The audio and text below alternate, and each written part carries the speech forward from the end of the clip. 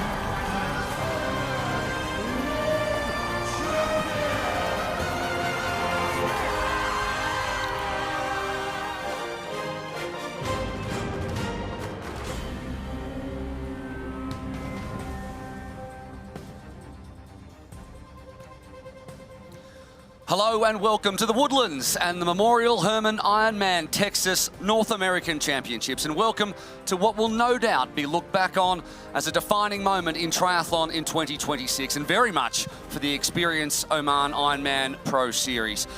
The next 8 hours or so will be talked about for the next 6 months, with 175 days to go until the World Championships are back in Kona, so strap in. It is going to be quite the ride today. My name is Will McCloy, and over the broadcast today, wherever you're watching, live and free on YouTube, ironman.com, on DAZN, or any of our many local broadcast partners around the world, we're lucky to have so much firepower on the microphone. On the ground is two-time Ironman champion Hayley Chura and two-time Commonwealth Games gold medalist Jodie Stimson. We'll hear from them on the ground very soon. Sam Appleton, Laura Siddle will be in. We'll hear from Cam Worth, who, if you don't know, has pulled out. There's a few athletes, and we'll cover that. But of course, right next to me is three-time Ironman world champion Marinda Carfrae. And Rini, have you ever seen or heard so much hype for a non-world championships race?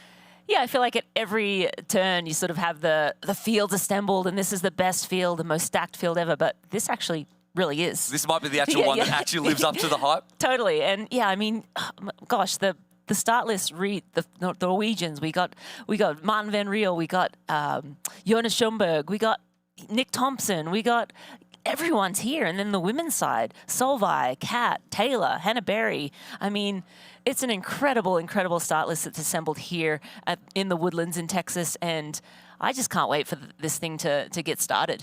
Yeah, there's a couple of the 7 Norwegians who've been sharing an Airbnb together over the last couple of weeks here in Texas, and all eyes, of course, on Christian Blumenfeld, who leads the Experience Oman Ironman Pro Series. Vincent Lewis there on the left as well, who'll be looking to have a strong outing this time, and only a second full distance race. But some of the stats are incredible. So in the men's side, we've got 4 of the past 5 Ironman World Championship winners, 7 of the top 9 from Nice last year. In fact, 7 of the 9 total podium getters at the World Champs over the last 5 years are here.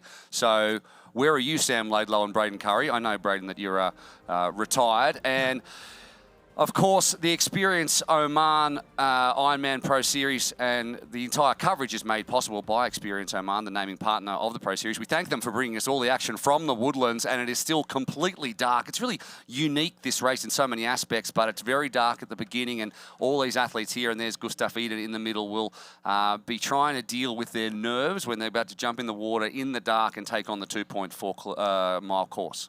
Yeah, and of course, non-wetsuit. You see the athletes now putting their skin suits on, but non-wetsuit swim this morning in the Woodlands. Here are the start lists for the men. The deepest field, over 100 pros, deepest field ever at this race. And the vast majority of them are the men, the Norwegians, 3 in the top 4 in terms of the cap numbers. Martin van Riel and Jonas Schomburg, you mentioned. Antonio Benito Lopez came second here last year. Nick Thompson on his brand new Factor, and Jelle Gaines, the 2-time 70.3 world champion, And it's, I guess, the strength of the field is, I guess, illustrated by the fact that there's guys that we're not talking about as much, and guys like Ben Canute or Jason West or Jonas Hoffman or Lionel Sanders in there, Sam Long. Like, they're down in the teens in terms of the cap numbers, which just shows you how strong it is. Absolutely. There's so many men in this field who have won Ironman races before, who are, you know, champions in their own right. But when you put them on this start list, you know, they fall down a little bit past that top 10. Andreas Salversberg led out of the water last year in a 48 mid. Look out for him. Cameron Worth, number 34, he is out. We mentioned that, as well as is Magnus Ditlev and Leon Chevalier. And we head all the way down through this field as well. And there's athletes there who we'll probably see have excellent single disciplines, including Fraser Minikin, who is a former pro swimmer, and he rounds us out in the number 82, if you can believe that. And there's, of course, 3,000 age group athletes who will be taking to this course. Here are the pro women, and all eyes are on the top three, Rinny. Absolutely. Kat Solvay and Taylor Knibb, that is going to be a battle. But Hannah Berry has come into this year with a lot of confidence after that stunning performance last year in Kona. Sarah Spunk. We have Lisa Perderer this morning pulled out of the race, so she will not be starting this morning. She's been taken off that start list, not feeling well, unfortunately. That is unfortunate, but it is a long season. Margarita Ryan, look out for her in the swim. She's a super swimmer, former collegiate swimmer. And of those 26 women, I mean, 99% of the focus is on the top three. And anyone you ask for a tip, it'll be pretty much 33% will pick each one of them. Here are the qualified athletes so far for the Ironman World Championships. There's still 33 spots left, but they're disappearing rather rapidly, as I said, with 175 days to go. Those in pink are racing today, and that just shows you exactly how strong this field is. So the pressure's off for those men in pink, but it's those names that are out there that don't have a Kona qualifying slot yet, which shows you how strong it is. For the men, there's probably more than a dozen who you think would definitely be there, but there's only 6 slots on offer, and there's some big names here who do not have their Kona slot either in the women's. But pressure off for Solveig Lovseth, obviously, as we talked about, as the reigning champion. Rachel Zelinska's actually another who's not here. She was a real factor in the swim last year. She's another one who has dropped out, unfortunately. Yeah, and so then, one name, Will, that hasn't got a Kona slot is Taylor Knibb. So, yes, you know, Taylor is a racer. She wants to go out and win here today if she can, if it's within reach. But second job for her today is to get that Kona slot.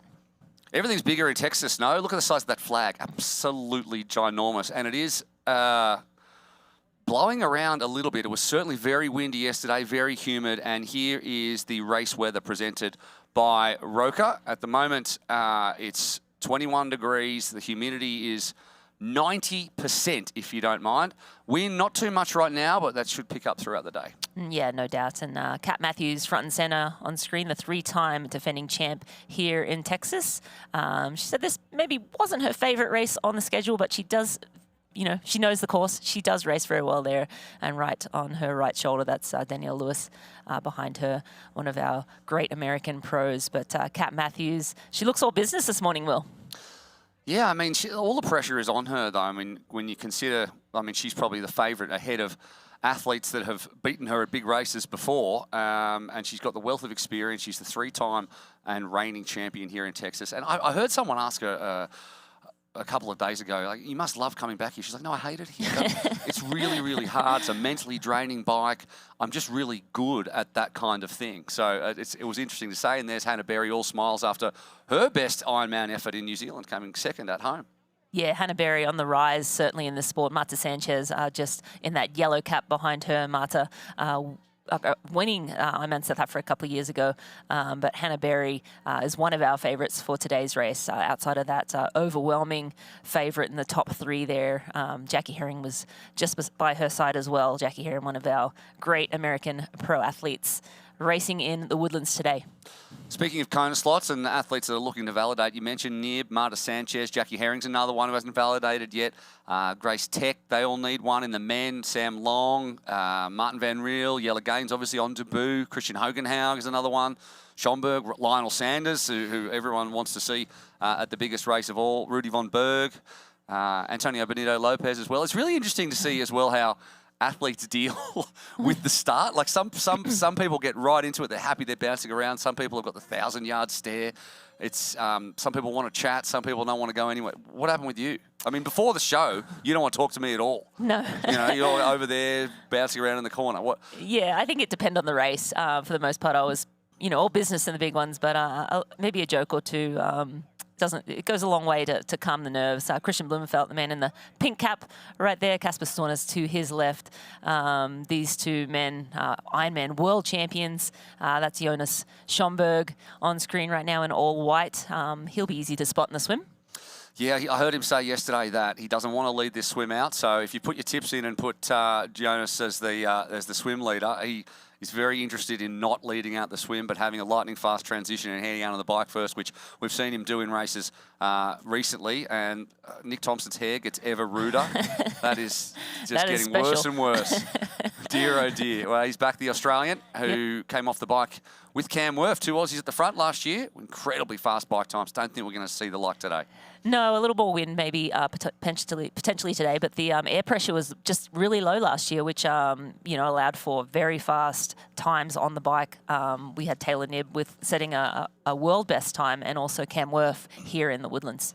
Not just those at the front either. 17 athletes went sub-8 last year. And prior to that, from 2019 to 2025, only 15 had done it. So it was incredibly fast. The records were broken. Kat Matthews set, as you said, what was the fastest time until Laura Phillip bested her later on in the year at 8:10:34. 3 women broke the bike course record. Taylor Knibb, 4:19:46. Lisa Perderer was one of them as well. Unfortunately, we're not going to see her today. And then the run course was broken by Kat Matthews, which was already her record that she just re-broke. And in the men, 14 men broke the bike course record, if you can believe that too. Cam Wirth, 3:53:52 on that one. And then Christian Blumenfeld with a 2:34 marathon. And he's going to need all of that if he's going to hold off some of the runners in this field. And it's not too long until we welcome them out. Ironman Texas, the North American Championship, incorporating the experience of our Ironman Pro Series, as we welcome our top 10 seeded men. Wearing the bib number M10, representing Belgium, he's a 2-time 70.3 world champion. Making his Ironman debut here today, it is Jelle Geens. Thank you, Jelle Geens, for choosing the Woodlands and choosing Texas for your Ironman debut. We move now to your athlete wearing M9. Representing Australia, please welcome Nick Thompson. 5 70.3 podiums with 2 wins, 2 Ironman podiums, and 14th year in 2024 in his 2nd season as a professional. Nick Thompson, have an amazing day. Wearing the number M8, representing the USA, is Rudy Von Berg. 20 Ironman 70.3 podiums, 8 wins, 3 Ironman wins. 3rd at the Ironman World Championship Kona 2024. Winner here in the Woodlands in 2023. Now the number M7. It is Antonio Benito Lopez for Spain. 4 70.3 podiums and 2 wins. 2024 ETU Middle Distance Champion. 2024 and 2025 World Triathlon Long Distance World Champion. 2nd here in the Woodlands last year. Now it's wearing the number M6, representing Germany, Jonas Schomburg. 6 middle distance podiums, 2 wins, 4th at the Ironman 70.3 World Championship last year, 2nd at the 70.3 Oceanside a few weeks ago, and 3rd at the Ironman South Africa African Championship on Ironman debut last year. Wearing the number M5 from Belgium, it is Maarten van Riel. 8 middle distance wins, 2nd at Ironman South Africa, the African Championship, and 4th at the Ironman World Championship Nice last year. Field success, Maarten. Wearing the number M4 from Norway, it is Gustav Iden. 2-time Ironman 70.3 World Champion, Ironman World Champion 2022, 2nd at the Ironman World Championship Nice last year. 3 athletes left. This is the number M3 representing Germany, Patrick Lange. 2 wins here in the Woodlands, 2016 and 2024. He is a 7-time Ironman champion and a 3-time Ironman world champion. Wearing the number M2 representing Norway, please welcome Casper Stornes. 8 70.3 podiums, including 3 wins. Third at the 70.3 World Championship 2025. Third at Oceanside a few weeks ago. Fifth at the Ironman Texas 2025. Third at the Ironman Frankfurt European Championship. And your 2025 Ironman World Champion. And now, wearing the number M1, representing Norway, please welcome Christian Blumenfeld. Olympic gold medalist, 7-time Ironman 70.3 champion. 2 wins this year already, and your 2022 Ironman 70.3 world champion. 5-time Ironman champion, Ironman Texas champion last year, and your 2022 Ironman world champion. And now to our Experience Oman Ironman Pro Series women's field. Wearing bib number 12. She's back in Texas, kicking off her 2026 season, coming off a 15th place at the Ironman World Championships in Kona in 2025. From Germany, Jana Uderstadt. She's wearing bib number 10 today. From Australia, she is a 2-time Ironman 70.3 champion, making her debut in Texas, Grace Theck. Wearing bib number 9 today from the United States, Ironman champion and 4-time 70.3 champion, Danielle Lewis. She's wearing bib number 8 today, a 3-time Ironman champion and 7-time 70.3 champion from Spain, Marta Sanchez. Wearing bib number 6. She's been wearing bib number 6. She's been on the podium 16 times with 5 wins and 1 of the top 10 women at the Ironman World Championship 2025. This is Sarah Svensk from Sweden.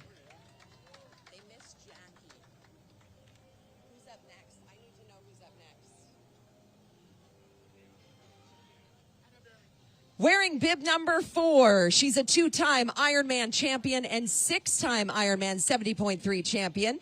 From New Zealand, welcome Hannah Berry. Wearing bib number 3 today from the United States, she's an Olympian and a 3-time Ironman 70.3 world champion, Taylor Knibb. Wearing bib number 2, your reigning Ironman world champion and 2025 Ironman Pro Series runner-up. She's making a debut in Texas from Norway, Solveig Lovseth. And wearing bib number 1, the 2025 Ironman Pro Series champion and 3-time North American champion and Ironman Texas winner. From the United Kingdom, Kat Matthews. And this is where the fans all go crazy. Come on, everybody, put your hands together. Big scream and shout for our professional athletes. And now we invite all our remaining professional athletes into the water. Well, there we go, the top 10 out. There's a couple there who were missing. We didn't see Jackie Herring come out, but she is in this race and was announced as such. And we also didn't see Lisa Perderer, which is unfortunate for fans of the podium getter from last year. As we head down to the water, very soon we're going to see what they're going to have to take on over the next 8 hours or so. So you look at those names that are called out and the names that weren't called out, and that is quite the field.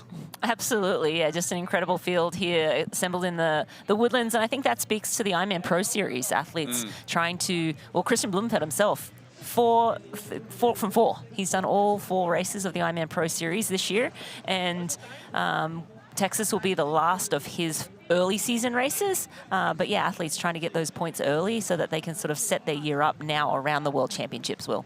It's actually a crucial race for Christian Blumenfeld. He's committed to racing in Roth, so if he doesn't have a good Ironman and pick up big points, he's going to be on the back foot, even though he is leading the Pro Series at the moment because he's done more races. It's a kind of awkward scheduling situation with Frankfurt and Lake Placid are both around that race in Germany. So that's going to be really interesting for him. He knows he's under pressure on this one. Let's take a look at the course they're going to take on here at the Memorial Hermann Ironman Texas North American Championships. The Woodlands just north of Houston, which means it is very, very hot and humid. It begins with a 2.4-mile Roca swim that starts at North Shore Park and dips down into Lake Woodlands. And then it heads into this really interesting spectator-lined canal towards the eventual finish and Ruby transition, which is at Town Green Park. So a point-to-point course with only one turnaround, a lot of long straightaways. So we saw a big bunch swim last time around. After transition, 112-mile Zoot bike course navigates part of the Woodlands and then heads into northern Harris County. And once in Harris County, athletes navigate 2 loops on the Hardy Toll Road. It's fast and it's flat, but there can be wind as well. Record-setting splits in 2025 we mentioned earlier on the bike by Cam Worth, who rode a 3:53.52, and Taylor Nibb, who rode a 4:19.46. Back into Ruby T2 and head out on the 26.2 mile. No, yes, 3-lap Hoka Marathon course, which is one of the most spirited, I suppose, on the circuit. Lots of incredible spectators lining the course that goes around Lake Woodlands.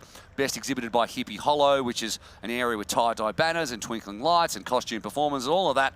And then we finish on Waterway Avenue, and that is a long, long way away. However long it feels for us, it's going to feel much longer for this incredible 102 strong pro athlete field. So in addition to a stellar pro field lining up today, we have a few thousand exceptional age group athletes taking on today's race. We want to introduce you now to a couple of them who also happen to be celebrating a milestone birthday today.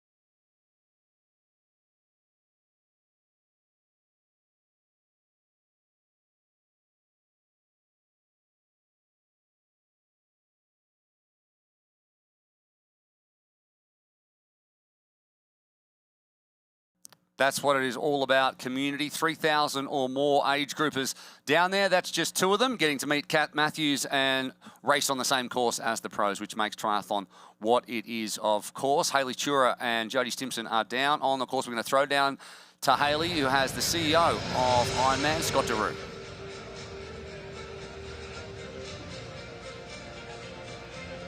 It's a beautiful Saturday morning in the Woodlands, and I am thrilled to be here with the CEO of Ironman Group, Scott Daru, and Peyton and Cameron Henderson. Today is a big day for all of us.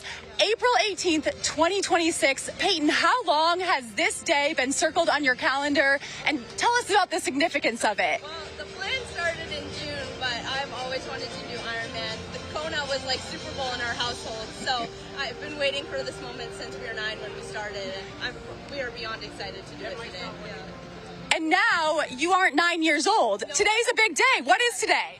Today is our birthday. Yeah, we are now 18 and like 1 hour old. So, yeah. What a way to celebrate. Cameron, when I turned 18, I bought a lottery ticket. And you are here doing your first Ironman. Yeah. On the first day you were allowed to do it. And I believe this is you're going for a Guinness World Record. We are. I know, it's been such an incredible experience. I can't believe that everything has aligned like this. Yeah. And we just thought we would take hold of the opportunity and just do our best and enjoy the day. We're so excited. Yeah. And Scott, you are the leader of a global organization, but you have a history as an educator. You know how to guide young people. What advice do you have for Peyton and Cameron on this pivotal day in their life? First Ironman, 18th birthday. Well, first of all, happy birthday. Thank you. And Cameron and Peyton, they inspire us. And the advice that I think they would have and we would have for everyone is dream big, put in the work, and there's nothing you can't accomplish. Yes. And they are testimony to that. And we are so excited to have you all racing. I mean, we've got 100 of the very best professionals chasing the Experience Oman Ironman Pro Series, 3,000 age groupers from around the world. Have a wonderful day. Thank you so much. Best of luck, happy birthday, and best of luck to all of you. What a great day ahead. Back to you in the Thanks so studio. much. And now introducing our national anthem singer. He is a rising country music star from Magnolia, Texas, Brandon Michael. Oh, say, can you see by the dawn's early light what so proudly we hailed at the twilight's last gleaming, whose broad stripes and bright stars through the perilous fight o'er the ramparts we watched were so gallantly streaming, and the rocket's red glare, the bombs bursting in air, gave proof through the night that our flag was still there. Oh, sing does that star-spangled banner yet wave o'er the land of the free and the home of the brave.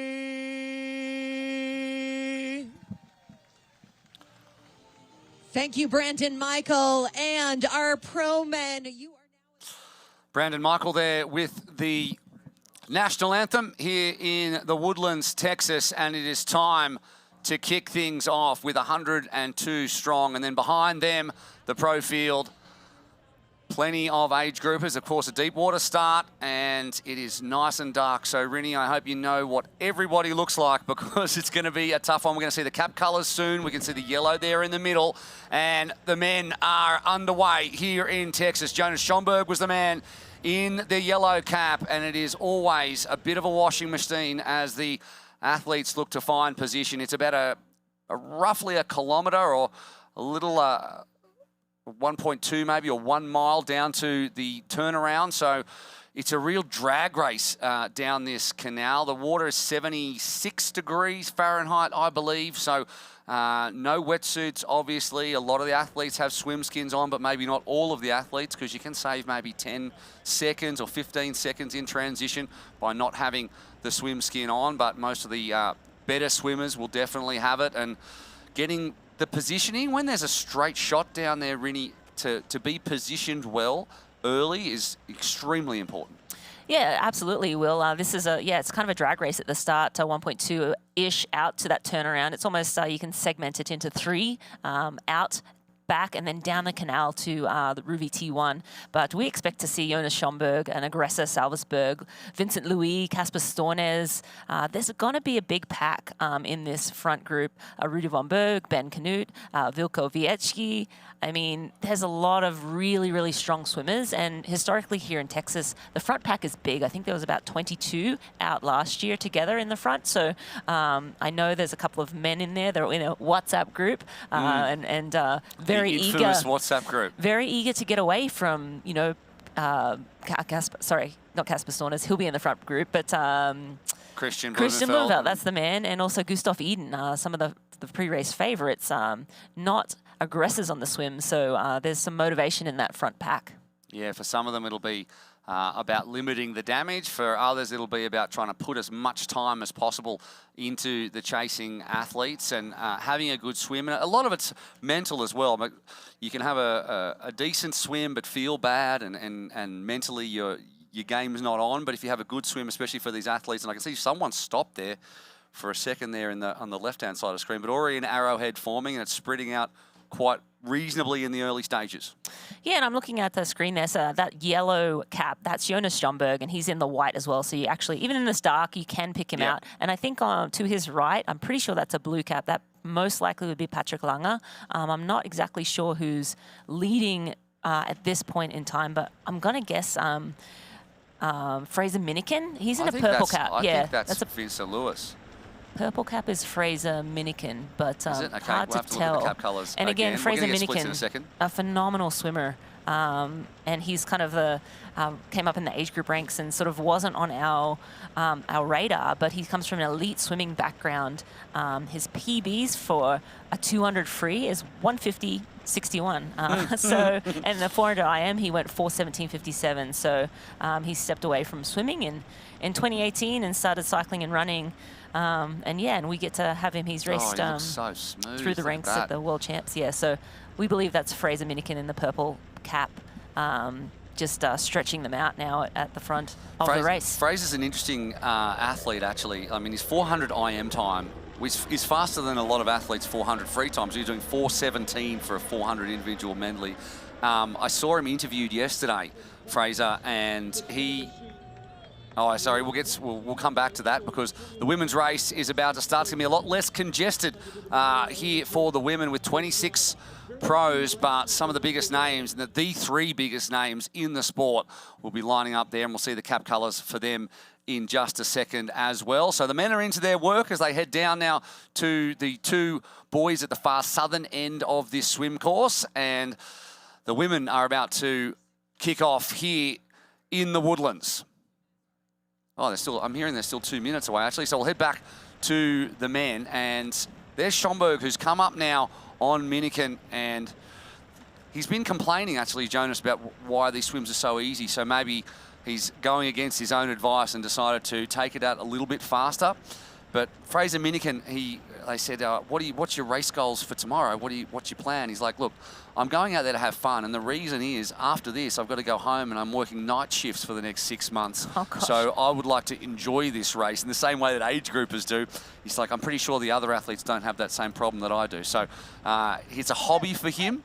But he's definitely going to be a factor in the swim. As Schomburg now takes the lead of this race, which he said he wasn't going to do, but it's time to put some time into the chases. Yeah, and we're getting reports that it may be Vincent Louis. Both Vincent Louis, one of the best swimmers, and Fraser Minikin are both in that purple cap, in the violet cap. He does have a Vincent-type style, so we'll see. Yeah, so, although, Minikin was expected to be leading, it could be Vincent Louis in the front there. So, again, early stages of this, and we will get swim splits very early on in this race. Yeah, as a closer shot, I think that is Vince in the purple. I'm not sure who's in the orange behind, but a couple of short course athletes up the front. I suppose like if it was 2 or 3 years ago and you asked what race would Jonas Stromberg and Vincent Lewis be leading, you'd think it was a World Series race or a Super Tri race. But here we are in the longest format with a couple of guys who have come up from short course and are really starting to build out these long course fields with high quality single discipline athletes. Yeah, absolutely. And we're back down with the professional women. They are lined up and ready to go momentarily. As we said, 26 strong in the women, and we are off at the Memorial Hermann Ironman Texas North American Championships, the 3-time and reigning Ironman Texas champ, Kat Matthews. Lots of eyes on her. She had an interesting trip here, a lot of delays, etc. But Solveig Lofseth, she's been here for a few weeks now, living with the Norwegians, and I've got to say 7 Norwegians in a house. I wouldn't like to stay there. I'll be quite honest. So we'll look at the cap colours in just a second. Margarita Ryan is many people's tip for the fastest swim. Former collegiate swimmer. She's in the green cap. Taylor Nibbs in a yellow cap. Marta Sanchez in the neon red. She's another big swimmer who'll be a lot of people's tips to lead out of the water. Rachel Zelinskas, last year's leader, out of the water, not here. And Taylor Knibb, what she wants to do is find some fast feet and conserve as much energy as possible, because we saw her fade significantly over the end of the bike last year and then in the run. Yeah, and I think looking on screen here, I believe that's Marta Sanchez in the red cap. We have Hannah Berry in the middle there, and I think Margarita Ryan in the green cap on the right. And I'm pretty sure that's Taylor Knibb just trying to hang on to Margarita Ryan's feet. So much easier to sort of pick out the women's race. It is. That's right. But I think you're 100% correct. And Taylor Knibb is exactly where she said she wanted to be, which is behind Margarita Ryan and conserving as much energy as possible. Hannah Berry, we saw her just before this race. She'll be buoyed quite a bit by her efforts in New Zealand. She's just a master at pacing, not a showy athlete at all. Doesn't have a single discipline that stands out, but is so solid across all three. There are the ones to watch, as we said. Ryan in the green, Knibb in the yellow, Sanchez in the neon red. Berry there in the middle of screen at the front. She's in the purple. Kate Curran from Great Britain as well. And then Lovseth, the Ironman world champion, in blue. Kat Matthews in the grey, and Jackie Herring's got the dark grey or the black cap, as now Ryan heads out front. Berry on her feet, and Sanchez coming across to try and, I guess, battle Hannah Berry there for the feet of Margarita Ryan, who just looks like a supreme swimmer. Always the fastest swimmers look like they're doing it the easiest. They do, and she's notorious for sort of flipping on her back and doing a little backstroke to see if anyone's around, and she does not like people touching her toes. So if you want, I read that too. If you want her to, stay at a nice even pace, don't tap her toes. You tap her toes, that's an indication that she needs to speed up a little bit. But yeah, that's a very powerful front pack. Taylor Knibb on the right there.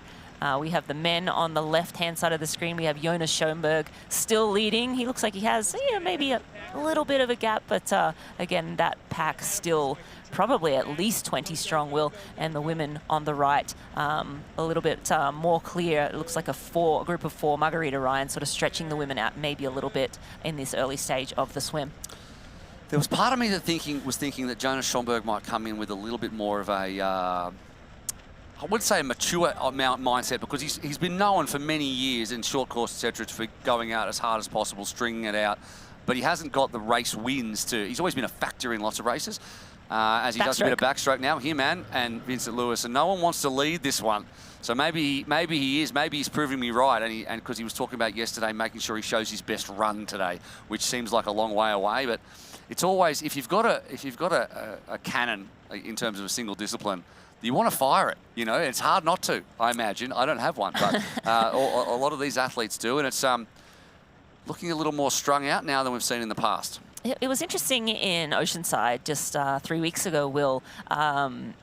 Mark Durbreck was in that front group, and Casper Stornes as well, and they were kind of looking at each other and wanting to conserve energy, even over a half, knowing that it's a 20-meter draft zone now, so there's less opportunity to gain an advantage from the athlete in front of you, and you need to ride that 112 basically solo now. And so the men were definitely looking around at each other a little more, and I'm wondering if, if that's still the case today. It certainly looked like it then when Schoenberg sort of was happy to look over his shoulder. And we are looking at Margarita Ryan here, and she looks like she's taken a little peek behind a couple of times there. No backstroke from her just yet, but she is beautifully out in front of the swim here.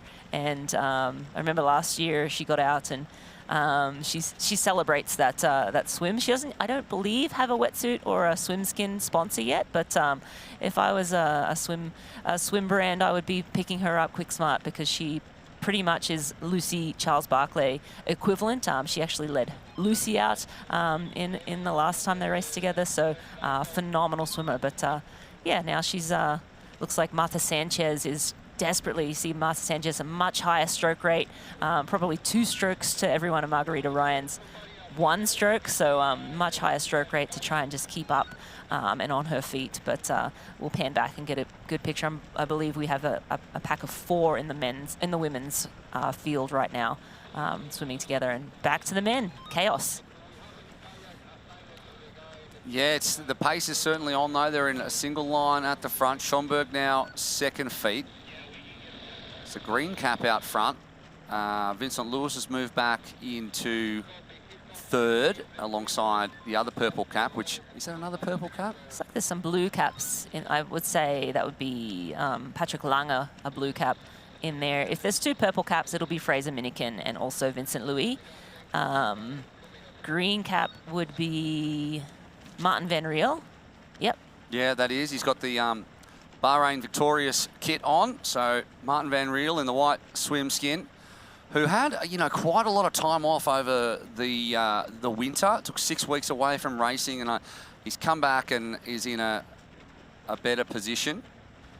Then we can see the women here, a little group out the front, the 4 of them, and a big gap behind. So Ryan, Sanchez, Nibs at the back there as well, and Hannah Berry, I believe, who are our group of 4 who have managed to put some time into the chasing women. And I guess it's all about, for Taylor Nib, trying to put as much time into Kat Matthews and Solveig Lofseth as possible. It was 5:45 last year that Nib was out in front of Matthews, so managing that gap will be what Taylor Nib, who'll be really happy with the start of this one, is behind a fast-moving train of 3 swimmers ahead of her, saving as much energy as possible, but also dragging herself away from the main contenders in this one. Yeah, absolutely. The swim is, I don't want to say crucial for Taylor, because she almost has 3 cannons, right? She's a phenomenal cyclist, a very good swimmer, and a solid runner. Her run's progressing. She hasn't put up times, she hasn't gone under 3 hours. So I think a big goal for her today is to have a good run and show herself that she can run, you know, in that 250 range. And certainly she'll be building throughout the year to Kona. But when you have Solveig, who ran a 1:14 in Oceanside just 3 weeks ago, and Kat Matthews is just one of the best runners in our sport, has run, you know, in the low 240s in Hamburg last year. So, you know, they've got that weapon up their sleeve. Yeah, just phenomenal racing. And we have the men's green cap on the left, Martin Van Riel, and Margarita Ryan on the right, the women's races on that right hand of your screen. Just starting to pull away there from Sanchez as well, so it's probably a couple of body lengths in it now, and Sanchez forced to do a little bit more work behind Ryan as they head closer towards the turnaround. Meanwhile, Martin Van Riel, another short course athlete who's come up via the middle distance racing, now doing the long distance and putting all his eggs in that basket. Schomburg behind him, then Vincent Lewis. So 2 athletes coached by Glenn Polyunis. Vincent Lewis has moved over to train again with the squad after training mostly by himself. Or was training with a group of short course athletes, so doing a lot of training on his own last year. And he certainly benefited from that. And then there's a big glut of men swimmers who have managed to move away from the main chase pack. But there's still probably 20+ athletes, which is just what we saw last year. Yeah, absolutely. Very similar to last year. And again, I think it just speaks to this course in that there's no turns early, and generally when, you know, the athletes come around a turn, that's where athletes sort of get caught up on the buoys, especially when they're sort of 3, 4, 5 wide, and that's where things start to string out. But when you have like a dead straight and the caliber of field we have there, that just is so many good swimmers, and there's swimmers in between that can kind of fill in the gap. This is the men aerial view, so yeah, I mean, you could start counting there, but that's over 20 in my count. It does look like there's a small break after that first clump of athletes, but yeah, it's not significant enough to call it a second pack or a main chase. Probably nearly 30 athletes. It's still going. There's a group there, and then if they're just holding on, but in that line, there's probably nearly the whole field strung out over probably what would be about 150 meters or 130 yards. Yeah, so if you're 150 meters back, that just tells you how much the filling in makes a difference. So athletes filling in, you're kind of getting a drag. When the field is this big and this packed, you might make that front pack if you're typically a second pack swimmer, just because there's more athletes filling in that like 30 seconds that may have developed if there weren't as many athletes sort of filling in the gaps there. So the men are about to round the end turn buoy, so they're finishing up that first straightaway. They'll make a left-hand turn and a short jaunt over to the the second turn buoy, make another left-hand turn, and then swim all the way back from where they came from, and then they'll enter the canal and head to Ruby T1. But yeah, a massive, massive men's pack. Again, looks like there's a small, small gap. We're looking at it right now, maybe 2 body lengths. So this might be a gap forming, and especially when they come around these turn buoys, it might be more clear how many we have in that front group. But again, not a significant gap between, you know, that main group of men and the chase. And that's Patrick Lange, I believe, in third. So swimming very well. Blue cap for Patrick Lange. Oh, there's 2 blue caps. Yeah, could be Salzburg, actually. So Salzburg was a swim leader last time around, Swiss athlete. Could be Salzburg. So we had 2 blue caps. Right, at the southernmost turn point of this swim course. We're about a third of the way in, and we've just ticked over 17.5 minutes. Martin Van Riel, Jonas Schomburg out the front. And Van Riel will be happy with how this is starting for him. As I said, he's taken some time away, he's made some changes, and comes back in looking for a Kona qualifying spot, takes the sight and heads back up towards nearly the start of this race before taking a right-hand turn and then into the canal there. But you can see just how much distance is covering this field, and considering there's probably 200 or 150 yards from first to last, it just shows you how big this field is, because there's no gaps in that train. No gaps yet, Will, but we'll move back to the women's race, and it looks like they've gone through that 7:50 in about 6:41. So yeah, 8:36. So still very quick. Kat Matthews sitting around 35 seconds with Grace Tech right with her, and Kate Karan a few seconds back as well. Solvi as well in that group. So Solvi at 41 seconds back with Jackie Herring as well. So that chase only 35 seconds back at 7:50. We'll see how that develops over the rest of the swim. But again, with Margarita Ryan in this race, that's a really nice extra for someone like Taylor Knibb. Having Margarita happy to set the pace, Taylor can sort of sit in and still be putting time into her main contenders that are now in the second pack. So Solvi, Grace Tech, and Kat Matthews. The man on the left there, Jonas Schomburg, just breathing on the left-hand side every second stroke. He's such a tall guy with such a long, big wingspan, and just moves through the water super well, and then has usually lightning fast transitions, and then puts down incredible power in the first part of the bike. And that's where you can really see these races start to blow apart in that early part of the bike leg, with aggressors like Jonas pushing off, and he's sitting exactly where he wants to be. I believe he's still sitting in second, unless he's overtaken Martin Van Riel. So we'll pull out and we'll see in just a second. But it's making me very jealous watching him swim so beautifully and effortlessly. Yeah, it's a nice long loping stroke, something that I could never even dream of with my short arms. But yeah, beautiful, beautiful. Beautiful. I think he probably is either leading or second. And I bet these men, they did chat with each other before the race, and you know, you take a pull, do a couple of 100 meters, push, I'll rest, and then I'll come around. We need to keep the pace high, and hopefully we'll get some splits from the course. Where is Christian Blumenfeld? Where is Gustav Eden? Is Casper Storns in this front pack? I'm going to say probably yes, but yeah, I'll be hoping to get a couple of those splits momentarily here. But Jonas Schomburg leading, yes, and looking real good. Martin Van Riel now moving back into third, and that's probably Salzburg sitting in second as well. He was a leader earlier. Purple cap back there, Vincent Louis. And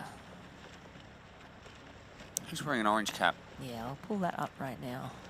We've got 715 screens in front of us here. There's so much data, there's so many athletes, and all of the biggest names in the world, bar a couple, and even so. Oh, that Ben Canute, you're right. That will be, will likely be Ben Canute in the orange as well, who we haven't spoken about much. And he's another guy who falls victim to the quality at the very, very, very, very top end of the men's. So normally a guy like Ben Canute would be a big talking point and a big factor. As we can see now, a little gap coming in. The women at the top there, heading down still towards the turn buoys, the four of them, and you can see how big the gap is to the chasing pack. And then you've got about 20-odd, maybe a little less. Got 18 at my count, 18, and then there's a small gap, probably about 4 or 5 body lengths, as you can see there. But I had 18 at my count But yeah, still You've not got as better eyes than I do. significant. Jeez. They still work all right at my ripe old age. But Of 32. yeah, try again. But I appreciate it. But yeah, but look at that, Will. Look how well it's, there's a few body lengths between that first, what's forming to be a first pack, but there's probably another 30 men, between that second and third, and not a significant.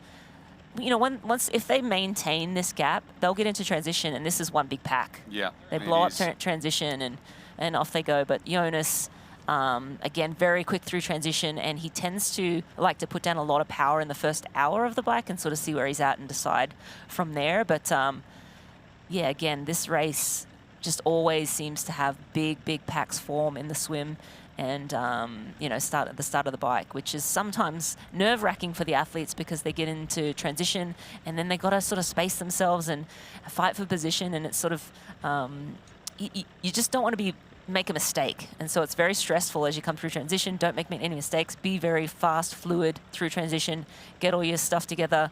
Don't leave anything behind, and then, get on that bike and try to maintain that. Done, hey? Yeah, that 20 meter. And when there's 20 men or 18 men getting out together, it's just a stressful time. And, the draft marshals, they're there, but they do know that the athletes are sort of just trying to sort themselves out early. So I usually hopefully won't give any penalties. But again, the rules are there for a reason, and we have race ranger in effect. So that's right. Yep. We saw one pack of the women there. We'll get back to it. We're going to take a break very soon. But we'll get back to that one group of the women. Maybe the third chase pack was going a little bit off course at last look. And while the men at the front continue to put work in and put time into the chasing pack, we'll come back with more splits. But right now, we're going to take a little break. You're watching the Memorial Hermann North American Championships. It's Ironman Texas.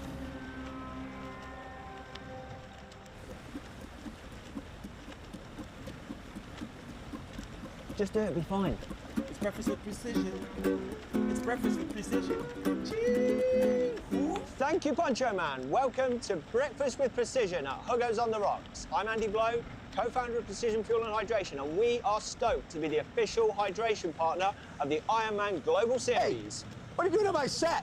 Get a plan for your next race at pfnx.com. Security! It's breakfast with precision. It's breakfast with precision.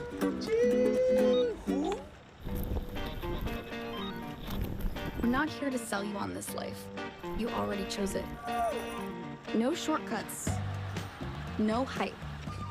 Just work. Same as you. Built to outlast. Endure. 40 years in, and we're just getting warmed up. Welcome to the Ohana.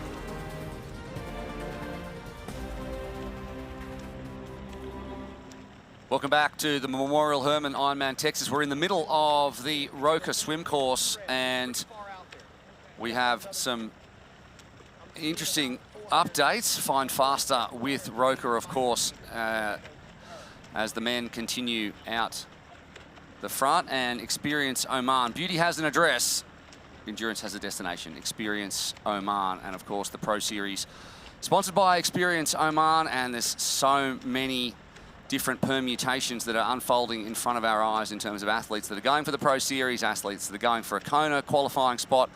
But we're hearing that the women have gone slightly off course as well. I heard Margarita Wrighton say her biggest fear was to lead the yes, the athletes off course, and I think that might have been what's happening. We're with the men right now.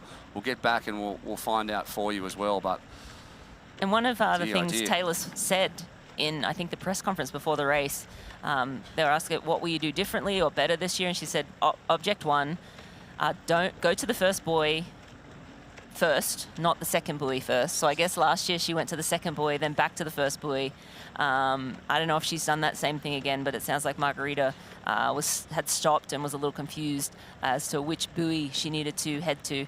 Hopefully we'll get some of that imagery, but it does get a little bit confusing because the women will be starting to come up on the men, and as we look at that aerial view, we have the age groupers starting 3,000 age groupers in the Woodlands racing today as well. Look at them, they're in one big pack too, if we're going to call that. Yep, that's a big pack. No You can always so find some feet. You always have a friend out there, never alone. But see, you want to find some feet if you're a pro. You just want to find a little bit of spare water if you're an age grouper sometimes. Yeah, sometimes. Yeah, for sure. Here are the updated splits from the women's, and Sanchez and Nib. Hannah Berry's basically popped there, so she's dropped out of the top group, and Margarita Ryan as well. So we're hearing that Ryan went off course and has maybe potentially led Berry. I'm not 100% sure, but we'll try and get you a replay of that soon. But it seems like Ryan's gone off course. Sanchez potentially not taking the bait, and neither Nib. So she said her biggest fear was leading other athletes off course. Maybe she didn't do that. Maybe it was just on her own. So we'll see in just a minute. So some slight changes, but the four of them still well clear of the chasing pack. Let's have a look at the replay right now. So there's Ryan, who was leading at the time. Sanchez. So Ryan's gone off left. Sanchez has realised by the look of it. And then some confusion from Ryan to figure out. So that's the bottom turn, boy. So they need to go around that and go from right to left. So she's confused there and come in behind. So that's not too much time, but cost the other two maybe a little bit with some confusion there before they take two left-hand turns around that one. Yeah, a little Happens bit. to the best of us. Does, but Taylor Nib not even flinching. You saw Marta Sanchez sort of second-guess herself. She was sort of heading towards that buoy, saw Margarita to the left, and sort of started to veer left, but Taylor Nib, nope, I'm not doing that again, not making that mistake again. Again, those two buoys are fairly close together, so, can be confusing, especially when you're out there in the water, your goggles fog up, there's water in your face, your heart rate is a million, so yeah, easy to get lost sometimes. I know, but there's only dark two turn boys in the whole course. There's more than two. You've got to take another ride. Oh, okay, all right, into the canal. Three.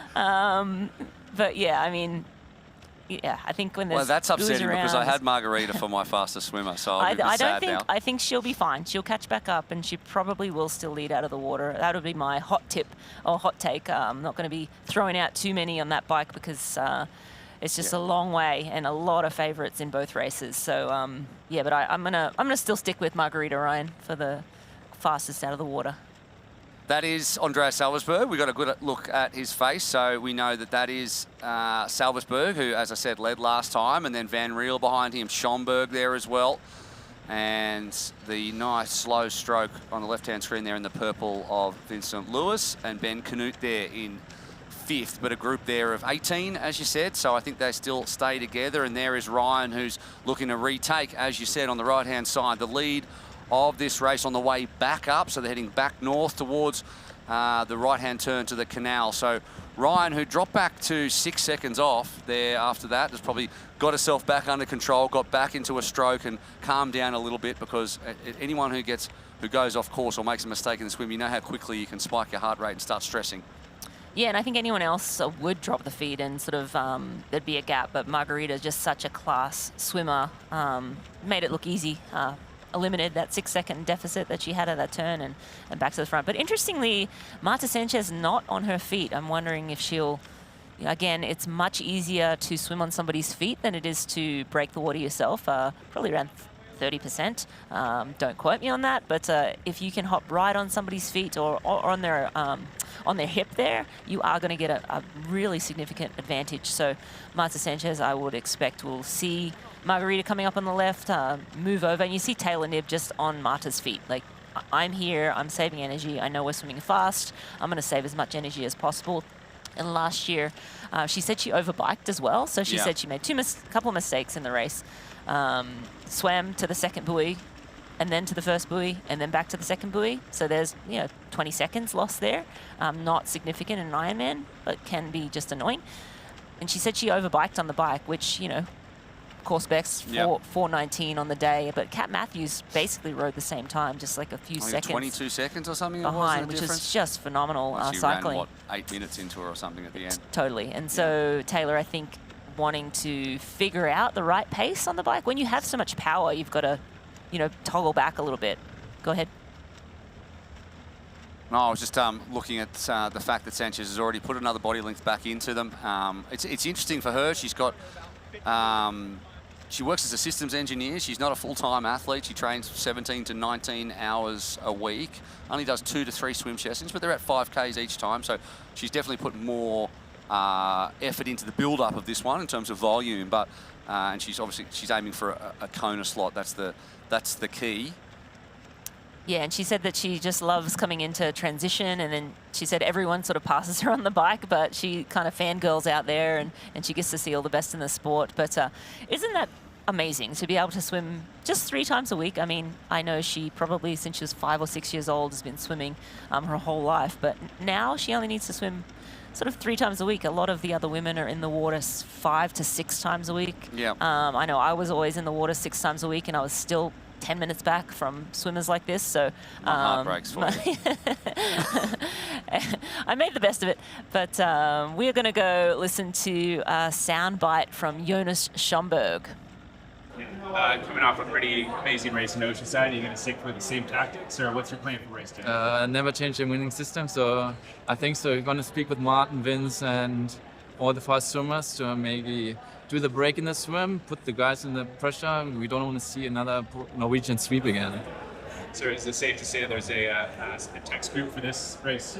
Let's say we do have a little chat, 100%, and try to make a fast swim.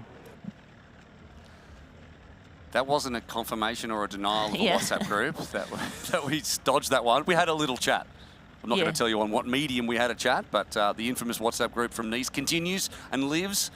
Imagine if you're sitting there one day and you've been on the WhatsApp group and then they just say, you've been removed from the group. Like, times haven't dropped that much. Yeah, or maybe you won the world champs. They'd probably remove you real quick. Let's drop this guy. Yeah, I think it was interesting. He said he spoke to Vincent Louis and Martin Van Riel, which is what we've been seeing. Vincent, the aggressor early, then we had Martin Van Riel taking his spot, Jonas Schomburg taking his spot. So yeah, definitely the key players that he spoke of doing just what they said they were going to do, and that was keep the swim fast. And we have the men, I think, now sort of entering into the canal region, so approaching that last third of the swim course. That's right, which means we're getting down to the business end. Just about 35 minutes nearly gone. Martin Van Riel now out the front again. The turns are being taken just as he said they would be. And Vincent Lewis moving up into 3rd position alongside Ben Canute. Now, these are all guys who came from a short course background. And do you think that when you've got and now you've got, the opportunity to race any distance that you want and race all year round, I guess a rising tide floats all boats in terms of the quality in each single discipline that comes in when athletes get really sharp doing short course racing, and then they come up to the full distance and they just show the long course athletes what they need to do to keep up in each single discipline. Yeah, I think just in short course racing, the swim is crucial. You cannot afford to be 10 seconds, 20 seconds, 30 seconds down because the race is gone at that point. So when you're having super sprint athletes or Olympic distance athletes come across to Ironman, it's just going to continue to raise the bar in the swim. And yeah, athletes, that aren't natural swimmers or didn't grow up swimming, just have to work that much harder to try and keep up or bridge the gap on the bike run. Speaking of athletes that generally we see come through the race, Sam Long, Lionel Sanders, I'm thinking of those guys, because as the front end of the race gets faster, the more watts they have to put out on the bike to become within reach. And Jonas Schomburg, phenomenal cyclist himself, also a very good runner. So it just gets tougher and tougher every year. And that's the way that's the way we want it to be, to make the best work as hard as they possibly can. As Van Riel heads out to the front, we've got some splits now at about 2,750 metres. Salversberg there, Canute, Lewis we've talked about. Antonio Lopez, 2nd last year. He's sitting there in 5th position. As they kind of move around at the front, athletes that we're seeing a little bit further back, 18 seconds back. Yella Gaines is in that main chase pack as well. I don't see the name Christian Blumenfeld in that chase pack, though. I'm trying to find him as we head down through the splits. Oh, no, yeah, sorry to distress everyone. He's at 18 seconds as well. Rudy von Berg is out on his own behind that group. And Gustav Eden, I believe, did not make that main chase pack. So Eden at last split was 123 in arrears. Matt Hansen, another big name there. A couple of times winner here in Texas, 203 back. Patrick Langer, another man, 216 back as well. Christian Hogenhaug is down there too. Lionel Sanders, 242 back, and this was at 2750 metres, so that's probably around where we'd expect Lionel's will be swimming, and we'll be obviously keeping an eye on him coming through on the bike as well. And I'm just looking for the name Sam Long. Long is right with Lionel, so at 248. Well, so. Of course he is, because they're always together. Yes, Sam had a phenomenal swim in Oceanside, though, 3 weeks ago, so not as good here in Texas. But again, Oceanside, a wetsuit swim in the ocean, Yeah, a little more buoyant. Salty, cold, and a wetsuit. Yes, so completely the opposite. And half the distance. Yeah. But you're right. I mean, here it's completely different. The visibility is different. The fresh water, the swim skin, which I know he was just testing like a week ago. The Roka swim skin. And 77 degrees the water here versus what, 50 something. Not much. Yeah, or I think it was around 60 in Oceanside, so still much colder. Look, Margarita, she took a second there. She knows I've tipped her for the fastest swim, so she's come back around to the front. So good on you. Thanks, Margarita. Thanks for taking my text messages. But yeah, she's, as you said, you're right. She doesn't have a swim sponsor. She's getting all of the she needs a swim bonus. Totally. She needs a reason to lead the swim out. And right now it's just because she can, it's comfortable for her. This is her comfortably uncomfortable pace, we like to say. Would that be Hannah Berry on her own?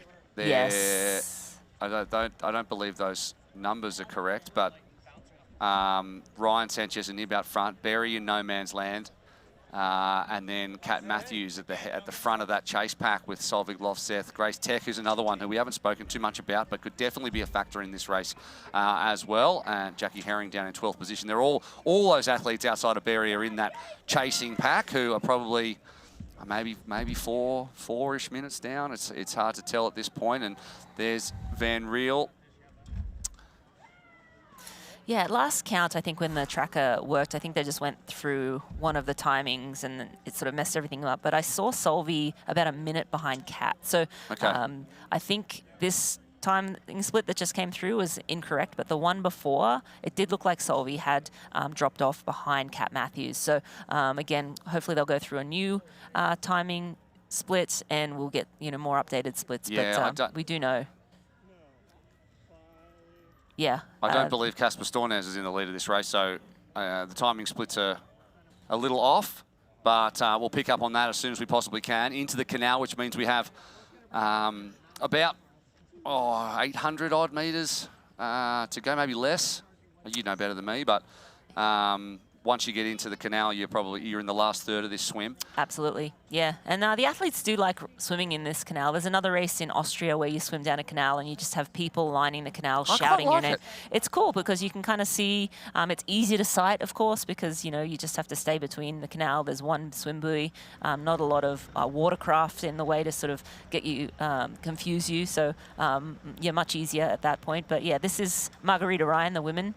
And we have Marta Sanchez still in second, just a few body lengths off. And then we have Taylor Knibb just keeping it very... This is perfect for her. This is exactly where she wants to be, Taylor Knibb. Yeah, and I think she maybe thought it would be Margarita Ryan that she was sort of tailing, but Marta Sanchez, again, Marta, a phenomenal swimmer. We see her lead out a lot of races, but we sort of didn't have her maybe necessarily up in this very tippy top. So Marta showing that she's in good swim form right now. We'll see how it plays for the rest of the race. But yeah, she trains a lot in Kenya, actually, Marta Sanchez does. And she has a giraffe on her bike. She does. I saw that too. Yeah. So she went there for a honeymoon, right? And then just loved it and wanted to go back. And a lot of inspiring athletes there, obviously. Yeah, and she said that the swimming there, although is not great, she swims in a 25-meter pool and it's not Knock me heated. down with a feather. The swimming in Kenya is not amazing. Yeah.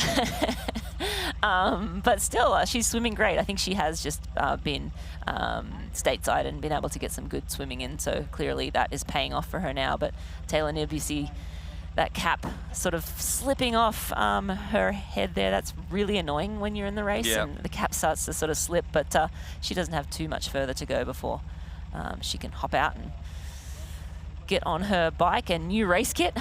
She's debuting here today in Texas, so looking forward to that. Taylor, we've seen in the red and blue. It's nowhere near as colourful as we need it to be, so we'll have to have a talk to her about that. I mean, usually she's leading, so she's easy to pick out on the bike, that's true. I don't think we're going to have too much of a problem. So I'm just getting an update on the splits. So for Lionel Sanders and Sam Long, they're through 2,750 metres, they're down 3:35.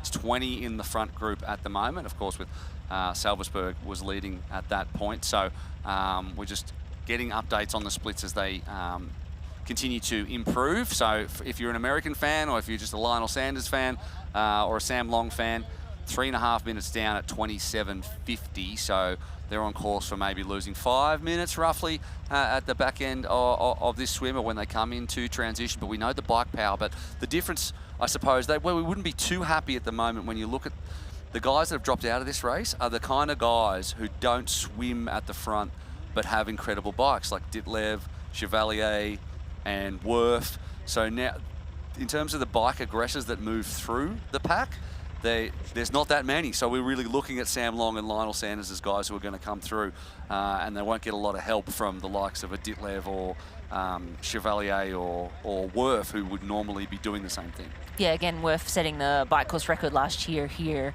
in Texas, and I believe he is going to join us on the show later today during the bike leg. Devastated that he couldn't Great. Well, what race. we definitely want people devastated to come onto the show. No, bring devastated that kind of energy. Devastated that he wasn't able to come and race here today. I think happy to come and join us on the show. Devastated to I'm sure join he'll us. be able to give us some good insights and tips. But yeah, 3:53 course best and world record bike split for an Ironman distance bike leg. I think that's going to stand for quite a while, that one. That's, quick. Again, last year's conditions just unbelievably fast, low air pressure.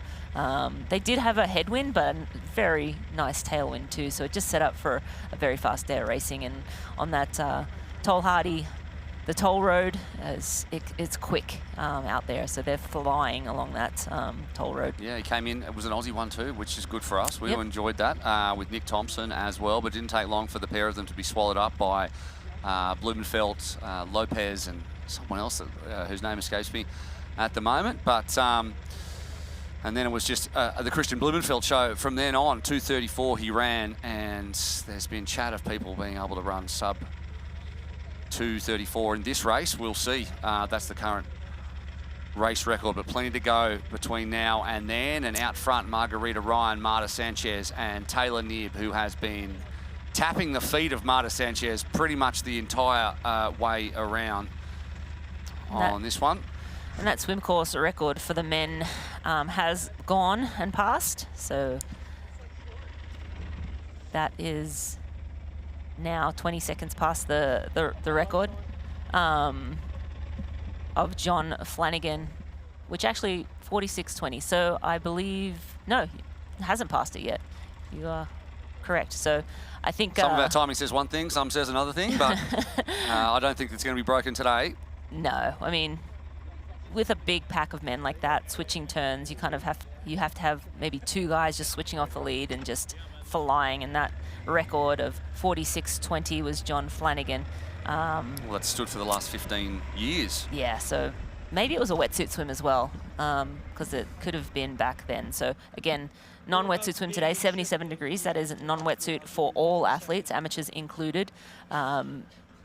So some athletes are not as pleased with that, but when the air temperature is going to get up and the humidity is at 90%, you don't want to overheat in the swim. It can be a little dangerous. But back with the women, Margarita Ryan still stretching out. Doesn't even look like she's trying. Will, looks like she's just out for so annoying. Look at, but she's looking back and she's like, oh, I've gapped her again. So whereas Knibb and Sanchez are stuck together, which is exactly where they were in Kona last year. So the two of them together is down the very side of the canal now, which will be the fastest way to do it. Go our men's pack of 20 at the front, I'm told. So maybe Rinny's eyes aren't as good as she thought they were. 20, 18, I mean, pretty close, right? I feel pretty good about that. 20, we have, you know, actually I just getting word that Rudy von Berg is leading the second pack, and they're 1 minute down. So 1 minute to that chase. And Gustav is also in that group, in that second group. So Gustav and Rudy in the second pack. Rudy typically is in the lead of the swim, so a little off for him. But again, only a minute back, and we're in the closing stages of this Roka swim right now. Yeah, we are, in Salzburg's out the front, just as he was last time. He swam a 48:20 something, I believe, and there was a big group, so that you could forgive yourself for thinking that you're watching a replay of the 2025 Memorial Hermann Ironman Texas, the way it's shaking out with Salzburg leading a group of 20 or so into T1.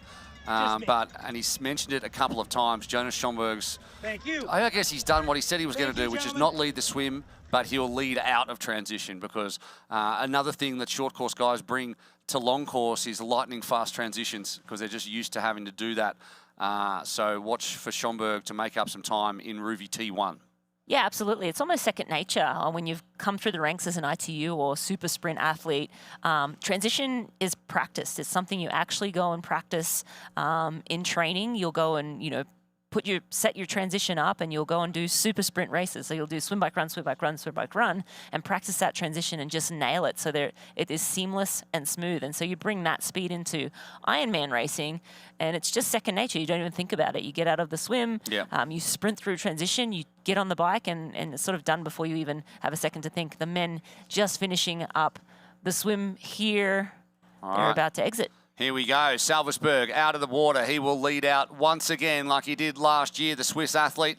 He'll head into Ruvi T1 first as he looks to take off the swim skin on the run. Right behind him, Jonas Schomburg, we just missed there. Vincent Lewis, Ben Canute, I saw getting out of the water there.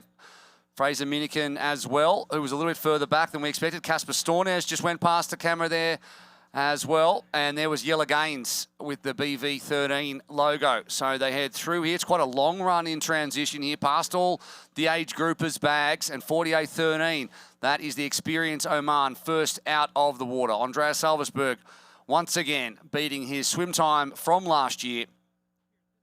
And Schomburg right up onto his back. So he'll be looking to come out first and put down that big surge like he did in Oceanside. I think the first 10 miles, he was at 380 watts, really pushing as that hill coming out of Oceanside, and gapped the field and started to blow it apart. And let's see if he does that same thing. So into the tent they go, and we'll see who is fast. So a group of about 5 or 6 behind, and then a gap.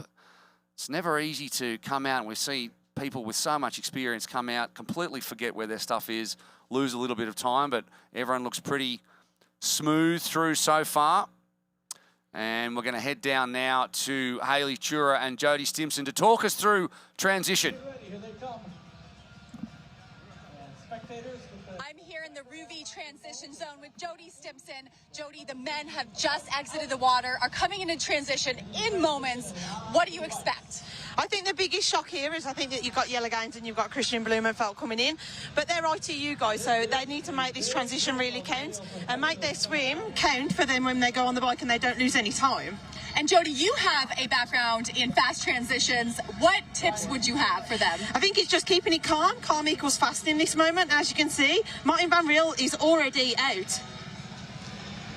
And now we're seeing this chase pack of almost 20 men, seconds apart. Oh my goodness, they are on a mission. Jelle Gaines just out there, Kieran Linders a little bit off the back, and we have about 15 seconds back. The next stragglers coming through, taking their time, very focused. And here comes Jason West. What a great spin from Jason West coming in. He's right in this race. Now we wait I see the Red Bull helmet of Christian Blumenfeld. He is taking on some fluid as he runs, definitely prepping for a hot day. He seems calm, collected, taking care of himself. This is a veteran. He knows what he's doing. He's right in this race. He's just off the back of the pack. He'll take his time to get up there. He won't rush to get there. He won't want to go into that red area where everyone tries and stays away from so early on. And here comes Casper Stornes, teammate, straight with him. What a great support they'll have riding right with each other from the get-go. Right, Jody. Casper and Christian only seconds apart. You know they're going to be riding together when they get out on that bike course. It's a little bit of a comfort when they have each other. They train with each other day in, day out. So having each other straight away, it's a comfort blanket, and it's a real big benefit. It's a team within an individual race that they have. And here we have the chase group. This looks like Rudy von Berg coming into transition. He is a little bit further back than we might have expected, but he was taking a gel as he ran. Very, very clean transition there. Rudy knows what he's doing. He was on the podium here last year, and I feel like he's got to be confident in his biking and running. Yeah, I think going into it, I think his confidence was lacking a little bit. In his interviews, he wasn't totally confident. So it will be interesting to see how he approaches the first stages of this bike. This chase group is, they're moving. They are not wasting any time in transition. You are watching them grab their bikes and head out on that bike course. I see Nick Thompson in his neon yellow helmet, making it easy for us to spot. He said he'd done a lot of riding over the winter, so it will be interesting to see. And here comes Gustav Eden. Gustav's a little bit further back from his Norwegian compatriots.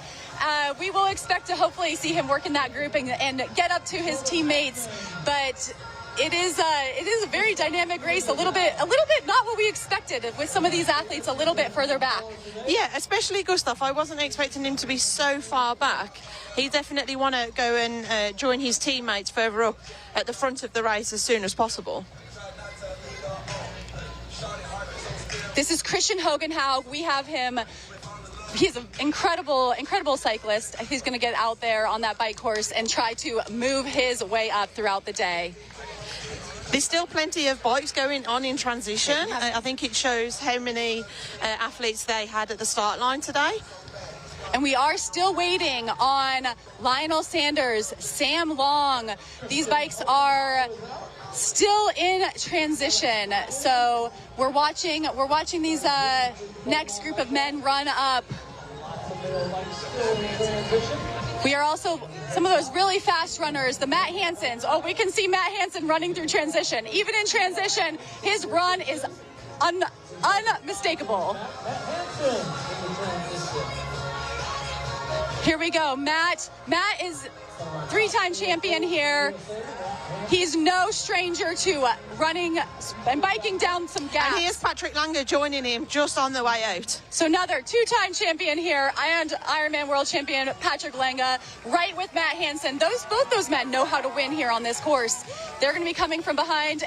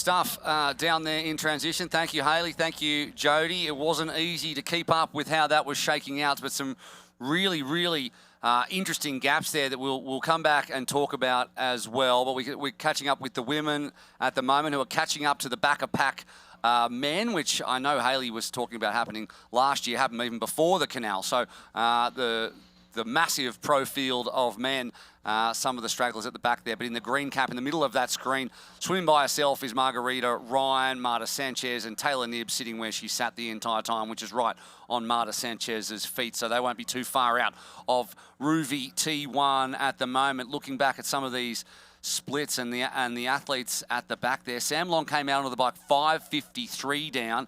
He was out in front of Lionel Sanders. So Lionel looks like he's probably got about a 6.5 minute gap to those guys up the front. Robert Callan 4:50 out. He's a big biker too, so we'll look for him to move through the field as well. Matt Hansen was 3:55 coming out there too. So, and Christian Hogenhag was 3 minutes back. So he's another big biker who's got some work to do.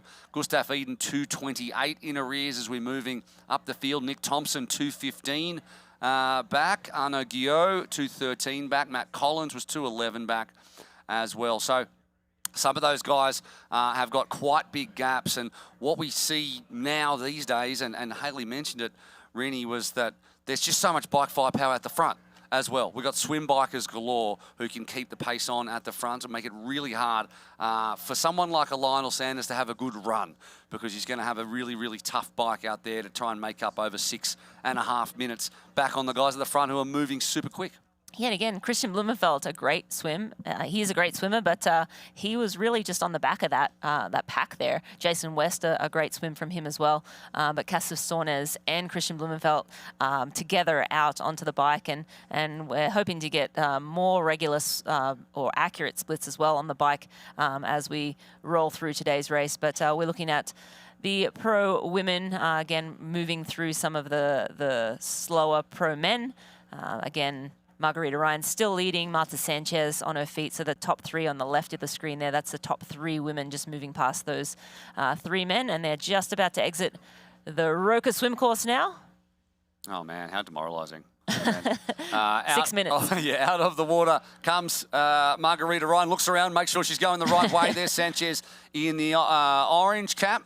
And there is Taylor Knibb with, do not do that at home, kids. If you're looking at how to put a swim cap on, that's not it. And a slip out for the men. But Knibb won't worry about that. She's talked about having better, smoother transitions as well. She always takes time to stop and put the socks on. And it doesn't matter when you've got the bike power that she does. And she's had an excellent swim. And she'll be wondering just how far back is Solveig Lofseth and how far back is Kat Matthews. But Experience Oman, first female pro out of the water. Confirmation, it is Margarita Ryan. My tips were correct.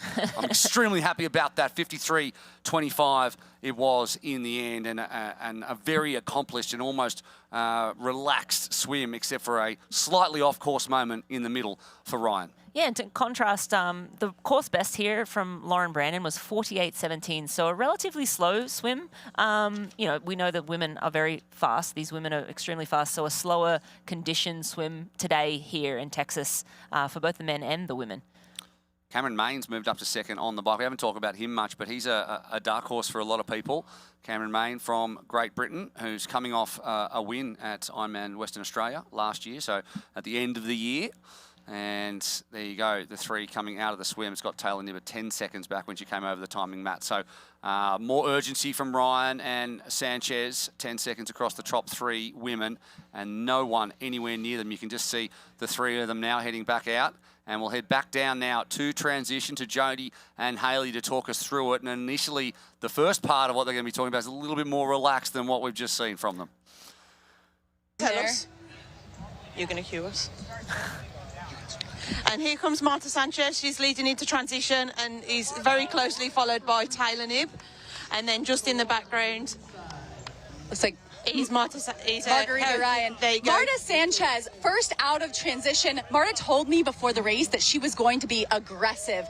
She wanted to swim with Taylor. She wanted to ride with Taylor. And right now she is leading Taylor. We're watching Taylor get through transition. She is very methodical with her movements here.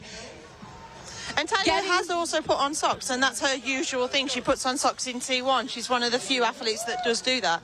Margarita Ryan right behind Taylor Knibb. That it is 3 women out of transition at the moment, and we wait for the next group to come in. We expected and this is just one of the pro miles coming through? We expected there to be a 3-women group, and that is what has happened. Marta got a little bit of a jump on Taylor there. Do you expect Marta to try to ride with Taylor today? Yeah, I think so. I think she'll at least try. I think she'll try at the first few, but as we all know, Taylor is one of the strongest cyclists, and I think she'll make that judgment. It's a long day out there, and you don't want to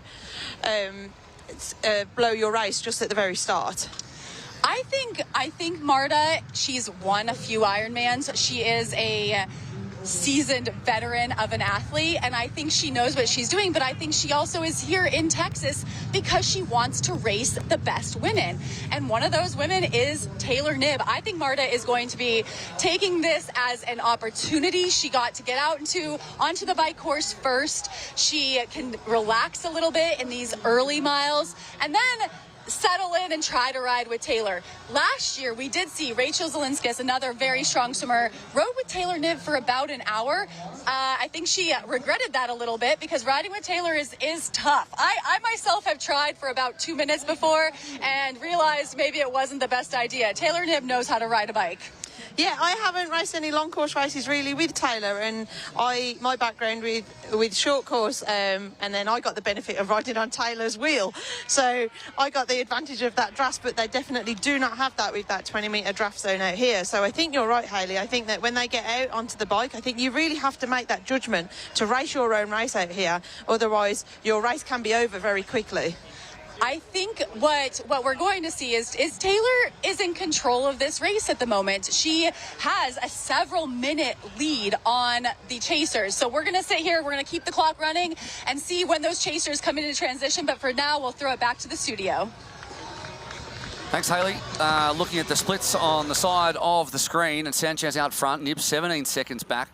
Matthews and Lovseth together pretty much in 6th and 7th, and that is nowhere near the gap that Kat Matthews had out of the water in 2025. So when Taylor Knibb realises that it's only 3:52 and it's not 5:45, she'll be a little disappointed with that, and she's going to have to balance that feeling of disappointment with, and there's Hannah Berry coming out of transition, balance that feeling of disappointment with not overbiking in response to it. Which is what she did last year, and then she lost it at the back end. So needs a more complete performance, and it's only, a 3rd Ironman. And there is Kat Matthews coming into transition, wearing the #1 bib. The reigning champ heads in and out, and smooth as you like, quick as well. And she knows she's had a better swim this time relative to the pack, and plenty of support here for the 3-time and reigning champion of Ironman Texas, who's had a just about perfect start to 2026. The winner in Ironman New Zealand with an incredibly measured run at the back end, and then took the win as well in Geelong. So did the Oceania double, and compared to some of the others who were trying to mount, very smooth too. Yeah, Solveig on screen right now as well on the felt. She is right behind Kat Matthews. Kat, so smooth through transition. She knows exactly where the bike is. I mean, it's easy to find when you're F1.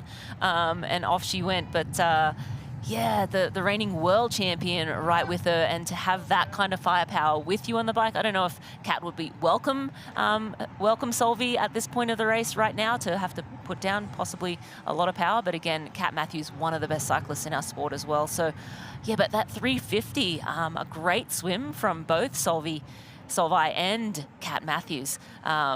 Yeah, I mean, I don't know if Taylor will get a split. Most likely she'll have someone out in course to give her an early split to the chasers. But I think, yeah, she did say before the race, I just want to make sure I bike within myself, don't overbike, because I really want to have a good run here and show that I can have a fast Ironman marathon off the bike. Let's have a look at the 4th discipline, the Ruby fastest T1 times. Kate Curran from Great Britain, 2:04. Gabrielle Lumkas, 2:05, and Ahrens from Germany, 2:06. So, I mean, that's a very big, it's a very long transition. They are quick. Jelle Gaines did what Jonas Schomburg said he was going to do, and the Belgian 1:57 faster than anyone. Van Riel was first out onto the bike as well, 1:59. So, Gaines will be very happy with that. He's in uncharted territory. He's never done a 180-kilometre long bike ride, and he's never done a 42-kilometre run, and now he's doing them back-to-back. Of course, he's twice and reigning 70.3 world champion, but on debut, it's an interesting one because he's a think first, act second kind of guy, Jelle Gaines, and I just wonder whether if he finds himself in a position at the front of this race, does he think more about a Kona qualification and not blowing up because he hasn't done an Ironman before and he's never been at the 30-kilometre mark of an Ironman run, and just conserve a little more where some of the other guys have got a Kona qualification, and that's Kasper Stepniak there, who was in 4th position just before, but has now moved up. He may have moved past Jelle Gaines, in fact, the Polish athlete with the Phoenix helmet and the Phoenix on his sleeve, who's just gotten better and better over the last couple of years, Stepniak, and I think he's now in the lead of this race. If that Gaines behind him in a group of, well, in the train now of men featuring Gaines, Canute, Stratman, who's a great biker as well, Schomburg, Cameron Main, and then a gap then back to Van Riel, Salversberg, who led out of the water, and Vincent Lewis, who is in 10th position, 20 seconds in arrears. But that is Stepniak out the front, I do believe. Does look like there's a little bit of a gap. To your point, Will, there's probably 12 in this main front pack. And then around, 50 seconds back from that group is West, Blumenfeld, Miniken, Peterson, Kasper Stornes, Gustav Eden at 2 minutes. So he's a further 30 seconds back from that pack too. So that front pack sort of out of the water that was sort of intact has now sort of blown apart a little bit. Again, early stages of the bike, we expect to see a lot of movement, and it looks like Gus is sort of making his way up towards. He's only 30 seconds back from Kasper Stornes now, so I wonder if that trio will get together and decide to go to work. There's just so many good names, isn't there? It's just outstanding to watch, and we're going to have a change in the lead right now. It looks like Vincent Lewis, but I don't know. We don't know if it's kits yet. Kits are all new, but Stepniak is past for the lead. Or is that Jelle Gaines out the front now? I think it probably is. As they're taking some turns out the front and just having a little look behind and making sure to settle in and making sure that the race ranger says that you're more than 20 metres back. Some athletes liking the 20 metres is certainly made for some more exciting racing. And that might not be the only factor, but we've had 3 of the best Ironman Pro Series races that I can remember, and they've all happened one after the other here in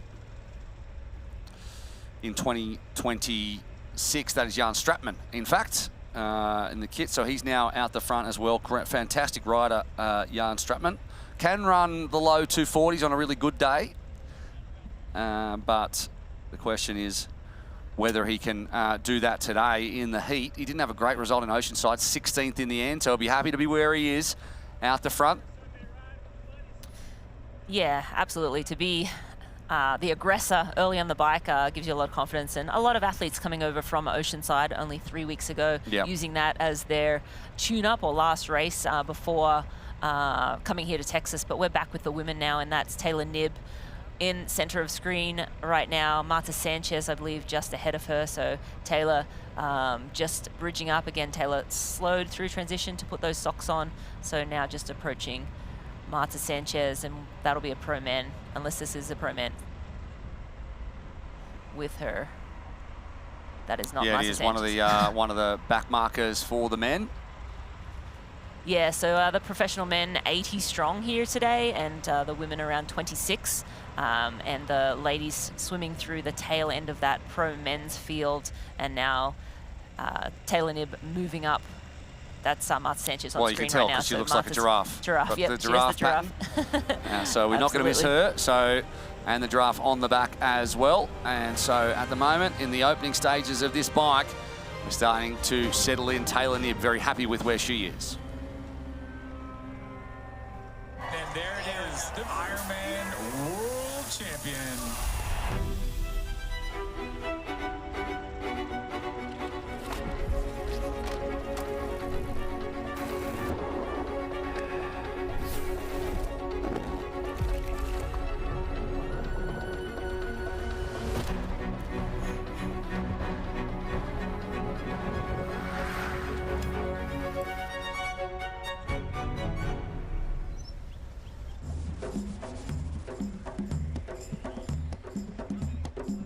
It's the beauty of Oman.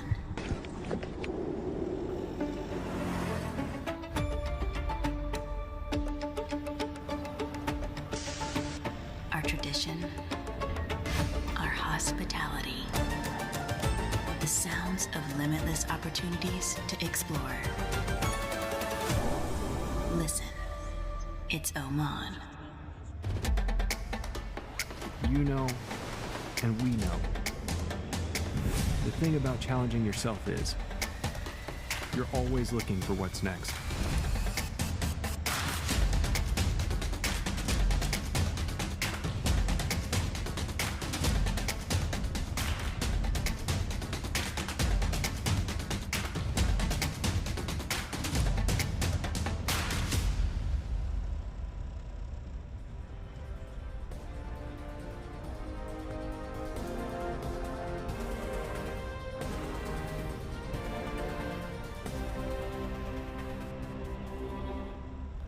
Marta Sanchez out the front of this race in the opening act of this 180 kilometre or 112 mile Zoot bike course, and Sanchez getting into her work after a good swim. If you're just joining us, Margarita Ryan was our leader out of the water, and there she is, and chasing her is Taylor Knibb, who took a little bit longer through transition, as she does. And I was just looking at her transition compared to Kat Matthews and Solveig Lofseth. So coming out of the water, Lofseth was 3:18 back, 3:23 for Kat Matthews. So great swims for both of them compared to a 4:40 and 5:42 deficit last year for them respectively. And then Kat was 2:58 out of transition. So it took some time out of Taylor in T1 because she puts the socks on, but nearly half the gap of last year from Matthews to Knibb respectively, as we're looking as those two as big movers in this race when we get to the back end. So there's a little bit of a more technical section, I suppose, before they head out onto the Hardy Toll Road, and then it's just basically power down, head down, and that's where Taylor Knibb will likely see her out the front of this race. Absolutely. Taylor Knibb is actually in the lead right now. Margarita Ryan about a minute back. Taylor taking the lead real quick. So yes, again, those were just pro men, back of the pack pro men that Taylor is riding behind, but Taylor is confirmed to be leading the race right now. And we are now back at in the men's field. Kieran Linda's there, and we're probably going to go from Linda's in 12th and move up through the pack, and we'll see what the gaps look like. So Kieran Linda's from Great Britain sitting there in 12th. He's raced once already in Banias. 13th he had. And then we'll move through there. That front pack in its entirety, yeah. Well, that's Vincent Lewis. Yeah, we're going to go through the front pack. So from Linda's to Lewis, who is another man with the Phoenix helmet on. So he's really keen. He knows he's done the work this time. He looked really confident yesterday. I mean, he always looks confident. You've got to be confident to wear some of the clothes he does, to be fair. But he's definitely done the work this time around. He's got a new lease of life, new coach, training with the squad again, as we said. So does look like he's losing that wheel, though. Vincent Louis, that's more than 20 metres. So Vincent Louis looking like he's dangling a little bit on the back there. So the pace is on at the front. Vincent Louis training with Martin Van Riel. They're here training together in Texas. They came out together, but yeah, he'll want to get back up to that group. But again, he will have some men coming through from behind, as Christian Blumenfeld, Casper Stornes, Gustav Eden, all behind this main pack. And we're moving up a little further. A group of 12 total at the moment in this front pack. look at the depth on that front wheel. You be confident there's no wind out there today. At least no crosswind. Yeah. Otherwise, they'll blow you. It's way off course. But yeah, no, again, more than 20 metres between some of these men as the pace is on. What male number's that? 39. That's Andrea Salvesberg. It is indeed, yeah. Yep. So our swim leader has dropped back into about 10th position now. And now it does start to tighten up as they head through this. I mean, it's not wildly technical, but compared to where we're going to go in a minute on the toll road, there's certainly a little bit more to think about. And Taylor Knibb, meanwhile, having a lonelier time already at the front of this race, and she's very used to that. She's going to start mopping up some men. I did hear her say, actually, she said to Hayley Chura the other day that she's, over the last few years, she's had a lot more respect from the tail of the men's race, who no one tries to ride with her anymore. Everyone gives her plenty of room to go past, and she appreciates that, but she's earned that. Yeah, absolutely. And I think historically, sometimes as a professional woman, you'll come up on some professional men and maybe pass them, and they don't necessarily like that. Are you saying there's a lot of alpha energy in triathlon, in long I think course? it's just any woman who rides a bike knows that is something that happens when you're out on the roads. No disrespect to there we go. You just happened then. Men out there. Again, a professional man.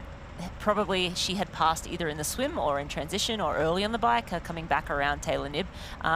It is, a little frustrating if they come around and then blow up, because then you're having to slow down to get out of the draft, and then the tactics just start to come into it, and you're sort of taken out of your focus a little bit. Yeah. But Taylor Knibb, obviously a veteran at this sport now, knows she needs to make sure she keeps her race clean and out of any trouble. But yeah, it is a little bit takes you out of your rhythm. Testosterone's a wonderful thing. I'd just be happy to be passed by her. I'd just be like, I'd give her a wave on the way past. Yeah, that would never happen. That just wouldn't occur. But yeah, she's into the work. I mean, she's been and done it before, but she's got a little bit more demons on this race than the others. As Salvesberg moves up one position there. It's even with 20 meters, it's you still get packs forming. Obviously, you saw it in Oceanside, and you still get that yo-yo effect. And with 20 meters, it's very hard for athletes at the back to pass a whole group because there's so much more distance to cover. And so you do still get caught in, or I've heard athletes complaining still about being caught in some situations. It's harder because of the increased gap. You can't overtake 4 or 5 people at a time without expending far too much energy. Yeah, there's definitely a lot of tactics that come into play, but I think with the 20 meter, we will see more smaller packs form, because you do have to, push out a little bit more power. And so, typically the first lap of this bike course, the race will stay more intact. And then as we get into the second lap, it starts to become more apparent who has done the training or who has the legs. And so I think we will see that again. We saw a little bit in New Zealand, and we saw athletes like Trevor Foley and Matt Hansen come through to the front, which we hadn't seen in the recent years on the bike. And I think that was a testament to that 20 meter. But Jelle Gaines here on screen, the 2-time 70.3 world champ here, making his debut in Texas. He wanted to come and race the best, and the best he got. So a big race. I was about to say hello to Ben Canute. Welcome to the full distance, Jelle.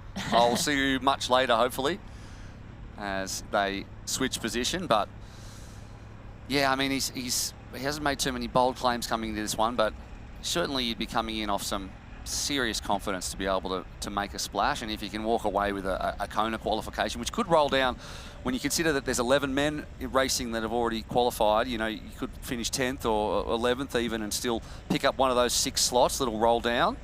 But you can see, and multiple times here, Canute's having to freewheel and just make sure that he's outside the 20 meters, especially as a slight downhill here. Obviously that's getting the thumbs up from the cameraman. Yep, we have another, that's Antonio Benito Lopez, I believe. I think you're right, yep.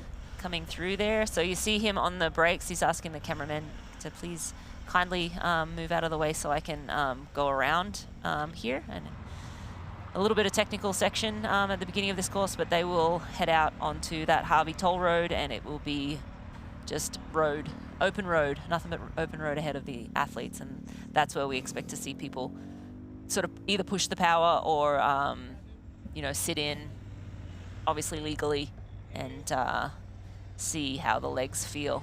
Taylor Knibb on screen right now. The new kit matches the bike. I like it. She has raced in the red and blue for many years, but now opting for the matchy set, which I love. I love that. It has been such a long time. You don't see athletes stay with the one kit as long as Taylor Knibb stayed with the red kit. But here we are on a change now, and timing's got Marta Sanchez in the lead, but I believe Taylor Knibb's out there on her own. Correct me if I'm wrong, but no, I it believe seems to be the case. Taylor Knibb is in the lead, I believe, and we have Margarita Ryan Sanchez behind as well. And Matthews and Berry putting in the work, and Solvig Lofseth. So there's 3 high-quality athletes. Matthews on screen right now, and I just wonder how she feels about the pressure of hosting, I suppose. I feel like she's hosting Solvo Lofseth and Taylor Knibb here, even though Knibb was here last year.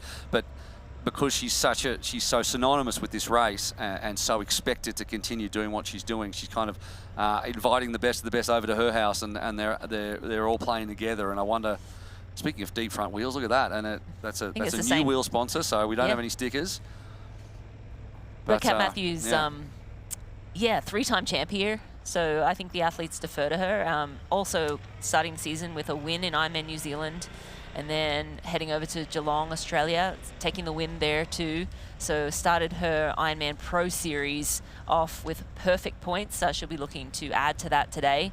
But yeah, she definitely has some amazing company in Taylor, Solvi, also Hannah Berry. Hannah Berry taking second in Ironman New Zealand, and Hannah Berry certainly an athlete on the rise, I believe. As I'm speaking of Hannah Berry, that's her there. Yes, indeed. So Hannah Berry and Kat Matthews rode together. Kat Matthews had to bridge up to Hannah, I believe. Hannah had a couple of minutes out of the swim, and Kat Matthews bridged up, and then they were happy to ride together the rest of the way. So Hannah Berry looking to stay with Kat, I think, if it is within the realm of her possibilities. Yeah, of course, at some point you have to race your own race, but in these opening miles, I think you don't really know. Like, sometimes your legs feel terrible and then they come good, so you kind of have to just hope that they'll come good if they're not feeling good right now. So it's an interesting time when you come out of the swim and get your rhythm on the bike, and then sort of midway through the bike you'll know if you did too much, or if no, actually my legs are good, and this is where I should be. Yeah, even for athletes of this level of experience, it's always an exploratory opening to any bike, except for unless you're Taylor Knibb. I mean, she's been making mistakes. I mean, she's relatively inexperienced at this distance. It's the only distance that she hasn't won repeatedly at yet, and I think she said she's had a couple, and she's like, I've got she raced 3 full distance races. And she said her catastrophic failure rate is 100%.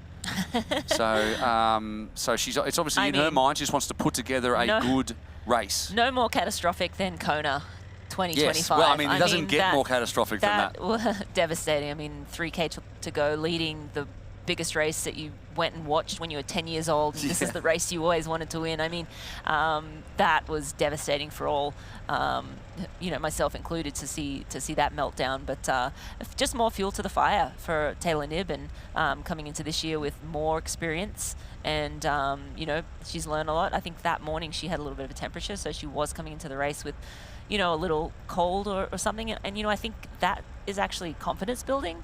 Going in, racing, leading the race, almost pulling it off, but knowing you weren't 100% on the day. So I think even though it was so close yet so far, I think it was still confidence building for her going into this year. And speaking of Hannah Berry, she's won 2 Ironman races and had 6 70.3 victories. So 15 wins in her career, but a phenomenal athlete in her own right, and I think just on the rise. I think she's just going to keep getting better and better, and I think her confidence after the Ironman World Champs last year, and to be in the mix at a World Championship event, I don't think she expected that last year. So I think now she knows that I belong here, and she's gone toe-to-toe with one of the sport's best, Kat Matthews. I know, when you finish a year with a big result and you take a lot of momentum into your off-season and then you put it together with a second on the other end, obviously there's a lot of momentum there. And if you're watching this, unlike me, because I'll never do a full distance, but if you're watching this and you're inspired to get out there, there's plenty of races to do. This is the first full distance in North America here in Texas, but there are plenty more coming up. One of the most iconic is in Madison, Wisconsin, and that is on September 13. So you still have time, right, to start training. As one of the longest running events in North America, has an iconic finish line. The UKG Ironman Wisconsin continues to be one of those bucket list races. And it always fills up quick. I know there's a long way away. It's still 5 months away. Register soon. Experience your capital moment. Go to ironman.com. Scan the QR code that's on the bottom left of your screen right now. And learn more. And head to Madison. And, you know, we'll let you know about some of the other big races that are coming up later on in this show. But that's certainly one to think about. You may not look like that on the bike. You may not look like that. It doesn't matter. It doesn't matter one bit. Be one of those 3,000 age groupers who gets out there and has a crack. But you're right, look at that matching. I love the multicoloured Trek from before, so I'm a bit sad that's gone. But 30 seconds in the lead, Taylor Knibb, which is exactly where she always is, and she just adjusts her TT position, which she's been working very, very hard on and continues to. Kat Matthews making moves, 2:54. Hannah Berry has dropped back there. Margarita Ryan, she's done her job, led out the swim. She's 5th overall at the moment. Grace Tech. Jackie Herring's moved up a couple of places there. She's moved past Gabrielle Lumkes and Lottie Lucas, and Kate Curran as well, and Solvi Lovseth there in 12th position at the moment. But with the run form that she's in, she ran a couple of minutes into Taylor Knibb in Oceanside, and she just looks superb. And when you look at the different fueling strategies as well, I think Solveig said that she took 139 grams an hour during Oceanside. Taylor Knibb took 1 gel. So I'm not surprised that at the back end of the race she was outrunning her by a decent pace. But you know, you don't see women. I mean, there's a lot of talk in the men about 150, 160, 180, whatever. I know Sam Long was experimenting with 200 grams, which is outrageous. And rest in peace his bathroom, because that would be just something to behold. Jelle Geens and Martin Van Riel here. Yeah, together. Yep. The two Belgians together, part of the Belgian Hammers from the Paris Olympics and many years before that. The group together who have been so good in mixed team relay, and they have a little chat together. But the difference in fueling strategy, Solveig's the only one who's really experimenting with that upper limit of what's possible, and maybe we'll see that come into fruition in the back end of this race. Yeah, absolutely. I think super interesting that she, you know, and it's been the talk of the town, right? In Kona, she was taking, I misspoke there. I think that's Stratman, no? Stratman. Yes, correct. Yeah, so Stratman taking the lead over Jelle Geens. But yeah, going back to Solvi, 140 grams per hour in Hawaii. You talk to someone like Kat Matthews, she's around 90 grams, which is more in the realm of normal. Yep. And then, yeah, Taylor Knibb, just 1 gel in Oceanside. So I think that's madness. She'll be looking. But I think you can get away with it in a half. Yeah. Get away with it or race the whole way. That is Martin Van Riel. Yeah, there you go. White kit. But yeah, Martin Van Riel now just a little frustrated. He's seems like he's kind of going to the front, and I think he is very motivated to keep the pace hot. And he finished 4th behind the Norwegian trio. I guess with this car on the course there, that bike had to hop in between the cones. But now Martin Van Riel has got that open road ahead of him, and he can push that power, keep it real with Martin Van Riel. Fastest on course though at the moment in the men's, Gustav Eden. Overall, Gustav Eden. He's moving through the field at the moment, which is what we all love to see. There's Vincent Lewis, who is, you know, still learning at this distance. Such a storied athlete, of course, an Olympic medalist, world champion that he won back in 2020 during the COVID times. And for a long time, an integral part of a really impressive French short course group of athletes, and now makes the move up via the middle distance to long distance. His first Ironman branded race, I believe, here. So fresh air for him in terms of that. Sam Long, Lionel Sanders, both 7 minutes back, but moving through the back of the field at the moment. It was just a little bit further than they were when they came out of transition. So pace is on at the front. And the average so far for the bike is around 43. Oh, that's for Taylor Knibb, 43 kilometres an hour. So Taylor Knibb is on track for a 4:15 at the current pace she's got. She's got a long way to go, but 4:19 was her course record from last year. Last year, yeah. And talk about danger. We have the 3 Norwegians with Nick Thompson leading that chase right now. Yeah. So Kasper Stornes Gustav has bridged up. He was 30 seconds back. And as you mentioned, he fastest on course, moving through the field. Nick Thompson, Christian Blumenfeld, Jason West in that group, Rudy von Berg as well. So Rudy was a little off the back out of the swim, but he's managed to get into some great company on the bike in that main chase. I tell you what, Jason West is dangerous. He's a dangerous athlete. I mean, we kind of we look at the other athletes around, and it's easy to just skip over Jason West. But Jason West is an immense runner, does super well in the heat, and we always talk about if he has a good swim and he's in a good bike pack, he could be a real threat at the back end. And he's one of those guys that has happened for him at the moment. Rudy von Berg in that group too. Ogden Stojanovic is there as well. Jonas Hoffman is in there. It's quite a big group too that are all working together from 13th. So it's Kasper Stornes who's leading that one, as you said, with Eden, Thompson, Blumenfeld all together. Matthias Pedersen as well, and then Jason West and Rudy von Berg. So there's a group, and they are coming. And on the right-hand side, the women's lead, you can see Taylor Knibb, who is right into her work at the moment, and all by herself. And you know, she's putting time now into Matthews and Lofseth, but it's a long race, so we'll keep an eye on that. And our leader out the front, Martin van Riel. Interesting, we haven't seen, I'm blanking on his name now that I was going to say it, Jonas Schomburg.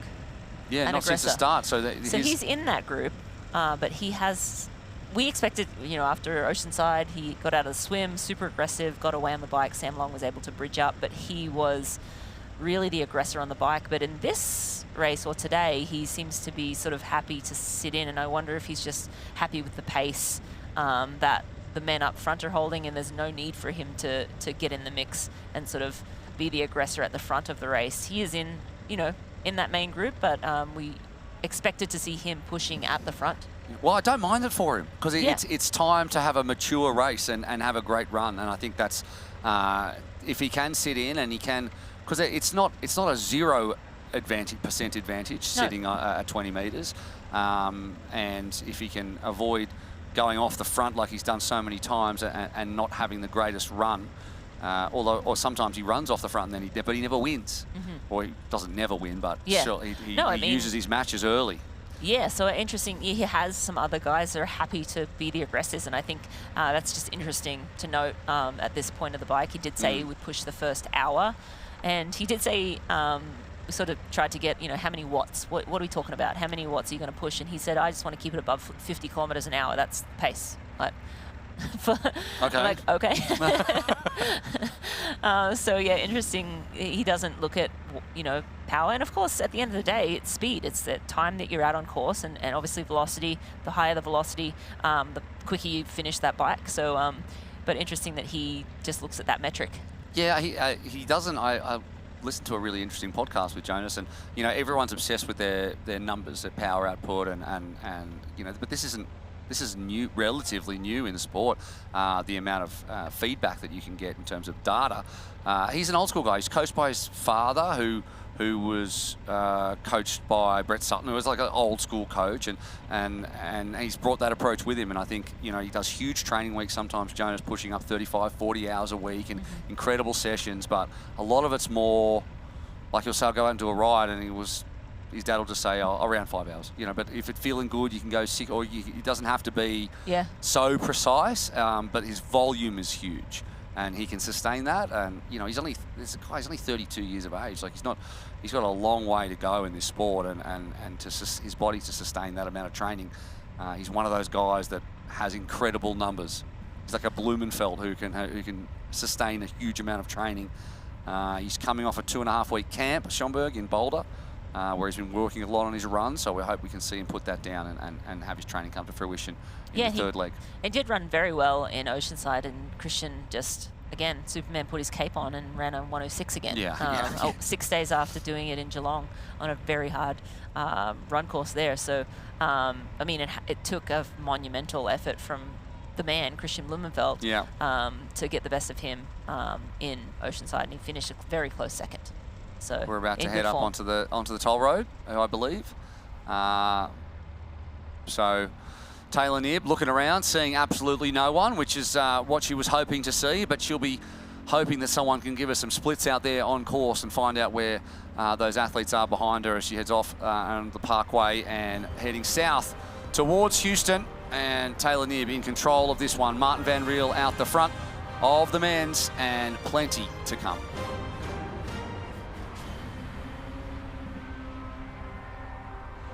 Life is a road full of forks, hills, dips, and roundabouts. And while we don't always know where we're going, we'd like to think of our road as a pursuit of progress.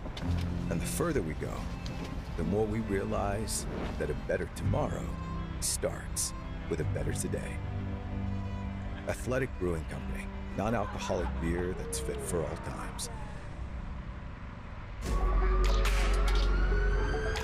This is where I wanna be, baby.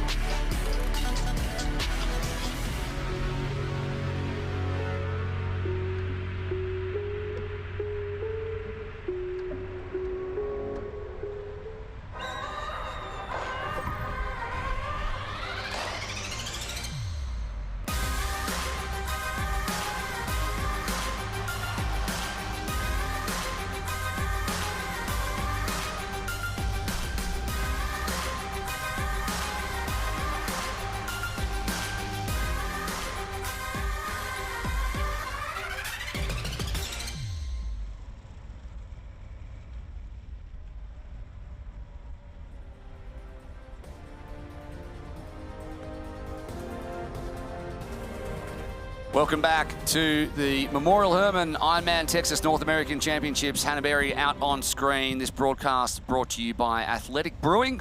Brew without compromise. And by Zoot. Zoot Sports, the original triathlon brand delivering comfort, speed and performance since 1983. And we are out on the Zoot bike course. And Hannah Berry, one of the most consistent athletes across the three disciplines as well. She was with that front swim group and then that didn't last too long, but she has managed to drop back and hold position. And this is our first look at the defending Ironman world champ, Solveig Loveseth. She's just gone past Hannah Berry, so she is now taking the bull by the horns on this bike course. We expect Kat Matthews to be sort of a little bit ahead of Solveig, but she's just past Hannah Berry. There. They have a similar color kit. But again, Taylor Knibb is still out in front. But Solveig, a phenomenal performance just 3 weeks ago in Oceanside, ran a 1:14 off the bike. I'm just going to keep saying that because I still am like blown away by that run from her in Oceanside. And Taylor Knibb winning on that day. They raced each other. That was their season opener. Kat Matthews, of course, starting her season. Kat Matthews is actually at the back of this pack now. So Solveig leading. This is Hannah Berry sitting in second, and Kat Matthews sitting in third. So very, very strong group of three here, chasing Marta Sanchez and Taylor Knibb. So Marta Sanchez up ahead, about another minute or so, minute 30 up ahead, and then Taylor Knibb leading, of course, on the bike. But all the big names are there, though, which is exactly what you want, isn't it? So it's just starting to shape up as how we want, as Matthews now past Hannah Berry and moves her way. She doesn't want to lose sight at all of Solveig Loveseth, so she'll be right on her 20 metres soon enough as they head, or right now, in fact, as they head out onto the Hardy Toll Road. So heading south towards Houston, as we do have some storms forecast for later in the day, but looking at those trees there, it looks pretty still at the moment, which is exactly what these athletes will want. Humid, no doubt, but not too much wind to speak of, and that's what you want when you're out on an open freeway like this. So the big three women separated by under 4 minutes, and it could. I mean, the projections say, and we have a whole team of nerds basically doing that projections, and it's projected to spread out to a lead of 10 at the moment, based on relative speeds, 10 minutes for Taylor Knibb, which is right on what we expect Solvay and Kat to be able to run her down at later on in terms of projected run splits. But projected. It's great to have, and it's great to look at. We looked at Solvay and Taylor in Oceanside, and we expected Taylor to ride away. Taylor, in fact, rode 3 minutes than she'd ever ridden before in Oceanside, and faster than Daniela Riff. The last time she rode was faster than Daniela. She rode 3 minutes quicker. Solvay rode about the same. Yeah. So Solvay definitely in some great form and ran off the bike very quickly, as I just mentioned a moment ago. But yeah, I mean, I expect them to hang around this distance for a while, and then we'll see at the end of the bike if things start to split up, which again typically happens. Most people can kind of hang on for 50, 60, 70, even a half, 90 kilometers. But then as, the day gets hotter, the legs get tireder, and maybe if you haven't fueled as well as you could have, that's when things start to talk to you. And so yeah, right now, these three, very dangerous. Things start to talk to you. Are you saying that you heard voices from my legs? They were crying. Yeah. Please stop. Miranda, why are we doing this? Why? Why do you make me do this? Yes. Lots of voices in these athletes' heads. Hopefully positive. Positive self-talk is always more beneficial than the negative stuff, but the negative always tries to creep in, especially when, you're hurting or maybe you haven't had enough calories. Martin Van Riel, he keeps shaking his head, and I don't know if he's, wondering why no one else is coming around. Maybe, buddy, you're just strong. You're super strong today, and your pace is hot enough. But yeah. Well, it's at 47.37 kilometers an hour. Oh, yeah. So I guess Jonas Schomburg will be disappointed because he wanted over 50. But Van Riel out the front, and I think they're all kind of sharing the lead. Van Riel's had it at the moment. Stepniak's in there, Stratman's in there. Jelle Gaines is exactly where he wants to be, which I think is currently fourth wheel, but there's lots of movement between this front group, which is Van Riel, Stepniak, Stratman, Gaines, Brock Hole as well, riding over 47 k's an hour. So he's one of the fast. I think he's one of the fastest out on track. Third fastest out there. Ben Canute there, and Antonio Benito Lopez, Cameron Main, Andreas Salversberg, and then Schomburg in 10th at the last split, Lewis and Linders. So that's our group of 12, and then about a minute 10 gap back to the Ironman world champion, Casper Stornes, the former Ironman world champion, Gustav Iden, the former Ironman world champion, Christian Blumenfeld, and future Ironman world champion, perhaps, Nick Thompson, are in a group at the front there, leading the second, or the chase pack. Definitely in good company is Nick Thompson, but Nick, again, he's been riding his bike a lot in the last few months, like a lot. And sort of said, oh yeah, I had to do a lot of... I remind myself I wasn't actually a professional bike rider. Yeah, do a bit of... See if I can still do the rest. Exactly. We got through the swim quite well, as Gaines now is going to decide to pull back on Canute and not affect a pass there. And it could have been Canute just went around him. And they continue to swap positions here in the first parts of the first lap. So it's 2 laps of this Hardy Toll Road before they head back into Ruvi T2. And it looks nice and still out there, as we said, and potentially not too hot. So I'll get a look at the current conditions in a minute.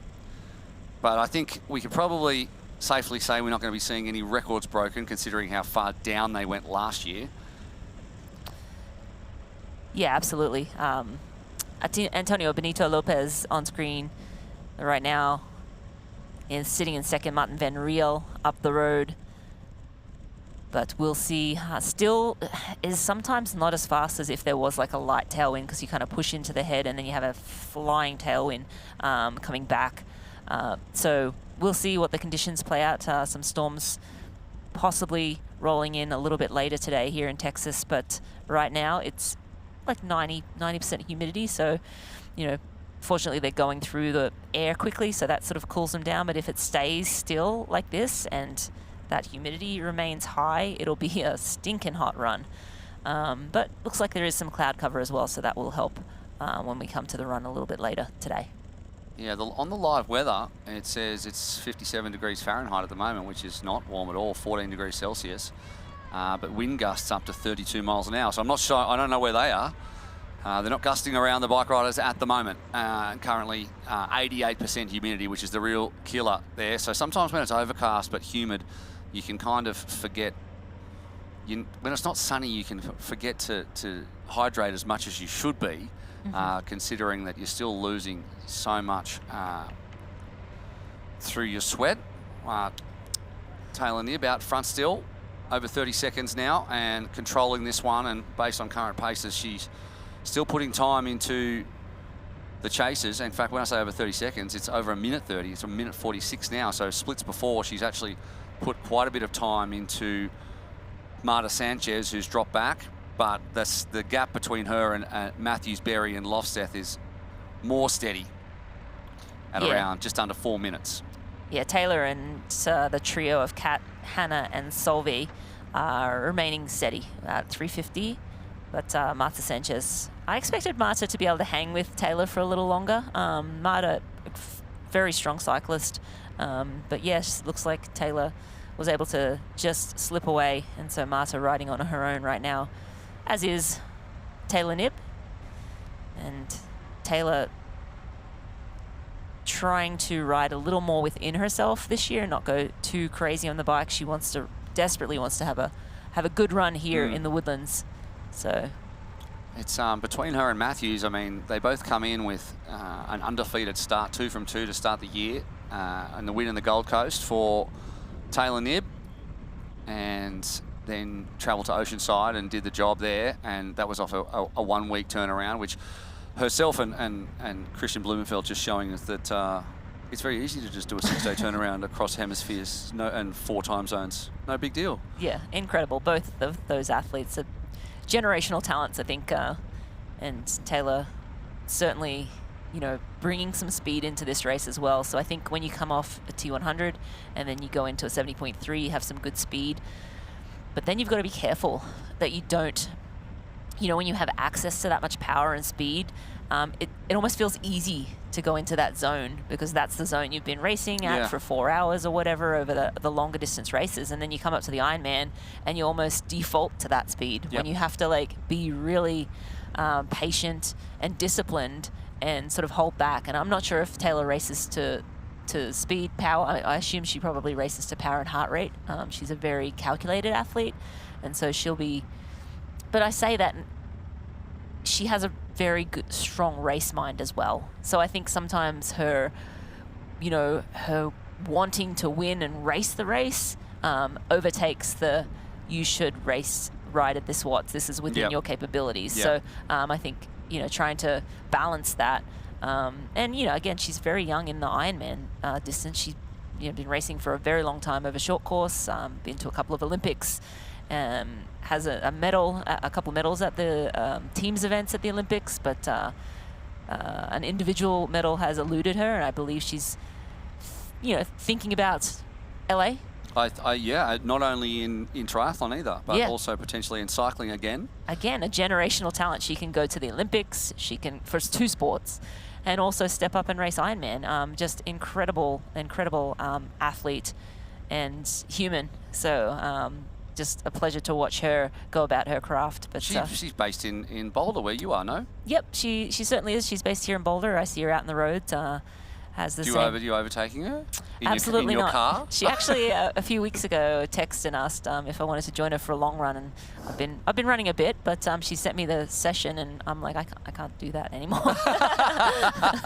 I said, I'm sorry, I've got the kids today. How convenient. Finally, the kids add some value by giving you an out. I'd love to join for some run sessions, but I just don't know that I have the legs anymore for what. What's her long run pace? Like, what was it? I don't know if I feel like I probably shouldn't share that much information. She shared her session in confidence, but it was impressive. Nearly got it out of you. No. But yeah, again, she's done some very good longer runs in preparation for this, I think more than she had last year for Texas. So I expect her to race better. But again, you only can do what you can on the day, and we'll see what she has up her sleeve anyway. It's funny how, like last year, I feel like athletes tried to do too many races and became a sort of a jack of all trades, but master of none. And as we see now, Van Riel making way at the front of this race.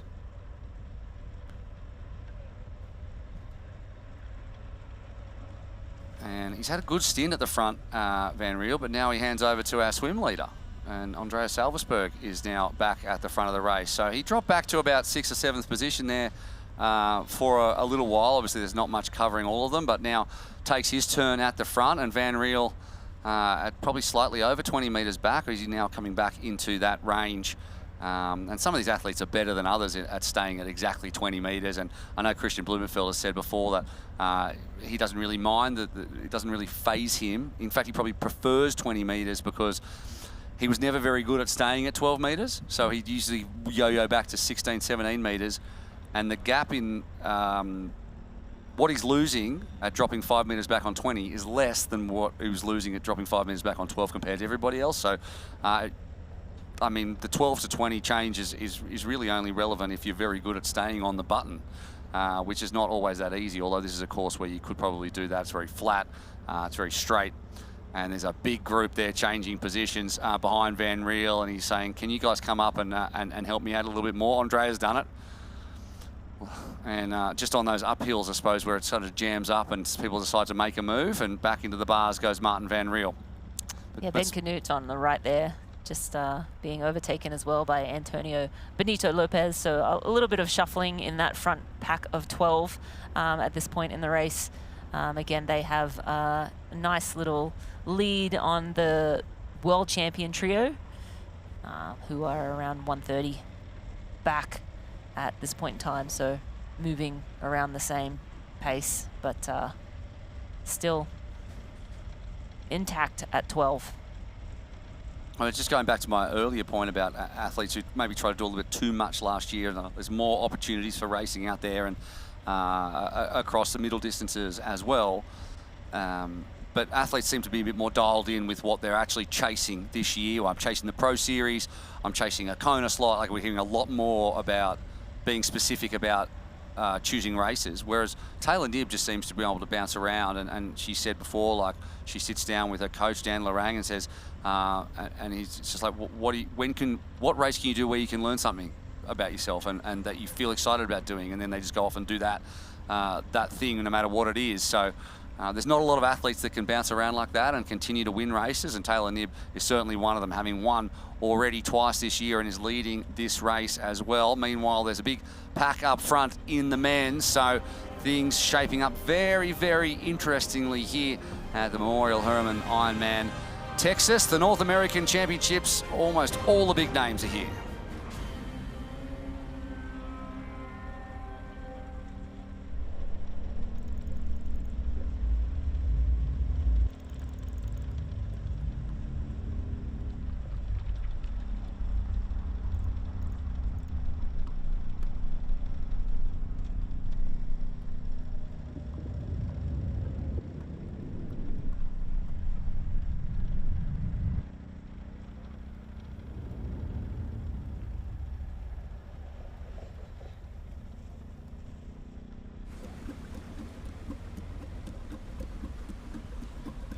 Just do it, be fine. It's breakfast with precision. It's breakfast with precision. Thank you, Poncho Man. Welcome to Breakfast with Precision at Hugo's on the Rocks. I'm Andy Blow, co-founder of Precision Fuel and Hydration, and we are stoked to be the official hydration partner of the Ironman Global Series. Hey, what are you doing on my set? Get a plan for your next race at pfnx.com. Security! It's breakfast with precision. It's breakfast with precision.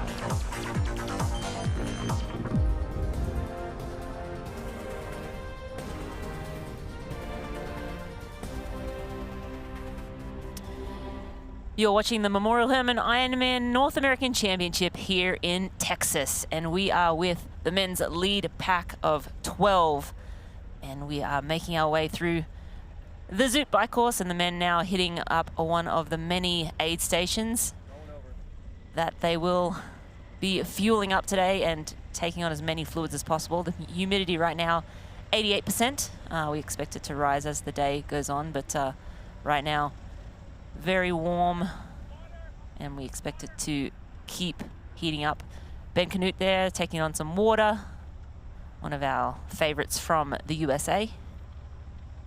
And he is in this lead pack of 12 men. We have the trio of Norwegian world champions at around 140 back at this point of the race. They were just off the back out of the swim, and Gustav actually a further 30 seconds back from that group, but he was able to bridge up to his compatriots, and they're with Nick Thompson, and they are at the pointy end of the main first chase pack. I wonder whether it's holding steady around about. Sorry, I wonder whether they're holding steady around 2 minutes, the gap at the moment between the main pack of 12 and the chase pack featuring all three of the Norwegian men. And I wonder whether those men at the back there are thinking to themselves, well, we can run this gap back. Not with the caliber of runners who are out the front, though, so they wouldn't want to let it get too much further ahead. They kind of got to within 150 odd, or however much it is now, and 141, and it's just kind of sitting steady at the moment. But they'll want to get that gap completely back, because when you look at Jelle Gaines out the front, Martin van Riel out the front, who obviously was running with that group of 5 in Nice last year, and Jonas Schomburg is in there, and Vincent Lewis can run, and you know they'd be knowing who's up the road and thinking we need to shut this down. They don't want to be sitting there having it sit like that, or even grow over the course of this bike. I mean, I think at this point they're not panicking. They're sort of, okay, this is the gap. It's not, you know, insurmountable by any means, and certainly with a great run could mean nothing. But Jelle Gaines, big question mark. You know, like he is the big question mark, isn't he? Right, and even Martin van Riel, he was 4th behind those 3, and you see him being very aggressive, desperately wants to, you know, get the best of those 3 men, but he did say before the race that he was running better than he was before Nice, so he'll need to run better than he was before Nice, but again, he is certainly one of the favorites, and I mean, they know he's out there. They know he's up front, and so I think as we move through this bike, there will be a decision that will need to be made. Do we just bridge, push more watts than we really want to be pushing right now, burn a match to get off the bike with the lead pack? And I think, you know, again, in that second lap is where we'll sort of see some of that shake up. I mean, we know Martin van Riel's capable of a 2:38, which he did in South Africa. The current course record times presented by Precision Fuel and Hydration. John Flanagan safe for another year. Cameron Worth probably still safe, and Christian Blumenfeld ran a 2:34 here last year to set the course record at 7:24. A little like Kat Matthews did in the women, breaking her own run course record last year to set what was then the world's fastest time, and I should say 2025. Taylor Knibb also breaking the bike course record, but Lauren Brandon safe for another year as well. I think they were nearly 5 minutes outside that pace today. Yeah. Margarita Ryan first out of the water. So you'd look at Kat Matthews and Christian Blumenfeld to be the ones to potentially break their own records, but anything could happen. Taylor Knibb's on course right now for a 4:15 bike, which is such as the pace that she has out the front at the moment. And that's Solveig Lovseth going past Marta Sanchez and having a little chat on the way past, the Ironman world champion. Yeah, Marta Sanchez out of the water in the lead with Taylor Knibb. Taylor swam on her feet the whole way, and then Taylor was like, thank you very much, I'll see you later. Marta falling back a little bit now. We'll hopefully get an updated split on where they are, if Solveig is making inroads on Taylor Knibb or if Marta Sanchez has just dropped back at last count. The Solveig, Kat, and Hannah group was around 350 back, so we'll see where that stands. I think we have 1, 2, 3. Knibb, Lovseth, Matthews. Well, it's about to be Knibb, Matthews, and Lovseth, I think, as Matthews bridges up. And This is what we all wanted to see, isn't it? The two of them together, and Taylor Knibb up the road, but these two inseparable so far, keeping tabs on each other. And Matthews needs to dig in and make that pass. Yeah, it's always like, can you slow down? Let me You're pass. not helping me out here. So for those at home that don't know the rules, you do have to pass within, I think it's 45 seconds now at the 20 meter. It used to be 25 seconds when it was back at 12 meters, but now 45 seconds to pass. So once you move inside that 20 meters, you have 45 seconds to get your front wheel in front of that athlete's. And once you do that, it's the athletes that you're passing's obligation to move back outside that, and they then have 45 seconds to fall back outside of that draft zone. So they're all abiding by the rules, but as you come up on an athlete, if they surge and it takes you longer than 45 seconds, that's a penalty. And so, you know, you do have to spike your power sometimes to get around the athlete to make sure you stay clean. And you see Kat Matthews there with the aero tape on the legs. A lot of these athletes spend time in the wind tunnel, and I don't know exactly how many watts that saves for Kat, but I can tell you it must be significant enough for her to be wearing that. Well, normally without the wetsuit, there's no calf sleeves on. Yep. Although I did notice that Christian Blumenfeld took the time to put calf sleeves on when he was in Ruvi T1, but he's the only athlete that I've noticed that has them on, because obviously it takes a little bit of time to do that. Obviously he's probably the most data-driven triathlete in the sport, so he'll know exactly what his saving is and whether it's worth doing. Whereas I just put them on so I can feel cooler, which is the whole reason I do it, as Hannah Berry then goes back past Kat Matthews. So in this group, which is, I think, well, second through fourth or fifth, and there we see the quad box, which everyone is extremely excited about. So we have women's lead, Taylor Knibb on the left, and then chase pack right there. Solveig now coming back around. So she wasn't happy to sit back at all. It was a couple of lead changes in quick succession there, with Kat going around Solveig, Hannah Berry saying, I'll take a turn, but Solveig's like, hey, ladies, just sit back. Let me do the work here. Interesting. Like, overall, if they're trying to limit time to Taylor Knibb, all fighting over who gets to be in second or taking turns, is that better or worse? You know, if you're sitting at home and you're like, okay, so like if you're like a Formula One fan and you've got 3 cars all fighting for position on track, trying to chase someone else up the road, they're all losing time by doing that. This is different, obviously, because they're not fighting for track position into corners, etc. But surging and stopping and moving around, is it faster, or because someone's at the front and we're changing who's breaking all of the wind, it ends up being better? I think it's mental. It's all absolutely. I think you're correct there. When it's not faster, it's not better to, you know, spike your power and go around an athlete and go to the front.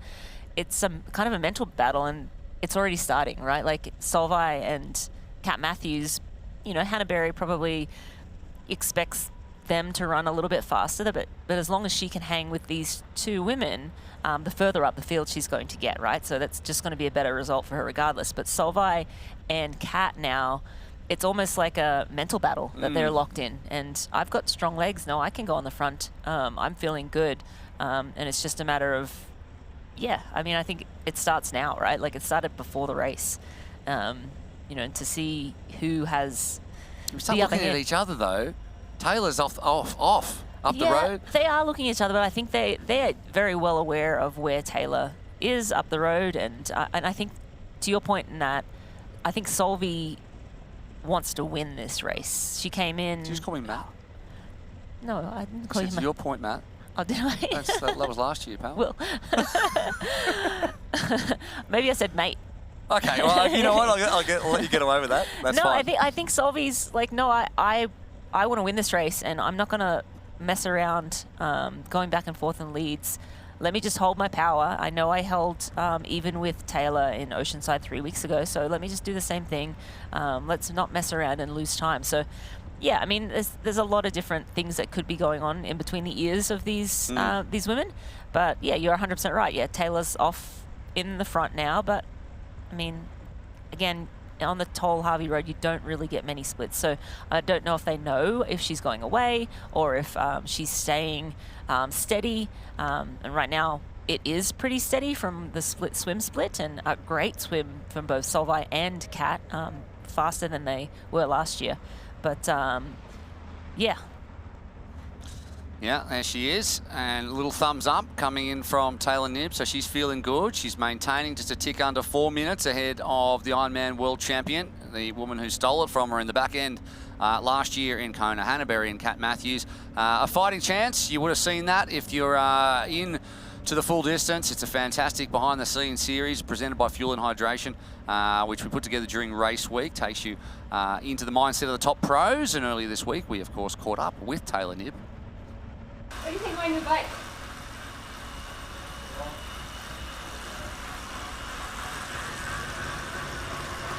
Sort of badass, huh? How's that paint job? Wait until you see my kit. Kind of looks like a marble. You have a new kit? Taylor. I feel like I've had the same kit for so long. Yeah, so, do you see my suitcase on the wood thing? Yes. If you unzip the right pocket, Wow.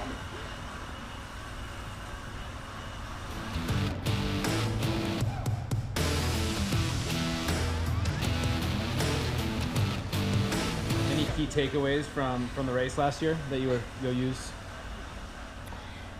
whew. Okay, so, number one, swim to the first buoy the first time. Don't swim to the second buoy, then the first buoy, then the second buoy. Tip one. Number two,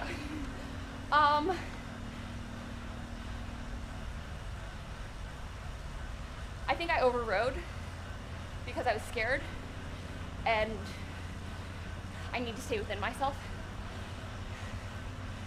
So that's one thing I need to work on. And then I need to stay patient and then just focus on my race.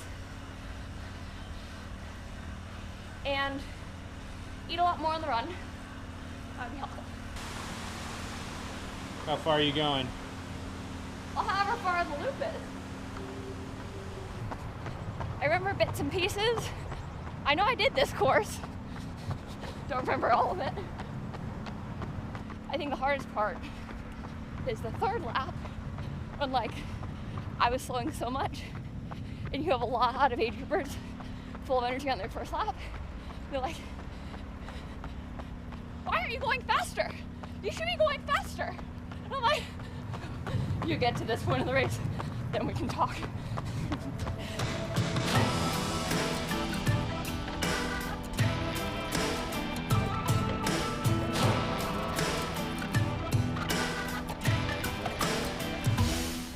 Four bathroom stops. Fair enough. It is an Ironman. I hope I have 4 less.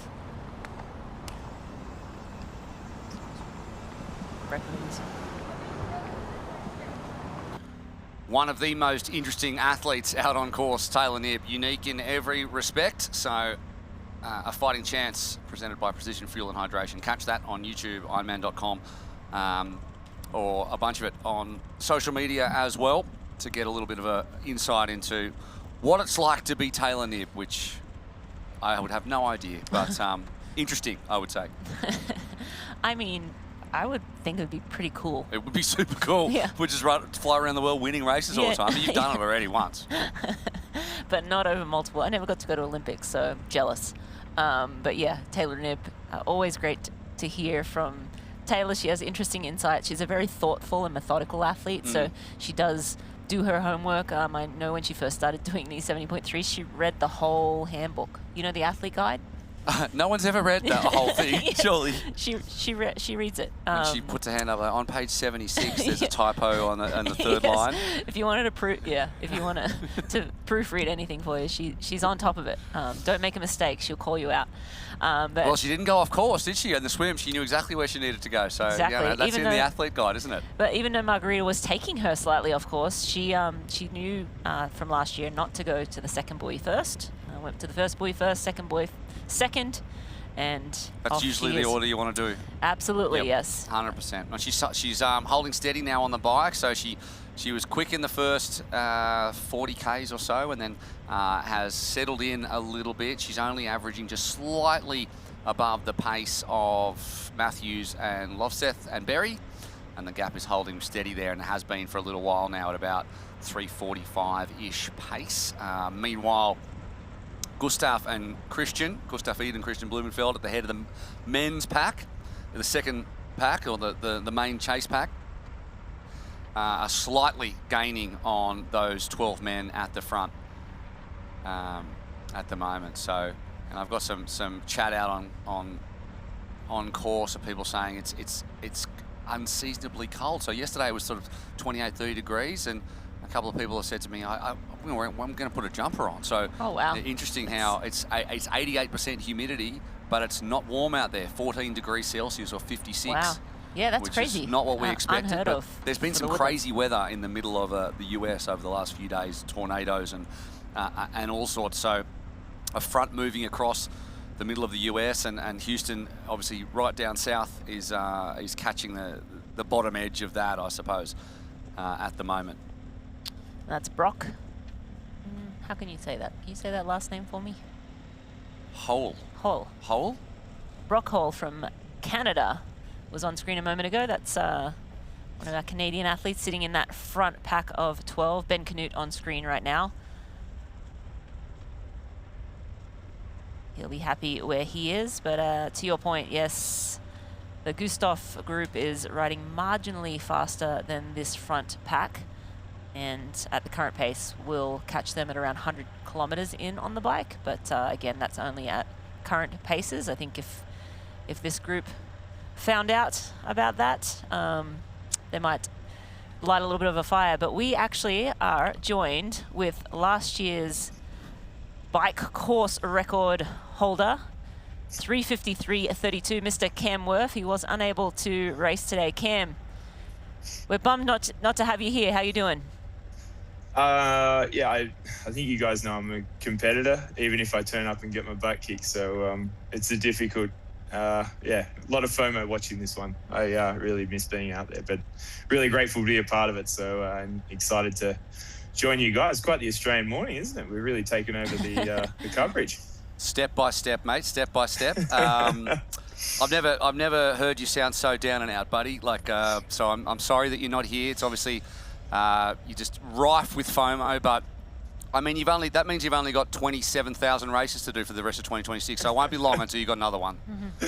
Yeah, I mean, obviously after Oceanside, I know I've talked about it for a long time, but I always say you sort of, at some point you sound like a broken record regarding the swim, but I feel like I showed up and showed the work that I really put in over the last 6 months. And yeah, I was really excited to test that against these guys, and had big dreams of what I could do in the race. But, I feel like potentially this year I really believe I've got a shot, and just, as unwell as I was, and the level of racing now, I'm not one to just turn up and just go through the motions like we thought maybe I could just do, but I'm going to compete, and that's going to put you in a big hole. You have to respect the level of the sport.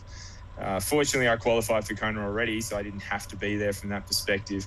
And I feel like the decision, knowing where my swim's at now, gives me a lot of confidence, and I feel like saving that energy for Kona is going to pay off in October. But yeah, so it's great to just do this with you guys today.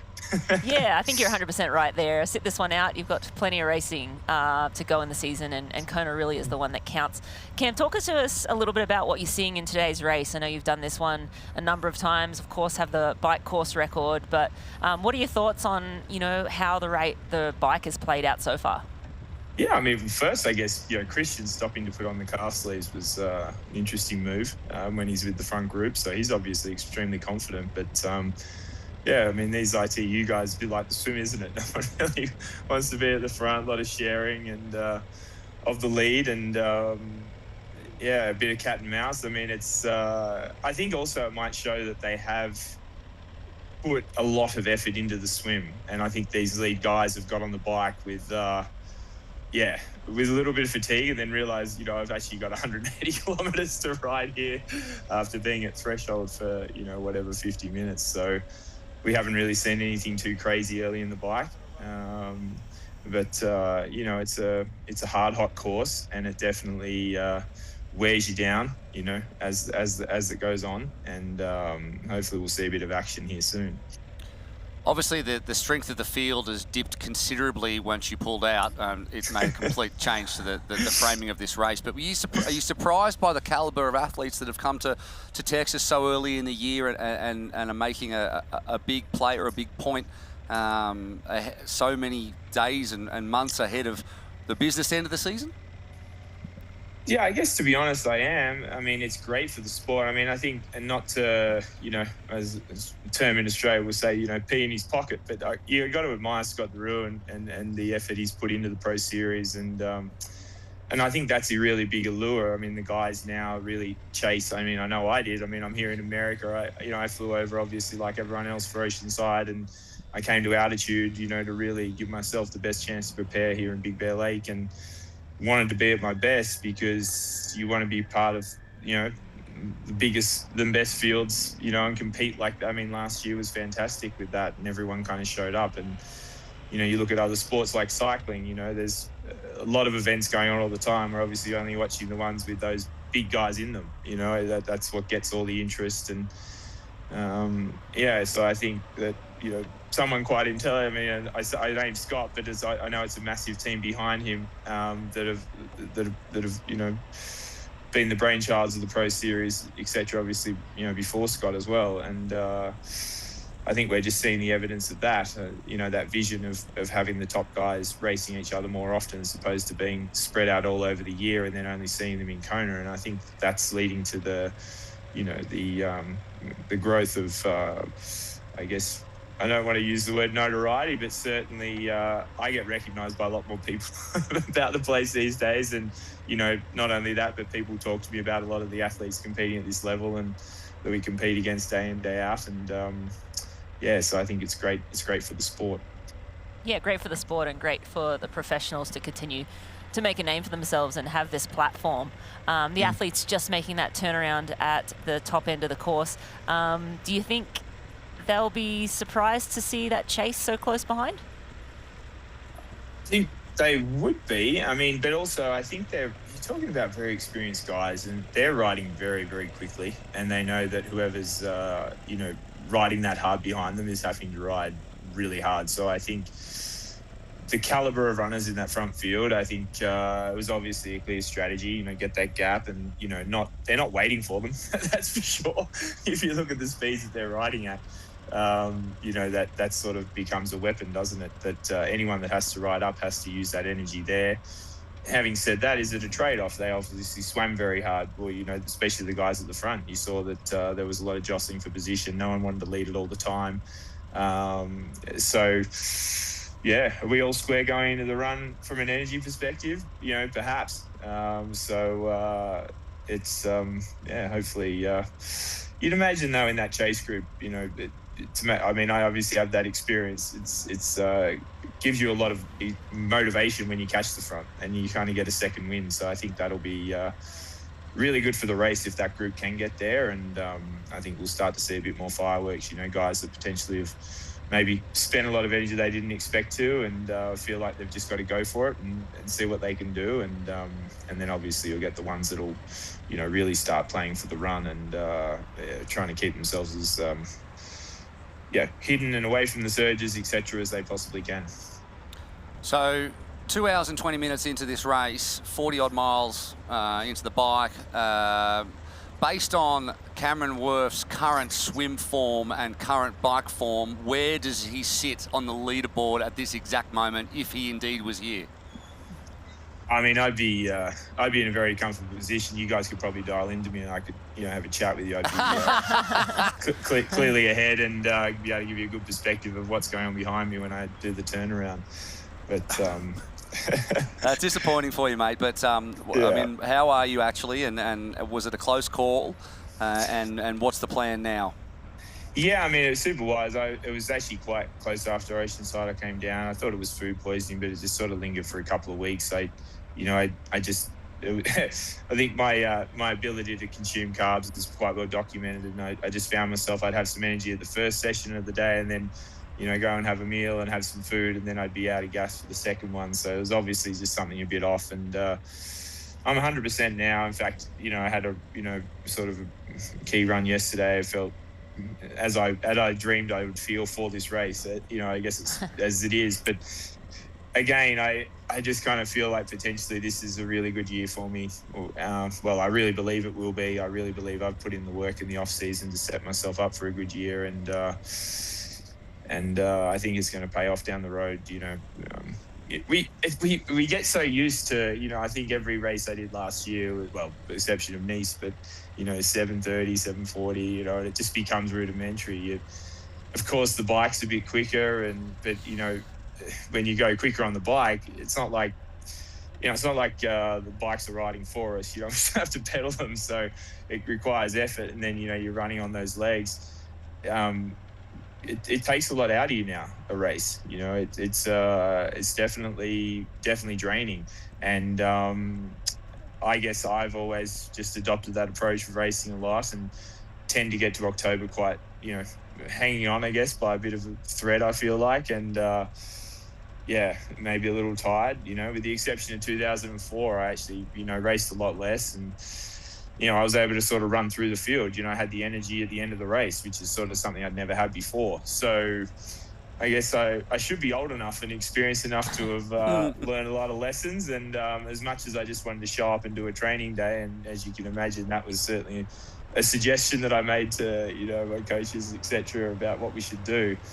I knew deep down the best thing was to, just to skip this one and enjoy the show like everyone else. It's a bit like watching Roubaix on the weekend. Everyone says, "Oh, do you miss that?" I said, "No, it's a fantastic race to watch, to be honest." And I've been grateful to be out there and being amongst it, but I respect and appreciate how hard these events are and how you need to be at your best. And it's great to get a good look at all my rivals for later in the year. So. Awesome. Thanks, Cam. I'm going to put you on the spot a little bit now. Give me your top picks for the men and women today at this point of the race. Who are you liking? Well, I mean, surprise, obviously, Taylor. She looks amazing. But Kat, I mean, she's, it's like a red rag to a bull for her, isn't it? I mean, she'd know right now that probably everyone is saying that, Taylor. So, I think Kat Matthews is poised to do something super special, later in the race, and I think that's going to be, really something for everyone to enjoy watching. She really, keeps the race alive, which is, she's really been fantastic for the, the women's sport, obviously, like everyone else, but certainly a big fan of Kat.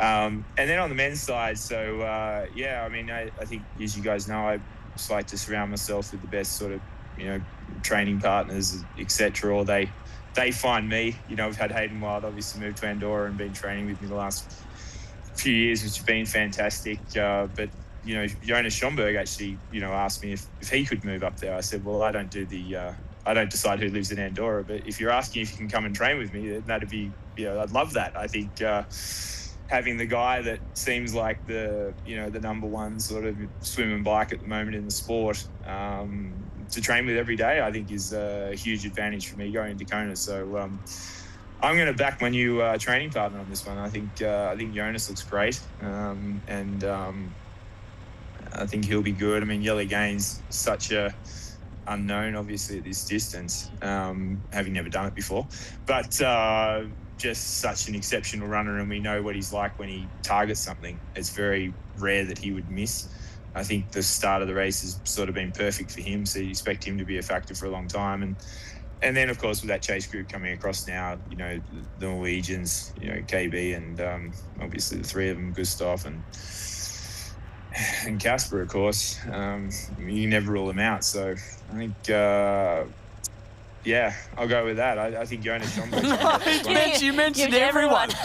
Yeah. That's unacceptable. Yeah, that was sorry. No picks at all. Taylor and Jonas. I did say Jonas. Okay. Yeah. Okay. Yeah. Good. Well, good luck when he moves up there and starts wanting to train 40 hours a week with you. So just be careful, all right? Because Jonas Schomburg is a machine, but so are you. And you know what? We really appreciate you taking the time, mate. I'm sorry that you're looking on instead of being there, but we do appreciate you tuning in and giving us your insights. And hopefully you'll be back on deck and firing in the next one, mate. Yeah, no, I appreciate that, and also kudos to you guys. You're doing a great job of the coverage, and you're a big part of the, the whole, as I said, the reason why everyone wants to be at these races and racing the best guys. You're really making the race a spectacle, the sport the spectacle, and the athletes the stars, and we really appreciate that. So keep up the good work, guys. Thank you. We will see you in October, if not before. You will. All right. Cheers. Cameron Worth, the bike course record holder and one of the great athletes in this sport, and he's unfortunately not going to be here for this one, but it sounds like he's in all sorts of good shape, which is excellent. And some people might say about Cam that he races too much. So maybe this will be a good thing for him looking back on it down the line. You know, I think so. I think he made the right choice. Getting sick after Oceanside and having a couple of weeks out, you just can't afford to do that anymore. And then coming to a race like this with this caliber of field. Also, no one who's won this race has won Kona in the same year.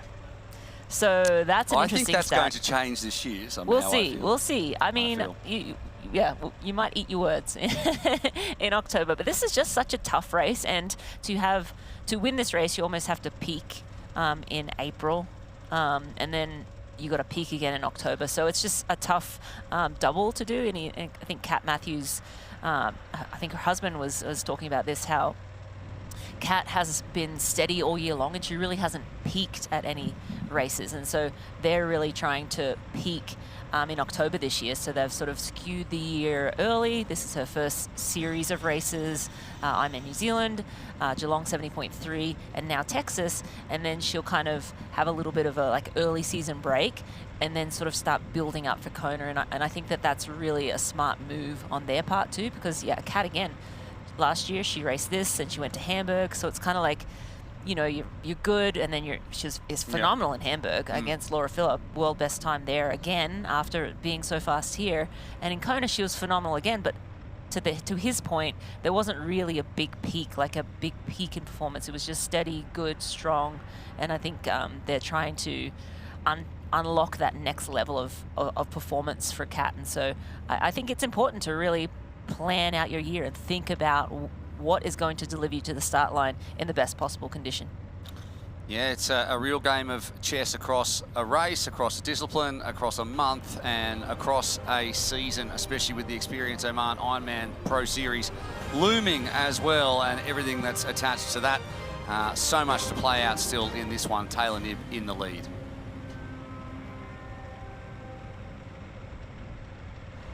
Life is a road full of forks, hills.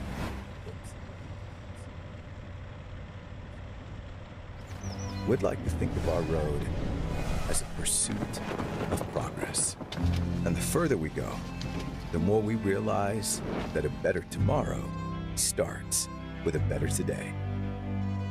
Athletic Brewing Company, non-alcoholic beer that's fit for all times.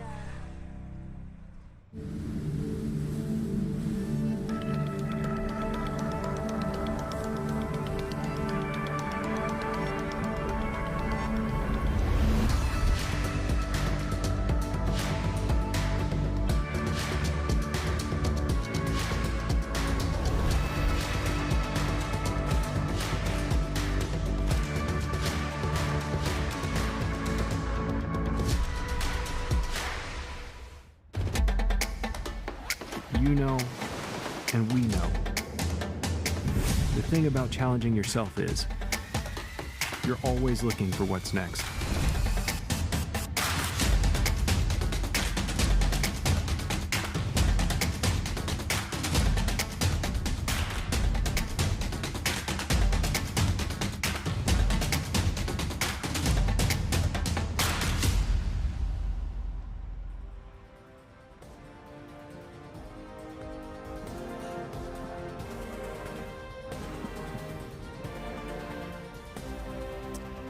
Welcome back to the Memorial Hermann Ironman Texas, and it's brought to you, this telecast, by Experience Oman. Beauty has an address, endurance has a destination. Experience Oman. It really is a beautiful country if you can get the chance to go there one day. And of course by Ruvi, the indoor cycling experience. So on one hand, I'm asking you to go all the way to Oman, but on the other hand, I'm asking you to stay at home and jump on Ruby if you can't. And amongst all of our sponsors that make this possible, we appreciate Taylor Knibb still in the lead, and that 3:45-ish gap to the reigning world champion and the reigning Texas champion staying steady. Marta Sanchez hanging off the back, Hannah Berry in there as well, and then nearly a 6 minute, so 5.5 minute gap back to Grace Tech, Jackie Herring, and the rest of the chasers in that 26 strong field. That is Solveig Lofses. She looks happy. I've really noticed this week, she just looks happy to be there. She looks like the shackles are off. Oftentimes people, like when athletes come from a short course in the long course and they realize the freedoms they have in long course compared to the federations and everything that controls them in the short course, they enjoy it. And she certainly seems like someone who is having a good time at the moment. And it helps when you win, there's no doubt about that. But she looks happy. No, I'd absolutely agree with you, Will. I think Solvey's just got a sort of a new lease on life. She's found her distance. This is what she was built to do, clearly, after coming into Ironman and just being phenomenally fast in Hamburg last year, in winning Lake Placid, and then, of course, winning the World Champs.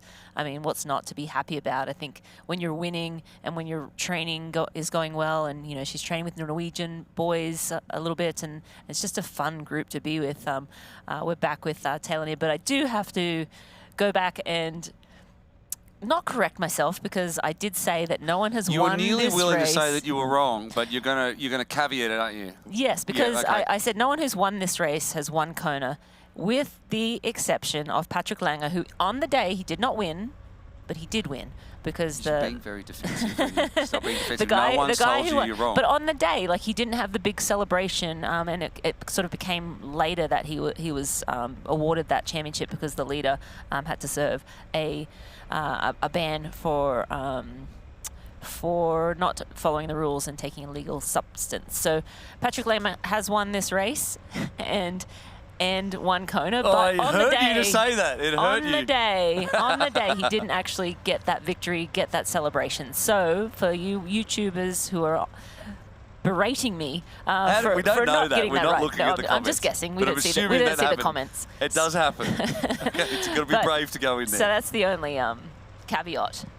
So yes, again, typically, if you Speaking of Patrick Langer, though, yes. let's move on from that. Let's move on. Where from that, is correct. the man? Because he's dropped right off the back of the timing. So either he's got a problem, but where is he on our timing sheets? Because he's a multiple world champion and he's won here before, and yet he's not in the mix one bit. He was out of sorts out of the swim. We typically see Patrick Langer in the lead group, or sort of the tail end of the lead group out of the swim, and he was not.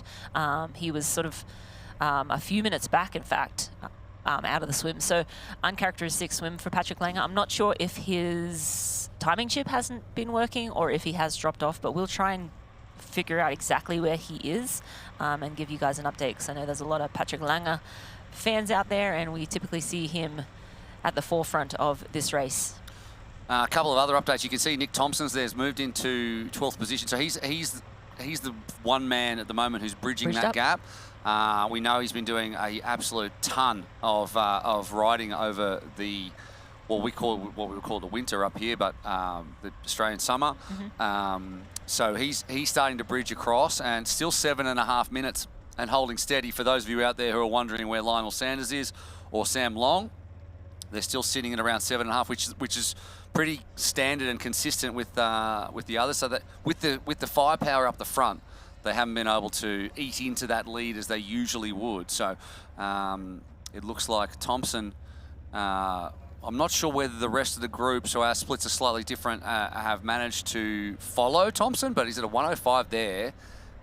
So we'll get a confirmation of the actual timing split, but it does look there on the screen as though Nick Thompson has taken about 30 seconds out of the leaders. And you've got Belgium, Poland, Belgium, Germany, America, Germany, Switzerland. So you've got it's a very European heavy field here, with Ben Canute flying the flag for home. And if you go all the way further down, besides Hull, everyone's coming from the other side of the pond.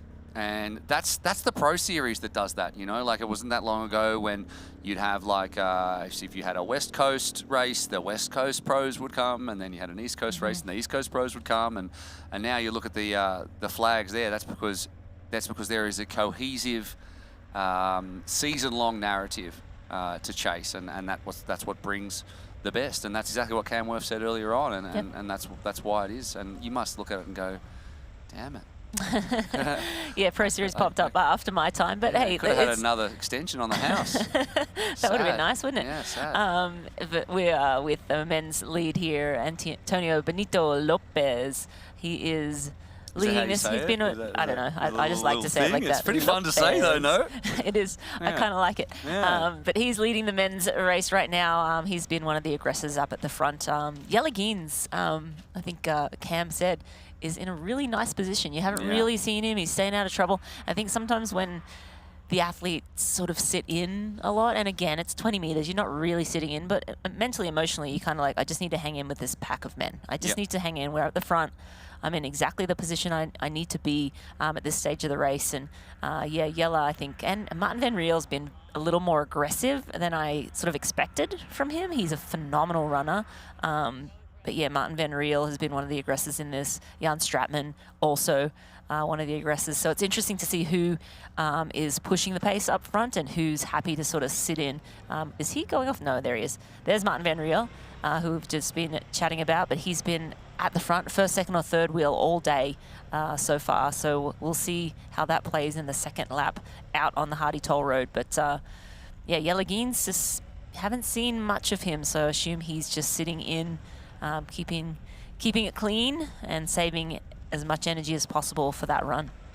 Keeping it clean and keeping it real. The two Belgians in the top four, and I've just got an update on the weather. It's warmed up considerably since last time I mentioned it, up to about 24 degrees Celsius or 75 degrees Fahrenheit. I think the wind which we had earlier on, so I think I gave you the incorrect weather earlier on.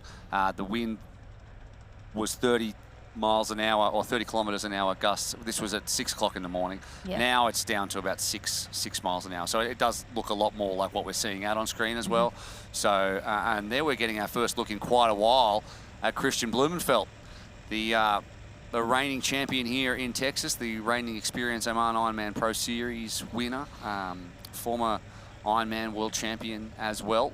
And he is leading the Pro Series at the moment and needs, and we mentioned it before, Rini, but he needs a good result. He needs, for the Pro Series, he needs to be close to the lead. It doesn't matter as much for the Pro Series if he comes fifth, as long as he hasn't close lost to the too front. many seconds, yeah. Because you lose 1 point per second you are behind the person that wins. So if he could finish, you know, a minute back, but in fifth, that would be a fantastic race, first of all.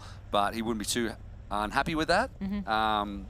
But it does mean he said that in Oceanside, chatting with him after the race, that if he races well here, as close to win, he will need to add another Ironman to his schedule. So he's doing Roth, and he will add another Ironman because he will go for the Ironman Pro Series. If he doesn't have a good race here, he won't add another Ironman because in Ironman New Zealand he didn't get good points.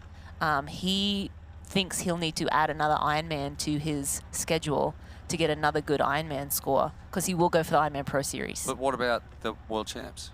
Of course, World Champs. So he needs 3 scores, but he's saying the Ironman New Zealand score is not good enough to win. But if he doesn't get a good one here, he's going to let the Ironman Pro Series go. He's going to let the 200 grand just slip go. away. Yeah. Okay. That's he's how in a different position to me. You know, not the same. Not the same. Well, I think that's how important winning an Ironman. That's Casper Stornes. That's our first look at the reigning Ironman world champion, Casper. He is in that chase, about 140 down with Gustav, with Christian.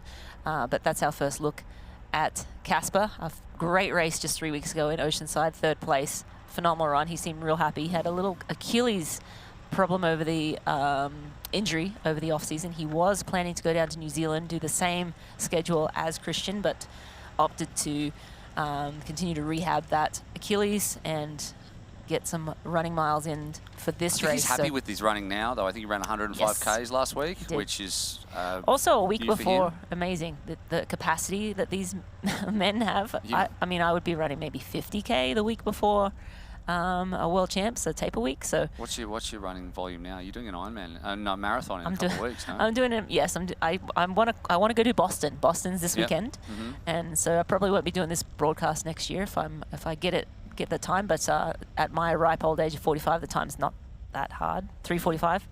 I'm racing the Colorado Marathon just up the road in Fort Collins, so I'm going to go do that. 3:45 is. I ran 60 miles this week. That's how many That's a lot. Ks is that? 100 Ks? 100. Well, I was like 98 kilometers. Oh, how did you do that?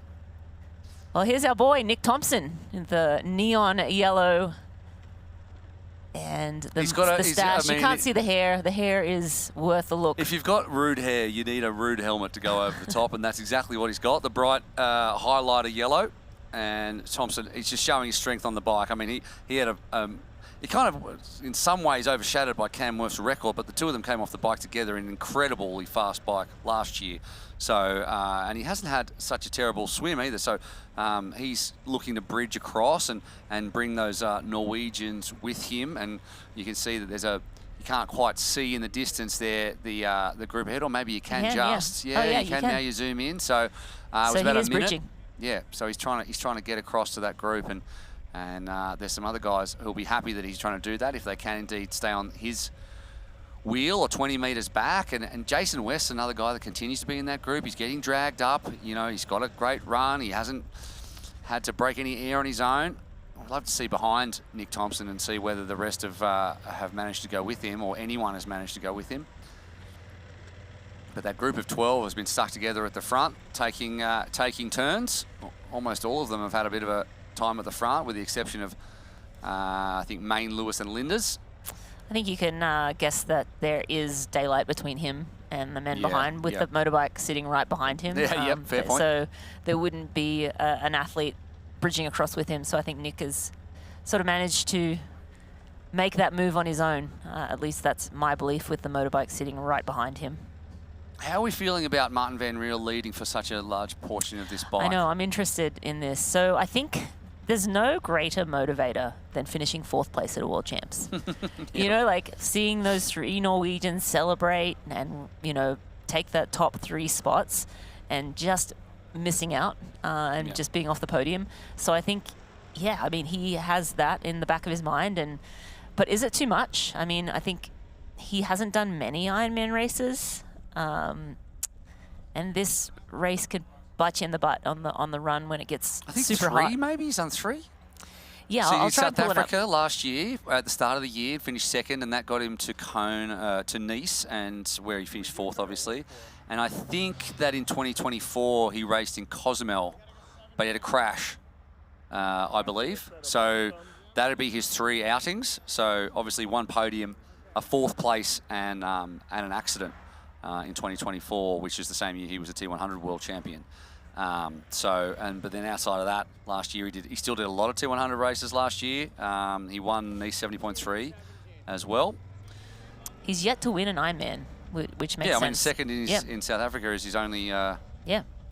But you know, I wonder whether he's like, because I know that he had some time away from the sport. He took 6 weeks off over the European winter, and needed some time away mentally to refresh himself as well, and then come in and he's had about a 10 or 12 week block heading into this one. He only got on the TT bike for the first time 5 weeks ago. Yeah, that's crazy. So, you know, after a tough year in 2025, I mean, he still came 2nd in an Ironman and came 2nd in a couple of T100s and came 4th in the World Champs, but a tough year draining mentally for him. He seems refreshed, but maybe he's over enthusiastic. Well, we're going to find out, aren't we? Because he's got a fantastic run when he can put it together. Absolutely. So we shall see. Yeah, but I think to your point, it's just great news for Jelle Geens. Like having someone who's super motivated, wants to keep the pace high, continue to push the pace at the front. Yes. I mean, that keeps that front pack pace high with, you know, again, Jelle's, you know, in the pack. It's not drafting, but it's there is a little bit of an advantage being 20 meters behind. So, yeah, sort of especially as the velocity comes up as well. So when they hit a tailwind, which again, the wind's not as big a factor as it was last year, and has been in the past, because some days you get just screaming tailwind going one way and just a blockhead coming the other way here on the toll road. But today it seems very calm, at least at this point of the race. But yeah, we are back with Marta Sanchez. I believe she's sitting in fifth place on course. So she was leading this, well, second in the swim. Margarita Ryan, of course, led the swim. Marta Sanchez second out of the water with Taylor Knibb on her feet. And Taylor Knibb hit the lead very early on the bike. Marta sort of falling back, and the trio of Hannah Berry, Kat Matthews, and Solveig Loveseth, I'm going to get that right one of these days, sort of rolled through her, but I think she's still in that group. Yeah, that's Kat Matthews just ahead of her. So actually, Hannah Berry might be behind her. So she is in the pack. Nope, incorrect. That's Hannah Berry, not Kat Matthews. Hard to tell from behind.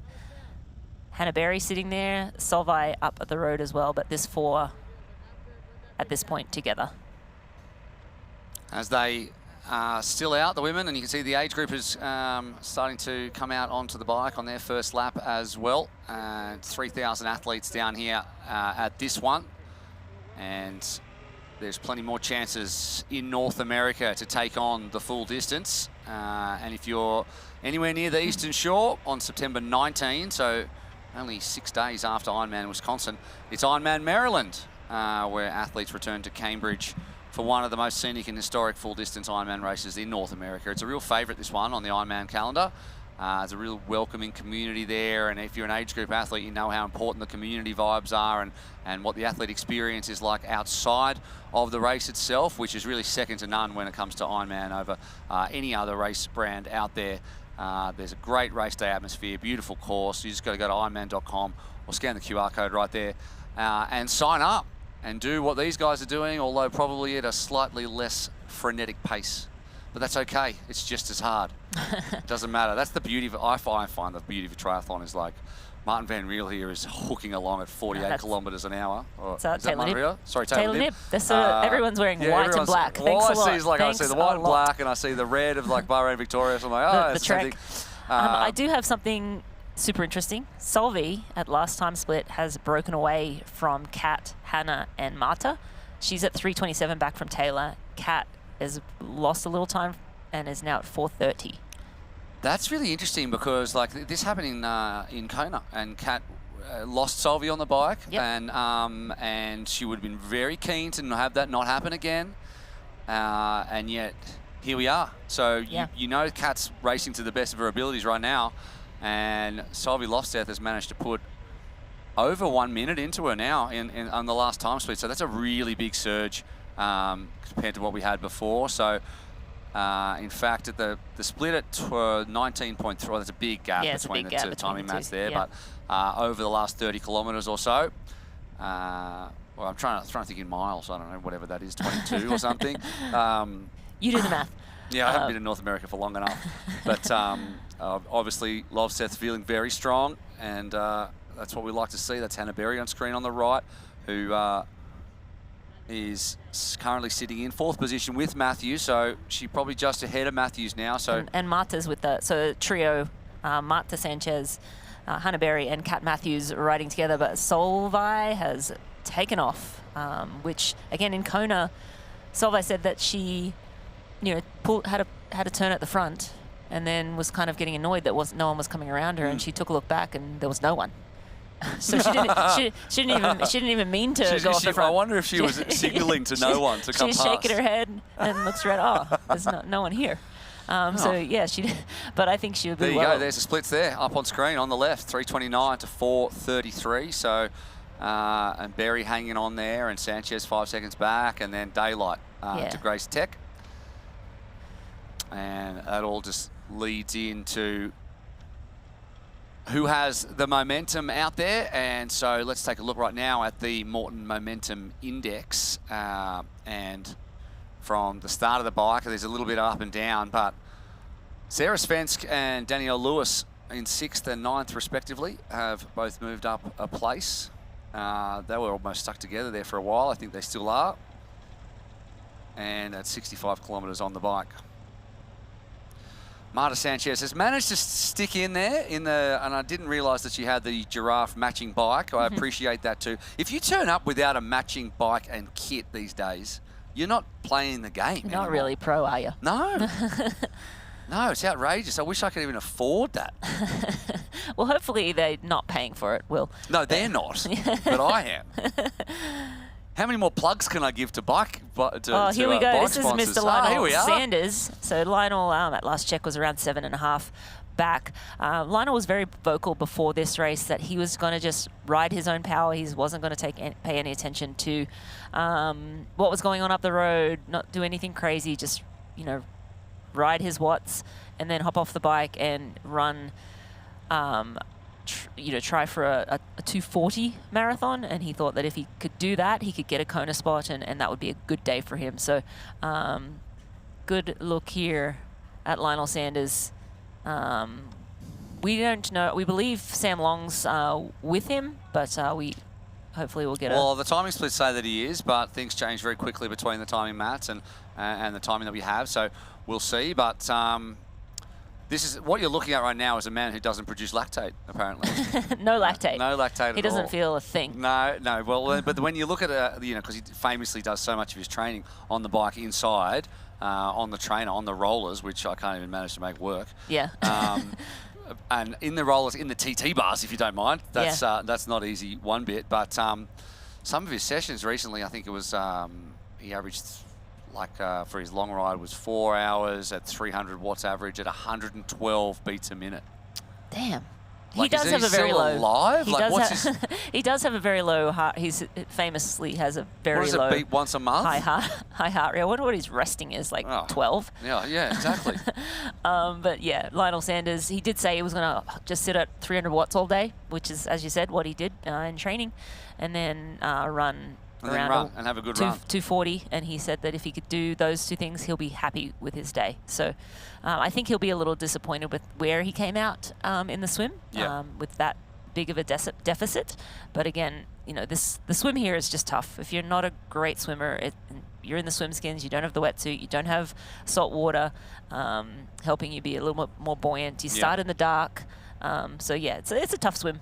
He's happy with his form, though. I know he tried to get into Oceanside last minute and didn't make that happen. He even had the bag pack. He won in Dallas. So I hope we get the soundbite, because he did say that he's done a baby amount of training. He's done like 17 or 19 weeks of consistent training. He said, I've done a baby amount of training. A baby amount? Yes, he I've said never it heard anything many like times. that. So hopefully we'll get that soundbite. What does that even mean? It means that he's not do really. much. He's like, when I've done 80 weeks, 100 weeks, then we can talk about being consistent and doing like because he had a bunch of he had injuries last year. Yeah. He had some sickness last year, so he just feels like he lost a lot of momentum, and If I he's could do had 17 weeks in a row, I would be so happy. Yeah, I mean it's a baby amount of training though. In the scheme of getting ready for big races like this, you need to be consistent, healthy, be stacking Well, weeks, he's months, 38 years. now, Exactly. and Yeah. he's How many He had more? his second child recently, and how much more has he got in him? Antonio Benito Lopez. Hey! He's rolling back through the field again. Again, one of our aggressors on the bike. I'm the one who lives in Spain here, not you. Yeah. Okay. I just like saying it. But I've actually watched a lot of Lionel's videos lately, and every time I watch one, at the end of it, I feel like I've been in an argument. Yeah. Like he's just in an argument with himself all the time. He's a little. He's angry. He feels angry to me. No, he's just got a lot of things going on, and Yeah. I love it. I love it to bits. And there's Yeah. Sam Long, again in the matching kit. Love the work that he's doing. 7.5 minutes back though. He's a guy who is used to riding through the field, and we've seen it time and time again. We saw it just a few weeks ago. But with the pace that's on, and Camworth made a really good point. Like, I guess it's more in relation to where the Norwegians are in the first chase pack. But how deep are the guys at the front going? And the same for Sam Long and Lionel Sanders to maintain a gap. Whereas the guys are at 130 back. What are they doing? So like a relative energy burn but what Sam Long's doing now is not making time up like we want to see him make time up. And he hasn't got a lot of the other guys who swim at the back and then come through, like Chevalier and Worth and Ditlev all pulled out. He's got Lionel with him, but he's probably not seeing the same. He's not passing enough people, basically. Yeah, That's what I'm trying to say. I think you just have to remember it's 180. Yeah. Right? Like, and historically, this race just blows apart in the second lap. You watch that pack of 12 will be a pack of 6, or it will start to explode. There'll be smaller packs, and that's when you'll start to see Sam and Lionel sort of move back up through the race. So, yeah, I think it's frustrating at this point of the race because you're not making inroads and you're pushing really hard. Clearly, you're maintaining the gap to the front of the race, but yeah, you're not making any inroads or not getting any rewards or picking up any shrapnel. They like to say when it blows to pieces up front. We've analysed the timing splits in terms of the top 3 women as we see Lopez then go past Yella Gaines towards the front of this race. So Antonio Benito Lopez taking his turn up the front. And in terms of the relative speeds of the top 3 women, it looks more like Matthews dropping off relative to Nib. But it's more Matthews than the others going backwards. But Nib slowed down a little bit as well. She's now on track for around a 4:26, but of course the conditions very different to last year's 4:19. And she probably needs around 10 minutes on Solveig Lofseth. At the moment she's got 3:27, but that's been holding very steady and in fact coming down a little bit. So it's more Lofseth. It's a little bit Lofseth getting faster, but it's also Matthews dropping back considerably. And you can see now it's nearly a minute 30. Kat Matthews has lost to Lofseth. And the pass was at about 34 miles. And so now in the last 30 miles, it's started to blow out a little bit and started to accelerate a little bit in that gap. Meanwhile, we talked about Sam Long. So he's in 30th position and he's making some headway, but not making any real difference to the race projections that we have at the moment. But as you say, the second lap is where it is, and oftentimes it's in the first half of the second lap because then you've got this headway and then a headwind. Sorry, it's Matt Hansen on screen. That's our first look at Matt. He's won this race 3 times. So Matt, a veteran of the sport, had a phenomenal performance in Ironman New Zealand this year. And but disappointing for him. Yeah, because he had one hand on it, right? He did. It was right there. He was moving through fastest on course, and then you could just see the wheels come off. And he said himself he was super aggressive at this, the start of the run, and yeah, just didn't have enough left in the tank to get the job done. So super disappointed. He's sort of also an athlete that in the last year was deciding whether it was time to call it quits, to sort of hang up the shoes. But he actually said Cam Worth. He was racing with Cam in a race and saw Cam's son on the side of the road just going nuts for his dad, and Matt's daughter is 1, and he said, well, I want to keep racing until she can see me. Yeah, and you know so what? That's absolutely fair. Great motivation. And look, that performance in New Zealand was incredible. So I hope to see more from Matt this year. As long as he can still run sub 2:30, he should keep going. Yeah, okay? Absolutely. If he's 50 and he's running sub 2:30, just keep going. Hey, well, I'll be happy to see it. Yeah, well, you've got a sub 3:45, so you should keep going if you can do 3:40, I hope so. We're going to head down now to Hayley Chura and Jodie Stimson. They're on course out there and going to give us some insight into what's going on. We are standing right before the turnaround on this bike course. We're just past 60 miles, and we just watched a train of professional men come through. It looked like Yella Gaines was leading the charge with Martin Van Riel behind him, but what a group. Watching them make this turn. Jodie, how do you think they look? I think they look great. I mean, it's really nice to see that they all are keeping their distance, and that's really key with this 20-metre draft zone, but there is an absolute train coming through. There's a big pack here, and you can see that as they come through that U-turn, people are getting rid of bottles. It's a good opportunity to get out of that aero position that they have been sitting in on this course for a very long time. And as you can see now, here comes the second pack that have got a little bit of a gap to catch back up. It did look like Nick Thompson was leading that second group. We are seeing there's some cloud cover. sun came out a little earlier. They're coming off of having a tailwind, probably going back into a headwind. So this is a great time for them to regroup and maybe reshuffle a little bit. Maybe some of those men that were leading before, trying to get someone else to take the lead and into that headwind.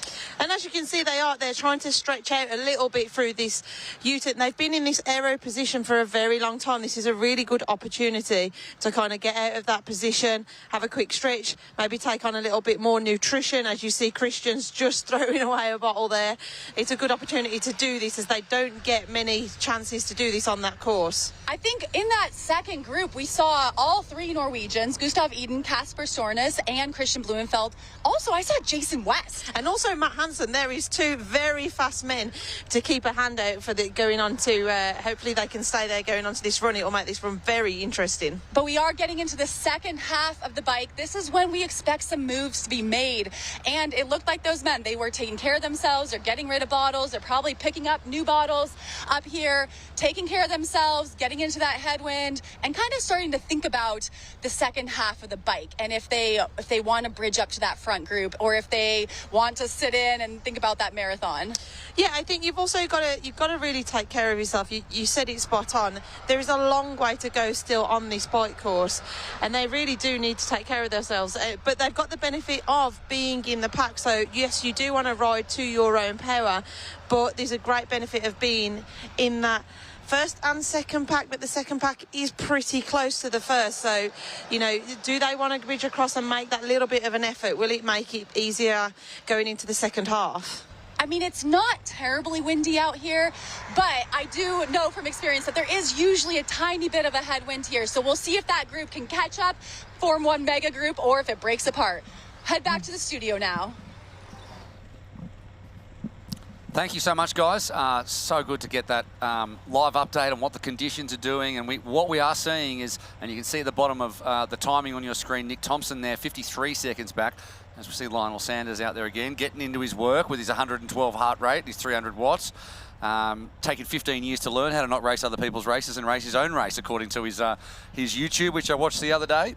You really got to take a moment to calm down after watching those videos. At least I do. I mentioned it before, but it looks like the Norwegians and the rest of the pack have managed to tack onto the back of Nick Thompson, and it looks like these two large groups will come together, and then we'll have one mega train of athletes, and we'll see who is strong in the second half. And Haley mentioned it too, the headwind coming into the second one, that's where the strong bikers are going to start to move through the field.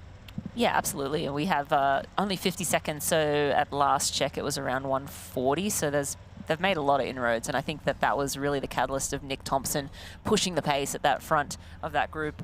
But we have a soundbite with the man, Lionel Sanders. We're going to go take a listen to that now. Prepare yourself. Good, yeah, it was Kona 2024. So I prepared well for this.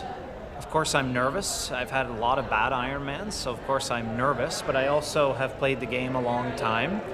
And I know that you get what you put in, and if you put in good work, you usually get good results back. So it's a season though. I've done a baby amount of training, 17 weeks. I had a lot of injuries last year, 7 months straight of injuries. So I've put in 17 weeks of training, which is a baby amount of training, but it's a start. And so I look at this is the final phase of my career. This is the beginning of the end of my career. And so I'm measuring my success on consistency. And so I'm at 17 weeks of consistency, and that's great. And so that's, for the most part, whatever happens on Saturday is not going to affect, it's not going to, if I do well, it's not going to do anything for me. And if I do bad, it's also not going to disprove what I'm doing. I know what I'm doing. I've been thinking about this a lot because I am kind of on the back half of my career now, and I've been a pro. This is my 14th season as a pro, and I've been doing triathlon for 17 years. So I don't think there's much you're going to tell me that I haven't already seen or have experience with. And so I'm not going to kid myself. I know where I'm at. You know, I know where my swim is. I know I'm in good bike shape, and I'm not at the level of these guys on the run. So I'm not going to kid myself there. You know, when we start talking 50 weeks, 80 weeks, 100 weeks, I think I can still be there. But 17 weeks is baby time in training, and you get what you put in this game. Respect to any babies out there who have put in 17 weeks of training. I think that's not a baby amount, but for Lionel Sanders, anything other than extreme is not enough. But there's a certain amount of reflectiveness in that answer that I think is speaks to his level of maturity now, and he's probably thinking about the beginning of the end of his career and sticking to his own numbers and what he's capable of and not reacting. So, yeah, I mean, I love it. I just love him to bits. I just think he's the greatest. I can't help it. I like his approach, and I think one thing that Lionel hasn't gotten in his career, which really I think eats at him, is a world title. And he wants one more shot at Kona. Maybe more than one more shot, I shouldn't say one more shot, but another shot at Kona and doing it right. And so this is early season. He's going to ride to his watts. He's going to run the way he knows he can run and that he can hold together, get that Kona spot, and then just continue to put the work in. Continue to put the work in throughout the year, get to Kona, and then see where the chips lay. All right, we're starting to get towards the business end. We've ticked over the first half of the bike, out onto the second lap of the Hardy Toll Road. Taylor Knibb out in front, but Solvi Lovseth has taken 30 seconds out of the last split. It's all set up for a classic end.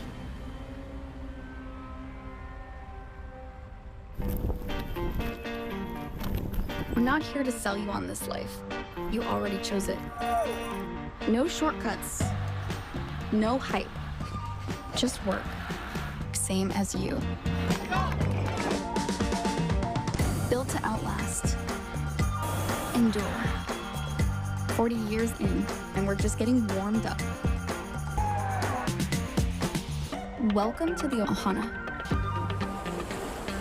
And there it is, the Ironman World Champion.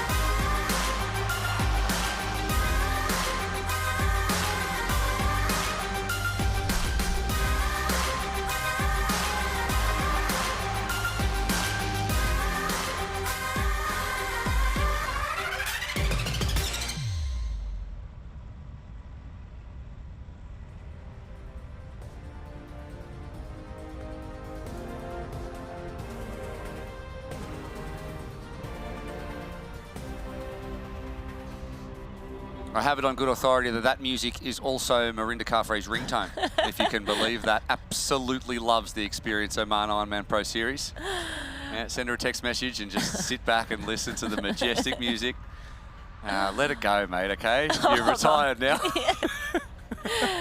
If you didn't catch, that was a joke. That was a joke, yeah, that was a joke. That was a joke. I do not, she won't give me her phone number, so I have no idea. Yeah, no idea what it is. You'll never know.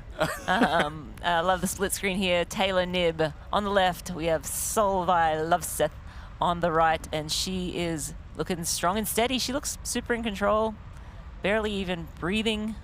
I mean, she looks great. She's definitely 100% breathing. I mean, I know. Not hard, though. Yeah, 100%, you're right. Barely breathing. I didn't say she wasn't breathing. And 30 seconds out of Taylor Knibb, I wonder, and we'll get some insight into that, as to whether Taylor's slowed down or whether Solvi has put in a little bit of effort. I think Solvi's making a little bit of inroads, because remember, it was around 3:40, and so she's at 3:30 at the last. And if we'll see sorry, if I had 3:13 before, but it's now 3:27. And so. Kat's at 4:30, so Kat's starting to lose time to Taylor. But yeah, again, it's 30 seconds here. Yeah, speed out on course. What do we got? 24.5 miles an hour for Taylor Knibb, 24.7 for Solvi Lovseth, 24.3 for Kat Matthews. So there's not much in it. Yep. And then they're almost outside of Hannah Berry. Everyone else is in the 23s or 22s. So except for Danielle Lewis, who's having a little charge there, but she's 14.5 minutes in arrears.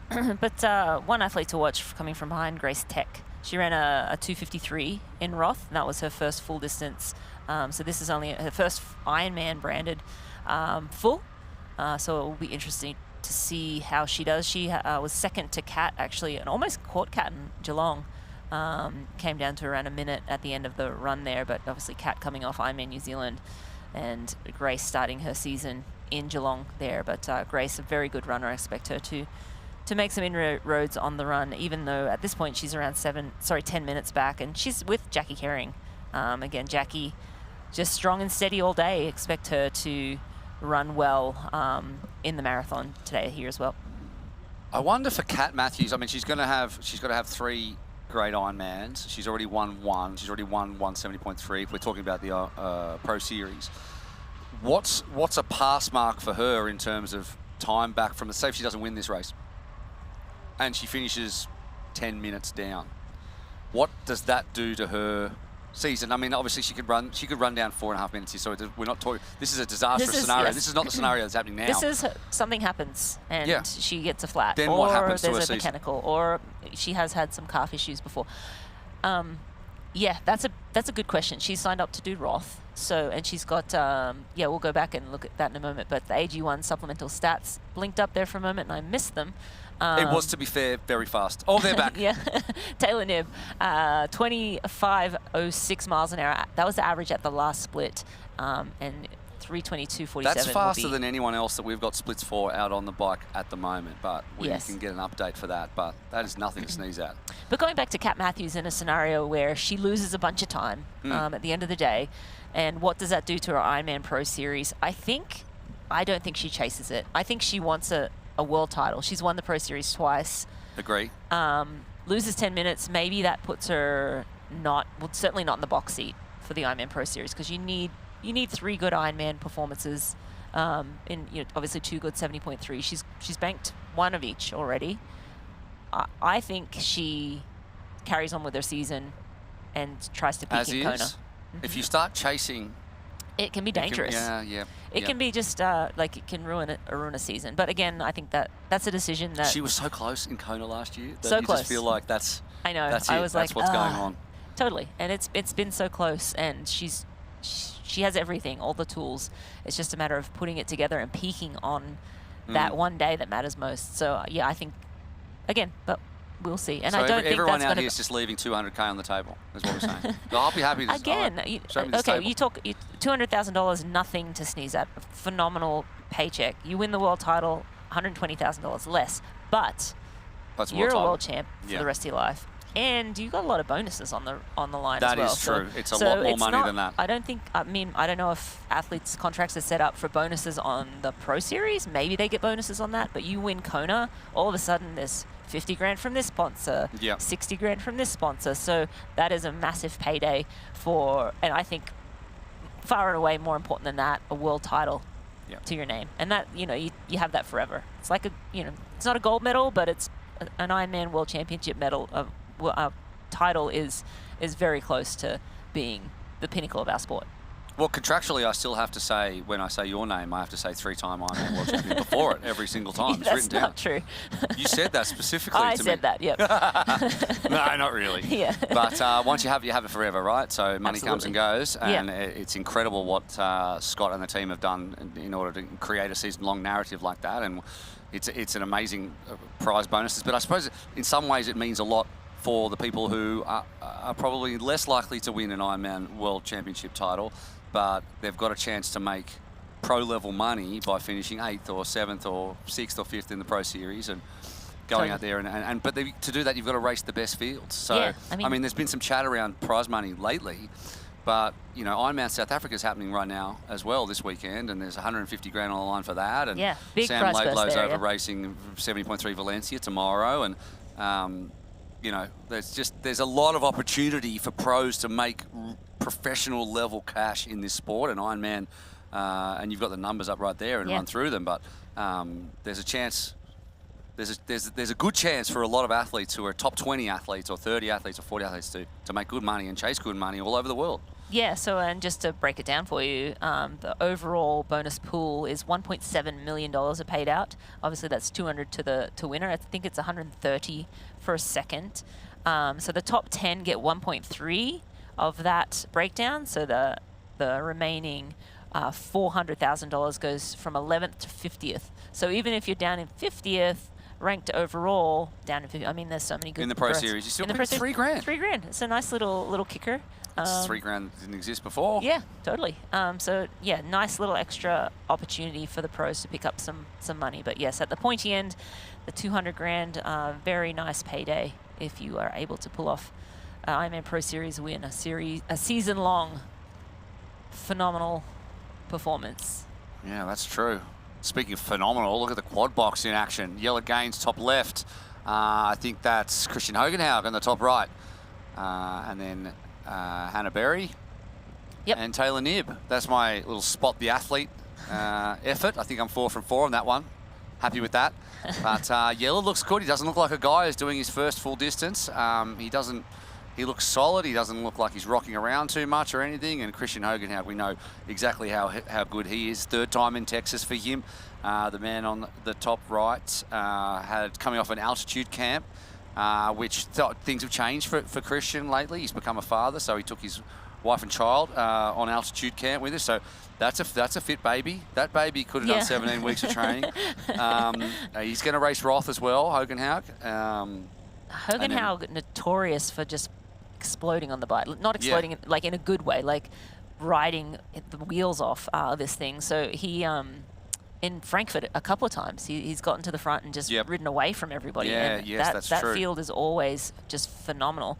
I think he was sort of a little down out of the swim, but now he's sort of moving up and he's moving through that main chase. He's down a little further. We're scrolling down here to find out where he is. I was there 22nd at the moment, 256 back. Yeah, but it's but he probably would have gone over past a couple of those guys since then. Yeah, so that was at last time check again. Yep.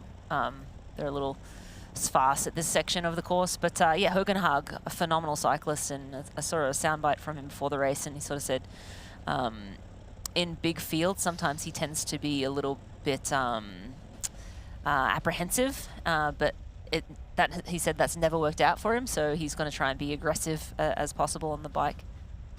And as we look down, I don't think Yellow Gaines is 4 minutes and 14 seconds ahead of the chasers. So no, I think that he just hasn't. That just hasn't updated from. So Yellow Gaines is in the lead, and I think they're just rolling through the guys further down at 4 minutes plus down. So Yellow so at the moment in the lead. It's Lopez, Ben Reel, Hole, Stratman, Canute. The group is together still, but they're coming together. The first group and the second group. It's now at the last split 30 seconds. Yeah. And Thompson's still leading that group to bring them up, and that is Kat Matthews on screen taking on some nutrition, and she'd have all of that really dialed in at this point. I think she's had 13 Ironmans, and when you compare the level of experience that Matthews has to, say, Taylor Knibb or even Solveig Lofseth as well, she's just been there and done it so many times now, Kat Matthews. And sorry, how many has she done? She's done, so she's done, I don't know how many Ironmans, she's 7 wins. 13 Ironmans, I thought. 7 wins. Yep, 7 70.3 wins, so a pair of 7s there. 16 wins overall. Sorry, 16 Ironman starts. I'm selling her short. I thought it was 13. 16. So there you go, even more experience. And that tape you talked about a little bit earlier on there, we're seeing that on her calves. Apparently saves 2 to 3 watts, which is nothing to sneeze at for a piece of tape. I don't know how that's even possible, but there you go. Apparently it does. Yeah, there was a lot of chatter around to shave your legs or not to shave your legs. Or well, was that's it been error? going for years and years. Should you shave it in a certain shape? A shape?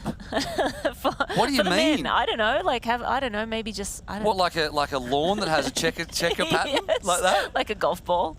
Maybe just like a dimpled pattern. I don't know. My gosh! Just all right. joke. There's more April Fool's Some chat there. She's pulling over, Kat Matthews. What's happened here? I think she's got a flat on the back. Oh. She's got a flat back tyre. We heard her say it, and you put the mockers on already. I didn't. And we have to wait for the mechanic. It looks like hopefully this. I think this pulled guy, in behind her. I don't know if he is. So a flat tyre at the rear, and I think that is for Matthews. So she's putting it in the right gear to try, and she's looking for race support. She needs a new wheel, and the time is disappearing. We saw her start talking to herself, and then suddenly, next minute, having a Gustav Eden last year, this year it's Kat Matthews. And So devastating for Kat Matthews. Give me a disc wheel, anybody, somebody. So they're hopefully going to get race support up for Kat. That is something you don't want to see, and it could be race over for Kat Matthews, certainly at the... Yeah, take a breath, Kat. Hopefully, let's just... Every second seems like an eternity for Matthews, who has been in the fight, in the top 5, reigning champion here, reigning Pro Series champion. Wants to put one into her Kona contenders 175 days out, and she was hanging in there, losing a little bit of time to Nib and Lovseth, and she's looking down the road and not seeing the support that she needs to change that rear disc wheel. And just a little background, the second time she won here in Texas, she actually got a drafting penalty, so 5-minute penalty, and she also got a mechanical. So Kat has been in a position like this before, not obviously flat tire mechanical. I think it was something more minor last time, but yeah, devastating for Kat, devastating for all the Kat fans, and hopefully we can get someone up to her quickly. Is that a pro male? It's probably a pro has been male. picked up. Give her your wheel. Where's his bike? He doesn't have. It's probably. So there's a whole lot of different, disc wheel. I think they're all probably riding discs. Maybe it's different, like SRAM versus Shimano. Maybe it won't. It's not compatible. So I think that there's. You need a certain, and also like that wheel is really important on a fast course like this. So if they're probably going to give her like a any wheel, training wheel, which really doesn't feel good when you're. It's better than nothing. It feels better than standing on the side of the road. 100% will. So. But time's ticking. Race not over for Kat, but now. This is 90 seconds, and we wait. And up front, if they don't know already, the leaders will know that the biggest threat here, the favourite coming in, the reigning champ, the 3-time champ and reigning champ, is stranded, and we're not seeing any support just yet. So it really depends on what part of the course. I mean, Gustav was really lucky last year, and he was smart too because he didn't pull over straight away. He kept riding on the flat. Yep. But that was a flat front tyre, so it was much easier to change out. Yep. And he had the training wheel in. He did get the training wheel in, yeah. But it was much faster. There wasn't a lot of waiting around like we're seeing for Matthews, who'll have to draw on all of their experience to stay calm during something like this. I think help might be arriving. We're getting word. It doesn't. I don't see any. No, I don't see any wheels though. Oh no, I do. I think over his shoulders there's some wheels on the back there. Yep. There you go. Okay, here we go. Let's see how the change happens now. Doesn't look like a disc wheel though, but any wheel's a wheel. It is. At this situation, and she's actually smiling a little bit. She's like, what are those? She's like, I don't want that. What are those? No, thank you. So. Can you go back and get me a disc? So I'll ride this, go back, get me a disc, and meet me in 20 Ks up the road. Yeah. So she mustn't have any tools on her bike because she could have taken that wheel off yes. if she'd carried a tool. But, I mean, again, a lot of the time the professional lead packs have a tech support right behind them. But in this case, maybe tech was called back to some other athlete at a different place on the course. You can only have so many vehicles on course at one time, but yeah, really just a bad timing and just not a good situation for Kat Matthews. But again, she'll keep her composure, she'll hop back on. She's still well ahead of that pack that's 10 minutes down. I feel like by the time we get this on, it'll be 6 or 7 minutes. Which is an eternity, but especially it's also in Ironman Pro Series points. Yeah, that's very much true. We were talking about it just before as we put the mockers on her very hard. You did it. The commentators Wasn't curse. Me. You said, no. What if she gets a mechanical? You said, what if she's 10 minutes behind? Like, what does she do? So I did not mention the word mechanical. But nevertheless, if someone, I mean, she's got so much experience and she's got such good run legs. If she can stay in this race, anything can happen. And we're talking about, for the Pro Series at least, we're talking about the people that are also going for the Pro Series and who are around her in the points. So she might find that she's not as far back as she thought she would be. I know, but she doesn't look happy right now. So I'm wondering if that wheel is not compatible with her bike. So Well, I don't know. She's trying to find her zen. You see that hand motion? It's okay. And here comes some of, I think, the women in the pack behind. Yep. Who will see what's happening and know that they've just earned themselves a free spot. Yes, it is in the green. Right, yep. So that is 10 minutes. That marks 10 minutes behind Taylor Knibb. So again, those precious seconds slipping away. It's not pleasant to watch. There would be an absolute roller coaster of emotions, laughing at the situation, in tears the next minute, and she looks like now she's smiling again.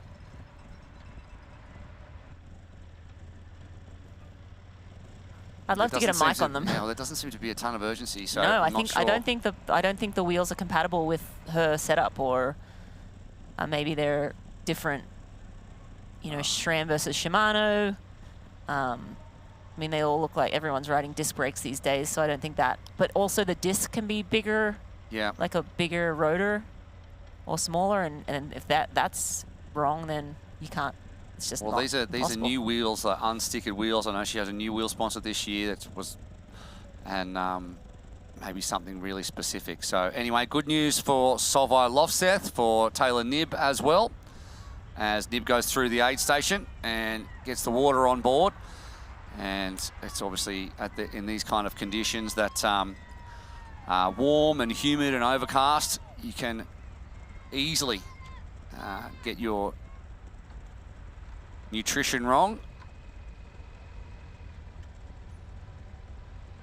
3.5 hours into this one, just about, and the female race, the women's race, has been blown wide open by a mechanical for Kat Matthews, as forecasted by Marinda Carfrae about half an hour ago. No.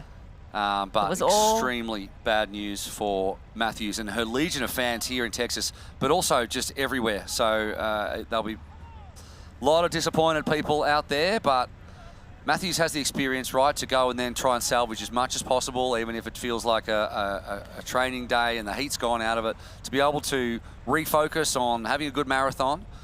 If indeed she can get back out there. I mean, there's no guarantee that that is the case at the moment. And we'll bring you updates as soon as we have them. I can see off camera here, we've got feeds of every camera, and we've still got one on it, and they're still trying to figure out. Kat Matthews still at a standstill. Yes. And Knibb getting a little bit of encouragement from the age groupers out on course. She looks super comfortable and happy though, and why wouldn't you be out there 3 minutes in front? And she'd be starting to think now about what's my marathon going to look like, and how am I going to pace this back end of the bike so that I can make sure that I have a strong marathon, because she did lose a lot of time towards the back end of the bike. I think at 130 kilometers, she had a good lead over Kat Matthews, and then she came in only a little way ahead of Matthews, and then it was about, it was the first third of the marathon. She was overtaken last year. Yep. But Taylor last year was more just focused on getting her Kona slot, and I think that might have only been her second ever Ironman. It was, yeah. So she's still learning the distance, and again, by her admission, she overbiked, and she paid for it on the run. So today she's trying to ride within herself a little bit more and put together a fast marathon. But she has Solveig still, lurking behind, and that split now is still 3:28, so it's holding steady. 3:28, Solveig and Taylor riding pretty much the same and have been all day. But now, Kat, the big story, Kat Matthews at a standstill and waiting for tech support for that flat rear tire. But we have Jason West on screen right now. This man is very dangerous in hot conditions. He's a phenomenal runner, and if he can hang in there, we'll see where he's at. Well, he's in there. He's current, last split he was 108, so he's in that group, and now you can see the gap, at least on screen, there is no gap left between the top and the rest. You can see Gustav Eden is in that top 10, he's moved forward in this new timing, and he'll be one of those guys you think who is in the Morton Momentum Index. Let's have a look at the Morton Momentum Index and see who's been making the moves. And Marius Bjerkset, I want to say Bjerkset, I can't say that. It's Bjerkset. He's not the Bjerkset. Anyway, he's moved up 23 places. So he's that Uber biker, another one of the Norwegians who was, I know he went on camp with the Norwegians and told Christian he could outbike him, but got dropped in the end. And Lionel Sanders moving up 22 places, 53rd out of the water. But if you look at that, though, 7:11 out of the water, moved up to 31st, but still 7:35 back. So it just shows you how fast the guys right at the front are going as well. And Arnold, the German, as well, has moved up 19 positions. So we're not seeing Sam Long on there either, but those two guys at the top at least, yeah, Uber bikers. And so there we go. And it looks like the gap has pretty much evaporated. On our last timing split over a timing mat, it doesn't seem to be that. It still means 30 seconds. So that was a little ways ago. Well, it just means that since then it's significantly shifted in terms of the pace of the rear group to come into the front group. Look at that. Look at that. I think it's merged. That is a massive group of men. Although I say that, but then I forget that the age groupers are out there on the field, so you can't really see who's an age grouper and who's a pro as you pan back to. You can when you got this shot. Yeah, because this shot's great. Age grouper. Age grouper. Yeah. I feel it. I feel their pain. I totally do. But still, keeping it real at the front. MVR and something to prove, I think, for Martin Van Riel, to himself more than anyone else, that he belongs at this distance and that he is still on top of his game. He's had fantastic results last year, but it probably didn't feel like that. And then obviously 4th in the World Championships, which anyone would take really, but 4th a tough one to take. And we're going to head back down now to Hayley Chura and Jodie Stimson to give us a little bit more update about what's happening down there.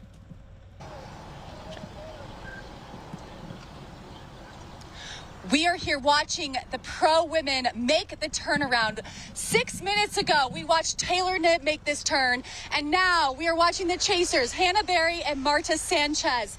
A little halfway in between, about 3.5 minutes after Taylor, Solveig Lofseth looked like she was on the hunt. She was definitely on the hunt. I think having that 3-minute gap, she's riding her own race. I think you have to at this point, but 3 minutes, I think he's holding. So it'll be really interesting to see how she goes in this second half. Is she going to try and put some more watts down and try and bridge that a bit closer? That will be the interesting thing going into the second half.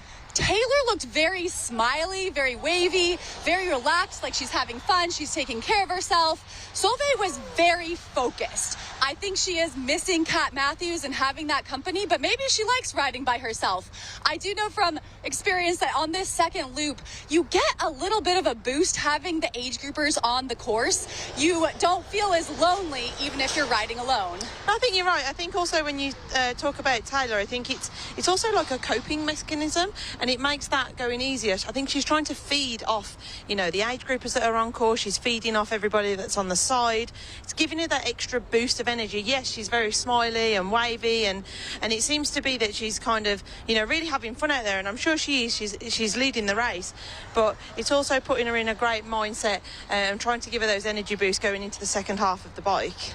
It is heartbreaking seeing our defending champion, Kat Matthews, on the side of the road. We know Hannah Berry, Marta Sanchez, they are missing having Kat with them, even though they are riding together. How do you think that changes the dynamic of this bike ride, Jodie? I think definitely Hannah and Kat have worked well together previously, so I definitely think she'll be missed in that. And 3 work better than 2, so they're going to have to just work off each other at the minute and try and, catch the 2 that are up at front. At the minute, there's 4 of them there's only 3 on the podium places, so there's 4 out there at the minute. It is exciting racing. We're 8 minutes behind Taylor Knibb. She has a massive lead. We've only seen 4 women total come through this turnaround, 8 minutes. So Taylor is definitely putting the pressure on. It seems to me that she wants her first Ironman win. Taylor is definitely doing Taylor things. This is how she likes to race. She likes to be out front. She likes to be in control, and she is definitely in control at the minute. She's taking this race by the horns, and she's showing how powerful she is. Well, We have more action coming on the second half of this bike course and onto the marathon. We'll throw it back to you in the studio. Thank you, guys. Taylor Knibb on screen, 3:28 ahead. I was looking at the splits just before. Taylor Knibb on course for a 4:22.08. At the moment, in the last split, she was riding about 42.5 kilometres an hour. Solveig Lofseth, though, the only one going faster than her, and she was going 2 kilometres an hour faster, which is a huge gap. So Lofseth really putting in the hard yards on the last split, and then she's projected, Lofseth, at this current pace, to ride a 4:15 to Knibb's 4:19. So at the moment, Lofseth the mover in the women's field. Grace Tex moved up to 5th. There's still a 5-minute gap between her and Sanchez, and a 3-minute gap between Lofseth and Berry. And Kat Matthews has dropped back into 9th position. I believe she's back out on the bike. I'm trying to get confirmation of that at the moment, and we'll see if we can find out for the Kat Matthews fans. Of course, she's just had a mechanical, had a flat disc just before, and we'll try and update you on that. And as Kat Matthews leaves the race, Laura Siddle enters the race, 4-time Ironman champ, 3 different sports as a pro, if I believe that right now. 3 laptops in front of her and ready to chat. And Laura, I'm going to let you lead with the big news that we heard just a moment ago regarding Patrick Lang. Yeah, he disappeared off the tracker and we weren't sure whether he'd lost his chip or not because he was sort of stuck around mile 28. But on social media, he's posted that had the difficult decision to end his Ironman Texas race early. Wasn't his day, he says. Never really found his rhythm from the start. And on top of that, pain in the weak spot, his lower back, increased as the bike leg went on. So he continues to say, in the past years in the sport, or the past years in sport have taught me to listen to my body, and that's exactly what I did today. As disappointing as it is not to finish the race, days like this are part of the sport. Hertis obviously was wearing M3 and has won here multiple times as well. And sad for him that he will not finish. That's Robert Callan. He's fastest out on course at the moment, and he's on course for a 3:56 bike, Robert Callan. We know he's an Uber biker, and he's certainly showing that today. He's coming through the field, so a big mover, and there's a few of them out there who are doing exactly that. Yeah, he's still down in 20th position, but 2.5 minutes back off the lead. But yeah, word is that he is moving fastest. I did hear before the race, though, he has been having some lower back issues. So yes, we were a bit unsure how he was going to bike, and he's obviously biking pretty well. Maybe that will have an impact on the run. We'll come and see that later in the day. But yeah, he's certainly making moves on the bike at the moment. Yeah, there's a few people. I mean, that's why Patrick Lang is not in, because he's got an ongoing lower back situation, which, you know, and he's approaching 40 years of age. And as someone who's 43, I totally understand, mate. This is when your body starts to fall apart. I know it as well, don't believe me. Matt Hansen's another athlete. He's managed a back issue for a lot of years as well. Stratman's got a significant So this sport, it's not really good for us, is it, after all? No. I mean, taking exercise to this insane extreme is actually, I don't believe, that good for you, to be fair. But it's fun, and that's why we do it. Anyway, how are you? I've let you lead with a bit. I haven't actually asked how you are, and you've been watching on in this race and enjoying it. Yeah, I've been loving listening to you and Rinny, and obviously Hayley and Jodie down on the ground. We've had a fantastic race so far. How am I? I am old as well, so I am dealing with my own niggles and stuff like that. But that's beside the point, as we are going to have a look at our Men's Pro AG1 supplemental stats on screen. That is Robert Callan. He's currently going at 29.14 miles an hour. It's the average speed from the last split, and his estimated clock at the next split is a 3:46.14. But I think, Will, you'd got him down to finish as a 3:50. Yeah, that was the next split. But yeah, 3:56.19 I think is his current expected bike based on his current pace. Going faster than the train. I know, and just like, you look at these poor age groupers. They're like, I'm going so fast, I'm doing so well, and then you just get Callan just rocketing past you like a bullet. But he's a very big, very strong Swede, but I guess his run is probably holding him back from making the podium more than anything. He did a 2:54 here in 2024 when he finished 4th, but then last year around a 3:10. So we'll just see how he goes and where he finishes up the bike, which still has around 50 kilometres or just a tick over 30 miles to go at the moment. So What are you thinking of the front of the race now? We've got the two Belgians, so Jelle Gaines and Martin van Riel, who have raced each other so often over every distance. Obviously, it's Jelle's first Ironman. Martin hasn't done, he's only done 2 other ones, but do you think they're kind of, I mean, they must be used to this position, being at the front together and racing against each other? Yeah. On one hand, they're used to the position, and obviously they've raced as teammates in mixed team relay, and they've done all of it, and they've come up together, really. But what they haven't been is at the front of an Ironman race at this point in the race, when they've already been going for just, under 4 hours, and it's the second, it's the next 3 hours that's really going to tell us the story about whether they've gone a little bit too hard on this one and measured it correctly or no. And that's going to be the big question for them. And out there right now, Federico Scarabino. From Uruguay. Yeah, so we're seeing him go past, and he only came up to short course. He's a short course guy. Came up to long course in 2024. Picked up a podium in Brazil this year as well, so improving as well, Federico Scarabino, as we're going to head to a break just at the moment. But Martin van Riel has been spending much of this race out the front. Now on the second lap on the Hardy Toll Road, he's navigating his way past the age groupers who are out there as we start to move closer towards the real sticking point at the back end of this bike.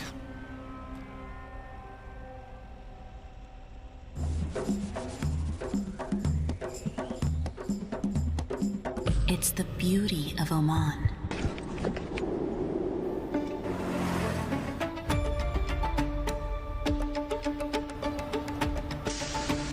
Our tradition, our hospitality, the sounds of limitless opportunities to explore.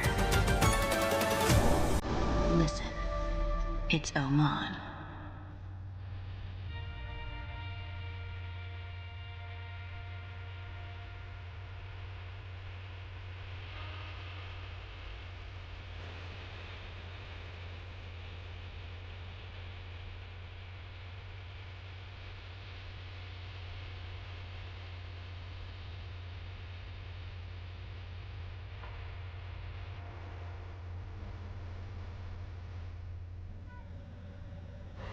Life is a road full of forks, hills, dips, and roundabouts. And while we don't always know where we're going, we'd like to think of our road as a pursuit of progress. And the further we go, the more we realize that a better tomorrow starts with a better today. Athletic Brewing Company, non-alcoholic beer that's fit for all times.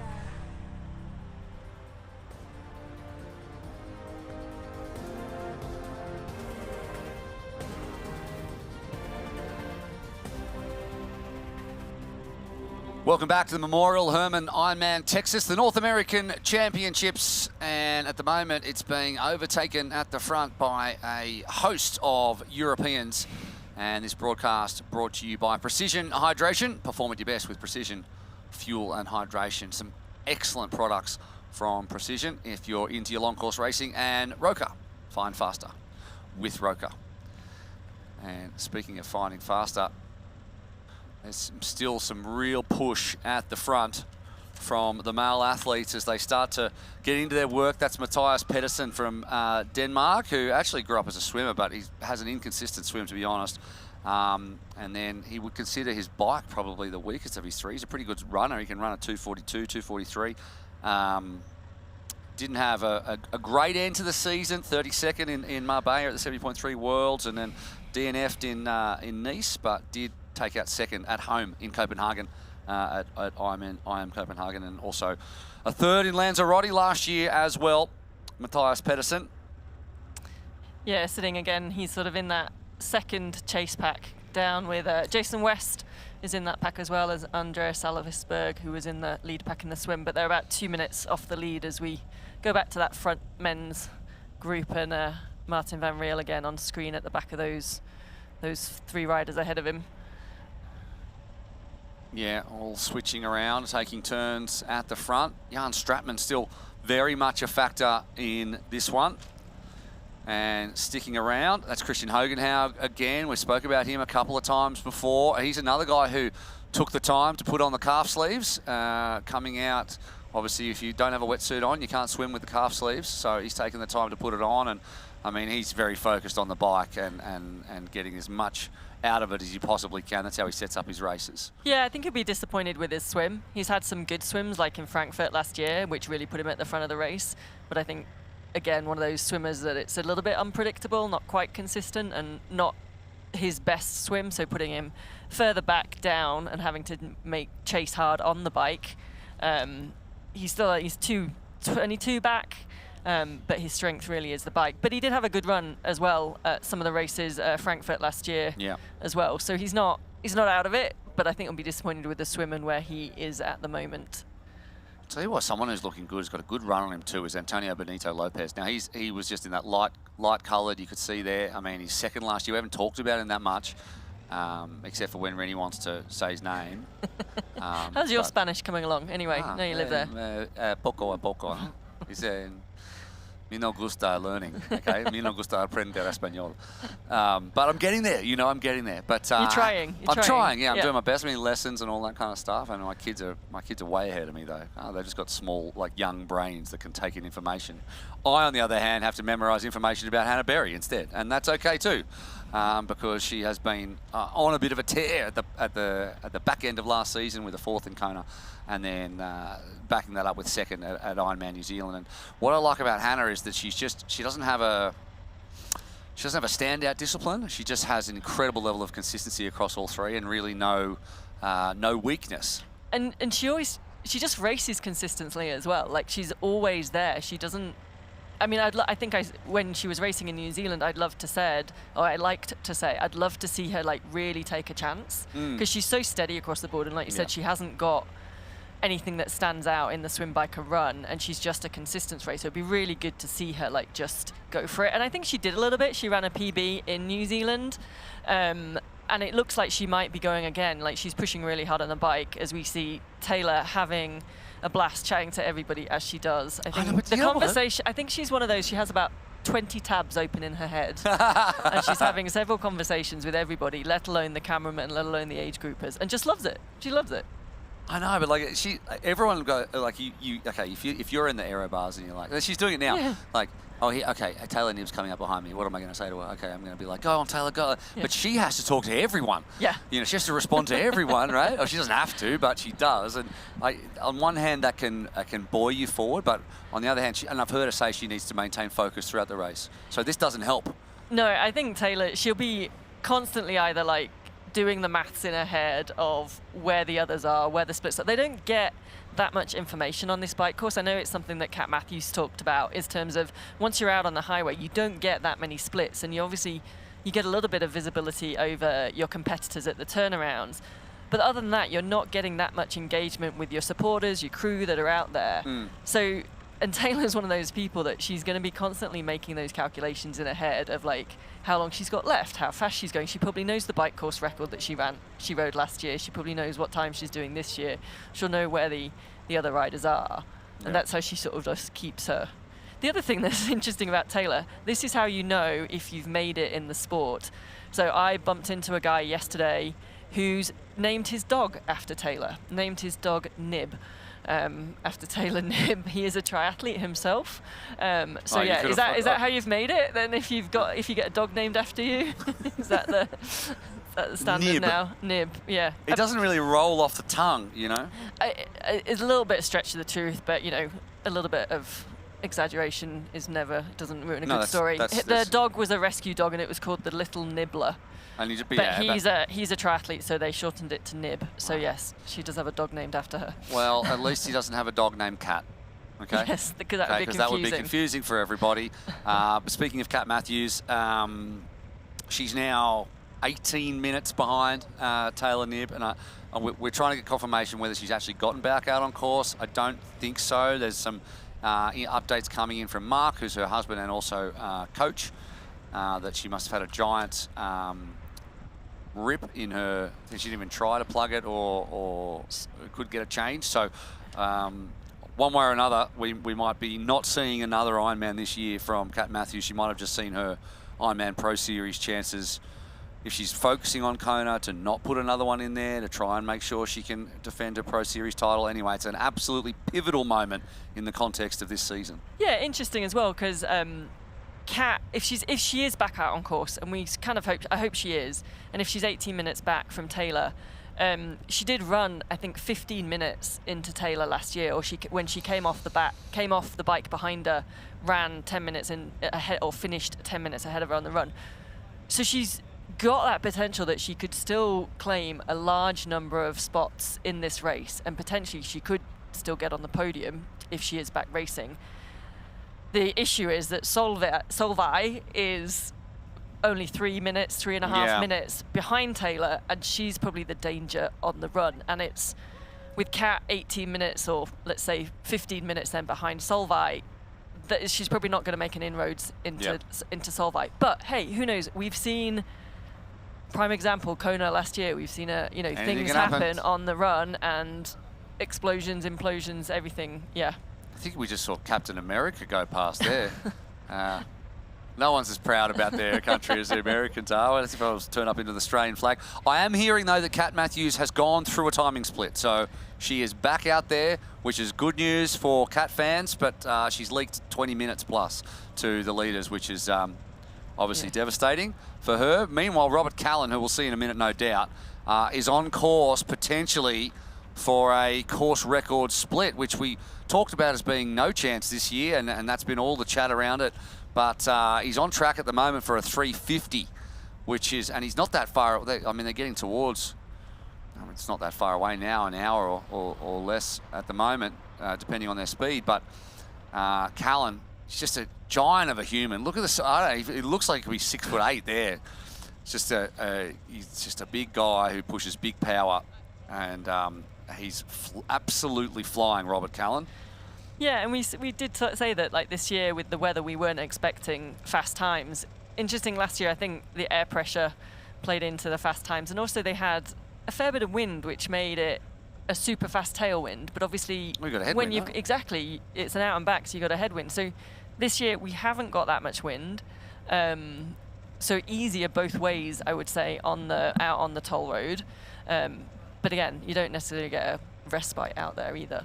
But he's looking super good, and certainly riding the fastest and moving the fastest. He's currently down in about 20th place.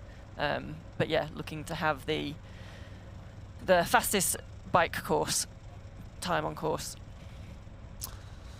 All right, the Ironmans keep on coming thick and fast. Inaugural Ironman Jacksonville is only a few weeks away, actually. It's May the 16th. So if you love panic training, that's one for you. It's a brand new full distance Ironman experience in Florida, designed for speed and performance, offers the energy of a great, vibrant riverfront city to celebrate every finisher, even if you come in 17 hours. That's fine, absolutely fine. So be part of history, experience the very first Ironman Jacksonville. Down at the bottom of your screen is the QR code right there, or go to ironman.com for more information. You've got 1 month. So get into it. That's all you need. It's a baby amount of training. That's all you need. Just like Lionel Sanders says, 17 weeks is baby for him. 4 weeks might be baby for you. Make sure you get down to Ironman Jacksonville. May the 16th. Not too far away. Martin Van Riel out in front again. With Jan Stratman and Antonio Benito Lopez is in there. Ben Canute's in there. What we're going to have, no matter what happens now, is a gigantic group of men having a runoff, which is going to be outstanding. So do not go anywhere.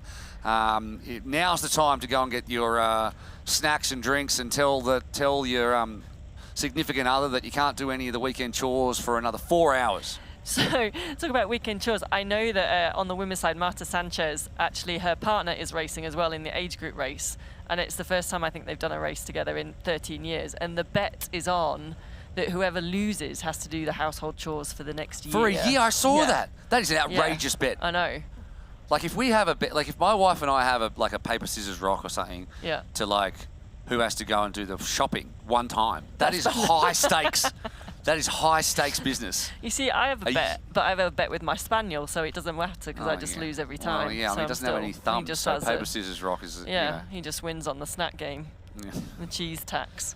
The interesting thing we're looking at, so I'm really excited that Ben Canute is still right up there. And granted, we still have some 40Ks to go left on the bike. And this is where it does start to kind of get interesting on the bike. And we do start to see people dropping off if they've been pushing it. Like, I know Kat's further back, but it was the last 40Ks on the bike last year that Kat made that inroads back into Taylor Nib. And we are seeing that Jason West was in that chase group, that large group. He is just dropping back a little bit, but I still think he's definitely within touching distance at 2:14 back. But all the main players are up there. Like I said, Ben Canute, Martin Van Riel. Cameron Mains, an interesting one. He won Ironman Western Australia last year, so he's in that front group as well. Obviously, we've got the Norwegians, Gustaf Eden, Christian Blumenfeld, Kasper Stornes. Nick Thompson, your Aussie, is in there. Jelle Gaines. So we've got Vincent Louis, another one I'm interested to see on the run. So at the moment, we've got a huge pack of men, about 16 men. Rudy von Berg at the back of that as well. Kieran Linders as well. Jonas Schomburg, who was our swim leader. But we've got a huge pack of 15 men at the front of this bike course, which is going to be exciting when they get onto the run. I'm sure we're going to see a few more drop-offs as we go. It looks like Rudy von Berg is just hanging on to the back of that group. He's about 20 seconds off Christian. I'm sure we're going to see a few more explosions as we come to these last 35, 23 mile, 35K, 37K, 23 miles left on the bike course. But it's certainly going to lead to an exciting run and foot battle as we have, there we speak of the devil, Rudy von Berg on screen now. He's just clinging on to the back of that bike group. He's 45 seconds off the lead, but he's 20 seconds behind Christian, who is at the back of that group. So he's just trying to keep in touch with that leading pack. But yeah, certainly going to mean that when we get to the run, that it's going to be all on as we and talk about. I mentioned the Norwegians that we had in that lead group, Christian, Kasper and Gustaf. They spent the last few weeks between Oceanside together, 7 Norwegians, as Will has said, in a house. Oh my God. And we caught up this week for a fighting chance with the Norwegians. If I say anything in Norwegian, cut it. Cancel it. Anything Norwegian, don't use it. Yeah, if we converse in Norwegian between each other, it's most likely not okay. Then you need to use.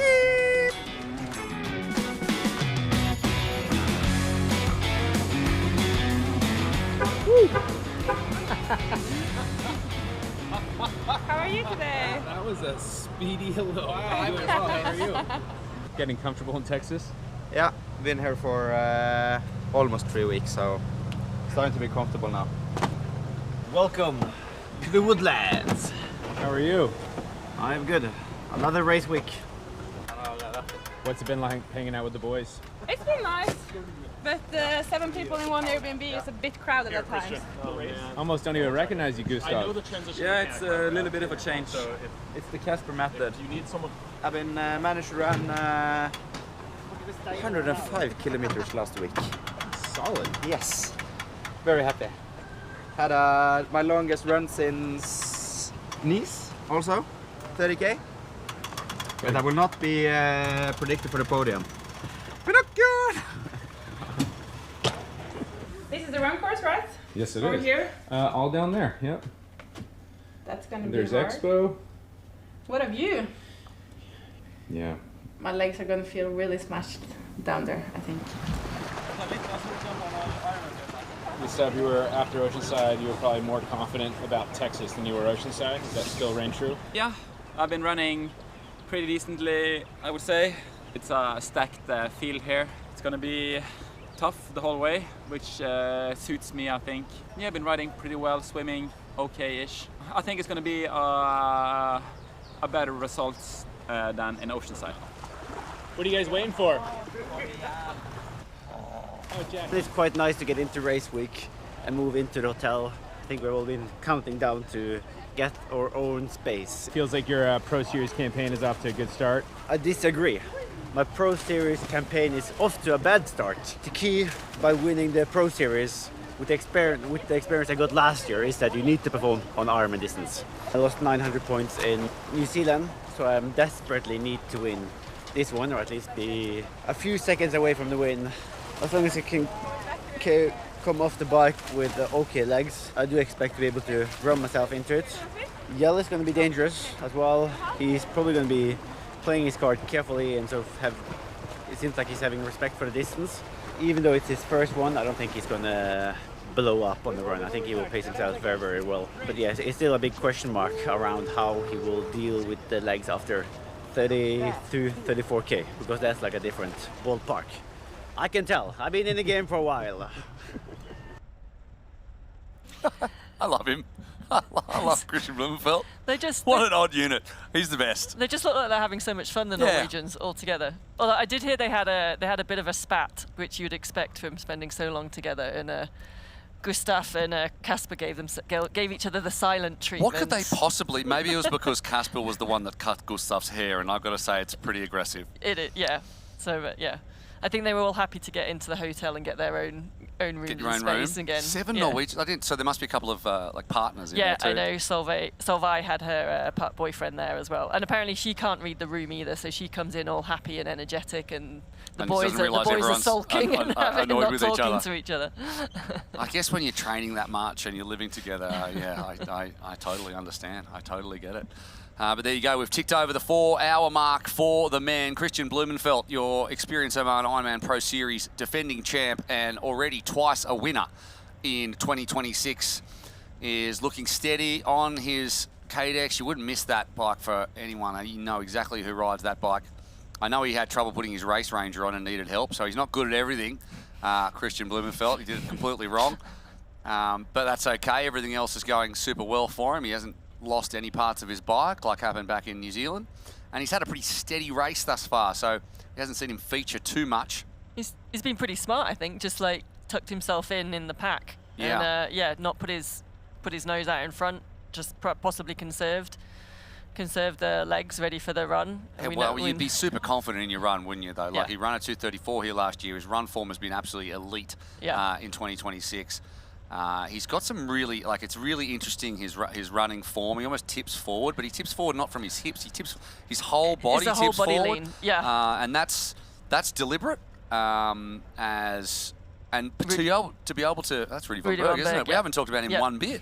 So he's gone past Blumenfeld for the lead of this little group. He was just getting dropping off. He was just dropping off the back of that lead group. So he looks like he's made a good concerted effort to get back in, because he would have been in no man's land if he was on his own. But yeah, Christian, he does lean. It's like he is on a full-on, just letting that gravity and lean take his legs forward. But that's not an accident. That is built. Yeah. And that requires some incredible amount of core and glute strength to be able to not have that hip drop. I also think he's got such a huge rib cage and stress and rib cage and chest that his center of gravity is quite high. So maybe it's the center of gravity as we're trying to get some audio find here. out what is happening here. There's a technical official that's pulled up side. Well, he's had a chat with Christian, maybe around a potential warning around the race ranger.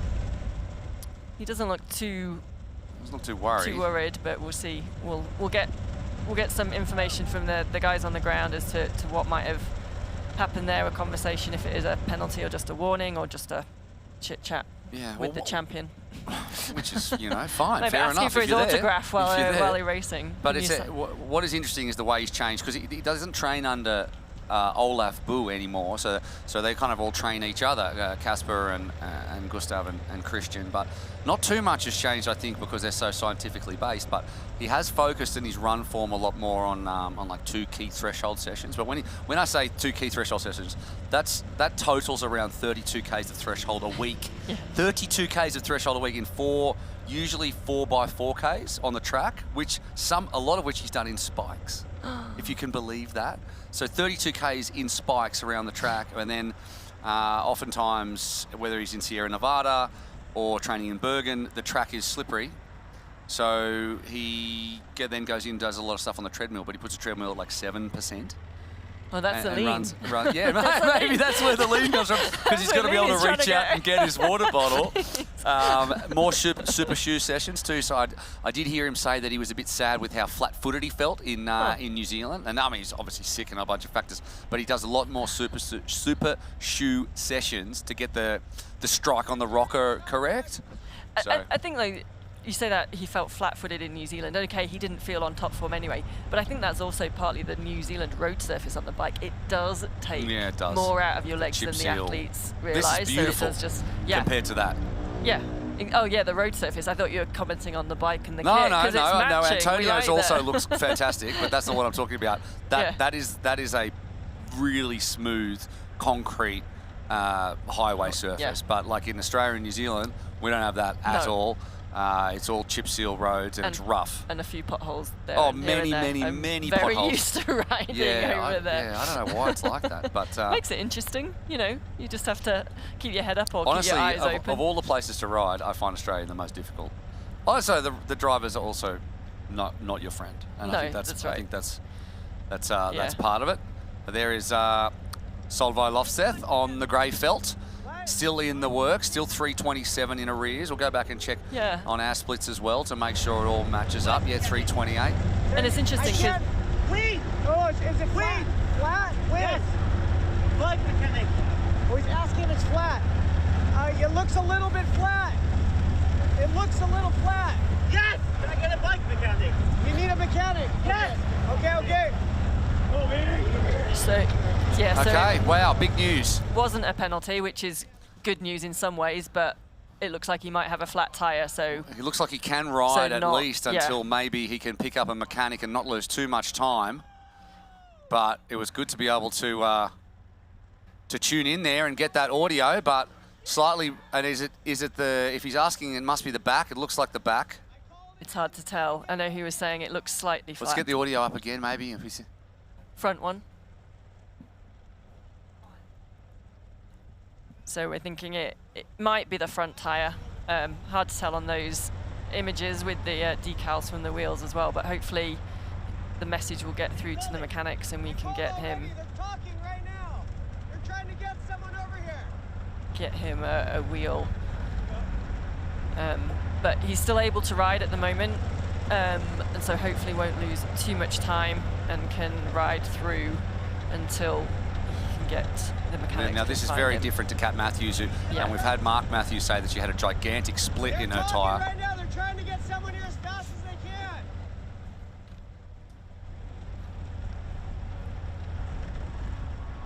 There you go. So we're going to continue to monitor this, as first it was a flat for the Pro Series champion from last year, and now it's a flat for the Pro Series champion from last year again.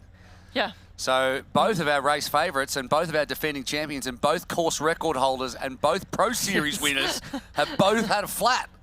That's it. They've not had the good luck here in Texas. Well, that's just throwing so much wide open now. But this is different because obviously it's a flat, but it's not. It's slowly leaking, which allows him to continue moving forward, and more importantly allows the mechanic to turn up more quickly. So we're hoping that it can be a quick change and we can move on.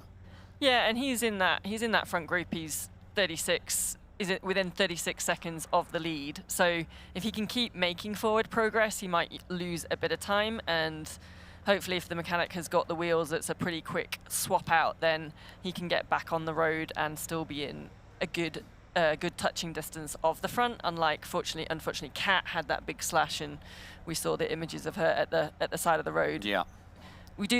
Did we confirm she is back? She is back racing? in the race at the moment. Yeah. I think we might be able to get a little bit of audio from her coach/husband very soon, and to get a little bit more information, because obviously there's a question of whether she wants to continue or not. And we've got Robert Callan as well, still further back, so not in that top leaderboard that we see on screen, but currently going average over 50 k's an hour, so storming through. As we see Christian taking on some fuel, managing a front flat tyre at the moment, so called for the mechanics to come, so hopefully they will come and find him pretty soon. I'm not going to say it as much as I was going to say Antonia Benito Lopez, which isn't as good as Rini says it, but our Spaniard in the lead at the moment out at Ironman Texas on the bike course. So Blumenfeld still into his work, trying not to let it affect him too much. He doesn't look like he's lost too much air in that tyre since initially saying that he needs a mechanic. So he's 36 seconds in arrears. Hogenhaug has really moved through the field as well. 104 back according to our timing at the moment. And Robert Callan, who's not on our sheets, is the fastest man out there. So if Christian Blumenfeld is going to defend his title, he's going to do it with a little bit of hardship and a little bit of bad luck. But he doesn't look like he's losing too much time at the moment. So Kat Matthews, I've got confirmation as well. She's 25 minutes down at this point. So obviously based on her run, she could still run back into the top 10 if she can have a good run. And then also a flat tyre for Andreas Salversberg, who was leading on the bike and obviously led the swim out. And Marius Bjørkset, the other Norwegian, the fourth Norwegian, has also picked up, and he's an Uber biker too, so he's unlucky. So two of them together will be sitting back having I don't know what they drink in Norway, a Norwegian beverage later on. Norwegian beer. And discussing the flat tyres for the two of them. But Kasper Stornes and Gustaf Eden, both world champions as well, are right in the mix at 11 and 13 seconds back through the last timing split. And we don't have too far to go either, 16 miles. So still waiting for a new wheel for Blumenfeld. So if you were Kat at 25 minutes back now, knowing that, you know, you've got a very good run, so you could still run significantly up the field, but, you know, Pro Series, do you take the hit of losing points to the likes of someone like Solveig on screen at the moment, or is she, because her focus is Kona, because she hasn't had that World Championships win yet, do you just pull the pin? I think that would be the smart move, but Kat's a stubborn racer. Yeah. You know, and she's had some DNFs before, and as Rini mentioned before, she had the insight that that Kat, if she had a good result here, she might add in another Ironman in order to try to go for the Ironman Pro Series this year and defend her title. But if she lost time here, then she might just go all in on Kona, which she's always said that, like, well, this year she's kind of said Kona is the goal, because that's the one. You know? That's the one that's escaped her. She's been second at the World Championships, at the Ironman or the 70.3 World Championships five times. Yeah, so I think that's her focus for this year probably, and maybe that's more of the thought now that she's 25 minutes back, having suffered that flat tire. Yeah, that's right, and it's shaping up to be a really interesting race now. Taylor Knibb and Solveig Lofseth, the woman who would have been champion and the woman who is champion of the world, are out the front. And speaking of champions, we're going to have one of them join us right now, a previous Ironman Texas race winner and already raced in New Zealand as well this year. Jocelyn McCauley is on the line. And Jocelyn, so good to have you join us. How have you been enjoying Ironman Texas so far? Oh my goodness, so much drama, right? Like, just like Kona was, except the drama's starting to happen here closer to the middle of the race than at the end. So a great race by the men and the women. And I always hate to see mechanicals out there, obviously, but it makes the racing a little bit more interesting. Yeah, it's certainly thrown this one wide open. Before we get into your thoughts on more deeply on this race, how are you at the moment? I know you didn't have the greatest winter, but you came back in New Zealand. How are you fit and firing at the moment? Oh, I'm sorry.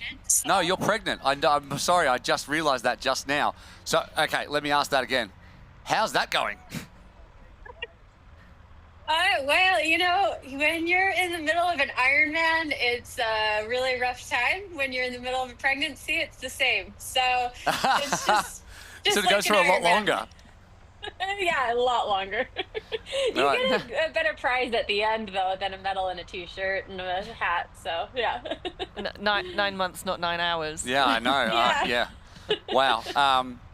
So I'm glad to hear that's all going well. Congratulations. That's a massive news that I'm just being told at the moment. So sorry I didn't know that already. It's all good.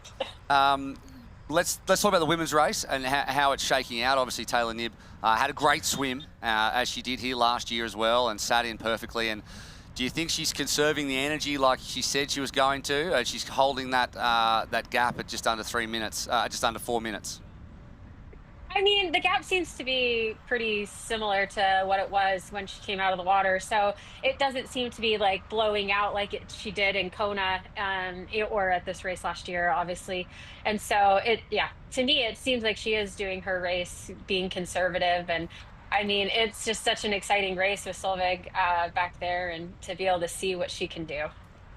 Yeah, Jocelyn, obviously you've raced a couple of times in Texas and did win. What are your thoughts at this point, where the women are on the bike course now? What's going through their heads from when sort of your experience of racing? Yeah, I mean, so they a little over halfway. They're going back out on the Hardy Toll Road now, away from the finish, well, away from transition and stuff like that. So a lot of times this is where you do have like a really strong headwind. It doesn't seem like the headwind today is as strong as it has been in the past. Not as bad as it was last year, but still not too much to push through. You are having to keep your head up a little bit more than you did on that first lap, just because you have the age groupers now that you're going through. As you can see, they're passing all of these people. So the speed differential is quite extreme with the back of the pack age groupers and the front of the pack pros. And so you just have to keep your head up and keep your wits about you and be a little bit cautious. And then also what I'm thinking of right here is generally getting as much aid from the aid stations as I can, because those aid stations become a little bit more congested, the last couple ones that you have off of the Hardy Toll Road, just because of the age groupers being there. So just keeping all of that in mind, managing everything. As you can see her coming in here, trying to get some good aid off of the aid stations in a mix of the age groupers there too, just being cautious. So yeah, that's what you're thinking, do what you can. I think a lot of the really good cyclists as well are probably pushing really hard here at the middle/end of the course. You've seen in past Daniela Reith, that's where she made up the most time, and I really feel as though that is where you can make up the most time. How humid is it out there? When it says 90% humidity, what's the actual real feel on course? I mean, having done this race before, because, from our pictures we're seeing, we know it's 90% humidity, but it's overcast. How hot is it out there, and how important is it to manage all of that aid station and make sure that you're keeping on that that nutrition, especially now it's not too windy. So I imagine the humidity is a real factor in the back end of the bike. Yeah, for sure. I mean, obviously you have a little bit of wind factor going, 25 miles an hour on the road. Yeah. You're making your own wind, but you feel like you're going through like soup is what you really feel like you're biking through. It's just so humid. You're sweating, you're dripping, and it's just all flying off of you. And then like you said, trying to just keep fueling, keep hydrating as much as you can. So those aid stations are very important. Making sure your bottles are secure is also extremely important. Now, Jocelyn, I've also heard, I've never raced in Texas, but I've heard great things about it, and particularly the run course. So what do the athletes have to look forward to as they're getting to the end of the bike and they're going to start that Hoka run? What's so special about the run? Yeah, for sure. I mean, like I've said all the time, like this is my absolutely favorite run course out on the circuit. It's just because you have so much support out there. It is concrete, so it's a lot harder than the asphalt running that a lot of times races are on. So you have to keep that in mind. But there's just so much support. It's a gorgeous area of the Woodlands, and you have things like Catapult Corner, which is just a massive party with so much music, and then you have Hippie Hollow. out there with what he calls trash can Jesus. So he dresses up and bangs on a trash can, and a lot of drums out there. So just a lot of fun stuff to keep you motivated out there along the waterway, and then out throughout the neighborhood. Gorgeous houses to go house shopping at while you're out there on course too. While you were talking, we're just seeing Christian Blumenfeld having some issues still and continuing to talk to the cameraman about getting some help out there. But then you go through and you just see one after the other. Rudy von Berg, podium getter here. Antonio Lopez, podium getter here. There's just so many people. So if I could ask you to look into the future for the men's and the women's race at this exact moment, who do you pick out in terms of who you think looks good, as we see now Blumenfeld about to pull over and get a wheel change? Yeah, hopefully he can get that. It doesn't seem like it's been slowing him down like too much. Like when you have a good group of guys to work with out there, it seems as though he can keep that speed up. So hopefully he can get the support he needs out there, or whatever he's needing with that mechanical that he has. But I don't know. Into the future, like that's so hard in the middle of an Ironman on the end of a bike course here. But I'm really excited to see how some of these men go. People like Jelle, and then Jan Stratman has been having an absolute terrific race out there as well. I'm happy to see him having such a good race. Martin van Riel seems to have been taking the race by the horns out there and things. So in terms of the women's field, obviously, Kat is basically out of this race. I'm so sad to see that happen. She had an amazing race in New Zealand, and I think everyone was really excited to see Kat, Solveig, and Taylor go all three head-to-head. So unfortunately, we're going to have to wait a few more months for that to happen again. But Solveig had such an amazing run in Oceanside, especially comparatively to Taylor. So I think this run is just going to be, as the kids say, cinema, and will be amazing to watch and see what happens between Kat and Solveig. My money's probably on Solveig right now. All right, Jocelyn, thank you so much for finally making a decision. Cam Worth wouldn't give us anyone. At least you gave us an actual name. So thank you for that. And thank you also for taking the time to join us. Yeah, that's right. He named everyone. Look, enjoy the rest of the racing. We look forward to bringing it to you. And enjoy the rest of your pregnancy. And good luck with everything. Awesome. Thanks for what y'all are doing. Amazing broadcast as always. She's only saying that because she knows we can hear her. I know. Yeah, but that's okay. We're still connected, aren't we? That's okay, haven't cut her off yet. But how about this? Kirsten Blumenfeld hasn't had a wheel change. He went and had more of a chat, and he thought, no, you know what? It's fine. He did a Taylor nib. He just had a chat. He just had a chat with the mechanic. I wonder what if maybe because you're getting, you've got 10 miles to go. He's like, I'm losing X amount of time. Do you think? Is it worth changing it? Maybe not. Yeah, and now the mechanic's just sort of trailing waiting. him. Yeah. So is it a conversation of saying, I can carry on because I don't want to lose the group? Yeah. If it gets worse, then we'll do a quick change, which will probably mean he loses. He's not going to lose that much time if the wheel is compatible, obviously. Well, yeah, there's that. I mean, but we've he already does seen just that. Come off the back. But yeah. That's the question. You probably said, how long is it going to take you? And you'll say this much, and you go, well, you know what? I'm just going to stay and keep doing what I'm doing. So if anyone can run it back in, I mean, he's only 17 seconds back on the last split. When we get a new split, we're going to see exactly how far back. Yeah, because he's probably got about 15, 20 minutes until the men are back in Ruby T2.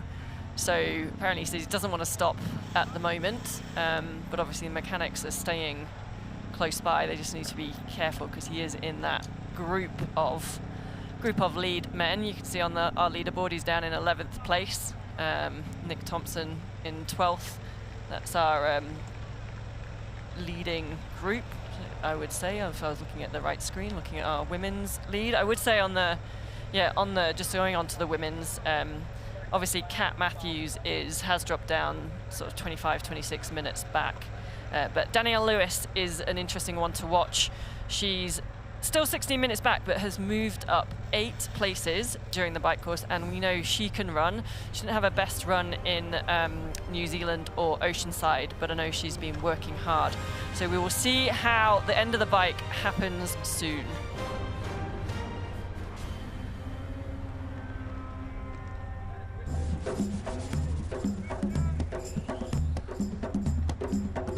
the beauty of Oman.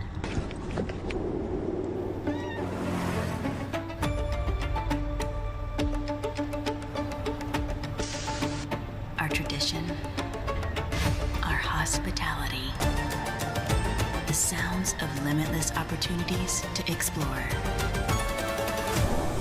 Listen, it's Oman.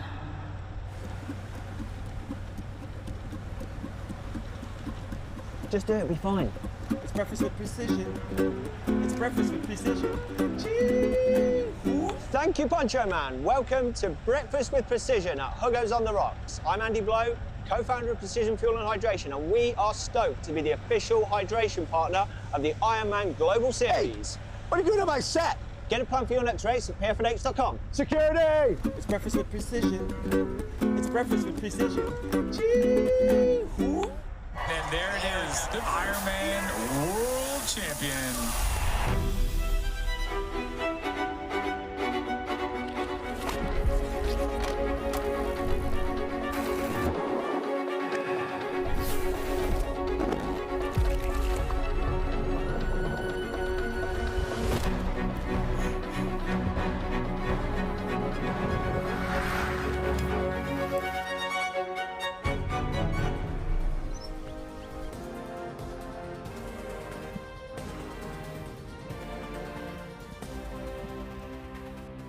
Welcome back to the Memorial Hermann Ironman Texas North American Championships, where in the women's, Solveig Lofseth is on for a 4:19 at the moment as we get towards the back end of this bike. So she's having a huge bike, and we know that she's got the run in the bank, so it could turn into an absolute barn burner here in Texas. But if you're just joining us, Kat Matthews is nowhere near the lead at the moment because she lost 25 minutes by picking up a very serious flat tyre that was unable to be fixed or changed for quite a long time. And so we wanted to know, is she going to continue, considering her Pro Series aspirations, but also her need to conserve and not maybe run an unnecessary marathon. And so we did get a voice note from her coach and husband, Mark, which I'm going to attempt to play through my headset right now. The audio engineer is going to flip out, but I'm going to give it a go anyway. Here we go. Renee, it's Mark. I have no idea what happened because she's got gas and plugs and she changes stuff all the time, so I don't know why she wouldn't have changed. 24 minutes back, it's in the realms of what's the point now? Because you're going to lose so many Pro Series points. Why not save a marathon in your legs and not race and then focus on Kona? But she had a few DNFs, and I think she's going to be pretty stubborn about it. I'm not going to have any input on the decision making. I'm just let her do what she feels like. Bizarre, hey? So there you go. Mark Matthews, on one hand, he's the coach, so he's like, don't race. And on the other hand, he's the husband. So he's like, do whatever you want. This is it. This is exactly like where that coach-athlete relationship as husband and wife comes into play. Because I asked sort of Kat, how is it going? How is that athlete-coach relationship now that as husband and wife? And she was actually saying she's really enjoying it, and it's given her a bit more control, and he's very much invested, and which he was before, obviously. But they were interested to see, was it really getting the best out of Kat? Like, can he really push her as an external coach might do? And I guess in circumstances like this, where you've got that emotion, you've got to detach the emotional decision of your wife out there racing, plus the coach, and looking at the long term or the bigger picture further down the road. Yeah. Yeah. You got to tread carefully. Yes. Tread carefully. So know your roles, know your boundaries, and he's doing that. Solveig Lofseth now under 3 minutes from Taylor Knibb, and as we were getting a little bit more of the insight there into the relative speeds and the projections coming out, as I said, she's on course for what could be a bike record split. So that is like super interesting from Solveig, who's now picking her way through a whole bunch of age groupers, and it's tough sometimes when this is a more narrow part of the course, and they can be like 3-4 wide, and that can really, I imagine, mess with your momentum. Yeah, and I mean, she is slowly eating into Taylor's lead, but Taylor's still having a great bike as well. I think she's on for like a 4:20, which is not far off the record that she set last year, which is the fastest bike course in an Ironman race. So when yeah. you read something off the screen, Sorry, you've got to keep I talking. know, I keep talking. It really, no one else, it really threw no me one that else one. could see that. That's the first time, and I forget it that everyone says, can't. Sid, we're going to have Rinny rejoin now, really so you threw can't me. stop talking. You've got to Getting keep different going. messages. Sorry about that one, team. Okay. Thank you for Which is saving good, though, me. because Thank we're going to you for have saving Rinny me, Will. rejoin in a Yeah, minute, exactly. which is great. Because the viewer's going to go, the viewer's needs to go back up. But yeah, Solveig is having a fantastic bike. She is riding a high after her past few races. Taylor's still having a great bike as well. And it will be interesting to see. I don't think we have seen the run yet from Taylor that I believe she is capable of. I'm not saying that's She as fast knows as... she knows that more than anyone. Exactly. And I'm not saying that's as good as Solveig or Kat would have been, but I still think there's something to give there. So yes, I'm going to now do what the screen says and hand back over to Rinny. All right, well, Thanks, we Will. have a commentator change, and obviously by the look of that, someone's having a wheel change as well. Yellow Gaines on the turnaround, so he's off the Hardy Toll Road, and he is second on the splits at the moment. And this is an absolute dream performance in his Ironman debut for Yellow Gaines, who has found himself at the front of the swim and has found himself at the front of the bike, and he knows that in his back pocket is some kind of a run. The question, and Christian Blumenfeld alluded to it in the Fighting Chance clip we saw a little bit earlier on, is that he's never run 42 kilometres, so how is he going to pace this one out? How many matches has he burnt? How smart has he been? He's certainly a thinking athlete. But has he gone too hard on this bike? Does he have what it takes when he gets into the 30s in terms of kilometres on the run? And I am hearing that in parts of the course, it is absolutely tipping down with rain. It's dry right here, but I'm hearing that it's getting super wet out there. So once you're on the run, obviously that doesn't affect things It's as actually much. perfect. Yeah, it cools things down. If you can get off the bike before that happens, and which it looks like most of them will, but it might cool things down and might be better for some athletes. Who knows? I mean, did that make any difference to you when you're out there running? Oh, 100%. I think if you can get off the bike with dry roads, that's always a good thing. And then to hop on the run in typically a place that's high humidity anyway, and get some rain that's definitely cooling. And how wonderful is it to just run in the rain? I ran in the snow here yesterday in Boulder, and it was actually kind of therapeutic, which is beautiful. But yeah, I think it was flipping freezing. It it was cold. I've been here long enough now. I can deal with the snowy weather. But yeah, Yellow Gaines, I think is a big question mark, right? Like he's the one we're wondering about. But just to recap on the day so far, we started out this morning at 6:30. Well, actually, we're just a little bit behind, a couple minutes behind, and the Norwegians ended up being in the second pack for the majority of the bike. They caught up at about 120 kilometers, and then we got onto this Zoot bike course. Yellow Gaines has been sitting in the front. There was a group of 12. Hogenhag rode through and caught up to the front, but the Norwegians too bridged up and turned into a massive group. And then now obviously we're heading towards the end of this Zoot bike course. Yellow Gaines has been sort of sitting in all day. We've got a lot of favourites up in the front, so it's going to be a barn burner of a run. Rudy von Berg in that group. He was sort of question marks coming into this race. He's had a bit of a sore lower back in Oceanside. He wasn't able to really run. It was sort of tight as he got off the bike, and he was hopeful that it'd be better not pushing as many watts in an Ironman as opposed to what you have to push in a 70.3 these days. So Rudy von Berg up in there too. Jonas Schomburg, a big aggressor in Oceanside just 3 weeks ago, but here in Texas in the mix, but hasn't been as aggressive on the bike as we saw in Oceanside. So he's one we'll be watching on the run. Ben Knut's up there too. Jason West sort of was making inroads the first chase, but he dropped off and has since sort of faded a little bit at the back half of this ride.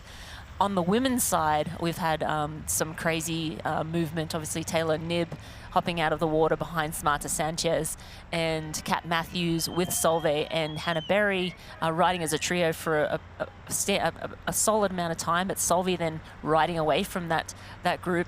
And then Kat Matthews, disaster, gets a flat tire and then loses around 20 minutes. So Kat Matthews still not sure if she's going to just push this race and tough it out as she always would, or if she's going to sort of jog it in or use it as a training day. I think that's probably maybe the smart choice, but she's a racer through and through, so she'll make that decision with her husband he says it'll be all her decision, which is a wise choice as a husband. 100%. But yeah, right now Taylor Knibb leading, but Solveig Lovesteth on track to break Taylor's 4:19 world best bike split.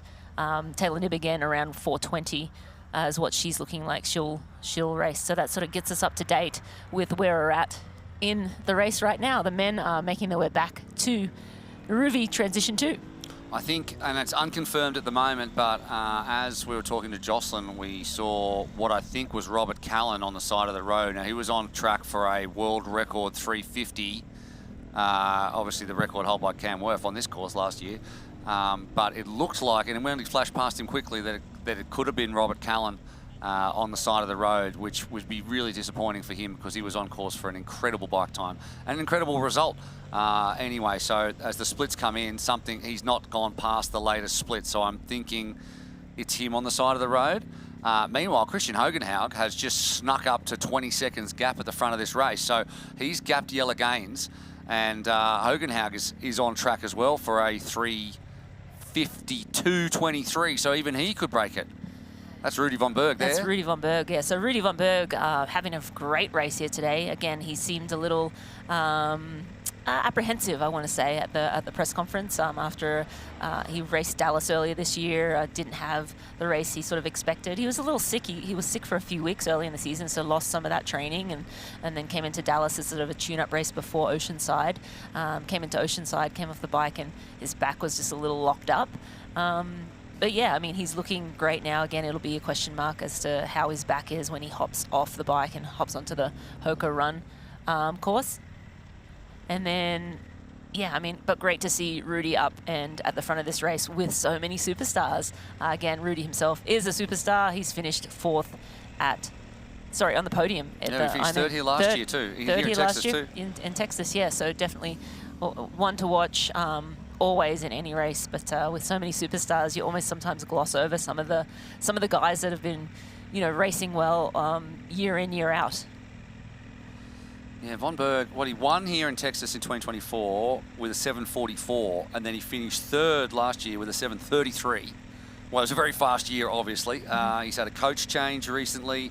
He didn't look, I've got to say, didn't look like he was super confident. I watched the press conference and stuff, so he has been quiet coming into this one, but for sure, Texas is his front of the season target, and obviously he's right in the mix now, which is excellent. I mean, we don't know whether he's got the run at the moment to be able to challenge at the front, because we're all expecting a seriously searing run time here as Christian Blumenfeld continues on. We're getting to the business end of the bike, and we're getting to the business end of this race. A marathon to come, and it's going to be one of the all-time foot races in both the men's and the women's, so do not go anywhere.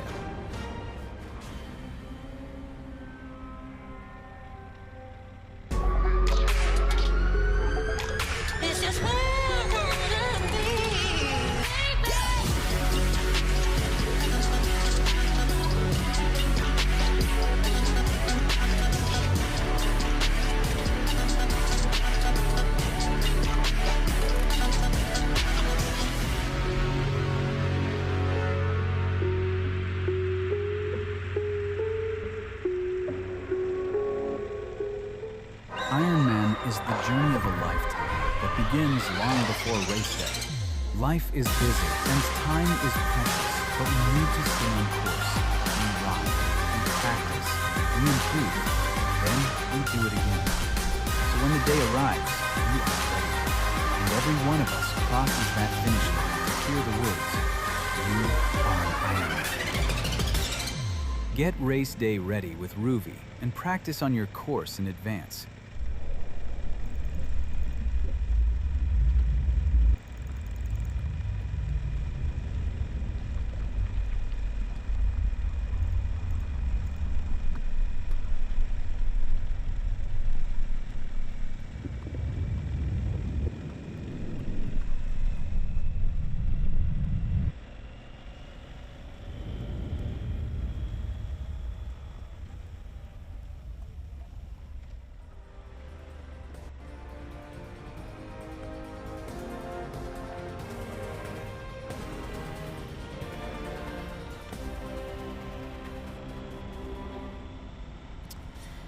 You're watching the Memorial Hermann Ironman North American Championship here in the Woodlands, Texas. And today's live coverage is brought to you by AG1. Better finishes start with AG1. And by Oman. Beauty has an address. Endurance has a destination. Experience Oman. And I'm joined in studio now with the one and only Sam Appleton. Sam, good to have you in studio. You raced a lot of these guys just 3 weeks ago in Oceanside. Give us your thoughts on how the day is panning out here in Texas so far.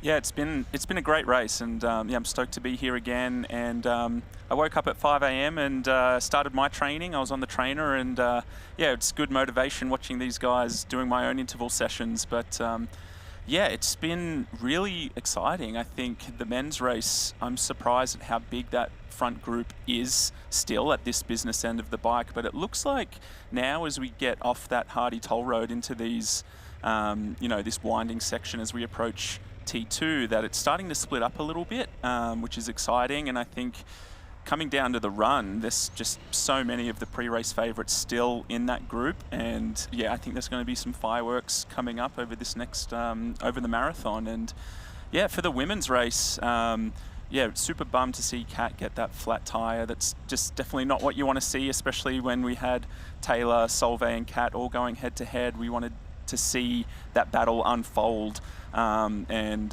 yeah, so super disappointing for Kat. But yeah, Taylor out in front looking really good, but yeah, Solveig's riding really strong, and with her run at Oceanside, I would be, you know, a little bit worried if I was Taylor with yeah, Solveig's run form coming into this. But yeah, really excited to see how this marathon unfolds. Yeah, exciting for sure. On that men's side, so much firepower up the front. We're looking like Hogan Haag might be on track to beat Cam Worth's course record here from last year. So it was low wind day, but last year's times were super fast, low air pressure. Seems like today is just shaped up to be, I think, the competition as well, having this star-studded field, really a world championship.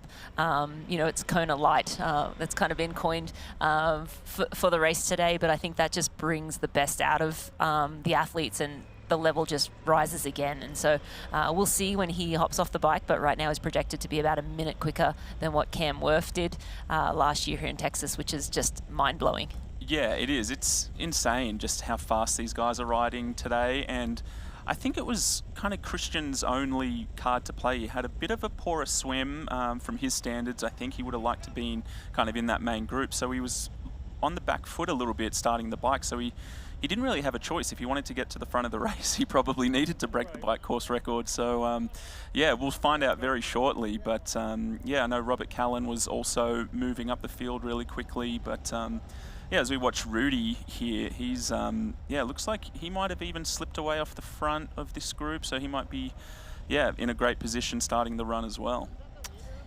Yes, and Rudy von Berg, of course, finished third here before, and also has a very strong, fast run. The problem is, what is Jelle Gins going to run? What is Jonas Schomburg going to run? What is the Canadian? They're not the Canadians, the Norwegians. What do they have up their sleeves? So, yeah, again, as you mentioned, so much. Martin Van Riel, a name I should have mentioned off the top there as well. It's going to be just interesting to see who has the legs coming off the bike, and who spent too many coins early in the bike, and who's paced accurately for the level of fitness at this stage of the year. Yeah, absolutely. And that's I think you kind of hit the nail on the head there, asking who's spent, yeah, their matches on this bike ride. Like, the group is still together, but have some people ridden above what they were capable of, and is that going to take a toll on the marathon? But yeah, we'll find out. You know, probably not straight away, but as you get towards that halfway point in the run, it soon becomes, you know, what was easy at the very beginning of the bike of the run soon becomes quite difficult, and yeah, we'll find out who's kind of been, yeah, riding above what they're capable of for an Ironman. But yeah, as I said, getting down to the business end of the bike now, and it's going to be fireworks on the run. And I think Jelle Gins is a really interesting athlete. I'm really excited to see what he can do. One of the best runners over the 70.3 distance. Can he translate that to a marathon? We'll find out. But it's his first Ironman, so you think you know, everyone kind of wants a, you know, not as much pressure going into their first one, but Jelle's that kind of athlete that he's coming in to win this. He talked it down a little bit leading in that he just wants a Kona slot, but I think he's in a position now where he can execute a great race. And yeah, there is a little bit of question marks around his durability over the marathon, but yeah, I'm really excited to see how he shapes up over the full Ironman distance. Yeah, absolutely. I think that's the big question mark. But again, I feel like there's a question mark over a lot of the athletes. You know, just what do they have today, and what did they do on the bike? Was it too much? Do they still have the legs? Again, Rudy von Berg on screen right now, the American. He raced. Ooh, that was close. Almost maybe took out that the photographer maybe moved. That would have been catastrophic for both him and her. But yeah, Rudy von Berg, he's in second. Christian Hogenhaug is off the front, and he, as you said, rode through the field and just, you know, went for it. He needs a bit of a buffer on the run if he's going to factor at the back end of this race. But yeah, the men now making the final few turns as they make their way back to Ruvi T2.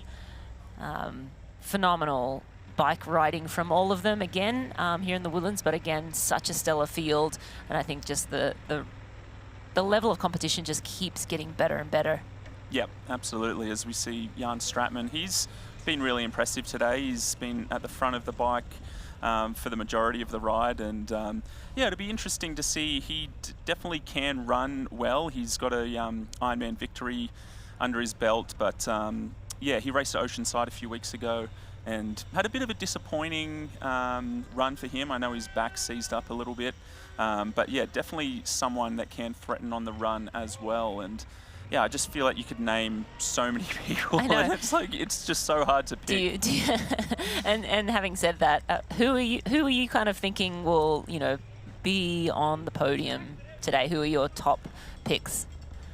I think you don't have to do in order. Yeah, well, do I do the Cam Worth method and yeah, just say everyone. mention the whole front pack? But I think Christian Blumenfeld is very hard to go past, just given his form coming into this race. But, you know, he didn't look that great on the bike. But I think Christian will get the job done. I think Jelle Geens will be on the podium, and a Martin van Riel. So that's kind of my three, not necessarily in that order, but yeah, I think Christian Blumenfeld, Martin van Riel, and Jelle Geens for the men. And I think coming in for the women, I was picking Kat Matthews, but now with that catastrophic mechanical, I think she's out of the race now. And I think Solveig for the win, Kat Matthews for second, and maybe someone like a Danielle Lewis in third. She's a great runner, great in the heat, so I think she could run through and snag a podium. As we see Christian Hogenhaug into Ruvi T2. That's a phenomenal ride from him, and we'll get that bike split very shortly. But yeah, Christian Hogenhaug, he had a great race in Frankfurt last year where he really made Christian Blumenfeld work for the win, and I think he surprised everybody with his he had a great run there, and he finished second, if I'm remembering that correctly. Yes, and that bike split a 3:54.13 for Christian Hogenhaug, and I'll look at the course best was, what did Cam Worth do? I think it was 3:52. Yeah, so not quite Cam Worth speed, but again, a phenomenal ride from Christian Hogenhaug, and he was a little ways down out of the water. Rudy von Berg is ridden a 3:55.50, so a phenomenal bike. We're going to throw it down to Haley Chira and Jody Stimson, who are in Ruvi T2.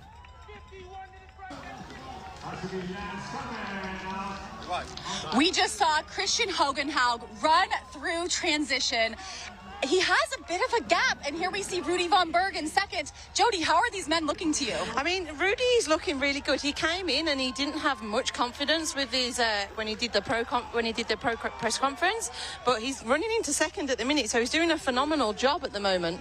I had Rudy only 15-20 seconds behind Christian. Rudy has run very, very well on this course before, so I think he's going to be really psyched. But here comes Jelle Geens, and a few interviews before it, he was looking to try and push that 2:25 run split. I mean, to come in and have your first one, that is going to be really interesting. Is he going to take this run on from the start? Then we saw Ben Canute, Antonio Benito Lopez. I think Jan Stratman was right in front of them. Martin van Riel taking off his helmet. He looks they look a little warm. Talk about the weather out here, Jody. How are you feeling? It's definitely humid. I mean, we've been sitting around this 80% humidity all morning and it's creeping up. And as you can see, the sunlight is coming out. And when the sun hits you, it definitely feels hot out here. So these guys have got to take care of themselves on the early stages of this marathon. We did just see Kasper Stornes, the defending Ironman world champion, run into transition, followed by his countryman, Gustav. And here comes Christian Blumenfeld. He's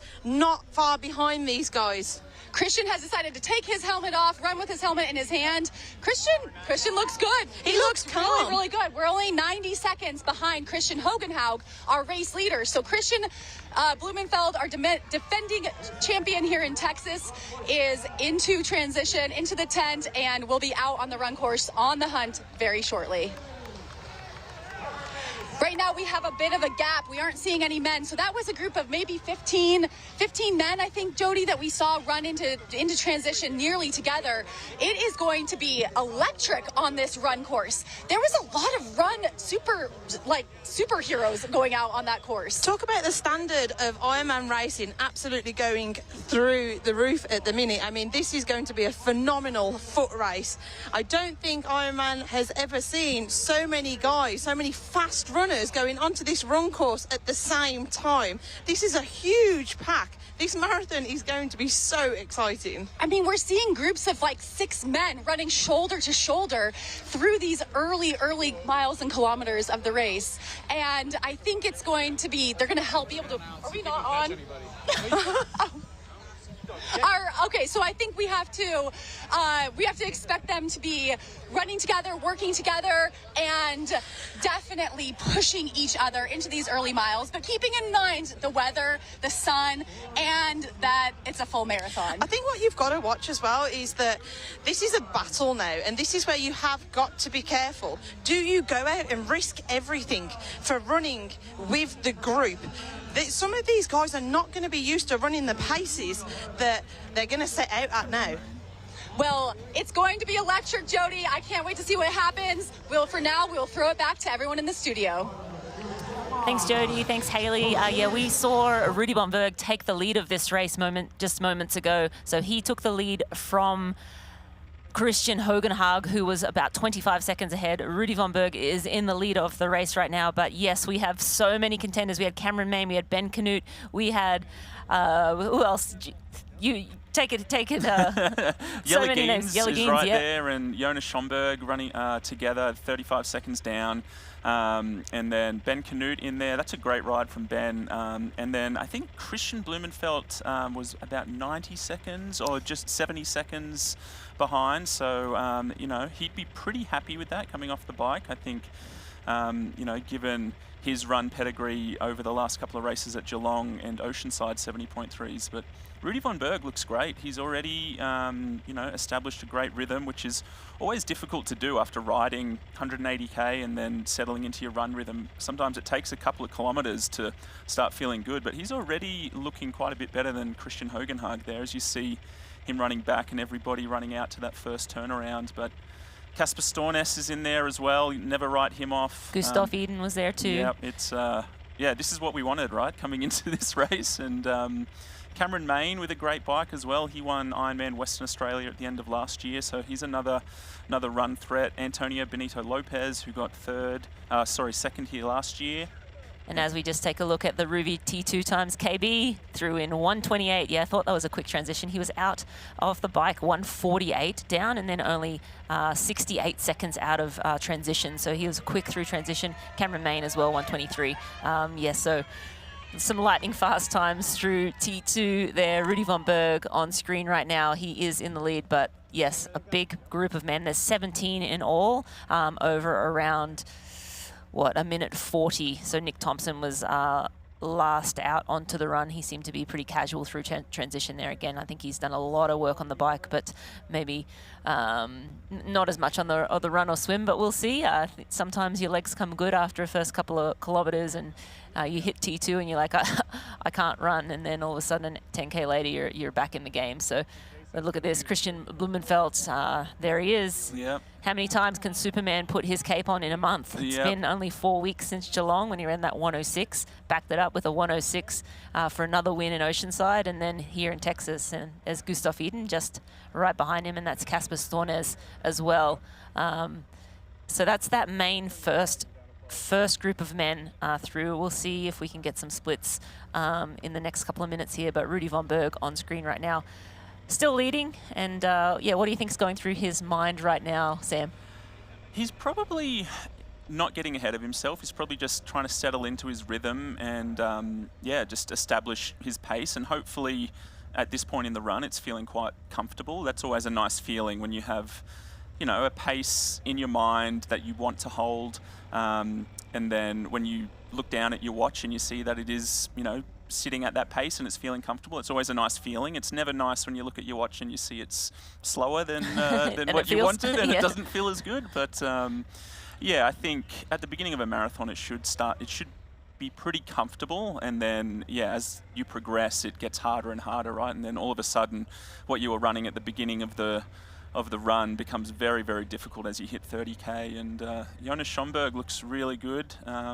Surprised to see him not as aggressive as usual, and you know, he's done a couple of Ironman distance races, and I wonder if he's just yeah, playing the patient game a little bit. He's usually the aggressor, and I think that can pay off at a 70.3. But yeah, over the Ironman, I think it's all about it's an energy game, isn't it? And if you can conserve as much energy as possible until that, you know, even the last 10, 12k of the run, that's really where it starts to get really hard. And if you can save energy for that last 10k, you're going to do really well. He looks really good running past Cameron Main. There is Jonas Schomburg, and yeah, I agree. We saw him in Oceanside really be aggressive at the start of the bike and then basically through the whole bike leg, and he ran very well. It was just that Christian had to go and run a 106 and take that title. But we while we're on Rudy von Berg, we're going to go and listen to a soundbite from him. That's Jelle Geens making that pass right now, but yeah, Jelle in familiar territory. Yeah, looking great.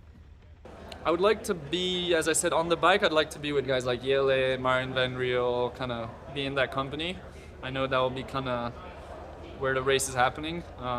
It will be a big front group on the bike, but yeah, just again, I want to be in the mix. I want to have a strong bike into T2, start the run, and feel like, you know, get that motivation from being in that front end of the race, you know. But also, you know, once you're in the race and everything, you get punched by the paces, you know, like these things go out of the window. So it's not like I'm going to kill myself just to be towards the front in T2, right? If the pace is too quick and I'm a bit behind, and then save my energy for a fast marathon, that's obviously also a better result at the end.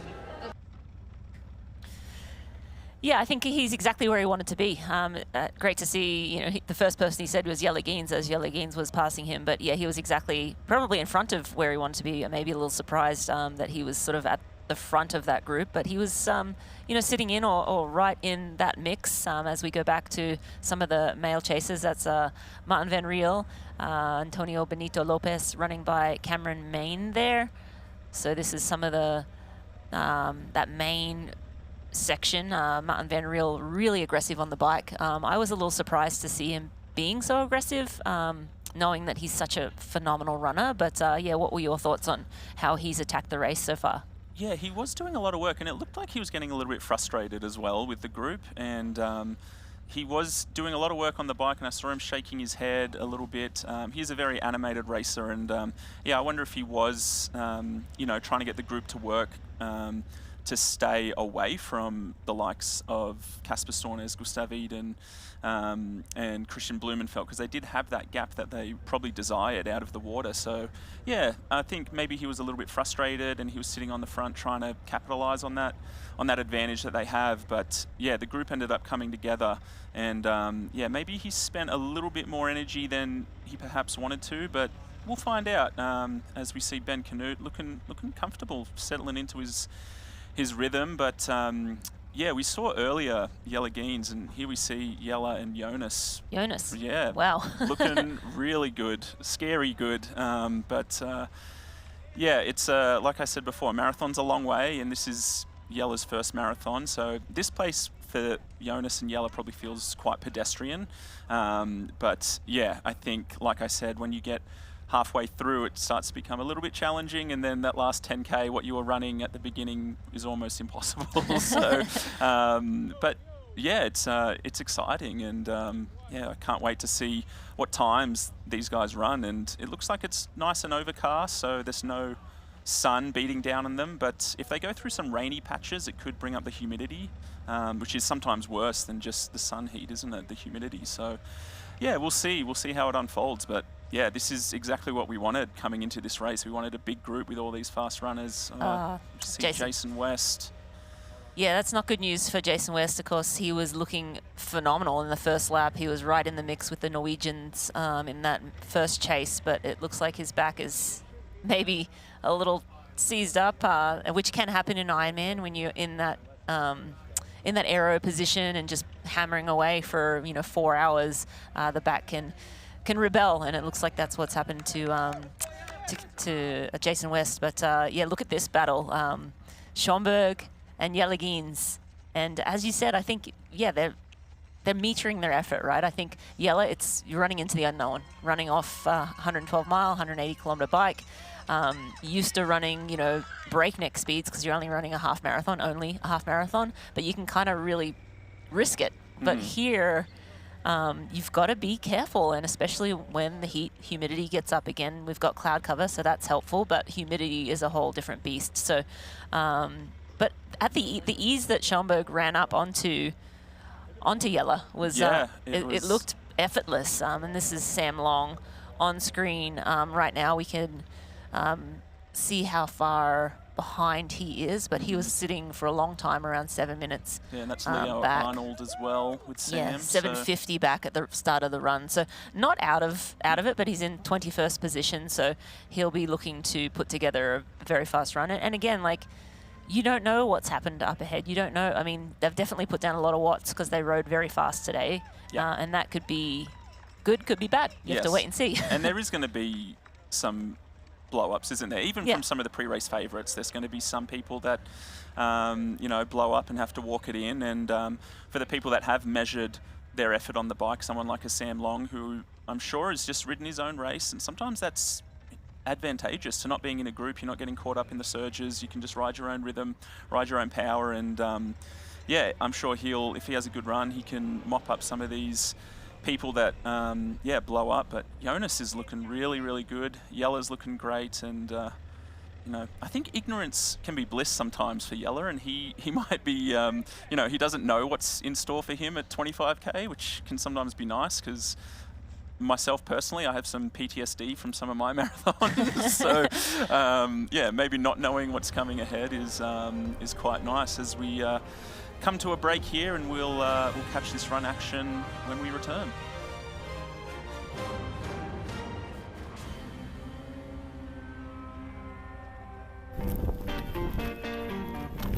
We're not here to sell you on this life.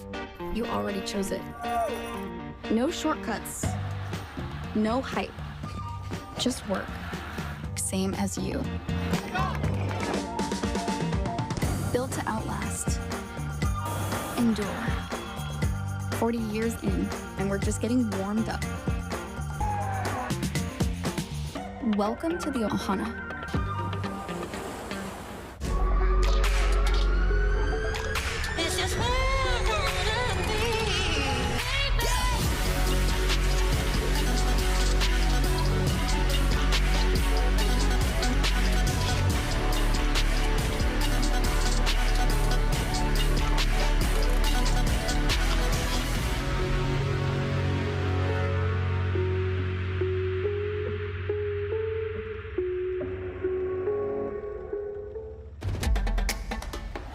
You know, and we know. The thing about challenging yourself is, you're always looking for what's next.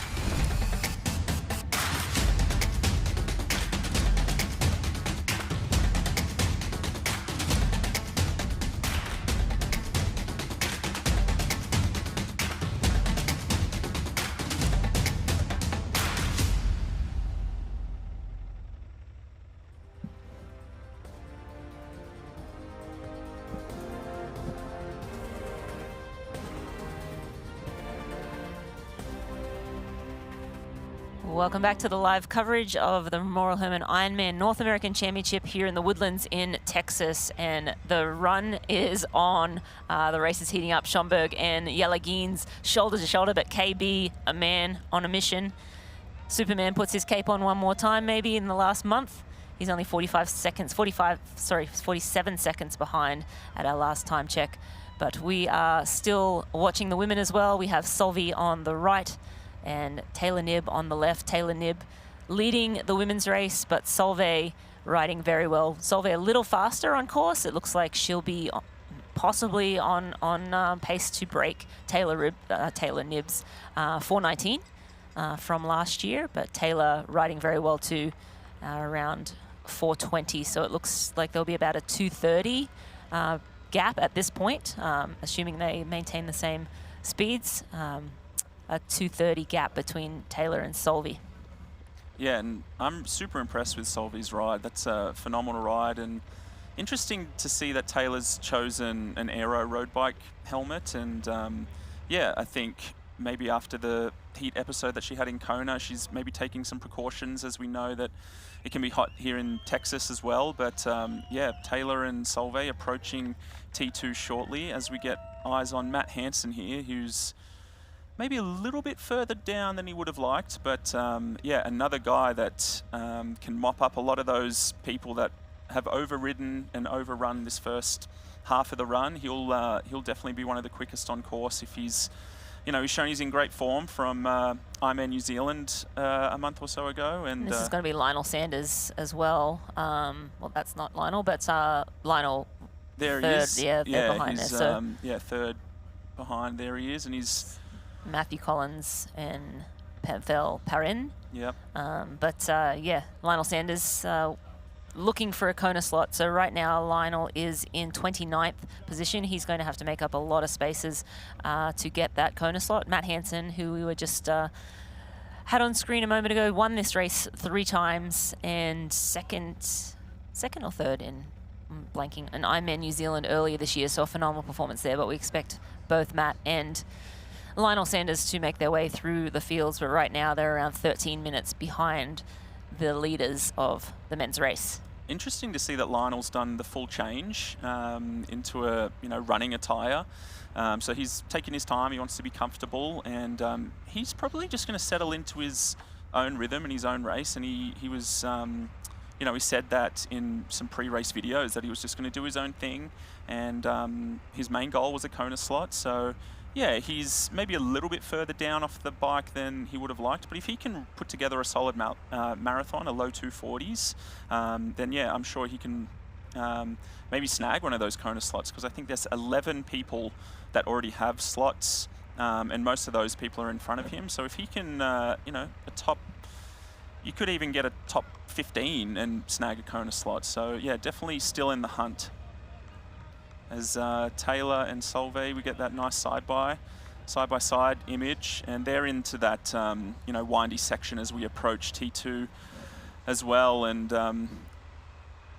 Solveig just looks really good. She looks dialed in. She's very smooth on the bike, not too much rocking.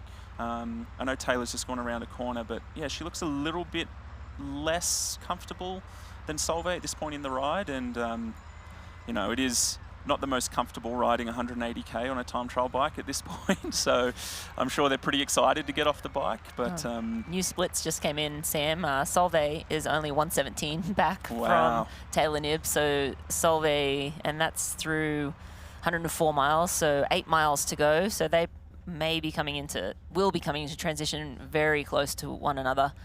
Solveig just flying. Yep, looking very, very comfortable, very still. Just putting pressure through the pedals. It's great. She looks dialed in and ready to go, and she is in amazing run form. We know that from a 1:14 at Oceanside, which is not that fast of a run course. Not that fast of a run course. Sorry. I thought you were saying this. Not that fast. No. Nah. Very fast. 1:14. Easy day. Yep. But interestingly, as strong as Solveig is, and I think she's one of the, if not the strongest outside of Taylor. Of course, today she's showing that she's stronger than Taylor on the day, but Taylor, still trying to figure out how to pace out an Ironman bike. Solveig too is very young in Ironman racing, but she's just so suited to it. But by her admission, she's a better runner than she is a biker, which is really dangerous and really heartbreaking. But we go back to the men's, and that's Christian Blumenfeld passing Rudi von Berg on course right now. Kieran Linder's in the front on screen there, so he is just lingering behind.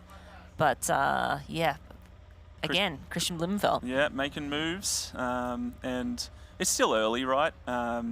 Often you see, the people that have overextended on the bike maybe not notice that straight away, but yeah, Jonas Schomburg, we're getting some splits, has actually opened up a lead on Jelle Geens, so who knows, Jelle might have had that pace in mind that he wants to hold and he's just going to stick to it, or maybe he is feeling the effects. As we see Christian go past, I think that's Ben Canute up there as well. And then onto Schomburg. He just looks smooth as butter. He looks great. Yeah, he looks amazing. He's super, and again, just interesting that he wasn't the aggressor on the bike and he kind of just, didn't sit in, but he wasn't really up the front sort of punching the pace. So sort of showing, wiseness beyond his years is Jonas, and you can't even see Jelle behind him now. No. And Jelle, probably arguably one of the best runners in our sport. Obviously, KB, his recent form sort of says otherwise, but yeah, Jonas looks phenomenal, and I'm sure he's getting a lot of splits out there, and he knows Christian is coming. Yep. So he needs to, keep it hot, Yep. and he doesn't want a repeat of Oceanside. Yeah, he's got a great cadence. His nice arm carriage, his upper body is still, and yeah, he was very patient on the bike, and I wonder, is he doing the normal Jonas of taking out the run really hard, which he's known for, or is he just executing a great paced race for him? And yeah, very exciting, but KB is still moving slightly quicker, so he will come up on Jonas probably pretty soon. Yeah, the last time, well, it keeps bumping around, but it looks like the last time check, Jonas was at 3:39 that minute per K, and sorry, 5:52 minutes per mile, and to Christian's 6-minute mile pace. So Christian is running a little bit slower now. Yeah, Yep. so it's almost like Christian bridged to like 47 seconds, and then Jonas decided he didn't want to run with Jelle anymore, and I think he's accelerated a little bit, because basically second through sixth are running at 6-minute-ish pace. Ben Canute running 6:16, so Ben moving back, but Van Riel, Antonio Benito, and Jelle all running 6-minute mile pace. Yep, and Jonas at 5:52. So, yeah, very interesting. And it will be, I wonder if Jonas put a move in on Jelle, or if Jelle just thought, hang on, this is maybe a little bit hot for me for 42K. But yeah, we'll find out very soon. We've got that excellent quad box again, which is, yeah, we love to see. And Solveig, that's a great side-by-side shot. She just looks so smooth. Cadence is still reasonably good for this late in the bike. Generally, your cadence drops as you get tired, and you're trying to hold that power steady, and your cadence drops because you're trying to keep that power up. But yeah, they'll be thinking about that marathon ahead now, trying to get on board their last bits of nutrition before hitting T2. But when did you start thinking about the run, Rinny? When you were kind of in this position, would you start thinking about the run, 10, 15 minutes left in the bike, or earlier, later? Absolutely. I think, it's in the back of your mind, obviously, all day, but yeah, the last sort of 10 minutes, I think you take the time to maybe stretch your back out a little bit around corners is certainly, increase the cadence or do some bigger gear work, whatever it takes to sort of get those running muscles more activated. But yeah, your mind certainly starts to wander. You still want to keep the pressure on, though. You're never really slowing up on the bike. You're just like taking more opportunities to sort of, for me, it was get out of the saddle and stretch my back out so that when I hit the run, I could, just be in a good position to be able to get going right away. Yep. Yeah. Yep. And we see Kieran Linders and Ben Canute in that top right, Jonas in the top left, and Taylor in that bottom left. Yeah, Taylor making those last few turns before hitting Ruvi T2. And then it's a big gap between the top two women and the rest of the field. We're talking 9 minutes to Hannah Berry, so it was 10. So Hannah, I think Taylor's fading. This sort of tells me that Taylor is maybe fading in the late stages of the bike, because at last split we were looking at over 10 minutes. Oh no, I'm incorrect there. So we're looking at 9+ to Hannah Berry and Marta Sanchez. So they're riding together in third and fourth at last time check. But I think yeah, Taylor fading a little bit to Solveig maybe, but you know, that's not surprising. Solveig seems to be feeling really good, and Taylor, yeah, a little bit, maybe fading a little bit, but still riding excellent. And yeah, I think she's coming in with some great form as well. As we saw, she's already coming off 2 wins at Gold Coast and Oceanside, so she's also in great form. But yeah, maybe she is just taking this last little bit easier on the bike to get ready for the run, taking on board some more nutrition and things. But yeah, Hannah Berry, 9 minutes down. She'll be reasonably happy with that, I think. And she's also another athlete that's coming in with some great form as well, and Marta Sanchez as well. So yeah, absolutely. We have the women in the closing miles of the Zoot bike course, and the men now stuck in to that run course. Jonas Schomburg, top left. No one behind him right now, but we know that KB is lurking. We have Ben Canute in top right. Yep. Ben Canute at last check was, yeah, within that top 8, top 5. Really impressed with Ben Canute today. He's, yeah, I think last year he did a few Ironmans, and by his own admission, yeah, not many of them went to his standards. And yeah, I think he's obviously done quite a lot of work over the winter. He's had 2 great 70.3s at Dallas and Oceanside, so he's coming in with some good form. And yeah, I think obviously him and his coach Neil Henderson have put in some work over the winter. Yeah, and it's paying dividends now. But interesting as well, that shot that we got in front of Jonas, you couldn't see anyone behind. So it wasn't that long ago that him and Jelle were running side by side. So yeah, I wonder if Jonas is feeling good and he's putting the pressure on, or if Jelle is starting to feel the effects of that 180K. Because he mentioned as well that he's never ridden 180 kilometers before. So, you know, it's still 4 hours, so I'm sure he's ridden plenty of 4-hour bike rides. But yeah, first time doing 180K, and perhaps that is taking a bit of a toll. Christian looking good. He's already got the hat backwards, so yeah, he means business for sure. Jelle is 24 seconds back. Martin Van Riel 43, and Antonio Benito at 43 as well. So Van Riel and Benito running together. They're at 5:30 mile pace. Schomburg is at 5:26 minute mile pace, and Jelle is 5:35. Christian 5:25. So Christian and Jonas running the same pace, and the 3 men in between 10 seconds slower per mile. So Christian certainly moving through the field, but Jonas holding pace. Yep. And yeah, Christian looks good. He looks comfortable. Good cadence, good arm carriage as well. But yeah, Jonas looking really good, and it's going to be interesting to see if he can hold off Christian this time, because Christian got the better of Jonas at Oceanside a few weeks back. But yeah, we're still early days, and everyone's still running reasonably well. And I think that group with Martin and Antonio Benito might catch Jelle here. They're about 19 seconds behind. So yeah, I think there's going to be a good opportunity for people to kind of feed off each other and work together as it is. But yeah, Jonas is, I think there's that benefit of being out in front, right? I think you get a little bit extra, you feel good, the cameras are on you. He mentioned on a podcast that he did that he likes the helicopter above him when he's out in front. So I don't know if there's any helicopters up there today, but I'm sure there's a lot of motorbikes and people on pedal bikes around him as well. And yeah, that all adds to, you know, feeling good, and you get a little bit of momentum from all that as well. So being out in front, you kind of get, that nice boost. But I think you also get that boost from chasing as well when you know you're bringing people back, and that's something you've probably had quite a bit of experience with. I tell you, it is nice to hit the front and have the chopper overhead. Yes, that's pretty special as well. But yeah, I mean, at this stage of the race, they're locked in a chess match, right? Like they're trying to meter their effort, make sure they're not expending too much energy so that they have enough at the end of the race, but also, yeah, just run efficiently and race smart.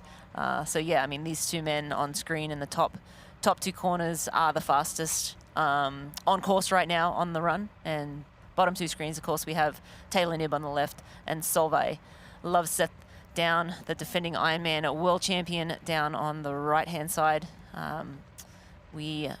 Kat Matthews, for those just joining, had a flat tire fairly early, around 100 kilometers into the bike, and tech support wasn't able to get to her very quickly, and so she lost a lot of time. We're talking 20 minutes.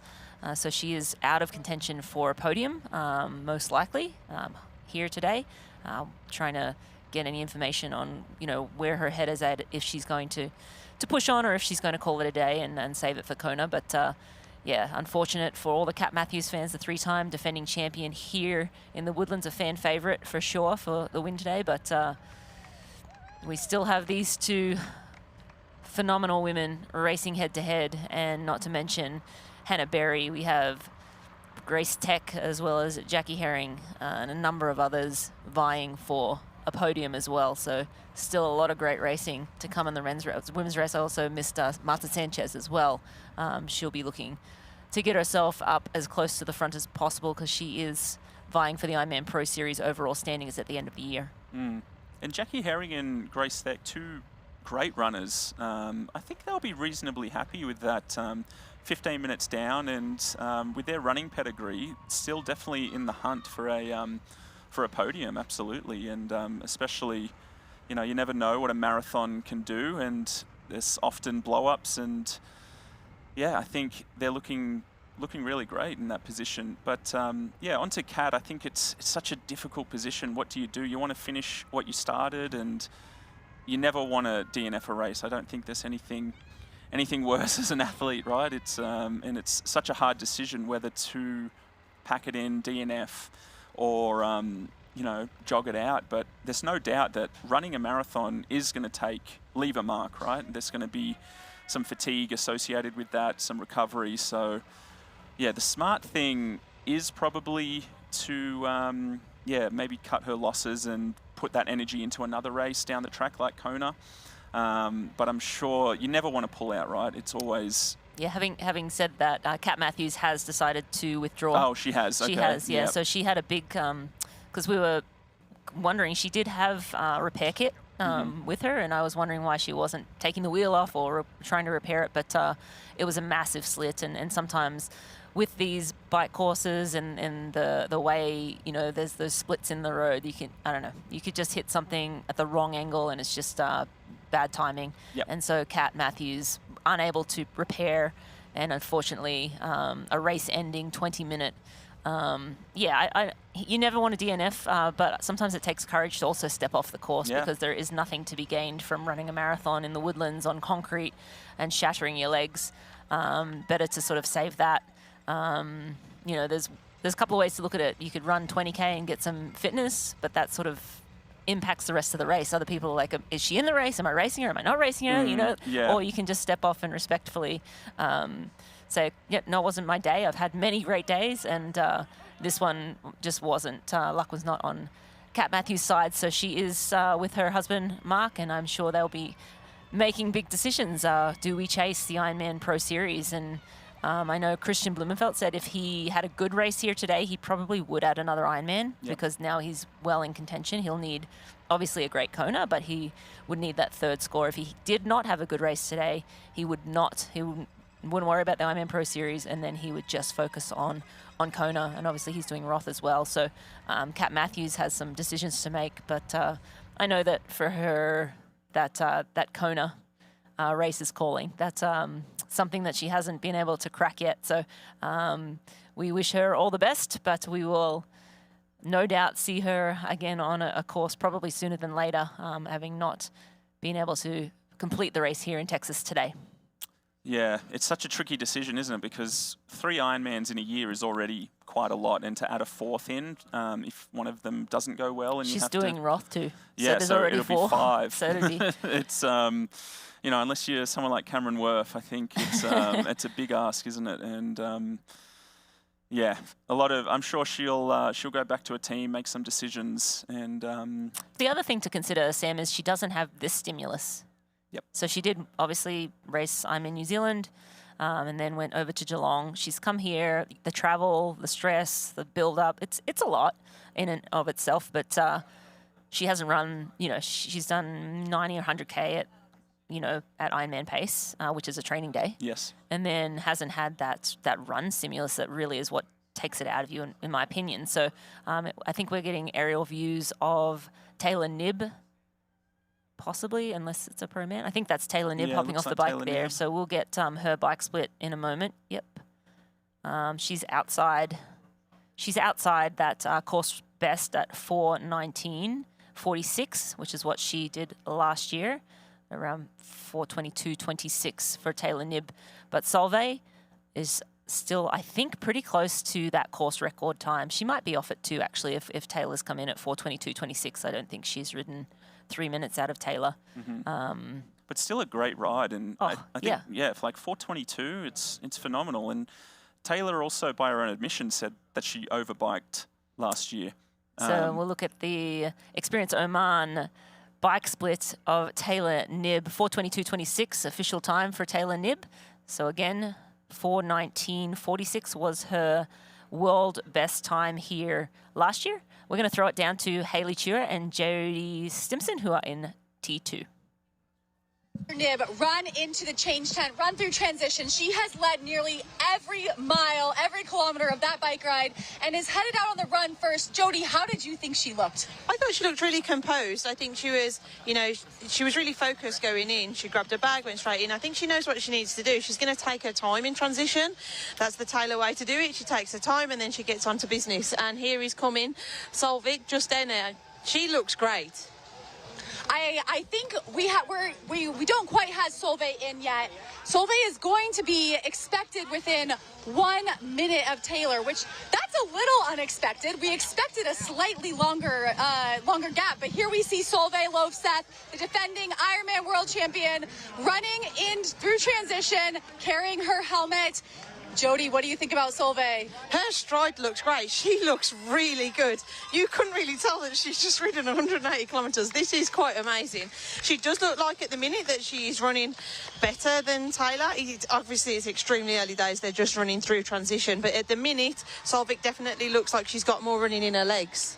I will say the word I would use to describe Solveig Lofseth running into that change tent was fresh. She looked very good. Like you said, coming off of that bike ride, she didn't look overly fatigued or anything like that. Her stride looked really, really good.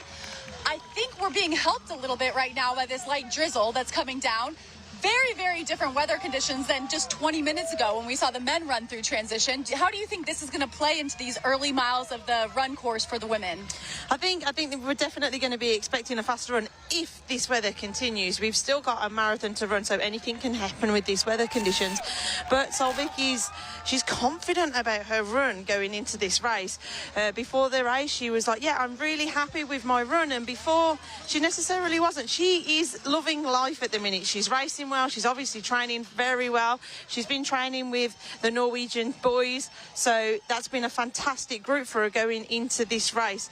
So I think she's really going to carry her confidence going into this run. But back to the American Taylor Knibb, who is currently still in the lead. We know Taylor wants a win here, and she had that determined look on her face. I don't think Taylor's given up. Oh, definitely not. Taylor is a strong, competitive athlete. She's a phenomenal athlete, and, she definitely won't be giving this up. I think she was a little bit nervous about running the marathon, but we'll definitely see how she goes as it goes on. I think she's just walking out at the minute, and she doesn't look... That is Jason West, who you're seeing walk out. But I think good for him getting out on that run course. But I think we are seeing our top two women having a pretty substantial lead. It's been more than 3 minutes. We have not seen another woman come into transition, and we sort of expected this, but also there is someone missing, and we have heard that Kat Matthews is not going to be finishing the race, which is just a shame. We wanted to see this run battle, but I think we're still going to get an incredible run battle between Taylor, Solveig, And we have some star runners coming off the bike in just a few minutes. Oh, definitely. I mean, you've still got the likes of Danielle Lewis, which she's had a good bike so far. So it'll be interesting to see how she runs going on to the marathon. But yeah, it is really disappointing to not have Kat down on the run course. She's definitely a crowd favourite. The Texas course has got her again, though. She might have to come back next year and kind of sort that out, unfortunately. But yeah, it's really gutting not to have her going on to the marathon and having her chasing for the win. And this run course, it loops around. It has a lot of different twists and turns. It's not one where you can see your competitors. There's not a lot of out and backs like we saw on the bike. So you're not always knowing where everyone is on the course. And you have these women like Danielle Lewis, Grace Tech, Jackie Herring, who are within striking distance. If something goes wrong, they're in striking distance. They might not know it, though. So they're going to be relying on splits from people they know and they trust out on the course, telling them if they're gaining, telling them what position they're in. Because, yes, we have a race for the podium and also those 6 Kona slots. Yeah, it's going to be really interesting. I mean, Jackie Herron is coming into some absolutely phenomenal form. So let's see what she can do going on to the run. It's going to be exciting. We will throw it back to you all in the studio. Thanks so much, Jody and Haley. That's that coach walking alongside there. That was Miss Julie Dibbins, coaches a bunch of the pros and has been a phenomenal athlete back in the day. But Taylor Knibb, yeah, running very well. So by contrast from last year, yes, Solveig only 1 minute and 8 back and most likely faster on course than Taylor Knibb. But Taylor's really looking to see if she can get under that 3 hours, which, right now she looks night and day from what she did last year coming off the bike. Last year she looked hot, bothered, just like she'd done too much, expended too many calories, expended too much energy on the bike. And Solveig looks like she's out for a nice Sunday run. She looks phenomenal. That's impressive. Yeah, and she's got, both her flasks filled with her fuel, and I think, she's definitely one of those women that's 140? pushing. Yeah, that's insane amounts of carbohydrates. But yeah, Taylor looks great. She looks smooth. She's just going to settle into her rhythm. We saw her smiling there as well, looking quite happy and joyful, saying thank you to the spectators cheering for her. So you always love to see that, and that shows that she's in good spirits as well and feeling quite good. If she wasn't feeling good, she'd probably be ignoring people. And yes, not even acknowledging people. I think that's a really great sign to your point, Sam. I think when you're acknowledging people, smiling, it tells me that you haven't overbiked and possibly have gotten in an adequate amount of calories. Again, super early stages of the run, but by contrast to last year, night and day. And this is KB. He's put his Superman cape on again. This third time in the last 4 weeks, he's about to pass Antonio Benito Lopez, and that will be for 4th place. So Christian Blumenfeld slowly but steadily moving his way through the field. Martin Van Riel will be next in his sights, but Martin running a little bit quicker now at last split. Martin was at a 5:38 pace and Christian at a 5:40. But again, there are really only 15 seconds between those two men. And then Jelle, only 19 seconds back from Jonas Schomburg. So Schomburg just ever so slightly slowing his speed. And we got some rain, which will be welcome for the pro men. They will be enjoying that. As long as that sun doesn't come out and make it all evaporate from the ground, I think they'll all appreciate the shower. But Christian looking good. Jonas maybe slowing a little bit, but still running quite well. They're all within a few seconds of each other in terms of pace. So yeah, it does look like Christian is slowly reeling people in. But yeah, still looking really good. Everyone's looking good, and Kasper Stornes down a little bit, but we know from him he's always pacing his runs really well. He's always looking at his watch, so I'm sure he's just cool, calm, in control, running his own race. Yeah, and just looking at getting some updates from some friends on the ground. The KQ looks like it'll be around 9th, 10th position, so that's Rudy von Berg and Vincent Louis. So right now they're battling out for that 6th spot. I need to fact check that, but that sounds maybe because Jelle Geens will take one. Yep. Let me get the KQs up. So we have Christian has one, Casper has one, Sam, Nick Thompson, Cameron Main, Gustav, Matt Hansen, Ben Canute. And then so Jelle Geens will take one. Jonas Schomburg will also take one. So there's 2. Martin Van Riel will take one. There's 3. Kieran Linders. Yep, Kieran Linders is not Kona qualified. So yes, so that makes sense. So around 9th, 10th would be that last Kona slot. Yep. So higher than we thought, because there are a lot of men that have that Kona qualification. But yeah, it looks like that that slot won't roll as far as we first anticipated. Yeah, and I'm sure the people looking for that KQ will be out there trying to get information as well. It's the race within the race, isn't it? Trying to, because a lot of people are coming into this race, and that's probably their primary goal, to get a Kona qualification. And yeah, like to be in the top 10 at this race, it's very competitive. So, but it should be, right? It's this is what we want to see, a Pro Series. Ironman, we want the best people racing together, and that's what we've got today, and it's just phenomenal. It puts on such a such a show for us watching, and everyone wants to see all the best race each other more than just once at Kona, right? We want to see it 3, 4, 5 times a year, which is what we're getting with the Pro Series. So yeah, it's great. Yeah, congrats to Ironman for putting together this series and allowing us this spectacle that we have today. I don't know that we'll get a field this strong. I very much doubt that we'll get a field this strong again between now and Kona. Maybe in Roth, but in a Pro Series race, I don't think we'll see this caliber of field. I feel like athletes have decided to sort of front load their seasons and try and get points on the board for the Ironman Pro Series, and then maybe a mid-season Ironman, but then lock it down for a Kona in October at the end of the year. Schomburg in the lead from Germany, Jonas Schomburg. He looks very much in control.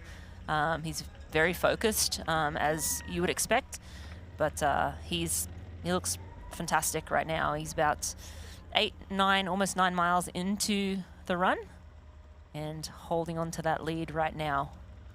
Yeah, and I think we'll see a lot of people decide, this race probably decides what the rest of their season looks like. If people want to chase the Pro Series after this, they might roll into a Frankfurt or something like that. So you might see a decent field at Frankfurt for those wanting to chase the Pro Series, or Lake Placid, another great race here in the US. And you'll see other people that maybe think that it's just worth putting everything into the Kona basket and not chasing the Pro Series. So Jonas probably enjoying this rain that we have right now, but still looking really good, I think. Maybe not quite as good as he did at the very beginning, but he's 9 miles in. He's probably starting to feel the pinch a little bit, but still looking quite smooth. His head's nice and still.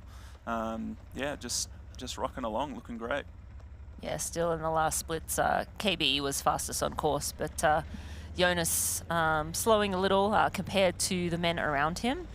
Jelle Geens now only at 12 seconds back, Martin Van Riel 26, and Christian Blumenfeld at around 33 seconds back from the lead. But Christian Blumenfeld right now best on course, and that's been the case the last couple of times we've seen him race, first in Geelong and then again in Oceanside just 6 days later. So he's bringing in a lot of confidence, I think, to this race, and didn't have the race he really wanted. You talk about Martin Van Riel having, a bit of a chip on his shoulder, getting 4th at the World Champs. That's probably the worst place to get. But I think if you talk to Christian, he probably thinks 3rd is the worst place to get, to be so close to taking a title and not quite getting there. So I know he brings a lot of motivation. He's just an athlete that likes to win and is not satisfied unless he crosses the finish line first. He's such a competitive beast. And so, I think he's great momentum, great form right now. And again, still a lot of racing to go, but he looks,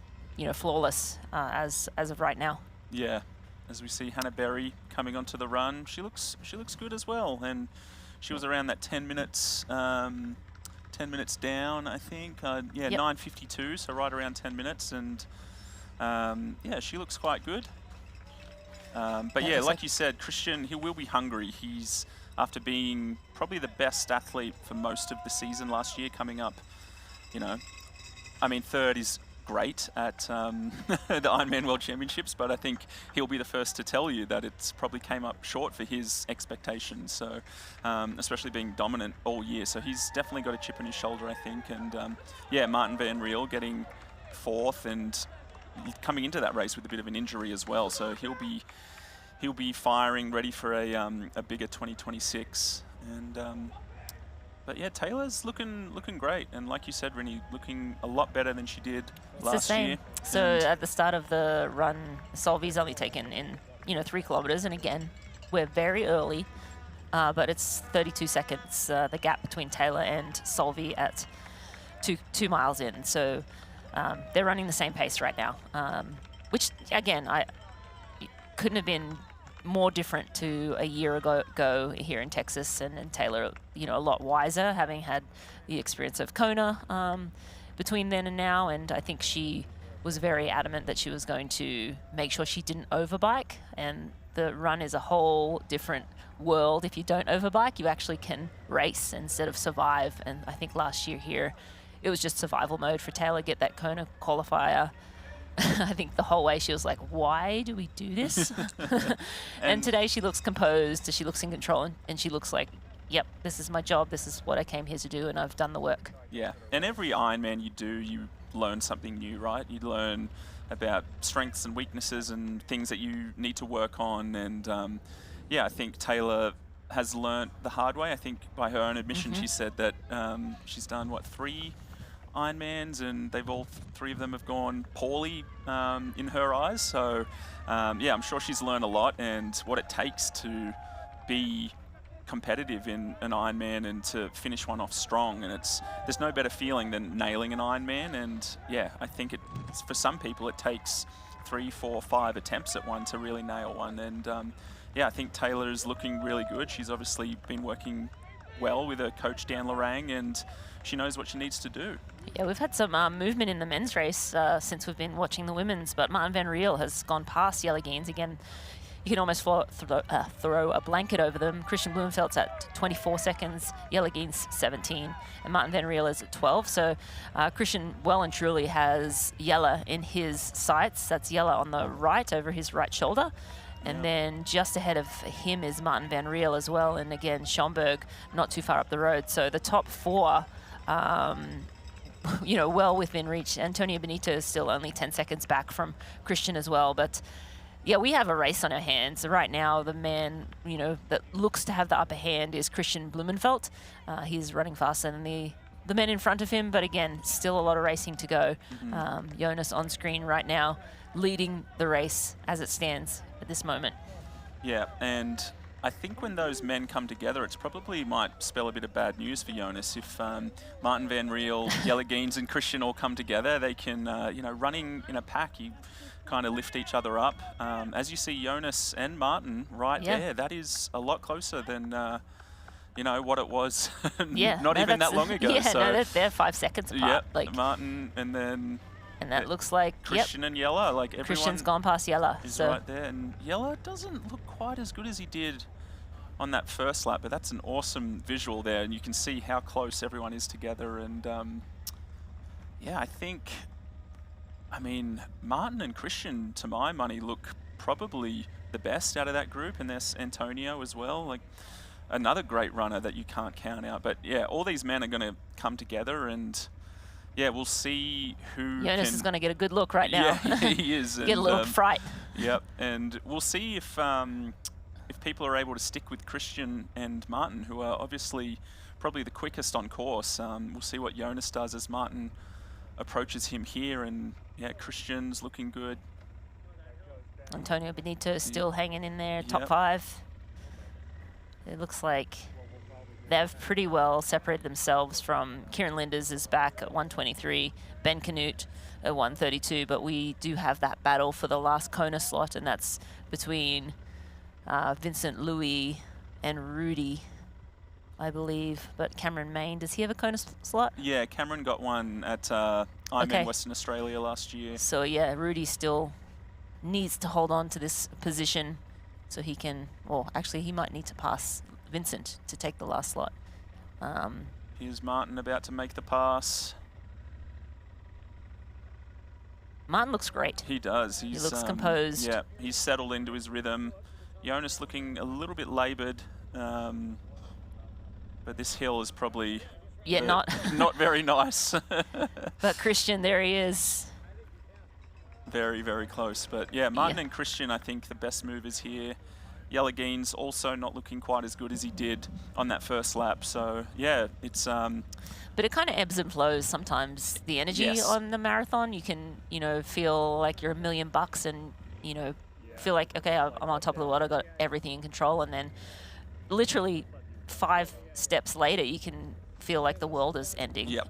So it's a very interesting sort of dynamic that plays out. It's very rare that all day long you just feel strong on the run. Yep. It's a game of offense and defense, isn't it? It's when you're feeling good, you got to ride that wave, but no one plays offense the whole day. No. And I think Jonas is perhaps going through one of those defensive stages at the moment, but yeah, it doesn't mean that it's over when you feel, like you said, Rinny, like when you have that down moment, it doesn't mean that you can't come good again. You can get some calories in, or just a burst of momentum, and you can lift again. And yeah, no one feels good for the whole day, and I think you just got to ride that wave, and it's whoever can play defensive the best and really use when they feel good to their advantage. It's yeah, the highs and lows of Ironman, and it's why we love it, isn't it? And it's it's great for spectating as well, seeing the people.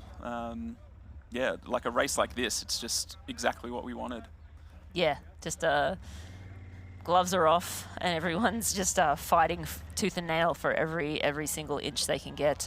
Martin van Riel and Jonas Schomburg still 1-2, but Christian Blumenfeld just looming in third at the moment, and Yelageen's right there as well.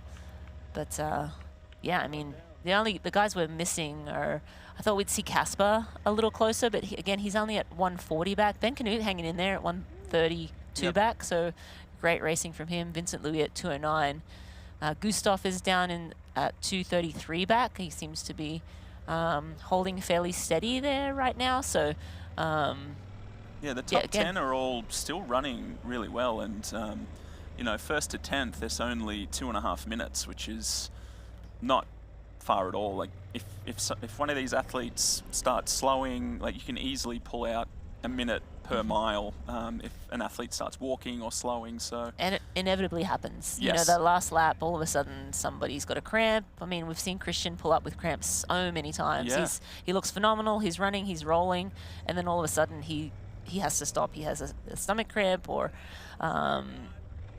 he, we've also seen him have to expel some of the nutrition that he's taken down. That's a polite way of saying lose his lunch. But we are going to go look at a fighting chance with Martin van Riel. It's a difficult thing because everyone has like a giveaway. But with Christian, every time you think that's his giveaway, but it's not. He doesn't give away. No.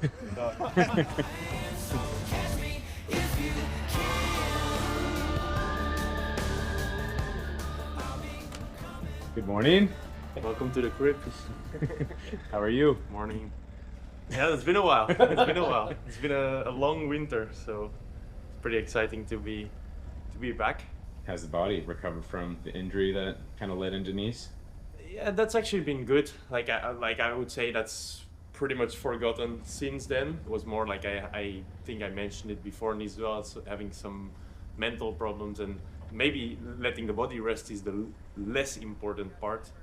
It's more important to feel fresh mentally and ready for a new long season, especially now that there's no easy races anymore. It's always game on. You can come in now. Yeah, what are we doing this morning? We're just doing a little jog in a little bit of time. Vince is here. He looks like he's already more ready to jog than me. Good morning, Vince. How are you? Yeah, I'm good. Yourself? It's really a nice running course. I don't think it's gonna feel like a really long marathon, but maybe I'm talking too early now. If I'm gonna be suffering on Saturday, it's probably gonna feel really, really long. Well, what's your expectations for this weekend? Any goals?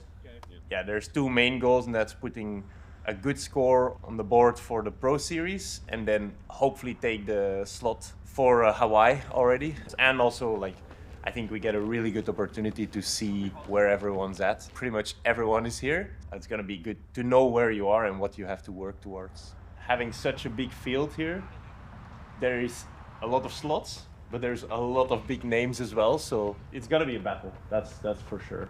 Yeah, it will be interesting with the dynamics with the so many people being on the race and also big names. So it's kind of a championship race. So I think people will have this mindset of make or break, you know. I feel like I'm here a lot more prepared and a lot more confident in the training I've done. I've done the training, so I think when you show up at an Ironman and you're on the start line and you've done the training, then 50% of the stress is gone. Huh?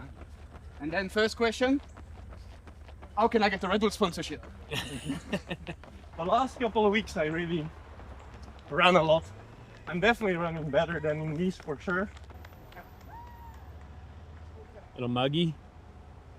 Yeah, it's really surprises you. That's why I think the race is gonna be hard, because you don't feel warm, but it's just your body is reacting to the humidity, to the heat. So easy to underestimate. Yeah, thank you to Martin Van Riel and Vincent Louis, and a fighting chance presented by Precision Fuel and Hydration. For more, you can watch short AFC episodes on Instagram at Ironman Tri and our Ironman Triathlon YouTube channel.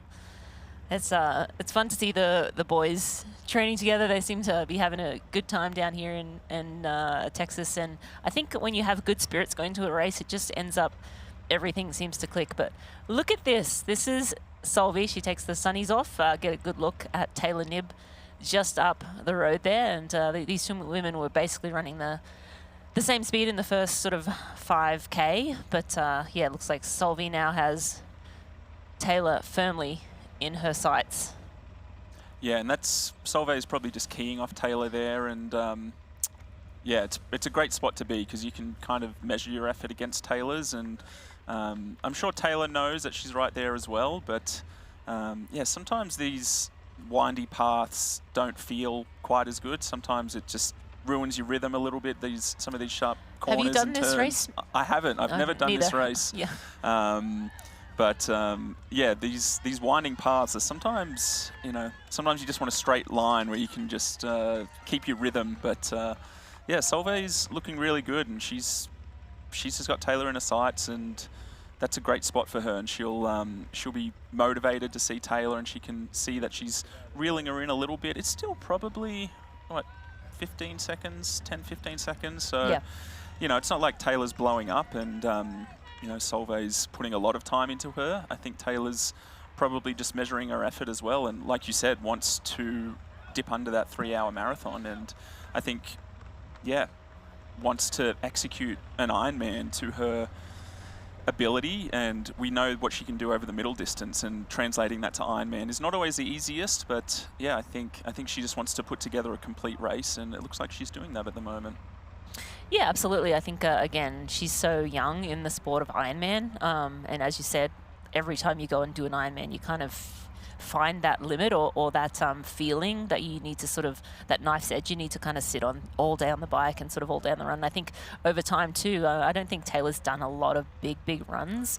But, the more mature you get, the more miles you get, the more years you train for Ironman, you just get stronger, more and more strength endurance, and you're able to just maintain, that Ironman pace for longer and longer. And eventually that pace can be faster than it maybe once was. But yeah, Solveig definitely closing the gap, but again, not doing anything crazy. She's running within herself. Again, they're very early stages of the run right now, and they have a good gap at 10 minutes between them and third place, so it really is a battle between the two of them. So Solveig doesn't need to do anything crazy. She just needs to sort of maintain this pace, and then it's just a matter of whether Taylor has anything up her sleeve. Is she racing within herself right now? I'm sure she knows Solveig is right behind her, but will she try and run with Solveig and see if that Solveig can, push her along to that sub 3-hour marathon, which I believe she,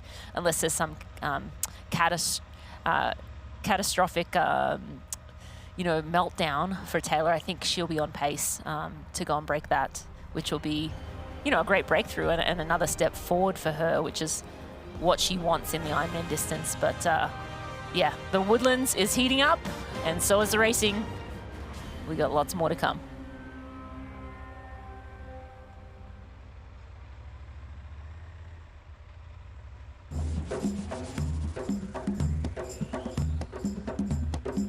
It's the beauty of Oman.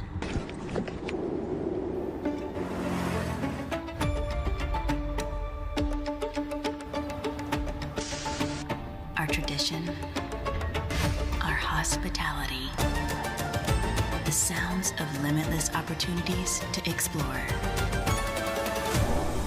Listen, it's Oman.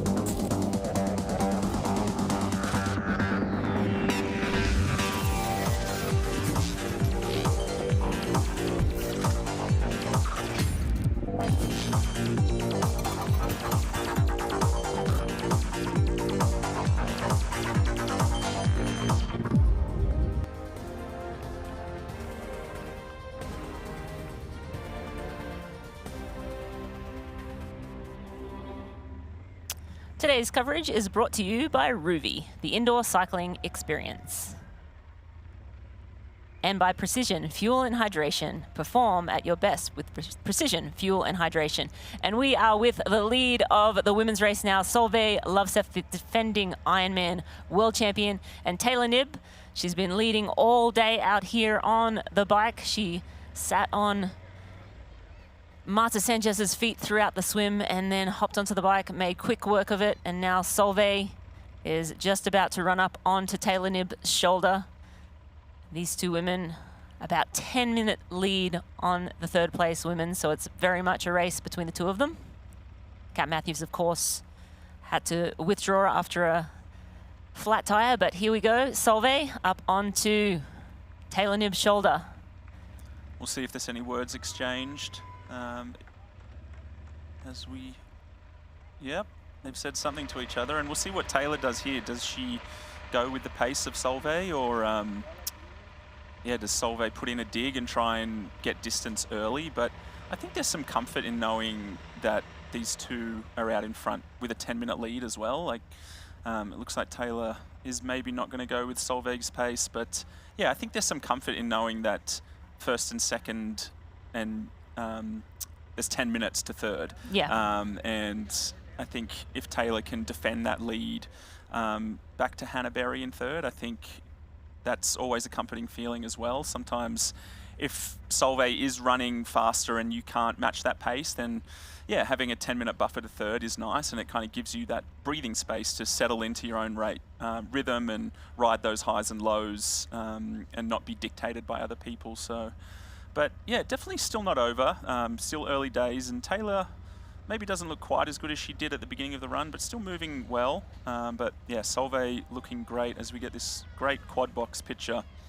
And Solveig, she is a woman on a mission right now. Martin Van Riel cooling off, and Christian right there as well. So they're both in that aid station together.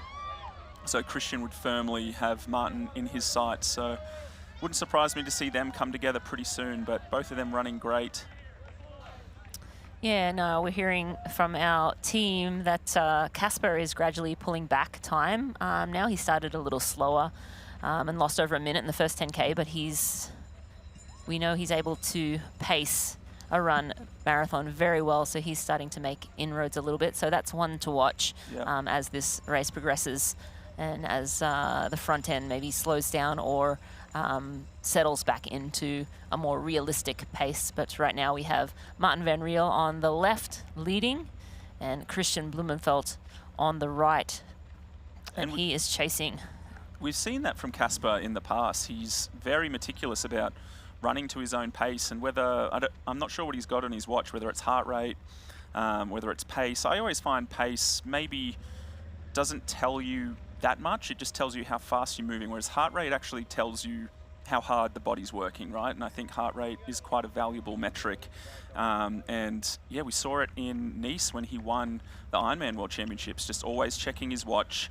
I raced Casper in Oceanside a few weeks ago, and we got off the bike together, and again, every 10 seconds he's looking at his watch, just measuring his effort, and yeah, it looks like he's doing it again and not getting caught up in everyone you know, going out really hard. When everyone's feeling good, it's like I said earlier, it feels easy to run that pace at the beginning, but can you sustain that through the marathon? As Jelle Geens moves up to Jonas Schomburg here. Still, Jelle's looking still quite good. Jonas's cadence has definitely slowed, but Jelle still looks quite good. Yeah, Jonas, definitely, it's hard to tell because he's such a tall athlete, so sometimes, you know, that slower cadence, it looks slower, but especially when you contrast to Jelle Geens, who has quite a high turnover and obviously smaller in stature than Jonas, but Jelle definitely looking better than he did maybe, you know, 5-6 kilometers ago. He seems like he has a little bit more bounce in his step, and yeah, of course, you kind of are buoyed when you see an athlete in front of you sort of starting to slow. So I think that mentally, the pendulum swings back your way when you're catching it again. So I think, yeah, he definitely, and then, yeah, Christian, you can just see him just ahead. So all these four men still well within this race, you know, still a lot, almost a little over half marathon to run for the men, but Jelle running past Jonas Schomburg now. You saw Jelle take a swig of his nutrition there, making sure he was topping up and fueling well so that he could put in this little, I don't want to say surge, but you definitely do put in a little bit of extra effort when you come past an athlete to try and sort of demoralize them. Yeah, you want to capitalize on their like bad feelings. Yeah, because as they're, you know, pendulum swinging in the negative way for them, you want to capitalize and try to take advantage at every opportunity. So Jelle definitely putting the foot down a little bit here, and again, he can see Christian just up the road, and Christian can see Martin van Riel. So again, great racing here so far, and expect it to be to the line. Yeah, it's interesting that there has been some position changes, but there's always been about 10 seconds between everyone, like that top 5 almost, with Antonio at only 40 seconds behind Martin van Riel. Everyone's just kind of swapping positions, but they're all, you know, within that 7 to 10 seconds behind each other, but no one's actually really come together and run as a group, which is interesting. As we get eyes on Taylor, just getting that nutrition in, which we know is so important over the Ironman distance, and I think you can get away with mistakes in nutrition in 70.3, but definitely not in Ironman, and, you know, still keeping Solveig in her sights, so probably a nice position for Taylor to be in if Solveig's not pulling away too quickly. It does look like Solveig's working pretty hard. To me, it looks like she's trying to, you know, create a good gap so that she can settle. And Taylor, Taylor looks like she has kind of a more loping stride, so it looks like she's still relaxed. But yeah, to your point, she is not running away. There's, you know, she's kind of maintaining that gap right now, which is super interesting. Yeah. So it's definitely still in the hunt for Taylor, and you know, that gap is opening up to third place.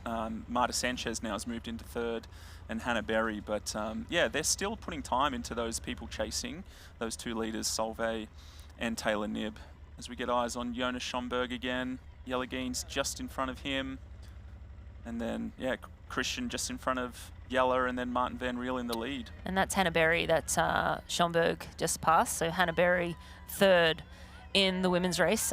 Men, of course, on second lap, women on their first lap, and I'm getting some very interesting data come through. Martin van Riel and KB, which I imagine Schomburg and Jelle are running a similar pace, but they're around 2:30 marathon pace right now. Of course, we're going to see that slow down, but in the 2:30s is just bonkers. And then on the women's Solveig was running on a 2:45 marathon pace through the first the first 8K. So again, very early stages of the race. But let's go look at the run course record. And 2:34.03 from Christian. So assuming he slows down and the other men do, we're looking at around that kind of a run. And on the women's side, at 2:49.19 from Kat Matthews from last year. So Solveig, yeah, we expect her to slow down. So I think it's going to be very similar run times to last year. Yeah, and just on what is not a really fast run course, right? There's lots of the pounding on the concrete. It really destroys the muscles, the heat and the winding technical nature of the run doesn't all align with fast run course. So to see, Solveig on for a 2:45, yes, there is a bit of room for that to slow down a little bit, but the men on 2:30 pace, even if they do slow down, at 2 minutes, that's still a 2:32, right? 2 minutes faster than what Christian ran last year. So yeah, we'll see. We'll see if they're able to sustain that pace, but we are getting down to the business end of the run for the men anyway in that back half.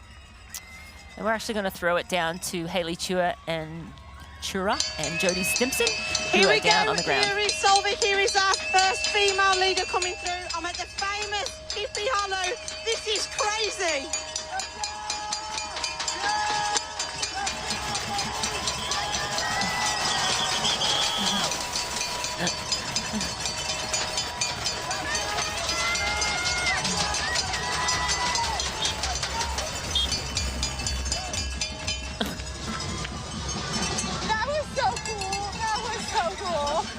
I don't even know what they got, to be honest with you. Like, audio-wise, I have no idea what they got audio. Yes, Solveig Loveseth there going through Hippie Hollow, and she had some guys chasing her with trash cans. I don't know if she was scared or excited. I think great energy down in Hippie Hollow. That was one of the hot spots on this Texas Woodlands run course, a fan favorite. That area, always very spirited, and the athletes will get to run through there 3 times. And it just gets more and more rowdy, I think, as the day goes on. So Yeah. as the age group has come in, I think it just gets even better.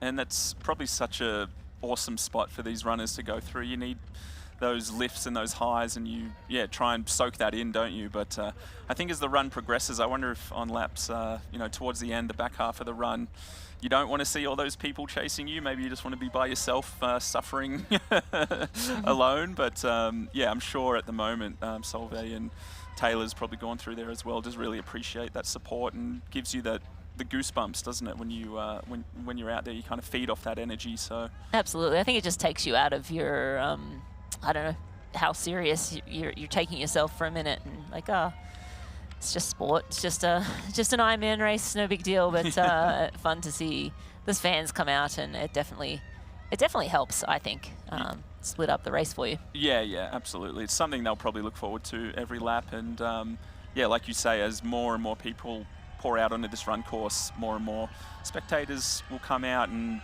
the vibes in Hippie Hollow will probably just keep increasing as the race progresses. But Solveig's still looking good, great cadence. Looking really good. Yeah, she looks great. We'll see where Taylor is probably at 10 seconds back at the last time check. So Taylor's losing a little bit of time, but again, not huge amounts. And again, we wouldn't expect that. Some high fives early. Yeah, that's, she's feeling good. That's bold move. Yep. But it just goes to show that she's enjoying it. She's having fun, and when you're having fun, you race your best, don't you? When you're enjoying it and when you're feeding off the crowd is when you race your best. And giving out the high fives early. Probably not celebrating, but just keeping those kids happy that are wanting to get a high five from the current reigning Ironman world champion. Absolutely, I think it's very cool to see, and Solveig just brings such a light energy, like a happy energy to the field. You see her at the the pre-race press conferences, and you see her around, and she's always smiling, and she always sort of, it's just like a glass half full kind of mentality. She seems happy with where she's at in her life and finding this distance and, you know, realizing this is really where my talents lie. And when you find that, it's just fun. It's all fun. And to Kat's point, I think at the press conference, you know, the question was asked about, you know, you seem quite happy, and Kat's like, yeah, well, winning can make you pretty happy. Yep. Winning is fun. Yep. So yeah, I think she's really hitting her stride, and yeah, great performance here today so far, and we expect to continue on. Yep, and I'm sure she came into this with probably not putting too much pressure on herself. She's so young still. She's the current Ironman world champion, and yeah, she doesn't really have too much to lose. She's just able to come in, and she knows that she's in great shape, and she's just having a great time. She was rooming with in that Norwegian household who, you know, the Norwegian boys are notorious for having a good time as well, and I'm sure that was a very animated Airbnb for a few weeks. But yeah, I think to your point, when you're having fun, you're enjoying it more, and you race and train better when you're enjoying it. So yeah, she's definitely having a good time out there. But Taylor's still keeping her in her sights, looking good in that bottom right, but Christian and Martin, not too much inroads there. Christian can still see Martin, but he's not reeling him in. I'm wondering if that's frustrating Christian at all, or is he just kind of holding that gap, just keying off Martin and just like, I'm happy to keep you here for the moment until I need to. Here's a crazy stat. The top 15 men are all running at sub 240 pace. So if you're not running 240, yeah, you can forget about a Kona slot. Yep. Yeah, that's bonkers. I mean, and again, you know, the men are, where are they at? They're just past the halfway point of the marathon, so still the back end, the business end of this. But I feel like on the bike, we're like, there's going to be, you know, blow-ups and explosions, and they've mostly stayed intact. And so I do think there will be some more fireworks at the end of the run. But so far, people aren't showing too many cracks, and No. and everybody seems to be running. I mean, Martin Van Riel looks unbelievable right now. He does. Both Martin and Christian don't look like... Yeah, unperturbed by Yep. the effort. Yeah, they haven't so far. experienced those defense plays that maybe some of the other people like Jonas and Jelle have. They only play offense. yeah, maybe I'm going to eat those words that I said 10 minutes ago when I said no one plays offense all day. But, Yeah. At 6 hours and 10 into the race, they're still looking phenomenal. Martin Van Riel taking a little bit more of that nutrition in right now, making sure he gets down all those gels. Make sure you process those. That's the biggest thing, making sure your gut can handle what you're putting down. No worse feeling than the gut. It looks the like gut it's brick. maybe sitting in his mouth a little bit there, but yeah, always hard when you're running to swallow some of those gels. Absolutely. And as we look at the Athletic Brewing Podium Predictor, right now we have KB, who at the current pace is predicted to win. Martin Van Riel's predicted to come second, and Jonas is actually predicted to come third, but that's at their current paces. And so this podium predictor is at their current pace. If they hold through the end of the race, that will be our podium. But again, that's not how racing always works. And look at that, Kasper Stornes in 5th now. So Kasper quietly moving his way up. He's still around a little less than 90 seconds back from the lead, but running as quick as Martin and Christian. So Kasper slowly, steadily making his way through the field. Yeah. But we'll see. And it's still wide open, isn't it? If somebody has to walk an aid station, yeah, forget about it. You lose 30 seconds, and then you've gone suddenly. Martin's gone. You know, might drop off the podium if he has to walk an aid station. So, yeah, it's he doesn't look like he's going to start walking, but it can happen rather quickly. But yeah, Kasper's moving through well. Yeah, like you said, you can throw a blanket over that top five. Yeah, with Antonio. 30 seconds behind Kasper, but yeah, it's still wide open. Yeah, amazing.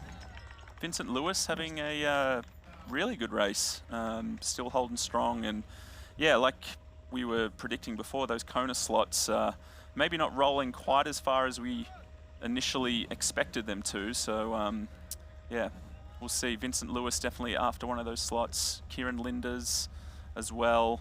But yeah, Martin Van Riel, Jelle Geens, Jonas Schomburg, Antonio, I'm sure they will all snap up those Kona slots. So yeah, it might not roll as much as I predicted about an hour ago when I said Lionel might get one if he finishes top 20. So yeah, I was wrong there, but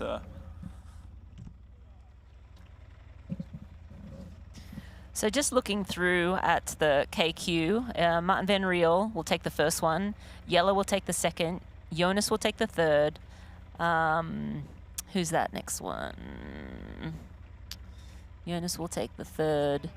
And then we have Antonio Benito will take the fourth, Kieran Linders fifth, and Vincent Louis will take the sixth. So it's really only going to roll to seventh, which is crazy. Eighth. Because Casper already has KQ'd, or he only needs to validate, and same with KB. So pretty crazy. And then we have Canute and Main who have their spots. Then Eden just needs to validate, so he needs to finish. And so Rudy von Berger's possibly the first guy. He needs one of the Kona qualifiers to crack for him to get a spot, which is crazy as well.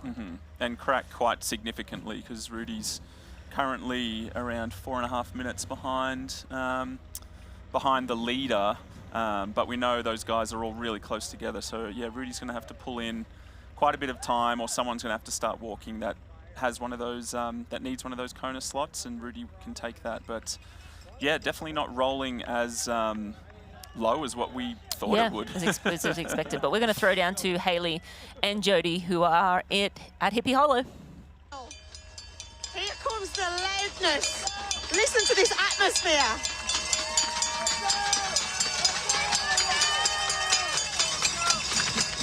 Martin Van Riel, and then we'll see Christian Blumenfeld. Look at the kids. Yeah.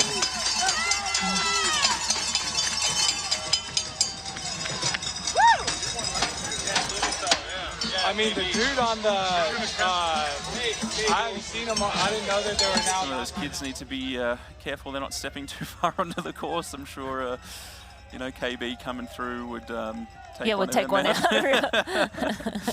But yeah, no high fives from Martin and Christian, which is probably to be expected. They're locked in a battle, and I'm sure they'll give out plenty of high fives when they're coming down the finishing chute, whether or not, regardless of what position that is. Yeah, so KB now lurking around 8 seconds back, but again, it's sort of just been sitting there, Sam, just not budging either way. Yep. Back to Solveig. She is leading the women. She still looks fairly cool, calm, and collected. Yep, she looks great. Taylor Knibb sitting only around 15 seconds back at last check. And so they're still running faster than those other women chasing as well. Marta Sanchez in third and Hannah Berry, so still putting time into those chases, which is also a really good feeling. But yeah, Solveig's still looking in control, but Taylor definitely not out of it, 15 seconds behind. Anything can happen, and as the women approaching about 28K to go, we're going to run to an ad break, and we'll catch up with the rest of the race after this.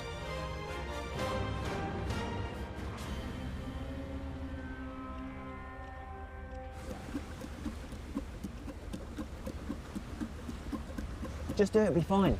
It's breakfast with precision. It's breakfast with precision. Thank you, Poncho Man. Welcome to Breakfast with Precision at Huggos on the Rocks. I'm Andy Blow, co-founder of Precision Fuel and Hydration, and we are stoked to be the official hydration partner of the Ironman Global Series. Hey, what are you doing on my set? Get a plan for your next race at pfnh.com. Security! It's breakfast with precision. It's breakfast with precision.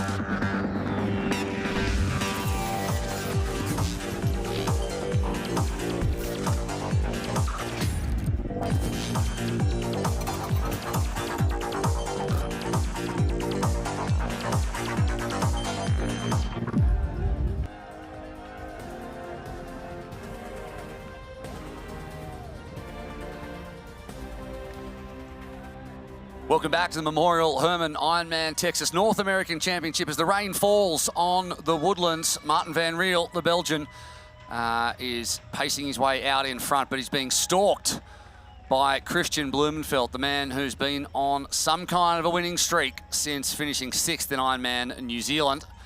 And he is right where he wants to be to defend his experience Oman Ironman Pro Series. But Martin van Riel will be very happy with where he is. Solveig Lofseth, meanwhile, while I've been away eating almost everything in the studio, is on track for potentially a world record time, potentially at a stretch sub-8, but also she has to keep going at the pace she's going now, which is red hot. So we'll keep you updated on that. And the other thing we're going to be watching in the last half of this marathon, Rennie, is who gets to qualify for Kona. So at the moment, I think Rudy von Berg might be the last, as it keeps changing at the back. He's on the bubble at the moment with Vincent Lewis. In terms of those athletes you can see there on that list, because Christian Blumenfeld, Kasper Stornes, Ben Canute, Cameron Main have all qualified, and Gustav Iden just needs to validate as well. So it rolls down 6 slots, whilst in the women it probably rolled down to Julie Aarons at the moment. But there's plenty to go in this one, and a lot of those women who even finish maybe top 5 or top 7 or 8 are going to leak a lot of Pro Series points, given how far out in front Solveig Lofseth and Taylor Knibb are. Yeah, it's almost worth not racing against these ladies if you're interested in the Ironman Pro Series, right? Like, you just lose so much time when, you know, either Kat or Solveig or Taylor Knibb step up on that start line. So that's Marta Sanchez on screen right now from Spain. She's sitting in 3rd, so a podium right now for her, and Hannah Berry behind her. So Hannah has lost a couple of minutes to Marta. Grace Tech is around 18:30 down. So Grace and Jackie running together at 18:25, 24 down. So they got a little bit of work cut out for them, but Christian Blumenfeld just been strong and steady all day long. Mile 16 for him, so 10 miles to go. Yeah, not too far. It was 8 seconds. It's gone back out now to 11 seconds at the moment. You can see Martin van Riel in the distance there. The hat's backwards, so you know KB means business, and he'll be wanting to shut that down, but it's actually gone out 3 seconds, over a minute further back to Yella Gaines. It'll be a good result for Marta Sanchez, has to be said. 6th in Oceanside. She picked up a couple of Ironman podiums last year as well. Lake Placid, she was 3rd. And 2nd in South Africa, but didn't finish in Kona last year. So she'll be wanting to qualify, which she is well within at the moment, and pick up a podium here in Texas in a stacked field. And meanwhile, Lofseth out the front has increased the lead to 15 seconds. And that's what I was talking about with like Hannah Berry or Grace Tech or Jackie Herring, and athletes that are going for the, or even Lumkes who are going for the Pro Series, 20 minutes back, losing a lot of time because it is 1 point for every second behind the lead up. And Solveig Lofseth.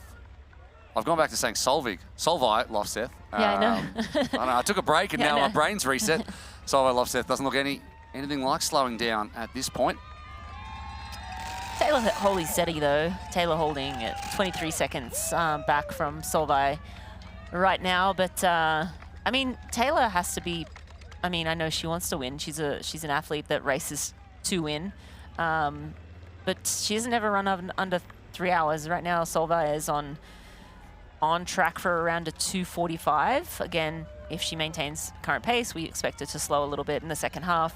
So maybe say high 240s, low 250s. If you're in that realm, which Taylor is, it'll be a massive PB. A huge jump. Yeah. Huge jump. Which is, I mean, she needs that jump.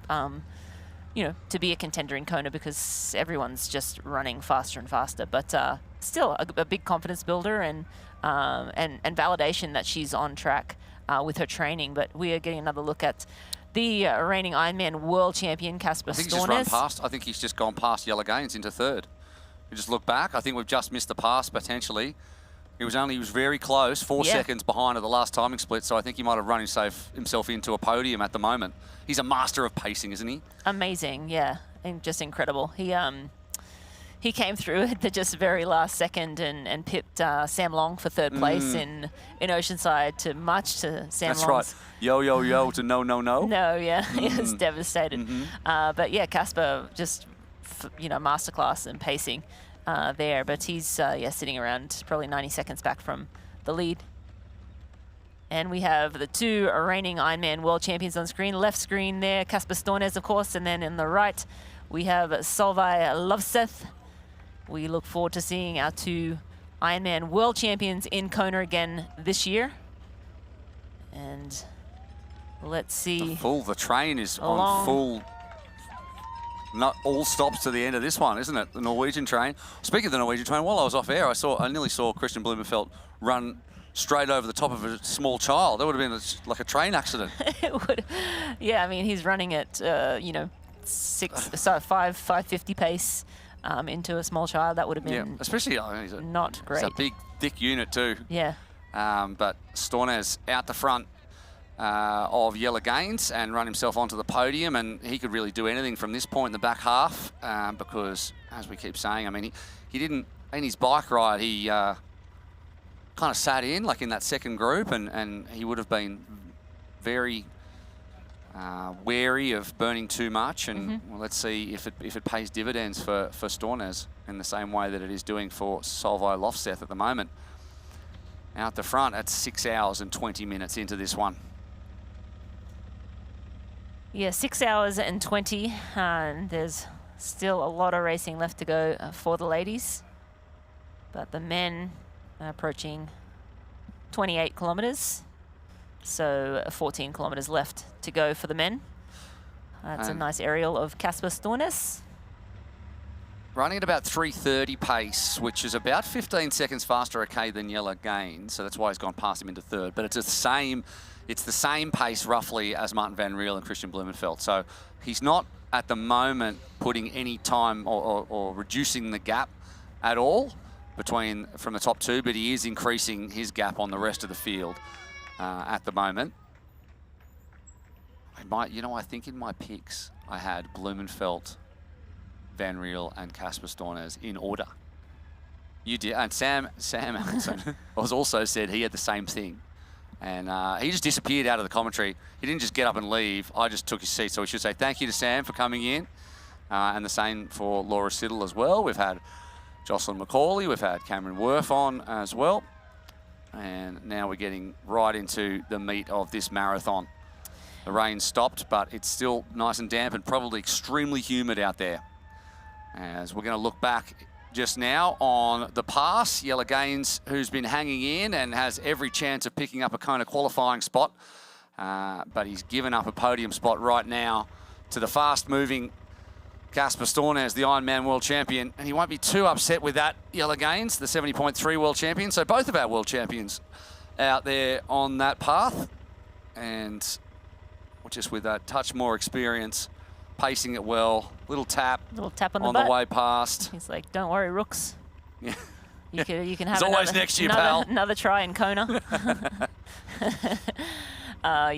Good camaraderie between all the men here. I know one of the athletes, I'm blanking on his name, was having some back issues. I think Robert Callan maybe, before the race. And actually, I think Gustav or Casper gave him some red light therapy to try and help him loosen off his back. So it's just nice that, to hear stories like that. The men sort of, everyone works so hard. The sport it's a blue collar sport. You can't get to the top without just a lot of hard work. And so I think there's just a mutual respect between all of the men.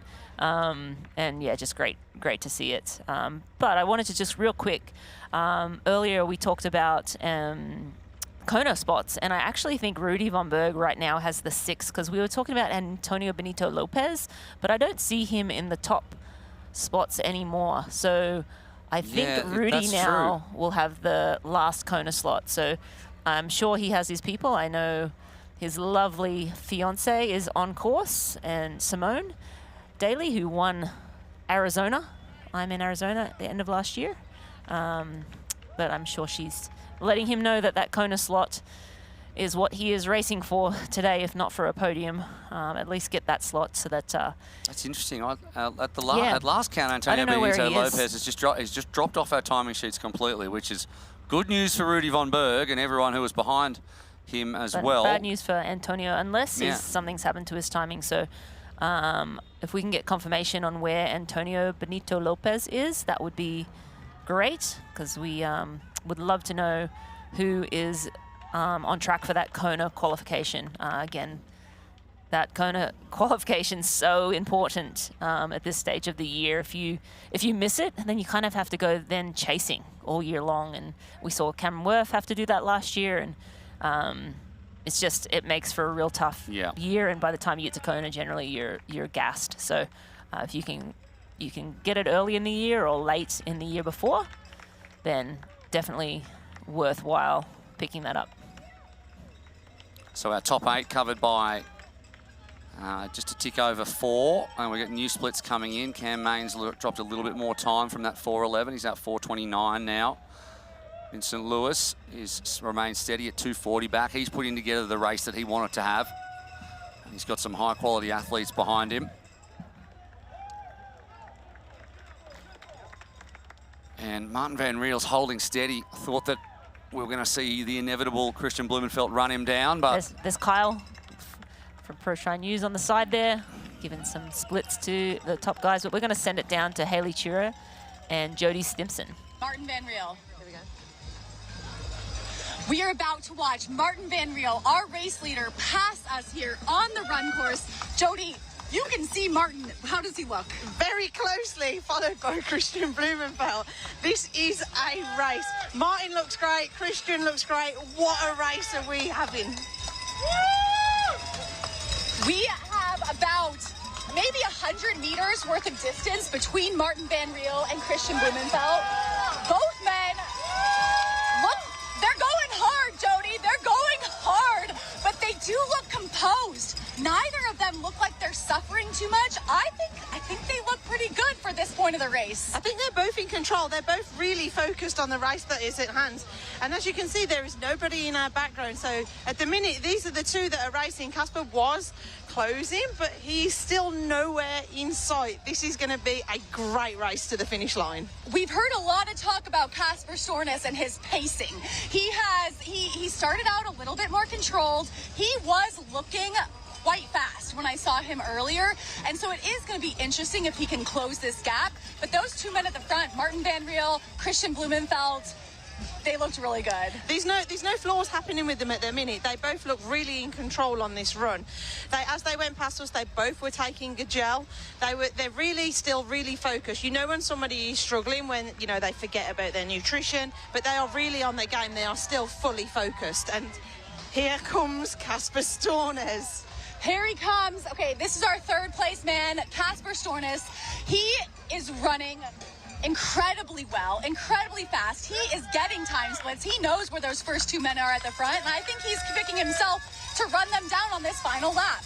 Definitely, you wouldn't put your money on him. I mean, he's a very, very mature racer, and he's absolutely showed that from the time he went onto the marathon. He's paced this beautifully. And with that, we're going to see how this plays out. We'll throw it back to y'all in the studio. Yeah, it's really set up for one, and just at that point I was looking at the projected runs based on the current times, and Casper Stornes on track for a 2:31, Christian Blumenfeld for a 2:29.47, Matt Hansen for a 2:28.55 at current paces. That's the 2:28, which he's done it before, so he's moving through the field, but he's way back though, probably in about 17th position at the moment. The real battle, well, that comes down to the front, and Christian Blumenfeld looks like he is just stalking Martin Van Riel, and the world champion is right behind the pair of them. What is going to happen? It is really anyone's guess at this point, and now is the time for you to not miss a moment.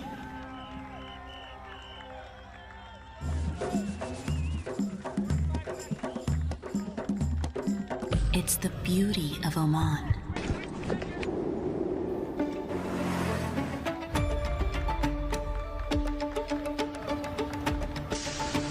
Our tradition, our hospitality, the sounds dreams of limitless opportunities to explore. Listen, it's Oman.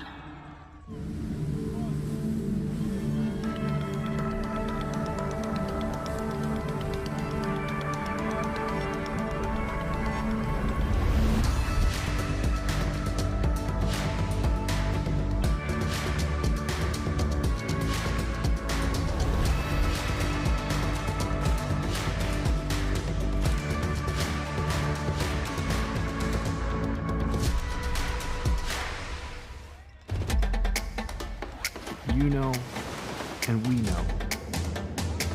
The thing about challenging yourself is, you're always looking for what's next.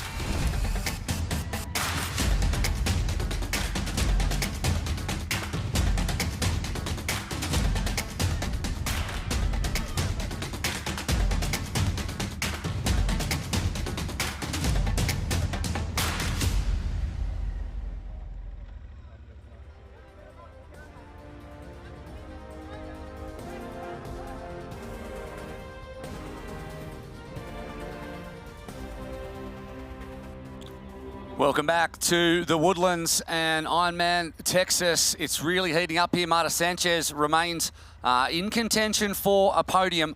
And this broadcast brought to you by Experience Oman. Beauty has an address. Endurance has a destination. Experience Oman. And by Morton. Get used to it.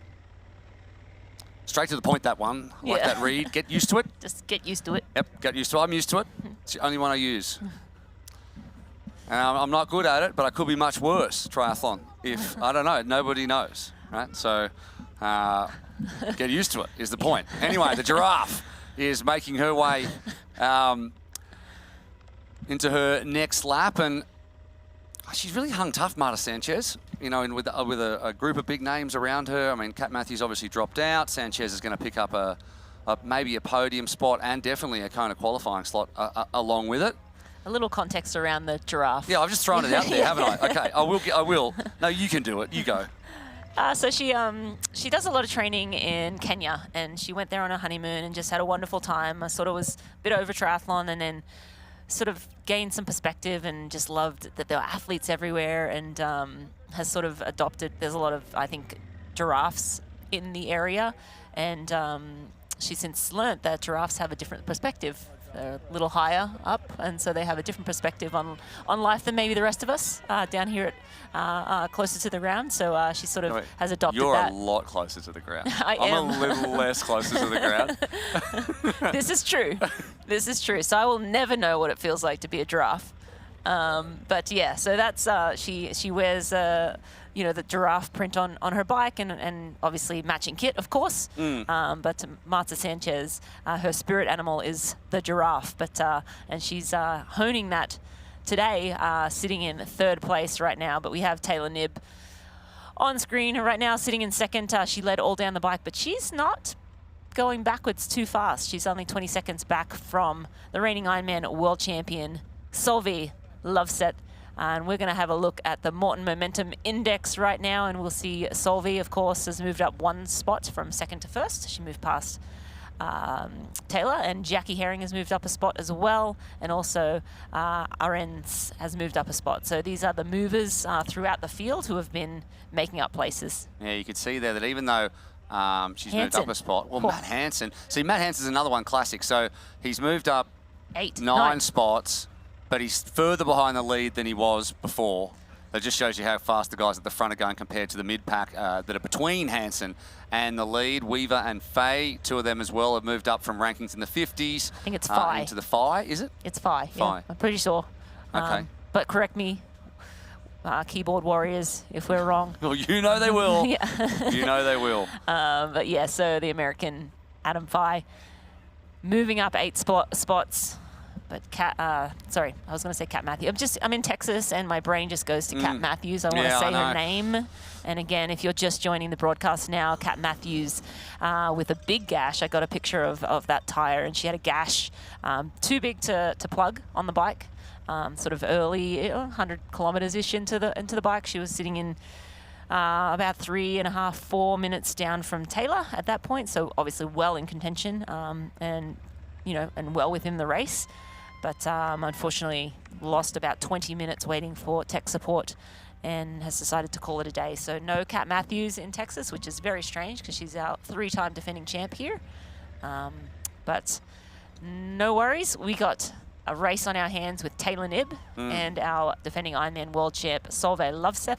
Then, of course, Marta Sanchez, Hannah Berry, Grace Tech, her first Ironman, and Jackie Herring, just strong, steady all day long, sitting in 6th right now. So some great racing in this women's race, even without our fan favourite, Kat Matthews. And in the men, Martin van Riel, Christian Blumenfeld, Casper Stornaz, all at basically exactly the same time, 5:47 minutes a mile, which is, I can't even tell you what that is in kilometres. Sub 4 anyway. And then Schomburg and Vincent Lewis has moved up past Jelle Gaines. And Schomburg and Lewis racing together in 4th and 5th position at about 2:40 in arrears. And then they've put 20 seconds into Gaines, who's going backwards now. He's got a minute 20 to Kieran Linders, and then a minute 50 to Cameron Main. And then it goes Gustav Eden and Rudy von Berg at 5:21 and 5:41 back, respectively. So lots of changes, but Jelle Gaines has lost a minute 30 over the last 3 kilometres. So it's interesting, we heard in a Fighting Chance, Christian Blumenfeld say, yeah, Jelle Gaines is a threat, but what does he do at 30 Ks? He's never been in that space before, hasn't quite got to that yet, but now he's starting to leak 30 seconds per kilometre on the leaders, which is a very, very big amount, K on K. Absolutely. And this is where you have to sort of manage your emotions and sort of, okay, what am I lacking here? Is it just like lack of training? I haven't done the distance before. I've expended too much energy, or am I low on calories? So you're sort of trying to troubleshoot. And again, sometimes you can come back from that and sort of come good again. But I think, if a win wasn't in the realms of reality for Jelle today, I think big learning experience, 1, but 2, get that Kona qualification nailed. And again, it's not rolling very far. And we had before Rudy von Berg as the 6th, the 7th, but then Antonio Benito Lopez, who dropped off, he actually DNF'd. Yeah, so he's now out. He's out of the race. So that's given Rudy von Berg a chance to snatch that Kona qualification, which I believe he still has. He's in 10th right now, so yes, I think he's still... Yeah, because he's behind Gustav, but Gustav just has to validate, so Exactly. They'll roll past Gustav Eden, who's, I think, in the last year of his validation window now, after having won in 2022.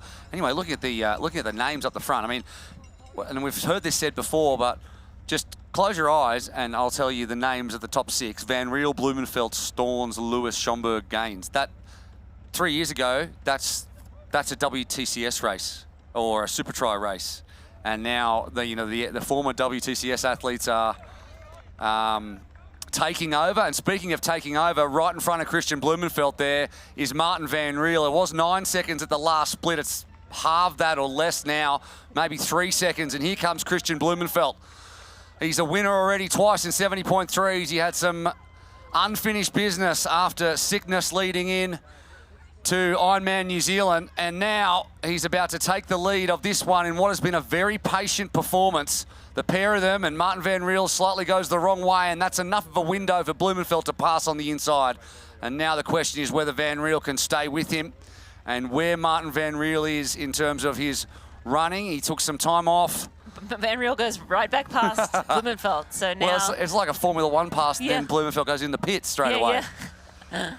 Yeah, so Blumenfeld taking the chance to cool down, take on that ice, throw it down the jersey. It's just more like it takes an athlete with experience to make a pass for the lead and then give it straight up because I need this more. Yeah, and I mean, it's going to be a long race. Exactly. I think he took the opportunity. I don't think he knew Martin van Riel was going to go for special needs, and that's what Martin did there with the bags. They are able to drop their special needs, so they'll have special nutrition or whatever that they cannot get on course. And so he opted to grab that. Christian didn't have a special needs or opted not to grab his if it was in there. But yeah, the aid station right afterwards, and I think maybe Christian's like, wait a minute, I got to make sure I fuel as well here. Still a ways to go. We're not done yet, but Christian definitely making a concerted effort to move away from Martin, and you can see Martin fighting himself right now to try and stay with him.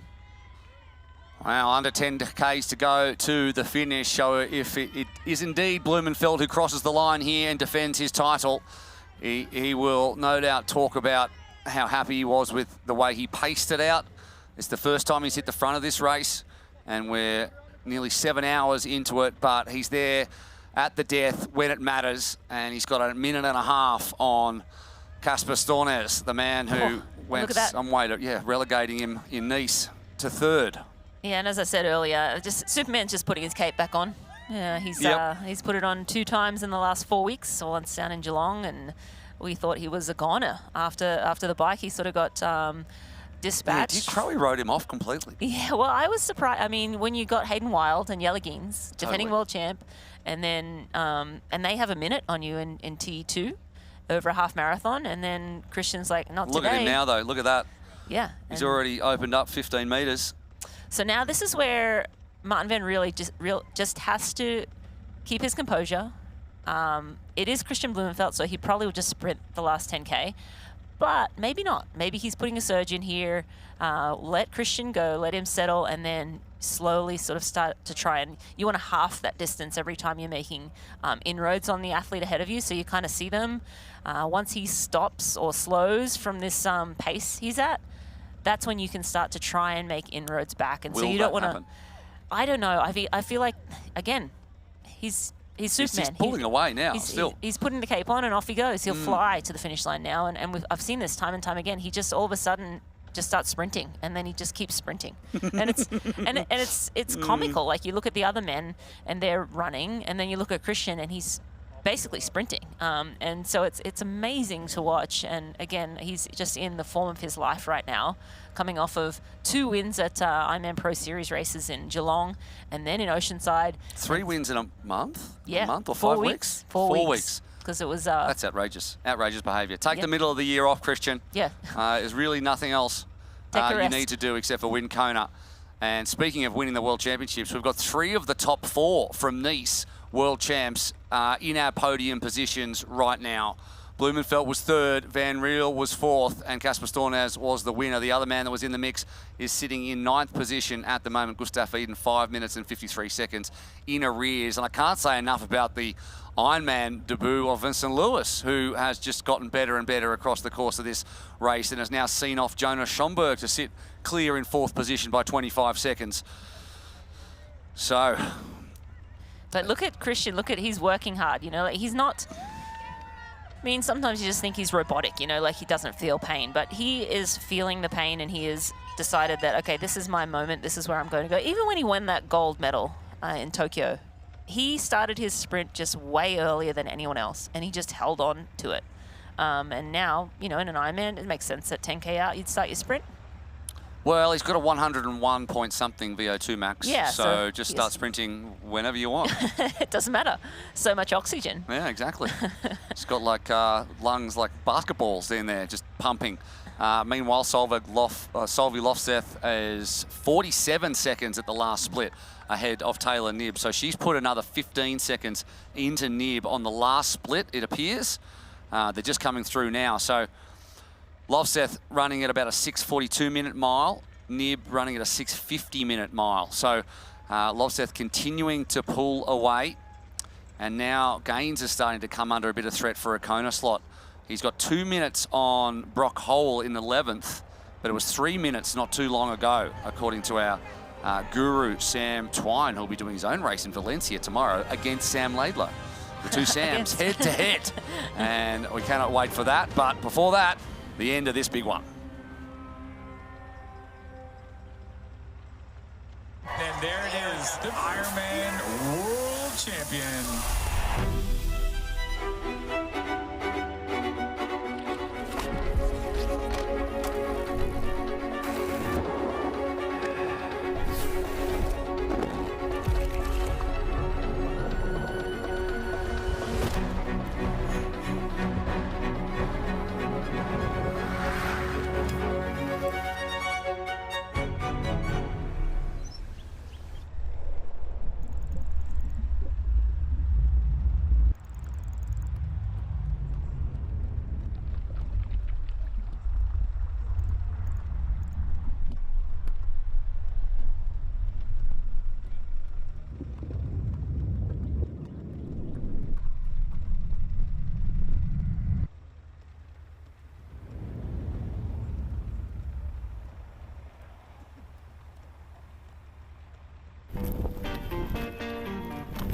We're not here to sell you on this life.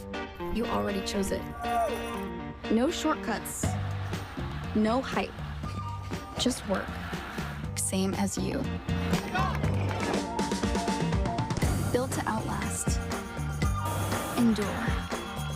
40 years in, and we're just getting warmed up. Welcome to the Ohana.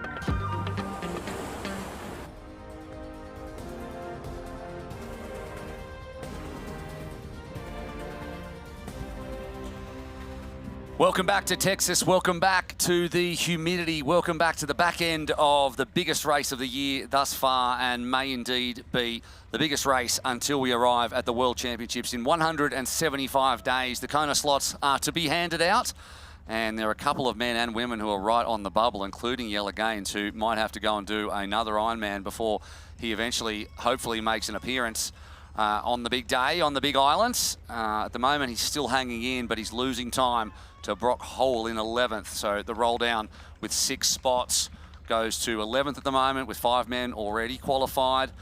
Meanwhile, Christian Blumenfeld at the front is really pushing on, whereas Martin Van Riel and Casper Stornes are kind of maintaining a gap at the moment.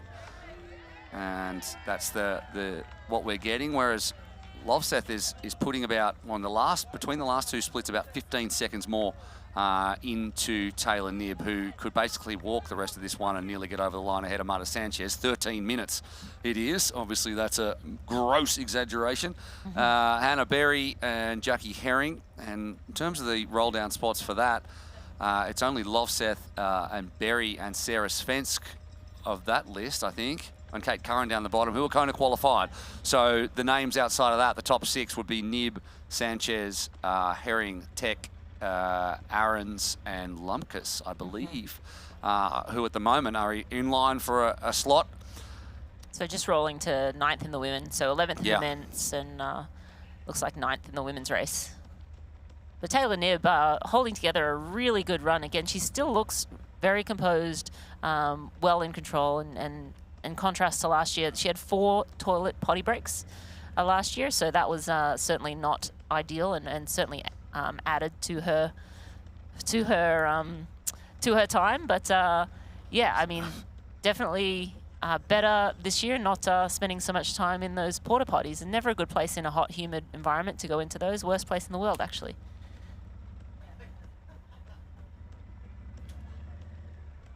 But she still looks like she's running very, very strong. She's at 53 seconds back from Solveig. And Solveig just running super well and on track for a very fast time here today. Will it be a world best or a course record? We have to wait and see. Well, she's certainly working through some issues at the moment, Taylor Knibb, and remaining quick out there, losing 53 seconds at this point. Marta Sanchez is hanging in. She's had a very lonely old marathon, has Sanchez, the Spaniard. My countrywoman now, mi amigo, Marta Sanchez, who not only, we talked about her at Kenya before, she also, has recently spent 7 weeks at altitude in Kenya, training at 7,800 feet, if you don't mind. There is a pool there. She had a 25-meter pool, but she was no lanes, so she felt like it replicated open water as much as you can replicate open water in Kenya. And we talked a little bit about Jelle Gaines losing 30 seconds a kilometre earlier on. We'll have a look at a replay right now of the Belgian, on debut, who is in uncharted territory. And I'm assuming he's going to come into screen in just a second. There he is. He has found the going very hard, and Jelle Gaines has stopped on the side of the course. And in terms of pacing, that's that's not tough. ideal. That is tough. Yeah, that's tough to see. Jelle Gaines, of course, this is his first full distance race, and he chose to come and race the best in the business, right? And he, was pacing right amongst the best in the world. Well, he's now outside the top 10. So yeah, that Kona slot probably slipping out of his grasp. Again, this is Ironman racing, and this is sort of You don't know until you know. You can fly close to the flame, and then at some point, if you fly too close, you get burnt. And unfortunately, Yelagines has fallen victim. He's so close to the end. Yeah. He's 7 hours in, and he's got 7, 8 Ks to go. I mean, I think that you take confidence in that, though, Will. You've got through this part of the race, racing with the best in the field. You know now what it feels like. Sorry, the best in the world. You know what that pace feels like, and now he'll have a lot of information. He can go back home.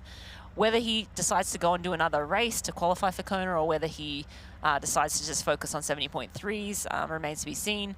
Right now, I'm sure he's like, this sucks. Yeah, man. Not again.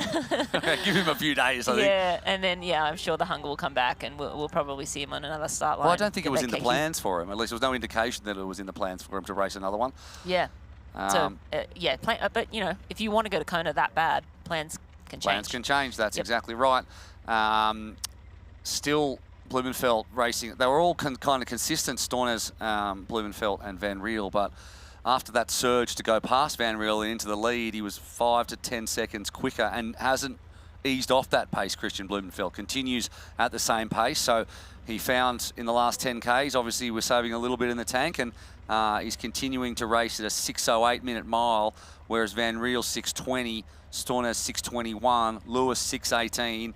So at this point, I mean, it's not out of the realm of possibility that Vincent Lewis could run his way up into a podium, but at the moment he's only putting 3 seconds per kilometre or per mile into the others. So it would take Stornes or Van Riel to really drop off the pace. But this race from Vincent Louis, huge. Huge, yeah. Huge. Racing. He was 10th in Roth, I think, I believe, and his only other full distance race. Yeah, and so to be, he's training with Martin Van Riel and same coach, Glenn Polaris, is that his name? Paulunas. And based in Girona, Spain. But training with Martin Van Riel, who is the benchmark right now. So measuring yourself up against one of the best in the world every single day in training, you can't help but raise yourself. And of course, Vincent Louis, a huge talent in his own right. But this is a phenomenal performance for him to, be in the top 5. I think he'll be super happy with that, and that just sort of maybe a world of possibility opening up for him in Ironman racing. And shout out to Glenn Paulunas for coaching 2 athletes in the top 4 in a race of this caliber. 100%. As well. So obviously this has got something good going on in that group of athletes, and it's quite a diverse group of athletes too who are part of that. So I've heard a few people say that they're really enjoying the atmosphere, and Vince especially is obviously benefiting a lot from being back part of a group again, and a group that gets on so well by the sound of it. Bottom right is the familiar stride, even in the unfamiliar kit, of Taylor Knibb, who is, almost certainly online for second now because she's got so much time behind, and she's only a minute now back, a minute back. Still holding steady. I mean, Solveig is running like 350 minute per K pace to, 6:08. It always flips when I say it. 6:08 minute miles for Solveig, and Taylor is at 6:19. So still sub 4 minute pace. So still very quick for her. And again, she hasn't run under 3 hours before. So I expect a big.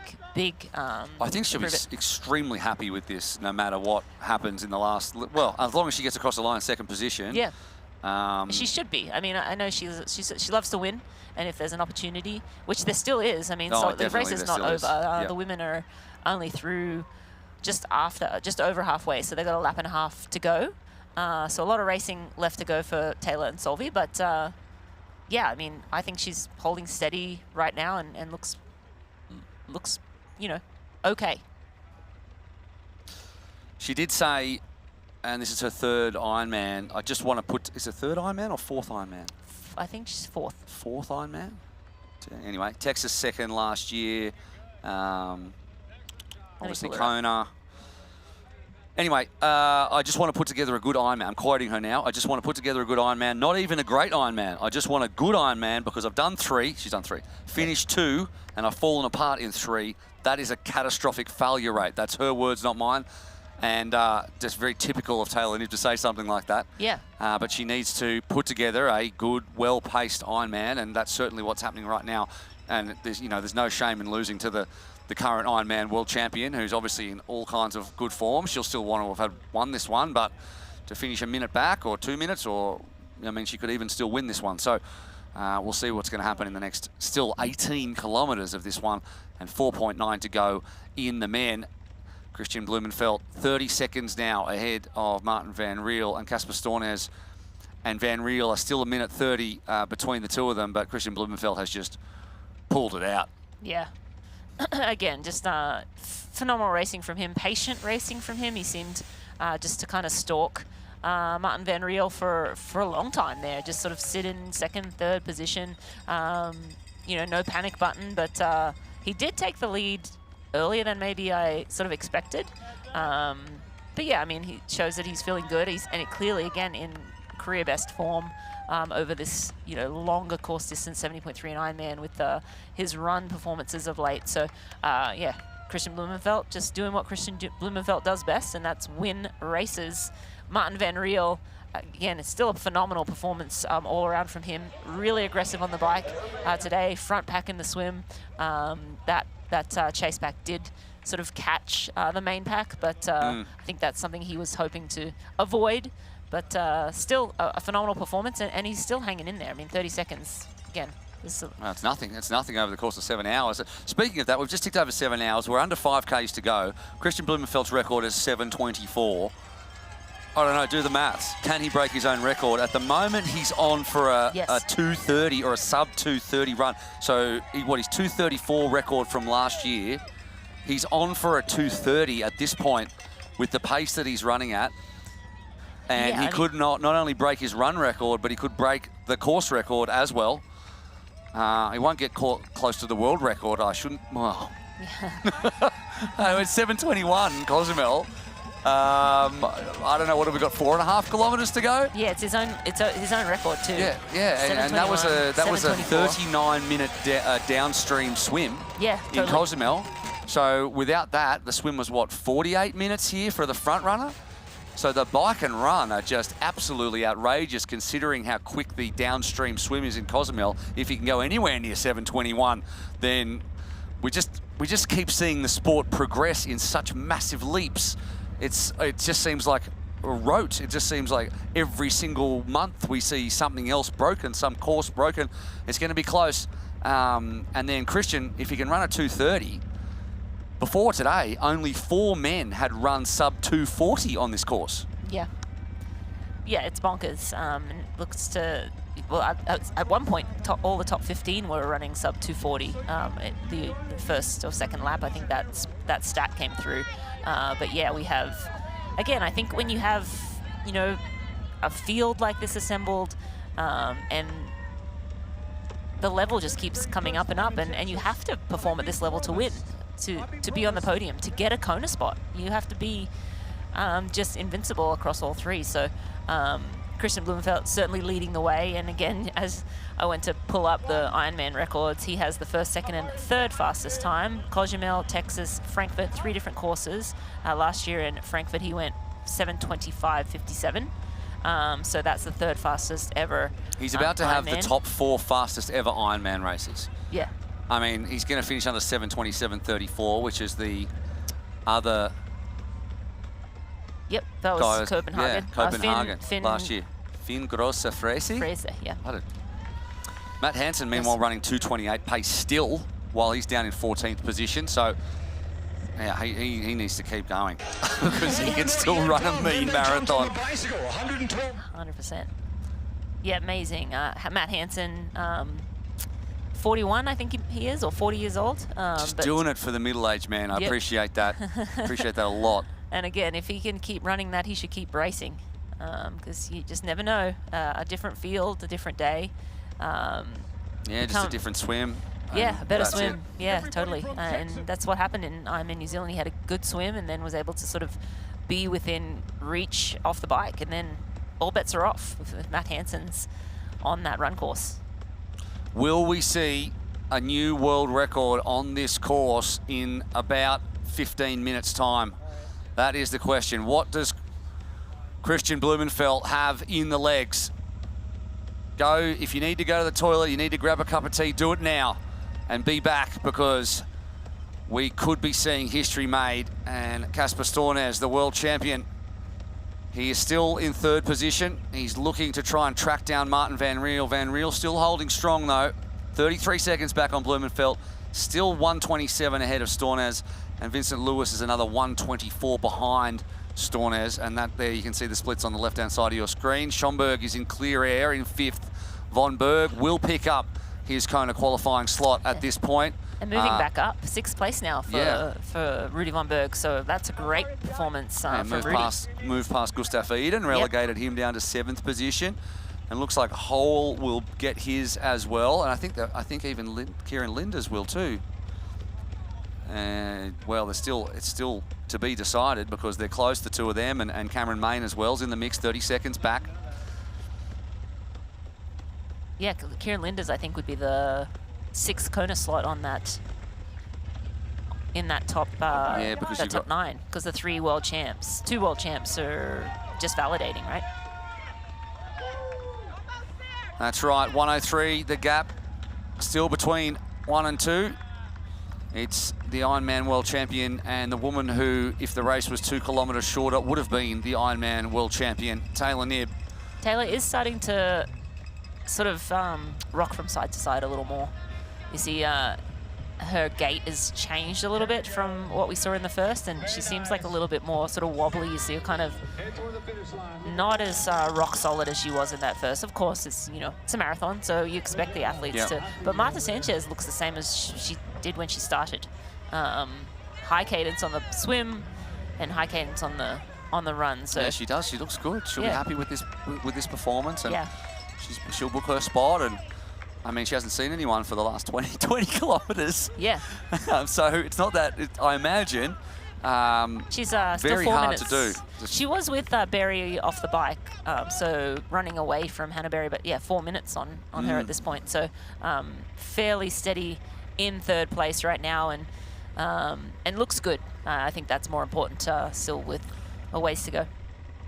Blumenfeld's got 1.9 miles to go. He's running 6:03-minute mile, so this is going to take him 12 minutes to finish this race.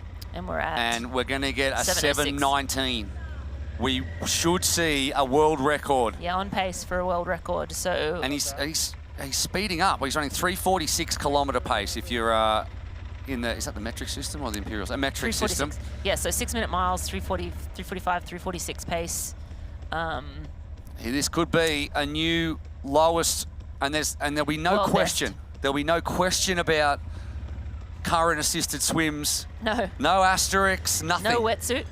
No, exactly. Wasn't a fast swim. No, it was not. It was, when you consider, as we said, 39 minutes for Cozumel versus he would have swum 49, nearly 50 minutes, I think, I want to say, on the swim. Yeah. In fact, I can check that. Definitely not fast conditions on the swim, but it is a very fast bike course. 48:43, Blumenfeld swam. Yeah. So nearly 10 minutes slower than his world record time in Cozumel, and he's going to break that mark, if you can believe that. And he looks he looks like he's just started on his long run. Yeah. He doesn't even look wet. It doesn't even look like he's sweating. No. He just looks supreme, and he just is a supreme athlete. 100%. And he's put his mark all over this one. Martin Van Riel rolling through Hippie Hollow for the last time. 50 seconds back, he held onto that lead for so long. Aggressive on the bike all day. He'll be so happy aggressive with in the this. swim all day. I mean, he'll be world best time as well. If he goes 19. He could, yeah. So God, is there anything more bittersweet than breaking the world record but having someone else break it? Yeah. At the same time? Yeah, exactly. I think these three guys will, they'll be in the top. The top times ever. Yeah. Which just shows you the progression of the sport and the athletes in the sport, and also the value of the Norwegian training method, whatever that is, whatever you want to call it. And you got 2 men coached by the same coach in the top 4, and the other 2 coached together. So whatever Glenn Paul-Eunice is doing and whatever the Norwegians are doing, it is certainly working. And a shout out to Jonas Schomburg's father as well, who was himself 10 years an elite athlete in the German team, who coaches Jonas and who's been sitting in 5th position for the last 10 or 15 kilometres. So Stornes making up a little bit of time on Van Riel in the last couple of Ks. at 15 seconds. It's not going to be enough at current paces to overtake him with only 2.4 kilometres to go. Blumenfeld continuing to extend his lead at the front.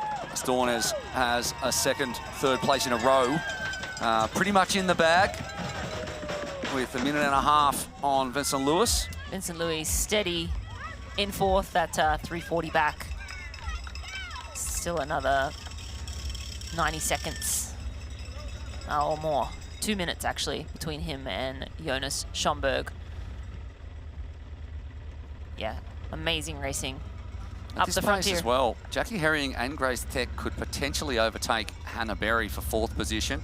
There's about 50 seconds at the moment between Herring and Berry. And we'll see on the, they've just covered another timing, Matt, so we'll see where it sits at the moment. It's 1:17 between Solveig Lofseth and Taylor Knibb. And Lofseth still running at a 3:49 minute kilometre, so she might, well, she's not the only one under 4 minutes because Taylor Knibb's running 3:56, but those two might be the only ones under 4 minutes at the moment. Yeah. We don't have in this field one of those like uber runners that runs through like a Tamara Jewett or Danielle Lewis is out. So they'd be the only ones running under 4. And there is the incredible finish line on Waterway Avenue, which we're going to see very, very soon in 2 kilometres time for the men. And Blumenfeld again putting another 15 seconds in on Van Riel. And now it's nearly a minute between Van Riel and Stornes, but he's just going to hang on, you'd think, Martin Van Riel to second. Could be 2 new world records today too, because we've got 15 kilometres to the finish for Solveig Lofseth. And she's running close to, what is it, 8:03 is the Ironman record for the women? Yeah, 8:03 in Hamburg. Laura I'll Phillip. pull it up. Laura Phillip has 8:03.13. 8:03.13. And then Kat Matthews was 8:05. And then 8:10 is the record here in Texas last year. So that's the 3rd fastest time. And that belongs to Kat Matthews. Solveig already has the 4th fastest, that Ironman Hamburg race last year, yielding 3 of the top 4 times. We hope you're enjoying this telecast and the back end of it, wherever you're watching around the world at Ironman.com, DAZN, or any of our local partners, Equipe and so many others. And we know that there's tons of people tuning in right now because the boss keeps texting us how many people there are and telling us not to worry about the pressure of it. But it just shows you the quality of the field that we have. And those people are going to witness, wherever you are, the fastest ever time. It wasn't that long ago that there was a sub-7, sub-8 race where we were throwing out all the stops and some of the rules to see if someone could actually do a sub-7 or a sub-8 for the women. And now Christian Blumenfeld's going to come within 20 minutes of that mark, and Solveig Lofseth could blow it away. Yeah, and just incredible. Again, just the caliber of athletes racing, and this man at the forefront just pushing the pace and bringing down records at every stop. So Christian Blumenfeld, we have him to thank, or I'm sure the other men don't thank him that much, but we appreciate the spectacle that he brings to every single race he does, the intensity, the great attitude that he sort of has around racing, the fun he brings to it. But yeah, on race day, this man is he's a killer, and he is. Once again, he's on a mission. And today, will there be a world best time? I think we're getting closer to 7:21. Yes. 7:21 is the mark. 7:21. How many seconds? 7:21.11. 7:21.11. So we're 7:13 and a half at the moment. And we're at. And what have I we don't got always to go? trust the timing, because sometimes it says we're at 40 point. We're past 40.9, so he has a kilometre to go. So that says to me, yes, he beats it You by know a what? lot. Let's just wait and So see let's just what wait. it says I'm not on the gonna say. board above him when he goes Yeah. underneath the arch. That will tell us. That will tell us. No more speculation. Back with Casper Stornes, the reigning Ironman world champion from Nice last year, and he is sitting in 3rd. Again, probably going to run. He definitely is going to have one of the top 4 best times ever. Oh, and a walk from Taylor Knibb. Oh.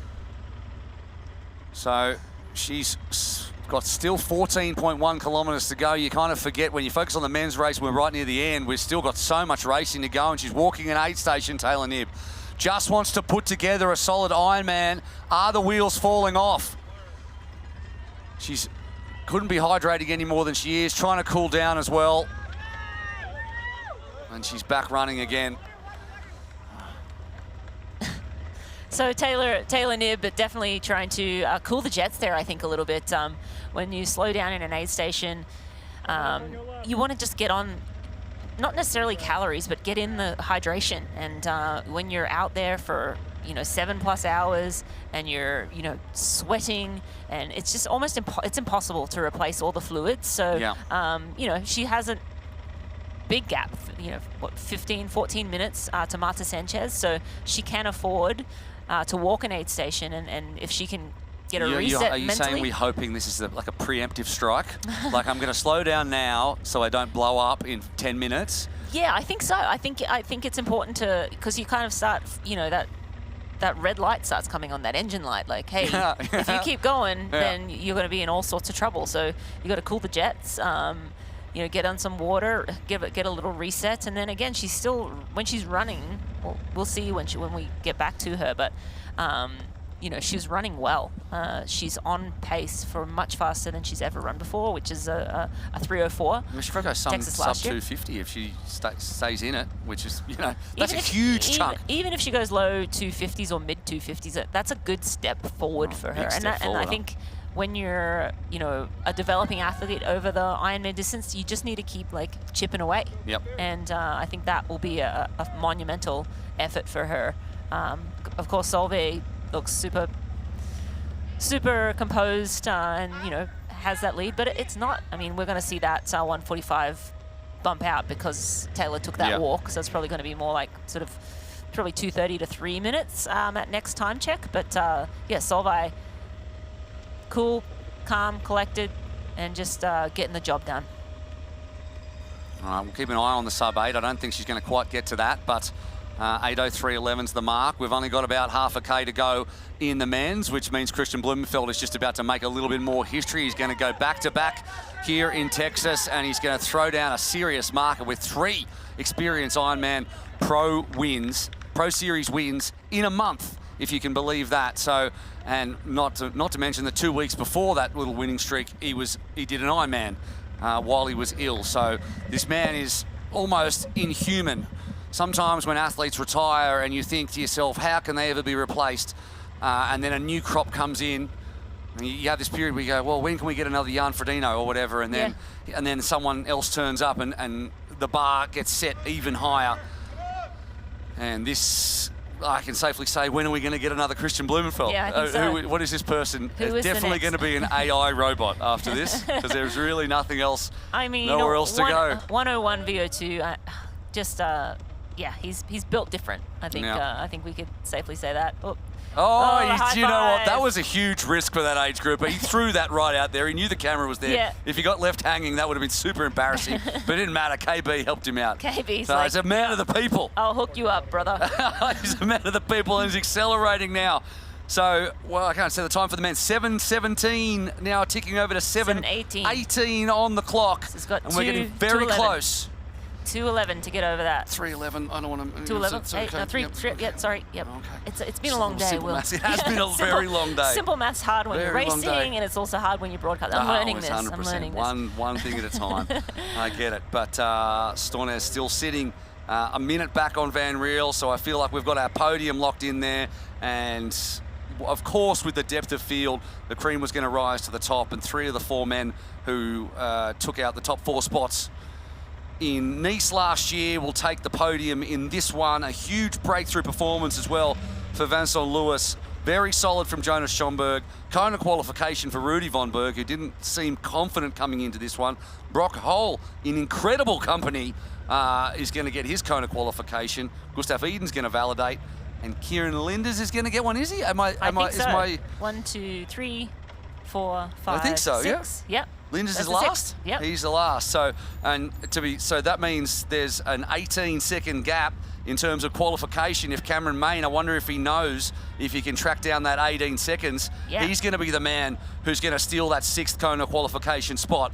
But right now, it's all eyes on Christian Blumenfeld, the man who has swept all before him, the Olympic gold medalist. And the to the finish sign, I love that one. He's and run past that when twice. you go off the lap and you're just like, this is it, it's finished. Yes, see you later. I feel like that after like a 2-lap 5K. and I'm so excited. We'll go home. Yeah, 100%.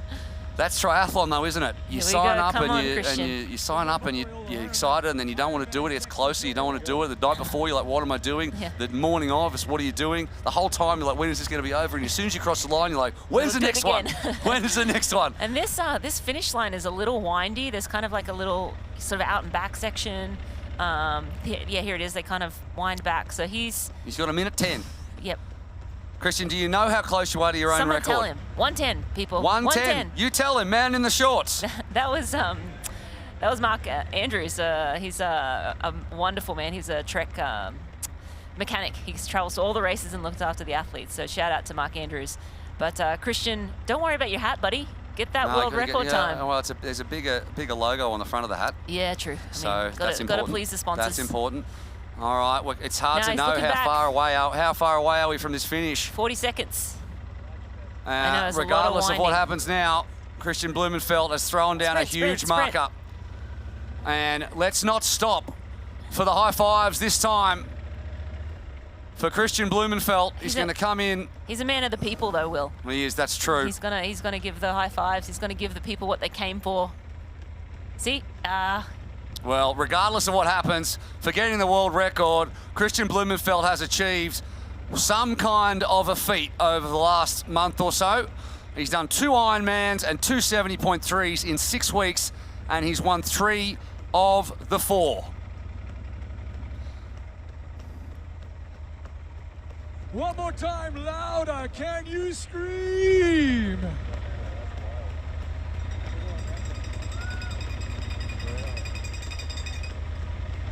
Oh, come on, KB, it's 7 hours 21. Here he comes, under the final Experience Oman Pro Series arch, flying to the line. Ladies and gentlemen, your Memorial Hermann Ironman Texas North American champion. The victory is real, the emotions are real. Norway's Christian Blumenfeld.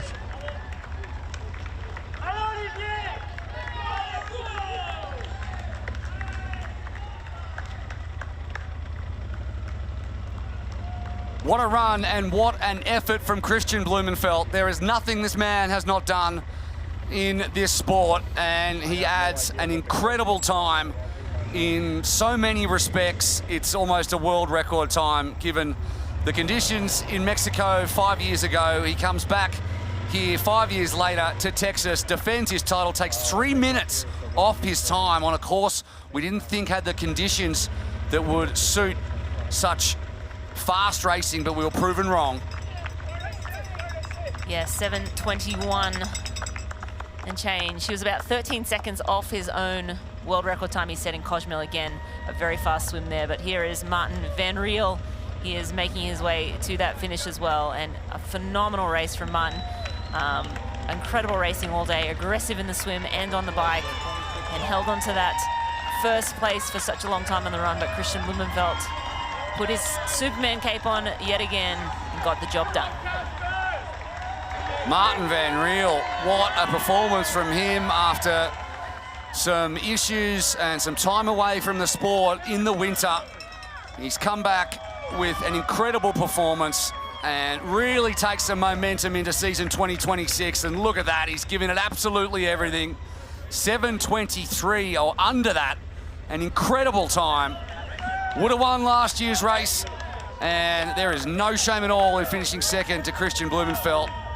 And in front of a field of such quality, Martin Van Riel qualifies for Kona and sits in an incredible second between the 2 Norwegians and ahead of the world champion Kasper Stornes, third in Oceanside 2 weeks ago.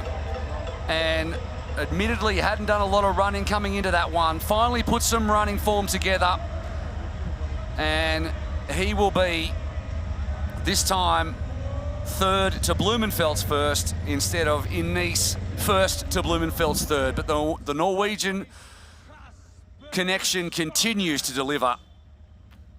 And I do have to make mention of Christian Blumenfeld's run time, 2:30.47. Wow. Crushing his time from last year. He ran a 2:34.03. So, no, that's not him. Yes, that's right. Yes. 2:34.03. So, yeah, just phenomenal. That is an insane time. And just taken 3 minutes off his own record. Van Riel going to 32.41. So the sport gets harder and harder. 3 men at the very least under 2:35 or under last year's run course record. Top 3 today. Besting the previous run course record that was set by Christian Blumenfeld last year.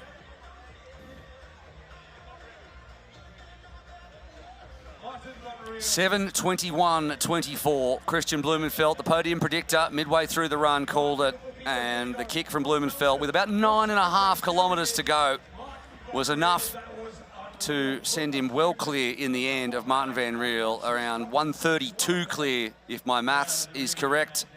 And then another 34 seconds to Stornes, who finished fast. And speaking of finishing fast, in his first Ironman branded full distance race, Vincent Lewis, he came in knowing he'd done the work this time, and he has put together a race which will reignite the confidence, I think, for Vincent Lewis after leaving the world of short course and moving through middle distance and question marks around whether he still had it to do over the long distance. Well, put those questions to bed. Vincent Lewis is here to be a force on the long course scene, and he'll qualify for the big dance in October. 2:34.52 run for Vincent Lewis too, so just incredible running from those top 4 men. Of course, Christian Blumenfeld leading the way in a 2:30.47. Insane racing up the front, actually all the way through. Just incredible to see. And again, Vincent Louis, awesome to see him up in amongst the superstars of our long course sport, and can't wait to see him and Martin Van Riel in Kona this year. I know it's a short course takeover of Kona, and how much we love to see it, because it just means we've got athletes that we'll hopefully see for 5 more years or more who are coming into long course and deepening these fields and raising the bar as well. So 3 men under last year's run course record and 3 men under last year's overall course record, I believe, and 2 minutes and 12 seconds. Nib losing a little bit more time, but she hasn't stopped again as far as we know out here on course. Yeah, bouncing back to the women's race, Solveig in control in the lead, and yes, as we expected, Taylor Nib's walk through the aid station cost her a little bit of time, but she's sitting at 2:12, and again, she's pretty steady in second place right now, so not too concerned about that podium unless things really go south for her, but right now, Solveig in full control of the women's race. So Nib, Sanchez, Jackie Herring should all pick up Kona qualification slots. Hannah Berry already has one. Grace Tech is in line for one. Sarah Svensk already has one. Julie Ahrens, I think, and Jana Udestad, I think, will pick up one as well. And it rolls down 35 minutes in arrears, and that just shows you how fast it is at the front for Solveig Lovseth. Just want to check the men's KQ spots as well as they start to come over the line.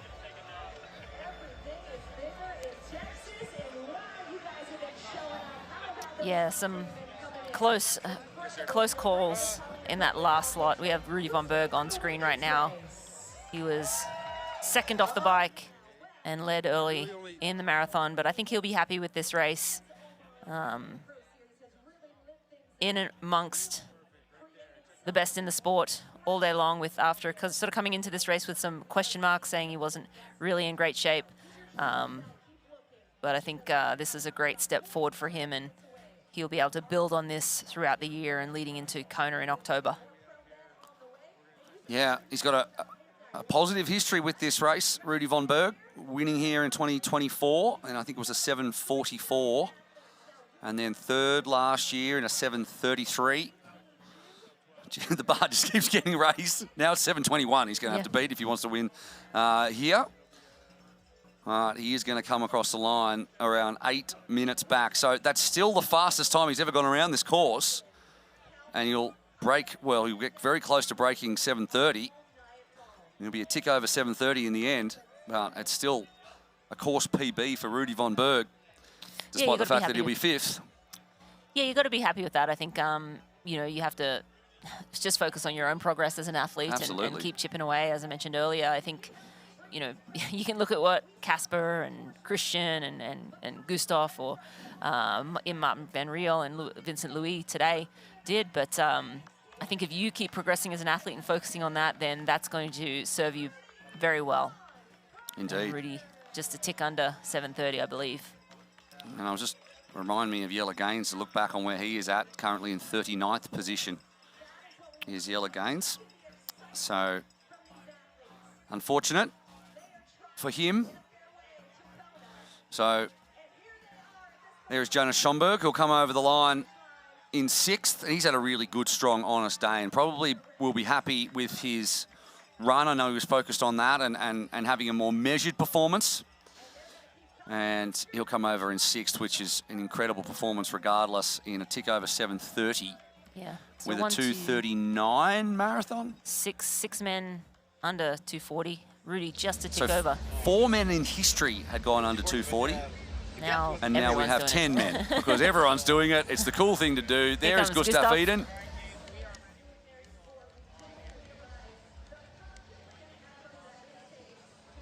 The 2-time 70.3 world champion and Ironman world champion Gustav Iden.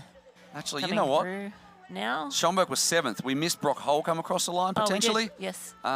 We didn't see him, but he came across in 6th, so he'll pick up a Kona qualifying slot. Yep. And Gustav Iden in just over 7:30 will finish in 8th position with a 2:40.11 marathon. 9 minutes and 24 seconds back. So one more Kona spot. That we'll is. See. Looks to be probably Kieran Linders,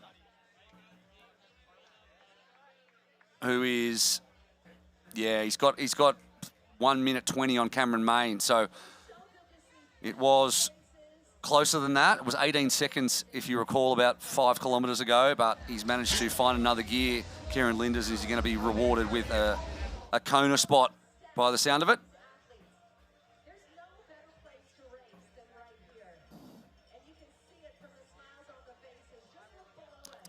And we're going to roll down to the high price recovery zone with Paul Kay and Christian Blumenfeld. Welcome to the High Price Recovery Zone here on the finish line of the Memorial Hermann Ironman Texas, the North American Championship. And your North American champion is right here next to me, Christian Blumenfeld. Just a few seconds to beat your world best time. Yeah, I think it was 12 seconds from Cozumel. But then people say like it's a down current stream and it doesn't count. So at least now I have the 2 fastest Ironman times or over the distance. So quite stoked with that. But first of all, it means a lot to take the win in this field. Like it's a world championship field. Like I was really battling out there first with Jonas and Jelle, like going out like rockets on the run. Martin being a bit clever, but then out there on the second lap when I was focusing on my special need run bottle that he was putting on the gas, and I was in the hurt box there 5, 10, 15 seconds behind, and out there on the final lap I thought either I have to put pressure on now and just do whatever I can to bridge up, because if I'm not on the gas I will go backwards on course, and you know that mental boost you're getting when you're passing the guy in front, that was really kicking in there when I was passing Martin. And but yeah, for the final 5K, it's always hard. Made up for it with an incredible crowd here on the finish line. So this makes up for the disappointment of New Zealand, and you got 3 from 3. Is it time to take a break?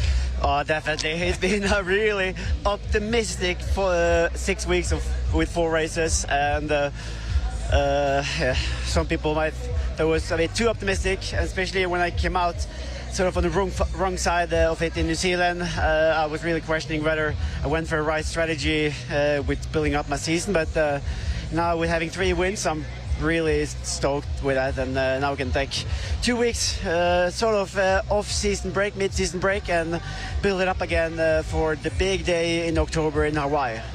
A huge congratulations to our North American champion, Christian Blumenfeld from Norway. A brilliant 7 hours, 21 minutes, 24 seconds. That's how long it takes me to do the bike leg. Thank you, Christian. We're going to bring Martin van Riel to the chair now in our hyper-ice recovery zone. What a battle it was. Christian told you about that battle between him and Martin. Christian just said, Martin, you gave him the most incredible battle on the run course. What were you thinking? Were you thinking, oh, maybe I've got this? Or, no, I know KB is there? Yeah, I knew he was there the whole time, almost breathing down my neck. I could keep it to like 10, 15 seconds for a really long time. But I felt that, yeah, if I kept it doing that a little bit longer, I might completely explode. And I knew that that Casper and Vince weren't that far behind, so I had to be also careful for the explosion. So, yeah, unfortunately, I had to let him go quite quickly in the end once he passed me. But yeah, it's definitely a progression on the last time I battled with him over the iron distance. So who knows what happens next time. Congratulations, that it was a superb second place. It's early in the season, a great way to set you up for the rest of 2026. Yeah, I think so. I mean, I have the feeling that I trained quite well for this, but I didn't have the block I completely wanted, so I think I can still grow into this season. So yeah, that's an exciting perspective for me, and I'm already looking forward to the next races. There we go, dangerous words from our second place man. Thank you very much, Martin van Riel. Didn't quite have the block that he wanted leading into this race. Still crushes it with his second place. Now your third position. The second of our Norwegians, your reigning Ironman world champion, Casper. That was a tough day in the office, but it's a third place, buddy. Yeah, it was one of the hardest races I've done. Like, it's so tight between us, and yeah, you really get pushed through the line. So yeah, but it's fun. It's fun to see that the level of Ironman is so high now that you need to be on your A game all the time. A third place this early in the season with a field like this, that's great for the confidence. What's next for Casper? I'm considering Aix-en-Provence, but I'm not 100% sure, so we'll see. But yeah, now the next is rest. Tusen takk to Casper Stornes from Norway with a great third position. We hope to see you in Aix-en-Provence. The French would love to see you there. Those are our top 3 men. We're going to go back to the women's racing and back to the studio. Thank you, Paul, and great insight there from our top 3 men, 2 of whom look pretty fresh. I'm not sure Casper looked quite as fresh, but Martin van Riel obviously extremely happy with how his race has shaken out and was smart there to not try and stay with Christian. And there's not enough superlatives to describe Christian Blumenfeld's performance, not just over today, but over the last 6 weeks, and what he must have been doing over the course of the winter to be able to put that together, and the resilience and the durability of him to be able to travel like that and to consistently produce performances like that, to run 230s, to run 106 mediums, I just can't even. Yeah. It's just not a human performance. Like, what? I just don't know what else to say. Yeah. I'm interested to see what Christian decides to do from here. He did sort of say if he had a great race in Texas, he would chase the Ironman Pro Series and maybe try and add an Ironman. I kind of hope he doesn't, because I'd love to see him just annihilate Kona. And he is racing Roth, so he already has, he went through Ironman New Zealand, but you kind of call that a training day because he was sick and he didn't really perform to his abilities, so he sort of just ran around on the course, not at threshold pace like he did today. Got through the 2 halves. This race, he's got Kona. Yeah, does he add another one or not? I think he'll be going back to the drawing board. Yeah, 100%. Yeah. Anyway, we've just seen a Norwegian absolutely destroy this Ironman Texas course, and Very soon, we might likely be seeing another one. 7.5 Ks to go in the women's race. Solveig Lovseth in the lead. Do not go anywhere.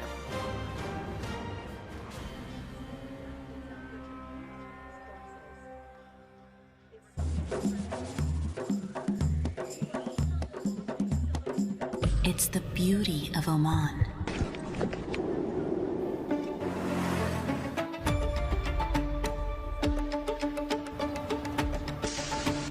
Our tradition, our hospitality, the sounds of limitless opportunities to explore. Listen, it's Oman.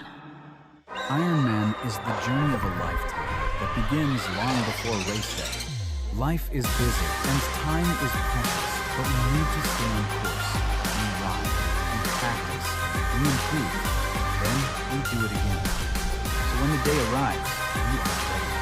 And every one of us crosses that finish line to hear the words, "You are an Ironman." Get race day ready with Ruvi and practice on your course in advance. You know, and we know. The thing about challenging yourself is, you're always looking for what's next.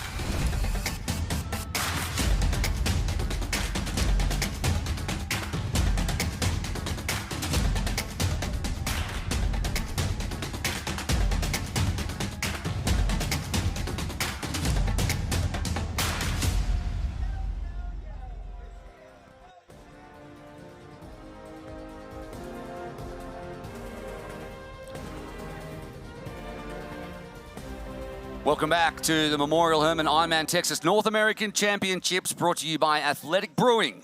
Brew without compromise. And by AG1. Better finishes start with AG1.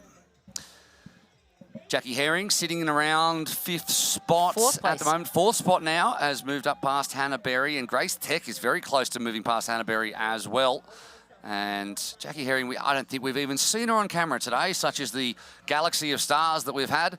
And out the front is Solveig Lovseth, the Norwegian world champion, who, with her just unorthodox but extremely effective running style, hasn't changed one single bit since the start of this run, and she's just so durable. Same for the bike. She just was so, even 170 kilometers in, no rocking, hips weren't moving, steady as a rock. And she is just showing that they just, as you say, built different up there. Built different up there. She's just gone through 35K, so she only has 7 kilometers to go, has Solveig.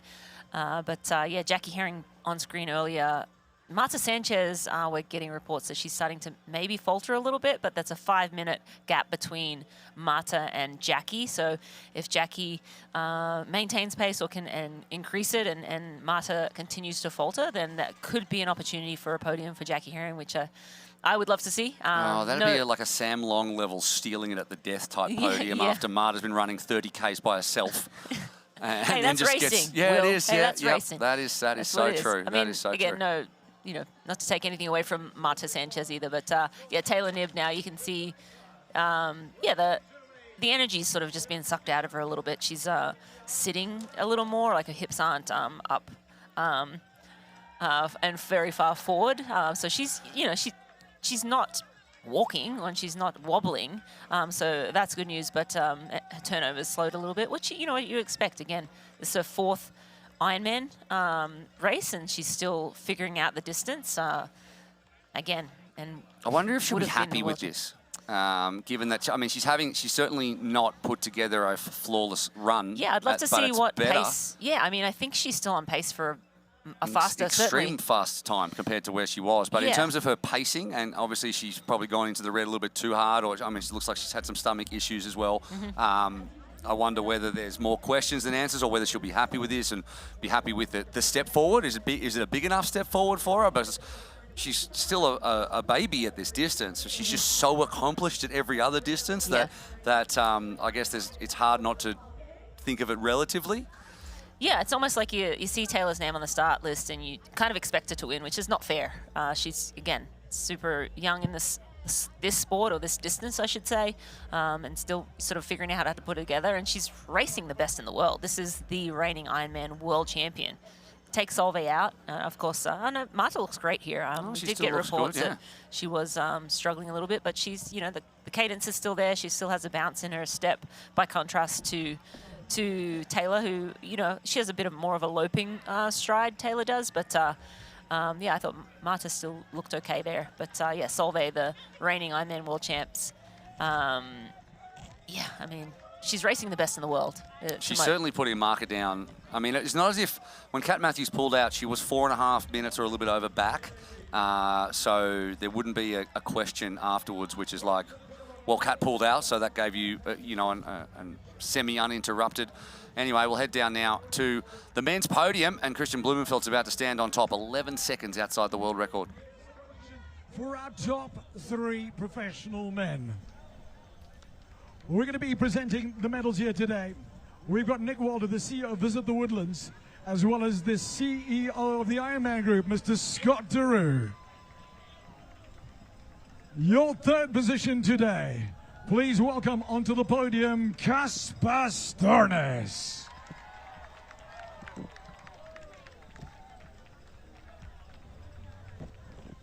Kasper Stornes, a swimmer 48.26, a biker 3:57.05, a run of 2:33. His time 7 hours 23:50. Your 3rd place.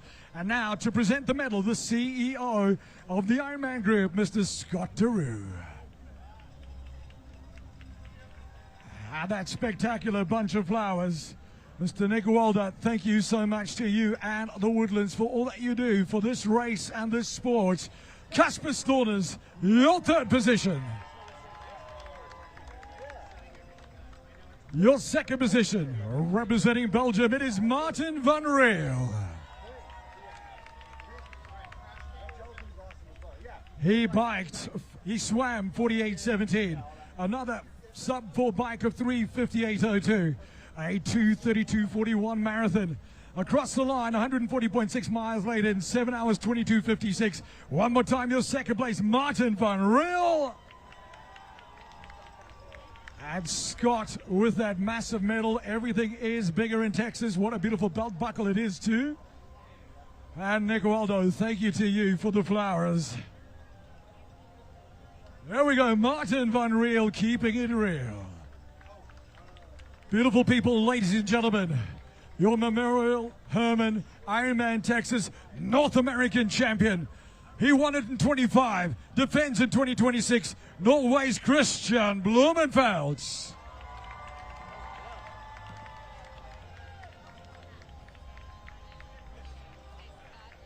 .48.33 the swim, 3:57.46 the bike despite a slow puncture, and a 2:30.47 run. What a beast. Congratulations, that time just a second off a world best. 7:21.24. Christian Blumenfeld, your champion. And that belt buckle is his medal. Congratulations, presented by Scott Deroux. And the beautiful bouquet of flowers from Nick Waldo. What an effervescent character for the Woodlands.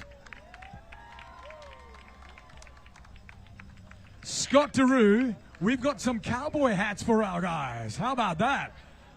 Oh, y'all, check it out. Look at these hats. There we go. Those hats make you 21 seconds faster. Let's hear it. Kasper Stornes, Martin van Riel, your champion, Christian Blumenfeld. And now, thank you to the team at Athletic Brewing. It's the beer celebrations. And let's say skål.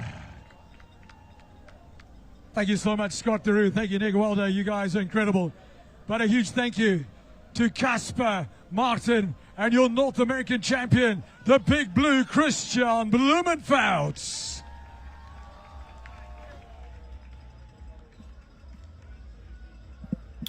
There are your top 3, and the Europeans have swept Ironman Texas, and Kasper Stornes looks like he doesn't ever need to walk up another step or even take another step, such as the effort that he's put in to hold off a fast finishing field and stand on this podium. And Well, I reckon Christian Blumenfeld should race Valencia tomorrow. I reckon he could. Why not? He's on a roll. I feel like he should just keep going. Exactly. Just run straight out of baggage claim and onto the start line. There is Taylor Knibb, who is now 3.5 minutes back and just holding solid to finish this one out with 5.5 kilometres to go. The gap's narrowing slightly between Sanchez and Herring. And then quite a way back to Hannah Berry, who is being stalked now by Grace Tech, the Australian. Grace Tech, of course, racing Geelong and Oceanside. In Geelong, she finished second. And that's a couple of good results. 4th in Oceanside. Yep, 4th in Oceanside, that's right. This is her Ironman debut. Yep, she raced Roth last year and ran a 2:53, so a handy little runner. Yeah, her Ironman debut, looking for a Kona qualification spot there and racing the Ironman Pro Series, of course, so looking for maximum points, although Solveig's taken a few points out of her today. Yeah, that's true, but very solid, like 3 top 6s in, 4 weeks now? Yeah, 4 weeks, yep. In 4 weeks is an extremely strong start to the season and really opens up now with the Kona qualification spot, opens up options for later on in the season for Grace Tech. Yep. And the rest of the athletes who will be coming across the line and picking one up. So Solveig now rolling through 23 miles, so she's got about 3 miles to go. Little under a 5K left for Solveig. Love Seth. So 100% confirmation of the men's Kona qualification slots. Martin Van Riel gets one, of course, for finishing second. Vincent Lewis gets the second slot. He finished 4th. Rudy von Berg, slot number 3. Brock Hole, slot number 4, the Canadian. Jonas Schomburg gets slot number 5, and Kieran Linders is slot number 6. Cameron Main was already qualified. Matt Hansen ended up finishing 11th overall. And 3:21, 2:31, sorry. 2:31.50 marathon for Matt Hansen. Christian Hogenhaug, so essentially Hogenhaug is the first man to miss out on a Kona qualification slot, but he was over 3 minutes. Over 3.5 minutes behind Kieran Lenders, with Cameron Main and Matt Hansen in between the two of them, who have both qualified already. And looking at the women's with under 5 to go now, Taylor Knibb will pick one up, Sanchez will pick one up, Herring, Thek, Udestad, and Julie Ahrens. So there's a 7-minute gap between Lumkes and Ahrens, so a nice little gap there for Ahrens to not have to worry too much, as long as she can stay solid over the last 5 and maintain that she's going to deny Gabrielle Lumkes, the American. Kate Curran already has one as well, and she's currently in 11th position, 43.30 back. So what is it? The points go down to 0 in about an hour 20, I think, of a point per second. Yep, 5,000 points. So when you look at that, the 5,000 points starts to tick down. If you're Gabrielle Lumkes and you're finishing in the top 10, you're only taking half points, Yeah, which so is not much. Equivalent to a half Ironman. So that's a tough really day out in the top 10. In an Ironman And race. it's 42 minutes. Yep. But not unheard of, definitely. And Lovseth, under 5 to go. We'll look at her pace is currently 6:32 a mile. And I'll figure out what that is in kilometres, and then we'll figure out whether she's going to go close to an 8:03.11. Yeah, we have Grace Tech passing Hannah Berry as well. So we, I don't know if we'll get a replay of that, but Grace Tech moving up into 5th place. Again, Grace debuting her Ironman here in the Woodlands in Texas from Australia. Wow, and Hannah what a Berry. debut it is, in the 5th. Yeah. And you know what? 4th is not out of the question, and I'm not sure we'll get the relative paces of Jackie Herring, but it's 2.5 minutes. They have to be solid. Yeah. I think Solveig Lofseth is going to be outside that 8:03 mark. I mean, by my rudimentary maths, it probably is something more like 8:04.30 at this current pace, which is still will be the second fastest time, I believe, in history. Yes, the breaker, she... Quite a bit, actually. Yes. Because 8:10 will definitely be a new record here in Texas, which is the 8:10 mids for Kat Matthews last year, which for a very short time was the world record until Laura Phillip went 8:03.11. So 8:05.13. And then 8:10. Yes, of course, 8:05.12. I forgot about the Hamburg one. So yeah, Hamburg for Kat as well. So Solvay's fastest ever, 8:12.28, and I mean she's so young, right? So that was a debut race in Hamburg, which is the fastest female debutante time in history. Isn't it crazy that that was less than a year? Yeah, it was less than a year ago. Yeah. Yeah, less than a year ago. Yeah. Debut 9 months ago. 8:12, fastest ever debut. She then goes on to win Ironman Lake Placid. Then goes on to win wins Kona. And then now this.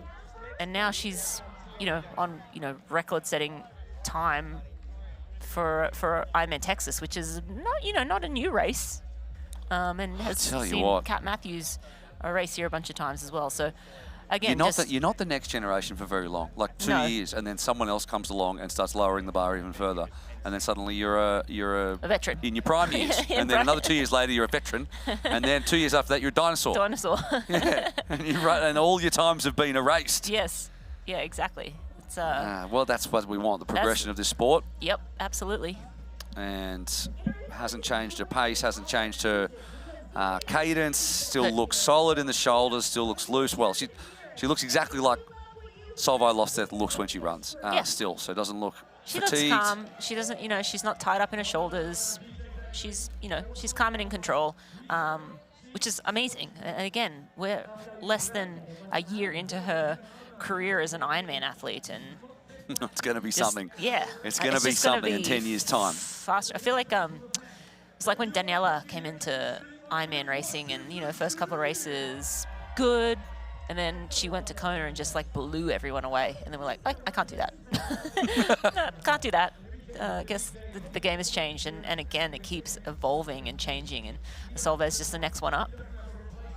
So a phenomenal performance from Solveig here today. And we'll see. I'm not exactly sure what her plans are for the rest of the year. I assume she will chase the Ironman Pro Series. She actually didn't plan on chasing Ironman Pro Series last year, but then after having a good result in Hamburg, she thought, well, I'll go do Ironman Lake Placid, and had a good result there. And then I guess I'll go, of course, I have my Kona slot, so there's my 3 Ironman races, and she won a couple of 70.3s. So she was almost knocking on the door for the Ironman Pro Series and ended up second to Kat Matthews. So almost by accident, though.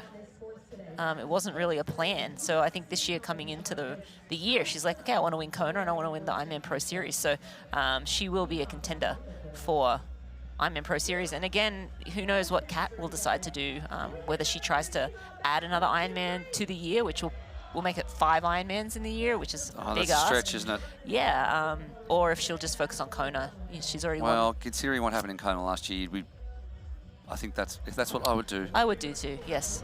You ticked out the other 2 boxes, but we will see what she has up her sleeve. We have less than 5K to go for the pro women here in the Woodlands. Don't go away.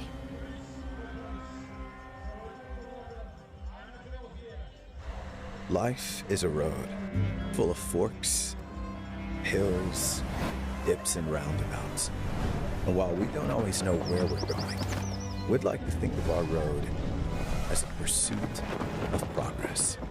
And the further we go, the more we realize that a better tomorrow starts with a better today.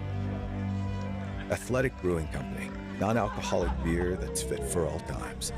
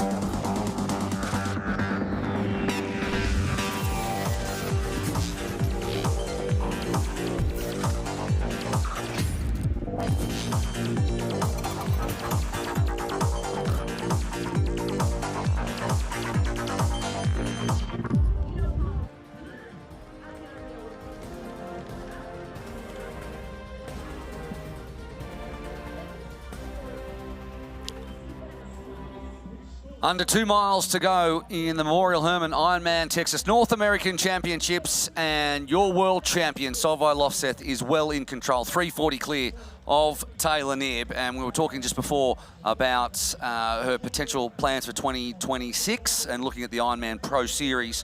Obviously, she'll take the win here. She already finished second in Oceanside, and then she was going to go to Aix-en-Provence to the 70.3, then to Hamburg, then to Swansea for another 70.3 as a saver, but I've heard the word is that she was rethinking Aix-en-Provence before this. So, and then of course you've got the qualification in the bag already for the 70.3 Worlds and then the World Championship. So, of which more points are on offer, 3,000 and 6,000 respectively. So that she could afford to not go to Aix-en-Provence as long as she has a good result in Swansea and still do well in the Ironman Pro Series. We'll just see. I think she hasn't finished this one yet, so we don't have to look too far ahead, do we? Yeah, I think you get through this race, take that victory, take that max points, and then sort of see how you feel. I mean, I guess if she bounces back quickly from this race, then maybe Aix-en-Provence makes sense. If not, she could, go back into a good training block and sort of plan out the rest of the year and sort of see what makes sense. But we're getting a look at Jackie Herring from the USA. Jackie currently sitting in 4th place, and she has about a little under 2.5 minutes between Jackie and Grace Tech. So Jackie trucking along nicely here. That's a good way to describe it, is that she's just such a consistent athlete and no nonsense and gets on with it and then comes out with the results at the end of the day and just is a durable athlete who just keeps moving forward and watching athletes potentially in front of her blow up while she moves through. That's always helpful. Here's her kids back at home watching. That's she didn't bring the family out. She usually does. I know she put on Instagram that she's changed the flight to go. She's missing the family. She's flying back tomorrow. I think she was originally going to fly back on Monday, but she's like, I'm going home. I miss the kids. If you fly back the day after, she hasn't got far to go, I suppose. No, but just Wisconsin. So. You know when you go for a run and then you get in the car and then you get out of the car 10 minutes later and you can't walk? Can you imagine that if you had to fly sort of intercontinentally the next day? I think you're showing your age, Will. I don't think that doesn't happen to everyone? No, I don't think that happens to everyone. Oh my gosh. Anyway. These athletes are young and limber. They can, do a 30K run and then hop in the car or hop on a plane and get off the plane and go back to work the next day. I can't relate to that at all. But Jackie Herring, fantastic effort from Jackie, just under 24 minutes in arrears, but looking at a very strong 4th place, a couple of minutes ahead, or a minute and a half, or 2.5 minutes, ahead of Grace Tech, who's now gapped Hannah Berry, who's 27 back, but still she's already got a KQ, so she's okay. The stress is not there for her. And Sanchez, I think, is gonna stay strong, and it's been a courageous performance.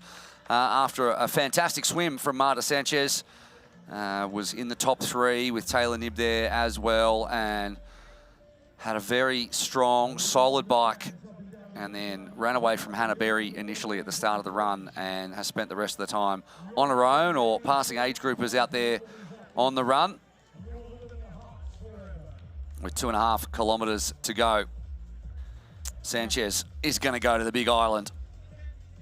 Absolutely, and Sanchez with 2 Ironman wins to her name and 2 70.3 victories, 10 wins overall.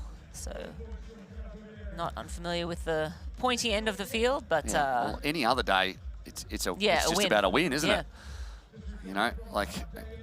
The best athletes come to the Pro Series, and that's why we televise these races, and that's why there's so much interest in these races, but there's so many other 70.3s and Ironmans around the world as well, which are fantastic and have big prize purses as well, that if you want to cash in and you don't want to race against the very best, you can still go and do that and probably do better in terms of prize money, etc. But these athletes want to race the best.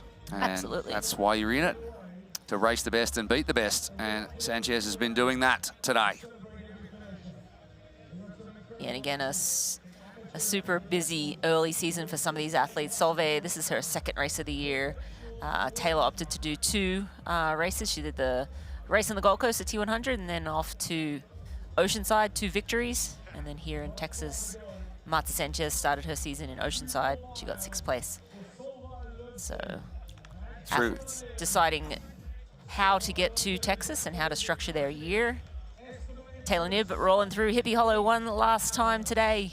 I think she'll be happy to see the back of that. The back of that. I mean, not necessarily the back of Hippie Hollow, because I think this is kind of a nice part of the course, but I think she'll be happy to be on her way now to the finish shoot and not having to lap back around anymore. Yeah.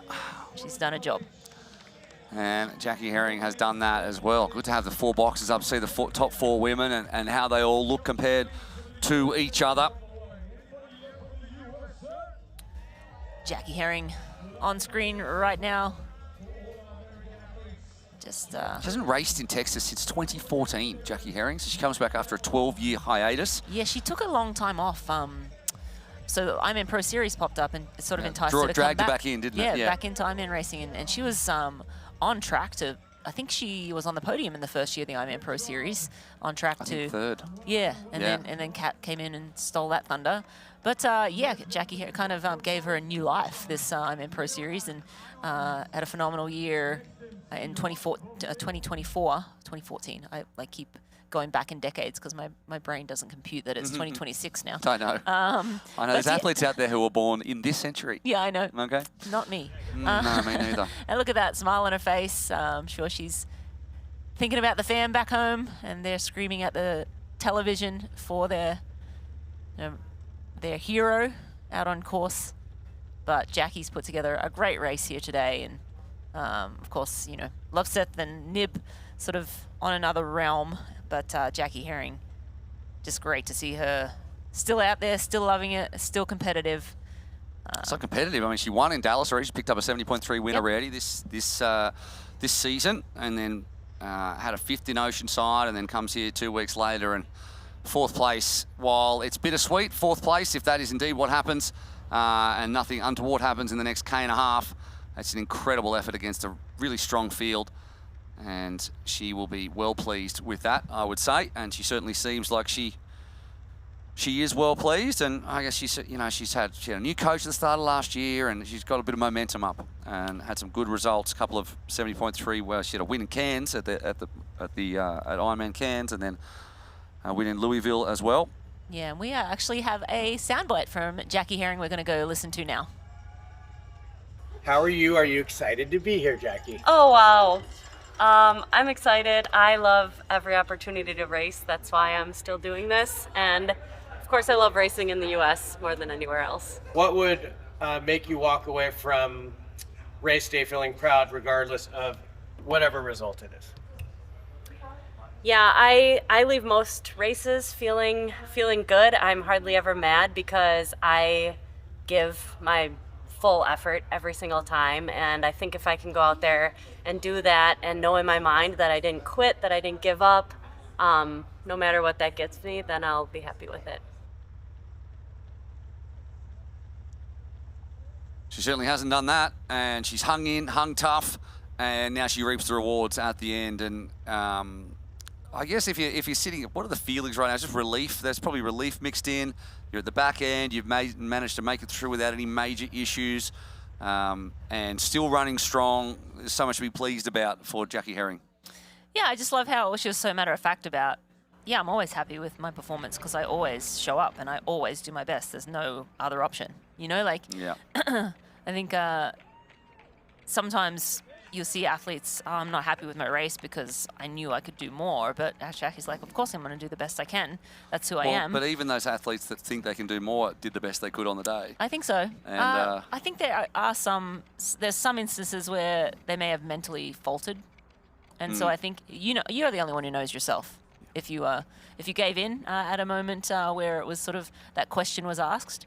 But yeah, here we have Solveig rolling past the 25-mile marker, so she is in the last mile and a bit of this Hoka run course. And yeah, she has the road all to herself. A nice, handy 4-minute lead on Taylor Knibb now, and they really roll you through a quiet spot here before they pull you out into the big crowd. You get some introspection. I think you can just sort of This is gather where, yourself. if I was Solveig, I would just slow down a bit in order to Collect look yourself. my absolute best when I Clean ran your down the face. thing. Yeah, Clean zip your it face. up, turn the thing right, slow down a bit, have a few deep breaths, and Yeah. look fresh as anything when you're going to be in the photos. The only problem is there's a cameraman right Well, next to you. you know, but that doesn't happen to me, does it? So it's fine. It's fine. Yeah, they capture every moment. You know, of and the, you watch the winner. that could be her at the 15-kilometre mark, to be honest. Yep. It's been a metronomic run from Solveig Lofseth. We can go back and analyse the relative speeds later. She's still running at 6:53 minute miles. And then so now you've got your leader top left, you've got Taylor Knibb in second, top right, Marta Sanchez in third, bottom left, and Jackie Herring in fourth, along with age grouper number 1428 in the bottom right. Your top 4 women, who all look good, really. They all look good, to be fair. Like, I was looking at all of them, they all look really solid for this late stage of the race, and the humidity and the wrinkles that the race has thrown at them.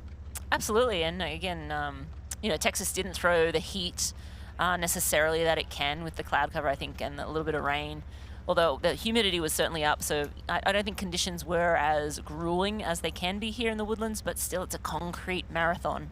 And that just, by the end, your legs are just sort of done. They're over it. So, Yeah. but yeah, all 4 women on screen right now looking, you know, steady, strong. Solveig certainly leading the way, and Marta Sanchez looks phenomenal too.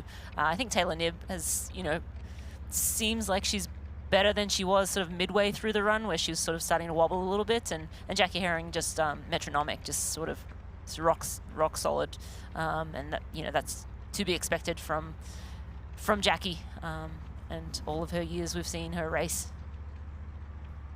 Absolutely. We're very close now. I'm just looking at the race for the Kona qualifying, and I'm not sure exactly where Joanna Ahrens is. I keep calling her Julie Ahrens, it's Joanna Ahrens.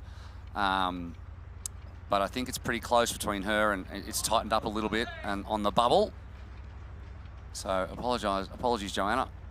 I've been calling you Julie the whole time. But now in this eerie quiet where all 4 of our female leaders have been surrounded by the fans, although Marta Sanchez now coming through just about the last aid station out on course, and our cameraman also getting a little bit of aid in. Look at him. Yeah. Doesn't know he's on screen. Topher. Smacking down, yeah. We see you. Smacking down a little bit extra water. He's Yep, been good on you. Yeah. Keep going. She's really made the most of that. Toph. So, mate, you're riding like a scooter thing. He's You're riding all one of right. those one wheels. Yeah, One yeah. wheel. But he's been out there all day and all week. He hasn't run one step. We're just sitting here as well. You look good, Topher. So Great job. The world record's gone for Solveig Lofseth. You can see top left, 8:05, but the course record's still very much in play.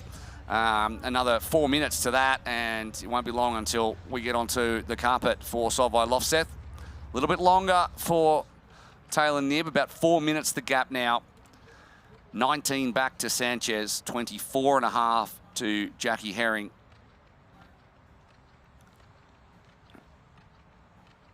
And I'm not sure, Joanna Ahrens is dropping down our timing sheet, so she actually hasn't made it through the 18.8 mile timer. So as you can see there, the timing's out and she's dropped down to 11. So she was our last Kona qualifier, which means that Kate Curran already has a spot.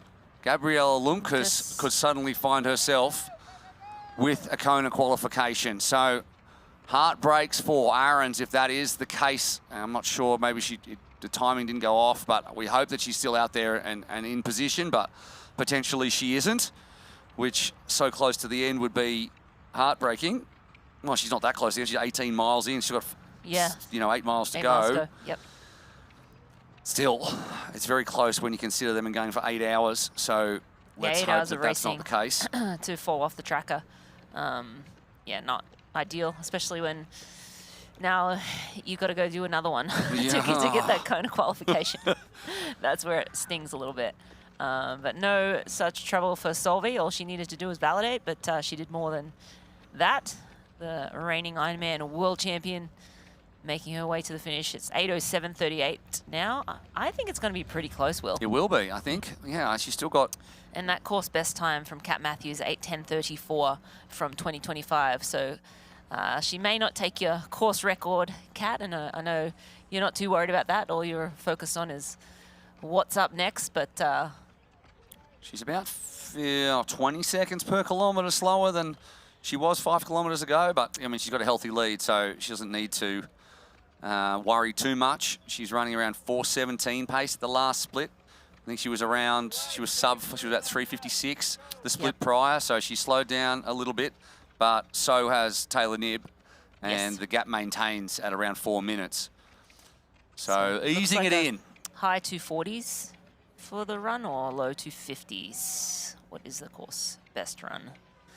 So Course best run 2:49, I believe. 2:34 from Kat Math. No, that's Christian. That's Christian. Where's yes, 2:49. You're right, 2:49:19. So I think she's got 10 minutes. Well, I think 10 minutes is enough. Yeah, I think so, in terms of to the get a course K. run record, but the course record's Course 8:10, record. so that one might be, that might remain. Let's see, because it's just a seemingly interminably long. You feel like you're close to the end, and there's all these twists and turns and stuff before you can finally call yourself an Ironman Texas winner, which is. But you're right. It's just when you think about the 12 months that she has had, she's just swept all before her. She couldn't have done much better in terms of what her results have been. Oh, you know her legs are hurting. You see her on the corners. Yep. It's like. I just want to go in a straight line only, please. And no such luck here in Texas is nice. No, it's a real wiggle through the is. back end before you get to finally cross the line. It's quiet too. I don't know if she's gonna crack that. I don't think so either. Well, yeah, she's 8:10:34. slowed down considerably in the last few kilometres. When you consider, I mean, Christian Blumenfeld was absolutely hoofing through this spot. Yep. But there's really no need to, because Solveig Lofseth is going to take the full 5,000 experience Oman Ironman Pro Series points. She's going to take another win to her ever-expanding resume. She's going to get one up over Taylor Knibb, and to a lesser extent, Kat Matthews, who in the end pulled out with a mechanical earlier on in the day. A gash in her tyre that was simply too big to plug, and lost 25 minutes and eventually pulled out before the run. But it's been smooth sailing for the Norwegians today. Two of them in the men's, taking first and third spot in Christian Blumenfeld and Kasper Stornes. And then now, I think the sole Norwegian in the field for the women's is going to take the win in this one. That course record time just rolled over, I believe, if the clocks match up. Yeah, 8:10:34, although we did have a slightly late start to this one, so we'll wait to see what the clock says when we hear from Paul Kay calling, and Colleen calling the winner across the line, Solveig Lofseth. Good. And we are going to show her a Texas-style kind of reception. Show her how big the love is here in Texas. She is the reigning Ironman World Champion. She has stepped in, she has stepped up, and she is going to run under this arch as the North American Champion. Welcome from Norway, Solveig Lofseth, your Memorial Hermann Ironman Texas Women's Champion.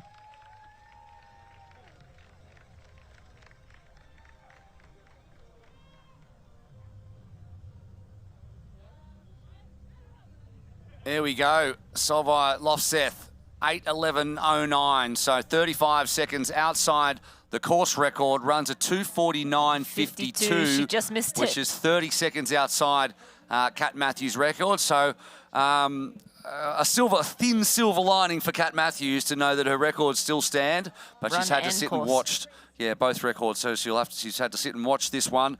So she'll have the fire in the belly depending on what she wants to do next. But Solveig Lofseth, world champion, now Ironman Texas champion. And she really only knows one spot on the podium, and that is on top. Does the job again. and so much of racing well is enjoying what you're doing, and she certainly does that. And winning helps as well. So when you're on a spiral, you're on an upward spiral. Yeah, and so 3 for 3, the last 3 Ironman races, she's done 4. Third in the first one, and 3 victories. Solveig Loveseth, our North American champion here today in Texas. I suppose there comes a point, and yes, she did a record 8:12, but she'd be like, she'd look at the resume and be like, oh, look at that disgusting third. I'll have all first now. This is what I want. But what an incredible rise to the top of the sport. So quickly as well. And when you look back at her short course career, because those who don't follow short course won't be forgiven to thinking that she's just popped into long course from nowhere, but she didn't have a stellar short course career and didn't enjoy it too much. Crippled by the swim. She didn't have a swim pedigree or grow up swimming, so the swim just an uphill battle. If you're racing short course and you lose some time in the swim, it's real tough to make up on the bike and the run in a short course event. But over the Ironman, plenty of time out there on the highways to make up that time. And Solveig, I think, as I've mentioned multiple times, I think she's found her place here. She has found her place here in Ironman racing and 70.3 racing. But Taylor Knibb now moments away from crossing the finish line and taking second place, and we'll see what that run time is, but I think she'll have a nice little new run best here in Texas. Yeah, has never run the sub-3. It's a mental barrier for so many. I'm not sure that Taylor Knibb has too many mental barriers, to be honest. She's so successful in other areas of this wonderful sport that we all love so much, and she has put everything into it today. And she may have not gotten the win, but she wanted to put together a race that wasn't a catastrophic failure, in her own words, and she has done that, surely. She's held on. She's had to have a walk through a couple of aid stations. She's probably measured her, known a little bit more with her experience, and allowed her to identify when she was going very close to blowing up, because it's happened before. She didn't have a great pacing race here, and then we know what happened in Kona. But now she comes over in second and should be very happy with that performance. Or, I'm not sure if she will be, but she should be. I think she will once she sits back and analyzes the race. And, she's a world difference from a year ago here in Texas. I think more experience, again, another Ironman under a belt, another opportunity to race against some of the best in the world and go up against the reigning Ironman world champ. But second place here today. She likes to win, but I think this is going to be a nice little... a smile at the finish. I think she's pretty happy with that. An 8:14.50. That's pretty. A 2:54.06 marathon. So 10 minutes. 10 minutes better than she's gone before. So, I think she'll be happy with that. She wanted to go under that magical 3-hour barrier. She's done that, and now she can continue to chip away at it and learn from this experience and sort of take that experience forward to Kona at the end of the year. That was Fraser Minikin, who just came across the line in 8:14. He's super swimmer. Didn't see the best of Fraser Minikin today. We expected he would be a bit further up in the swim, but nevertheless, he had a good swim, and now he goes back to 6 months of... I've completely lost my train of thought now. 6 months of night shift. Oh, we didn't need to do that. Yeah. We didn't do that. Anyway, Marta Sanchez out on the run.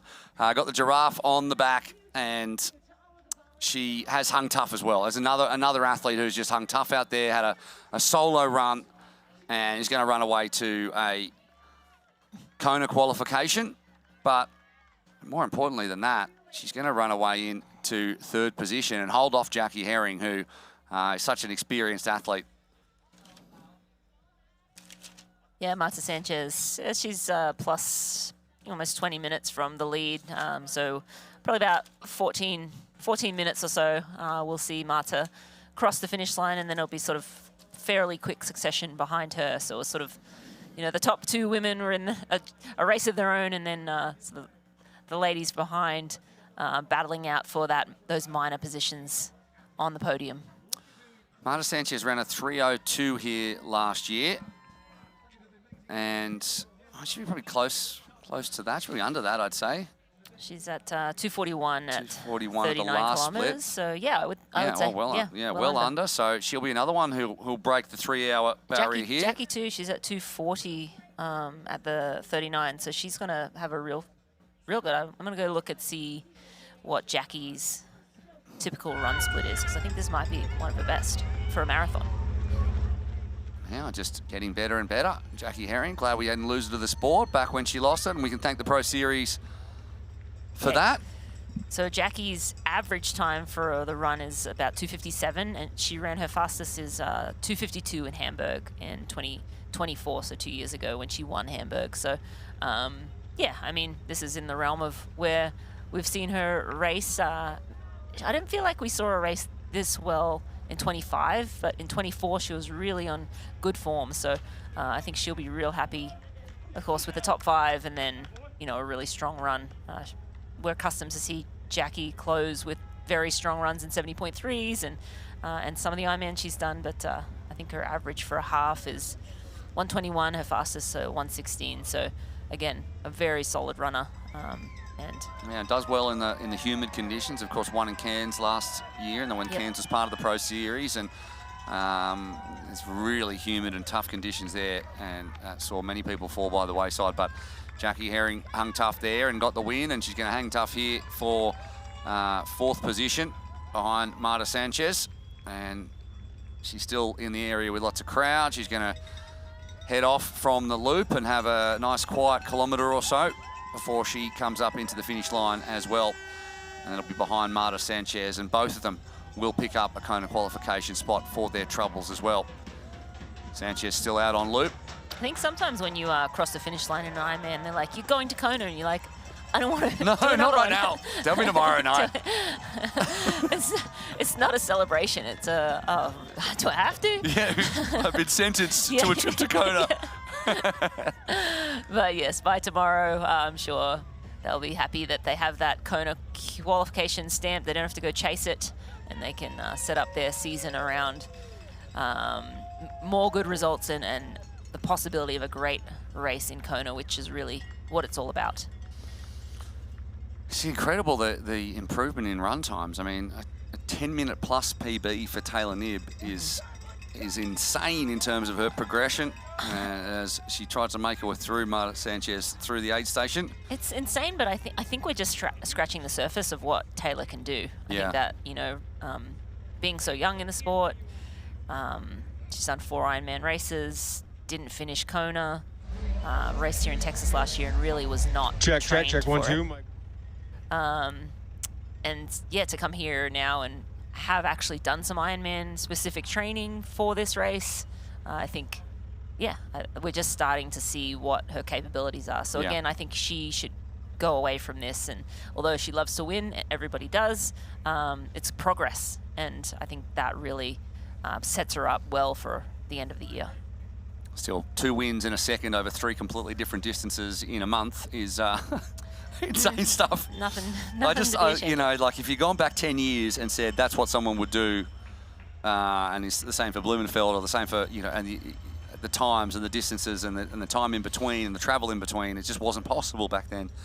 But it's just the product of extreme professionalism coming to triathlon and continuing to make tweaks to make things possible that were impossible, and the best racing against the best and bringing the best out of each other.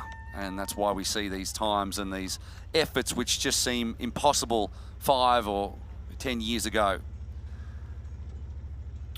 Yeah, combination of just competition. I think athletes racing head-to-head, raising the bar. I think we had, you know, we had Paula Newby-Fraser do it, and then we had sort of Chrissy Wellington come through and raise the bar of what was possible, and then it was Daniela Riff, and now it's, you know, Solveig Loveseth, you know, like I think it's just a progression of the sport. Yeah. And who's next? Who's next? And Put your of hand course, up if you're out there. There's some technology coming in, more technology coming into the sport, which helps as well. Nutrition, the shoes, aerodynamics, a lot of stuff. But we are going to throw down to the Hyper Ice recovery zone. Colleen is with Solveig Loveseth. We're starting right now. Welcome back to the Hyper Ice Recovery Zone. We are here with the new North American champion from Norway, Solveig Loveseth. Solveig, it is so exciting to see the race that you put together today, the smile on your face at the finish line. What does it mean to you to be on top at any race, and especially here at this North American Championship? It always means a lot to win a race. It's something I'm definitely not used to or will ever take for granted, I think. And the level is getting higher and higher in the Ironman races. So to be able to still win is something I'm really proud of. Of course, it was really sad that Kat, she had a flat, right? She had a puncture, yes. Yeah, so I was looking forward to another battle with her. Like the last one got really close in the end in Kona, so but I guess we have to wait for that one. Maybe next one will be in Kona, or maybe she will sign up for Hamburg now that she didn't get a score here. Well, let's talk about the bike a little bit. When you were out on the bike, you just looked calm and collected on that bike. How was that playing out for you out there chasing Taylor? Did you know what that gap was? And was there a strategy to sit back a little bit, knowing that you could come and put some of that into her on the run? Yes, I feel like courses like this suits me really well. Like really simple courses where it's basically mainly flat and not just pushing like quite even power the whole way, really. So like my legs doesn't really like a lot of accelerations. They're just like steady watts for many hours. So I was quite confident that I could have a good bike here, and I was actually really happy with my swim. So I think I was like 3 minutes back out of the water. So that was, for me, that's really good swim. So was happy with that, and didn't really expect to gain any time on Taylor on the bike. I would have been really happy, like even maybe losing out like a few minutes. But so I was quite surprised when I actually started to get like positive feedback that I was like gaining time, and I think especially on the second lap I tried to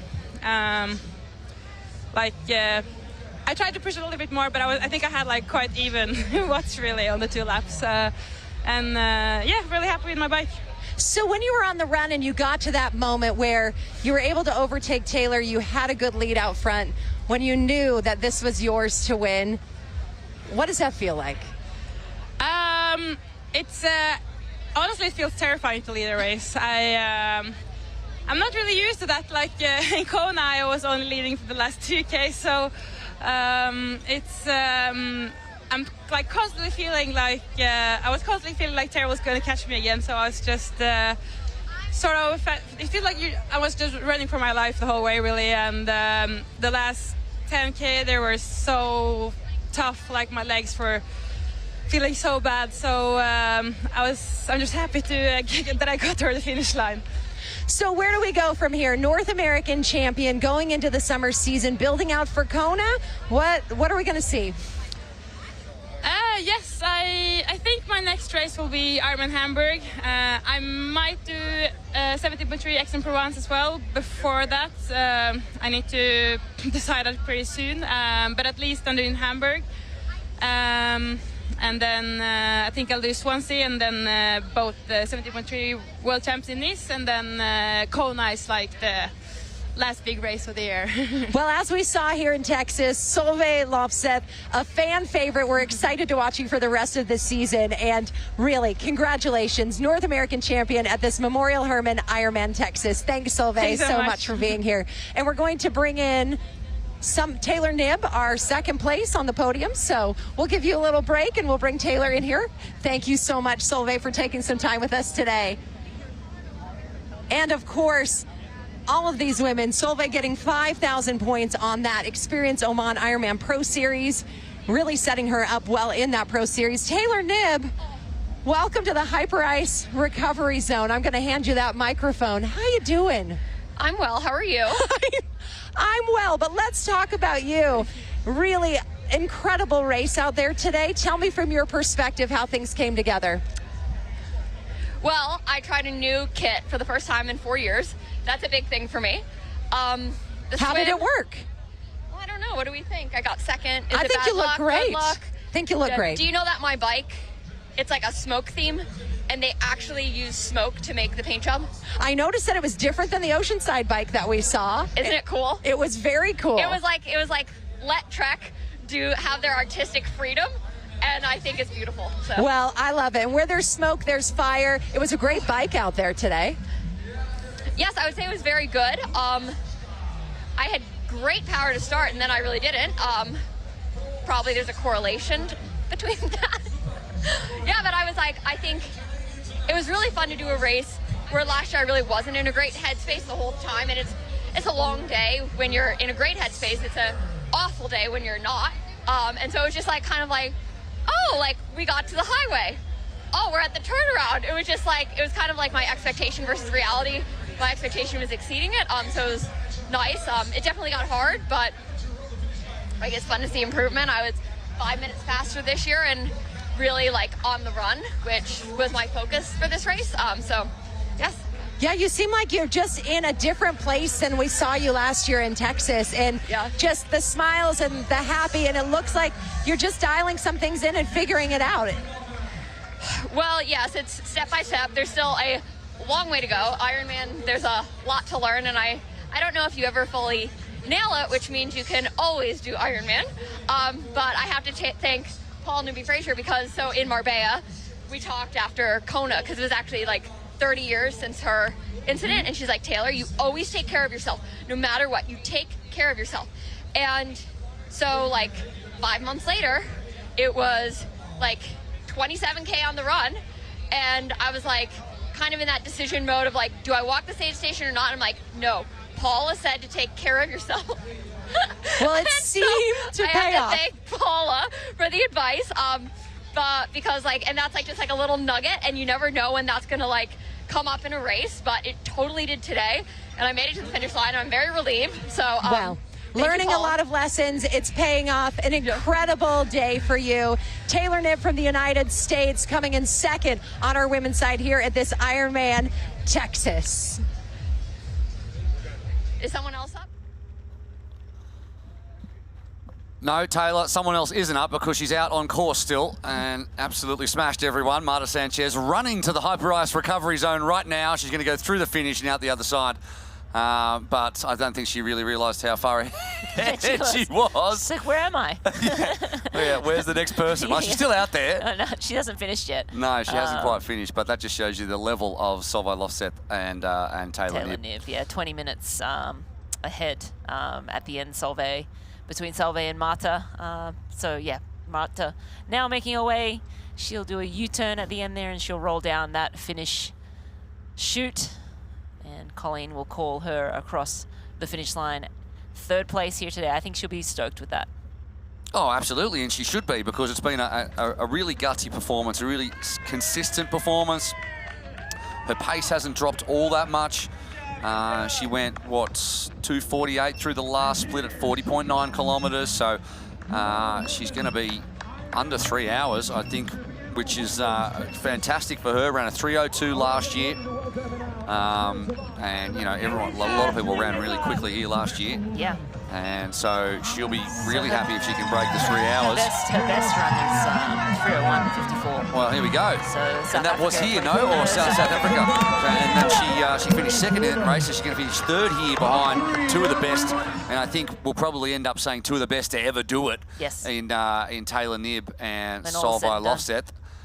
And, yeah, Sanchez from Spain comes across the line, and we'll check her run time. It'll be sub-3, you would think, and she's happy with that, and she should be as well. Big smile on her face. Marta Sanchez from Spain. Third place here today at the North American Championship. She'll take those Pro Series points, although less than she maybe would have hoped, but Solveig and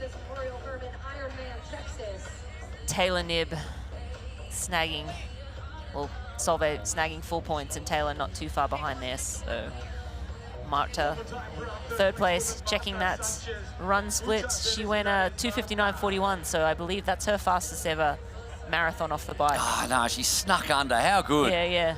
That is outstanding. Yeah, I think that's... And she's got to go straight to the hyper-ice recovery zone. She's checking all the... I bet there's like, you know, the Garmin or the watch just gives you all the gold medals. Fastest ever half, fastest ever 10K, fastest ever marathon. Mostly I'm worried about just going delete. Yeah, recovery, Yeah. 6 months. Well, that happens all the time though, doesn't it? Don't even think about doing anything for a week.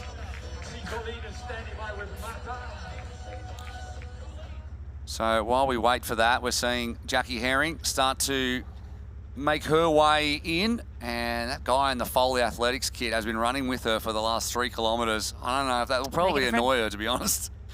It's like, I love that you're with me, but can you just go away? If you wouldn't mind. Yeah, you're like, you have to do another lap. Well, I assume he does. Maybe he's on his last lap with Jackie as well, so maybe she'll have a friend to run into the finish line with. For the Lionel watchers, he finished in 45th position, Lionel Sanders. He ran a 3:31 marathon for 8:34.09 overall, which is an hour, 12 minutes and 45 seconds back.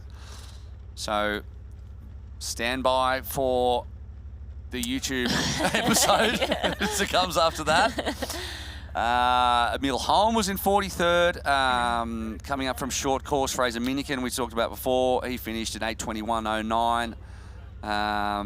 Matt Collins was at 8:12.05. He finished in 36th position. Ogden Stojanovic, we saw earlier on, he finished 8:03.42. We're going to roll down to the high-price recovery zone to Colleen and Marta. Ironman, Texas. I am with third place woman, Marta Sanchez from Spain. Marta, my goodness, we took you straight from the red carpet right to the hyper-ice recovery zone. What a day out there, running yourself onto the podium. How are you feeling? Yeah, I don't really know if I have words in Spanish to say how I really feel. I mean, you can even say it in Spanish if you would like. No, I mean, even in Spanish, I wouldn't dream of making a podium today here. The target was to try to make the slot for Kona, but with the strong feel, I mean, this was just a dream.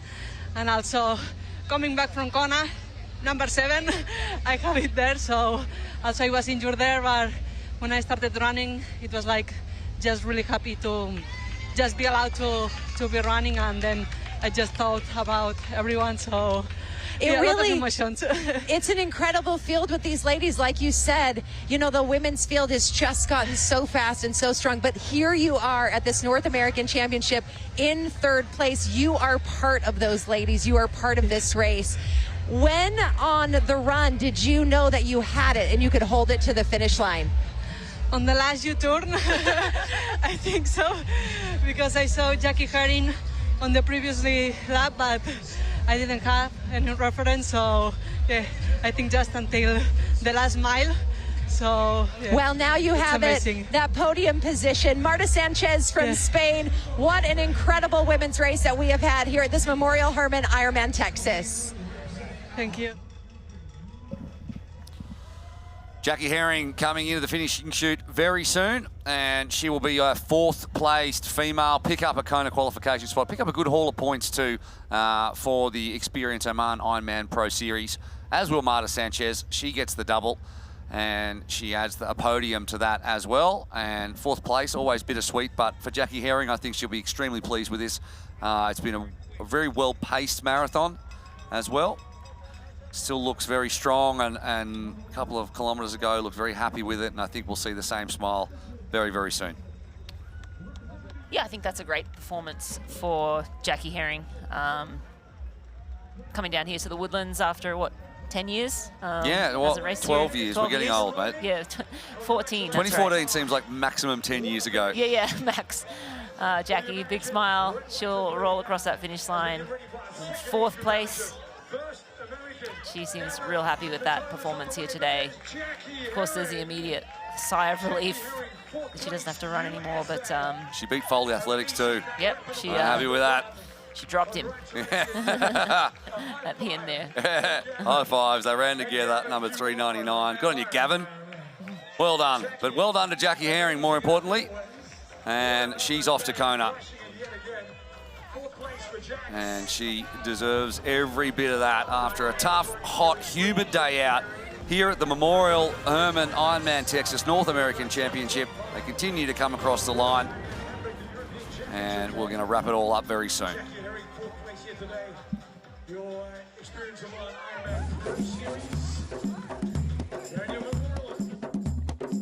It's the beauty of Oman.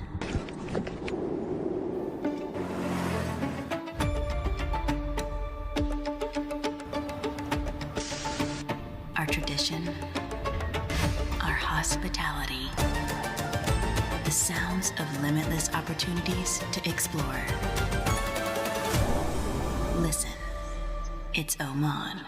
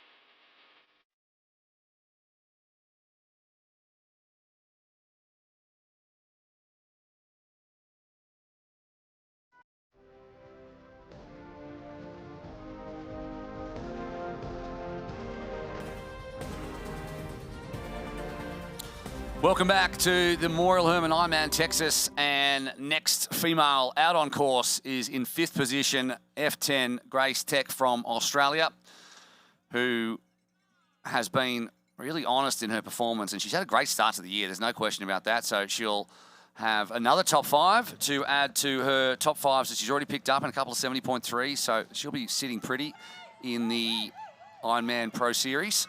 Yeah, 2nd place in Geelong and then a 4th in Oceanside. So started the season super strong, and now a 5th at Ironman Texas. So just adding to that Ironman Pro Series pool, 3 races down, 2 to go. Yeah, it must feel good. You know, April 18th, you cross the line here. You got 3 good banked races, and you got options. It opens up where you want to go for the rest of the year. You can take some time away now, set a solid block of racing, and just get a solid training block in. Choose where you want to go next. No pressure. Plus the KQ, which she'll pick up as well. Yeah, so now it's sort of just pick your route to Kona, really. I assume she'll have another Ironman race that she'll target sort of mid-season maybe, and then roll on to Kona in October. But 2 good races in the 70.3, so 2 good scores there. She did lose a solid amount of points here. Well, she's, what, 29 back at the last split? So, yeah, I don't know. Is that enough to entice you to try another Ironman? Yeah. I think right now she's probably not thinking about that. Right now, we're looking forward for her. Yeah. She is still trying to finish this race. I think right now she's just getting across that finish line, take that top 5, and then sort of go home and figure out what sort of training she needs to do to get closer to the more points. All right. Grace Tech across the line in 5th. A fantastic result for the Australian. Another top 5, 3 from 3. And we're going to head down now to the women's podium. In 3rd place from Spain, Marta Sanchez.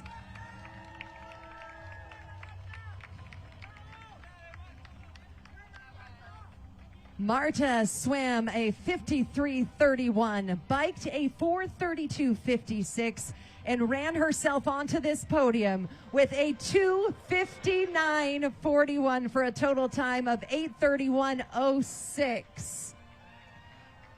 Congratulations. Presenting her medal, Scott Deroux, CEO of Ironman, and then the beautiful Texas flowers from Kate Willis.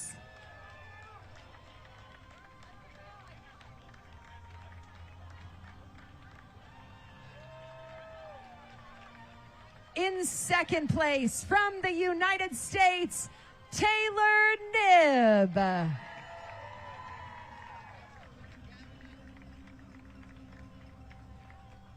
Taylor swam herself a 53.36 on the day, a bike of 4:22.26, a 2:54.06 run for an 8:14.48 overall. We got to get her a medal. Scott Deroux, president of Ironman. And of course, those sunflowers, a Texas staple for Taylor. And now, your North American champion from Norway, Solveig Lofseth. She is also the reigning Ironman world champion. Today, she swam a 56.44, biked a 4:20.22, running a 2:49.52 for an 8:11.09. She's your new champion, Texas. Scott, let's give her medal.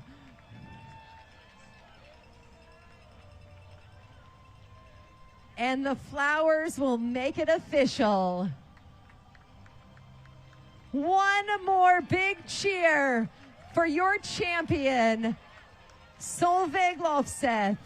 And of course, ladies, it's Texas. So take off your glasses because we got to crown you with the Texas kind of crown. It's the cowboy hat. A little yeehaw going home with you. That's how we celebrate bigger than... Yep, turn it around, Solveig. Turn it around. She's got it. All right, let's hear it for your Memorial Hermann Ironman Texas female champions.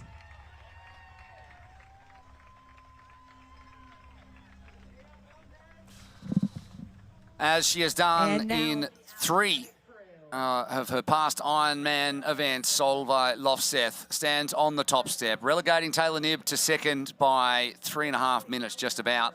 And then Marta Sanchez, who was a factor throughout today and saw off challenges early on the run to run herself into a podium ahead of Jackie Herring. Grace Tech has crossed the line as well, and I believe Sarah Svensk and Hannah Berry have also crossed the line. And there's still Kona qualifications on the line for the rest. Yeah, that's right. Hannah Berry came across in 8:43, ran a 3:12. Sarah Svensk ran a 2:58.10 to run herself up into 6th position. Grace Tech 3:03.02, so a little slower than her first marathon off the bike was, I believe, was a 2:53 in Roth. Just got a text message through from Yella Gaines. If you're wondering, if you're still watching, about what happened with him, he got very, very sore hip flexors and quads early on in that run, and then we saw him obviously drop far, far, far down through the group to finish. Let's find out where he finished, actually. Quite a way down, 54th in the end, I believe, which is a tough day out for him and not what he wanted. But nevertheless, here we are, and it's a tough sport, Ironman. Here are the male pro results. Christian Blumenfeld, 13 seconds, I think, outside the top time ever, which is also set by him. Blumenfeld runs a 7:21.24 to beat out Martin Van Riel, who makes a big statement himself, and Casper Storn as the Ironman world champion. Vincent Lewis, in one of the great races for him, books his way to Kona, as does Rudy von Berg, Brock Howell, Jonas Schomburg, Gustav Eden, of course, with a 7:30 just over, validated his way through, and Kieran Linders was our last man through with Maine already qualified. That is your top 10, coming in at 7:33 in unders, which would have got you 3rd place last year. Now gets you 10th. Yeah, the sport has progressed, hasn't it? And as we look at the standings now, with the Christian Blumenfeld, of course, he's done 2 Ironmans and 2 70.3s already. He sits atop the podium. Matt Hansen moved up 3. Good result for Matt Hansen. He's up in 2nd. He's only dropped a tick over 1,000 points in his 2 Ironman races. And so he hasn't been too far from the front. Of course, he picked up a podium in New Zealand. Schomburg, Eden, moved up 23 spots, of course. Now he's 1-1, and the rest of them are all 1-1, having done a 70.3 and come into this one. Ben Canute, Casper Stepniak, Jonas Hoffman, your top 10. And what an incredibly well-run event this is. Ran like clockwork today. Solveig Lofseth, as we said, picks up the 5,000. Taylor Knibb, these are all the athletes that have come across the line. There's still another 20-odd athletes out there, such as the pace at the front. Hannah Berry just crossing the line 33 minutes back from the lead in Solveig Lofseth, who continues to sweep all before her. So I suppose the Pro Series points, which we're going to see in just a second, aren't really going to be reflective of what it's going to be in the end. So make sure you check back on the website later on to see the full points. At the moment, Hannah Berry on top. She may remain there, actually, to be honest, having done 2 Ironmans and picked up that podium in New Zealand. Solveig Lofseth as the full 5,000. Grace Tech picked up good points as well. Tamara Jewett drops down, obviously. Marta Sanchez goes right up, having now been 1-1 at 53.87 points. Jackie Herring also puts a name in the mix in the top 10, but still plenty to play out before we get down to the business end. Absolutely. Incredible racing as we expected here in the Woodlands, but we are rolling off now. Yeah, it seems that we are. It's been fantastic bringing this to you over the last 8 or 9 hours or so. It's just a fantastic event down there on the ground. So congratulations to Brian Mays and all of the team that puts it together. He is the race director. Thank you for watching the 2026 Memorial Hermann Ironman Texas North American Championship and sticking with us. Of course, catch on-demand replays of all Ironman Pro Series broadcasts globally at proseries.ironman.com. You can watch all of this again, or the Ironman Try YouTube channel, or any of our media partners, of course. We'll see you May 17 for the 5th race of the Experience Oman Ironman Pro Series. In our first stop in Europe, we head over to 70.3 Aix-en-Provence. We'll see if Solveig Lofseth decides to do that race.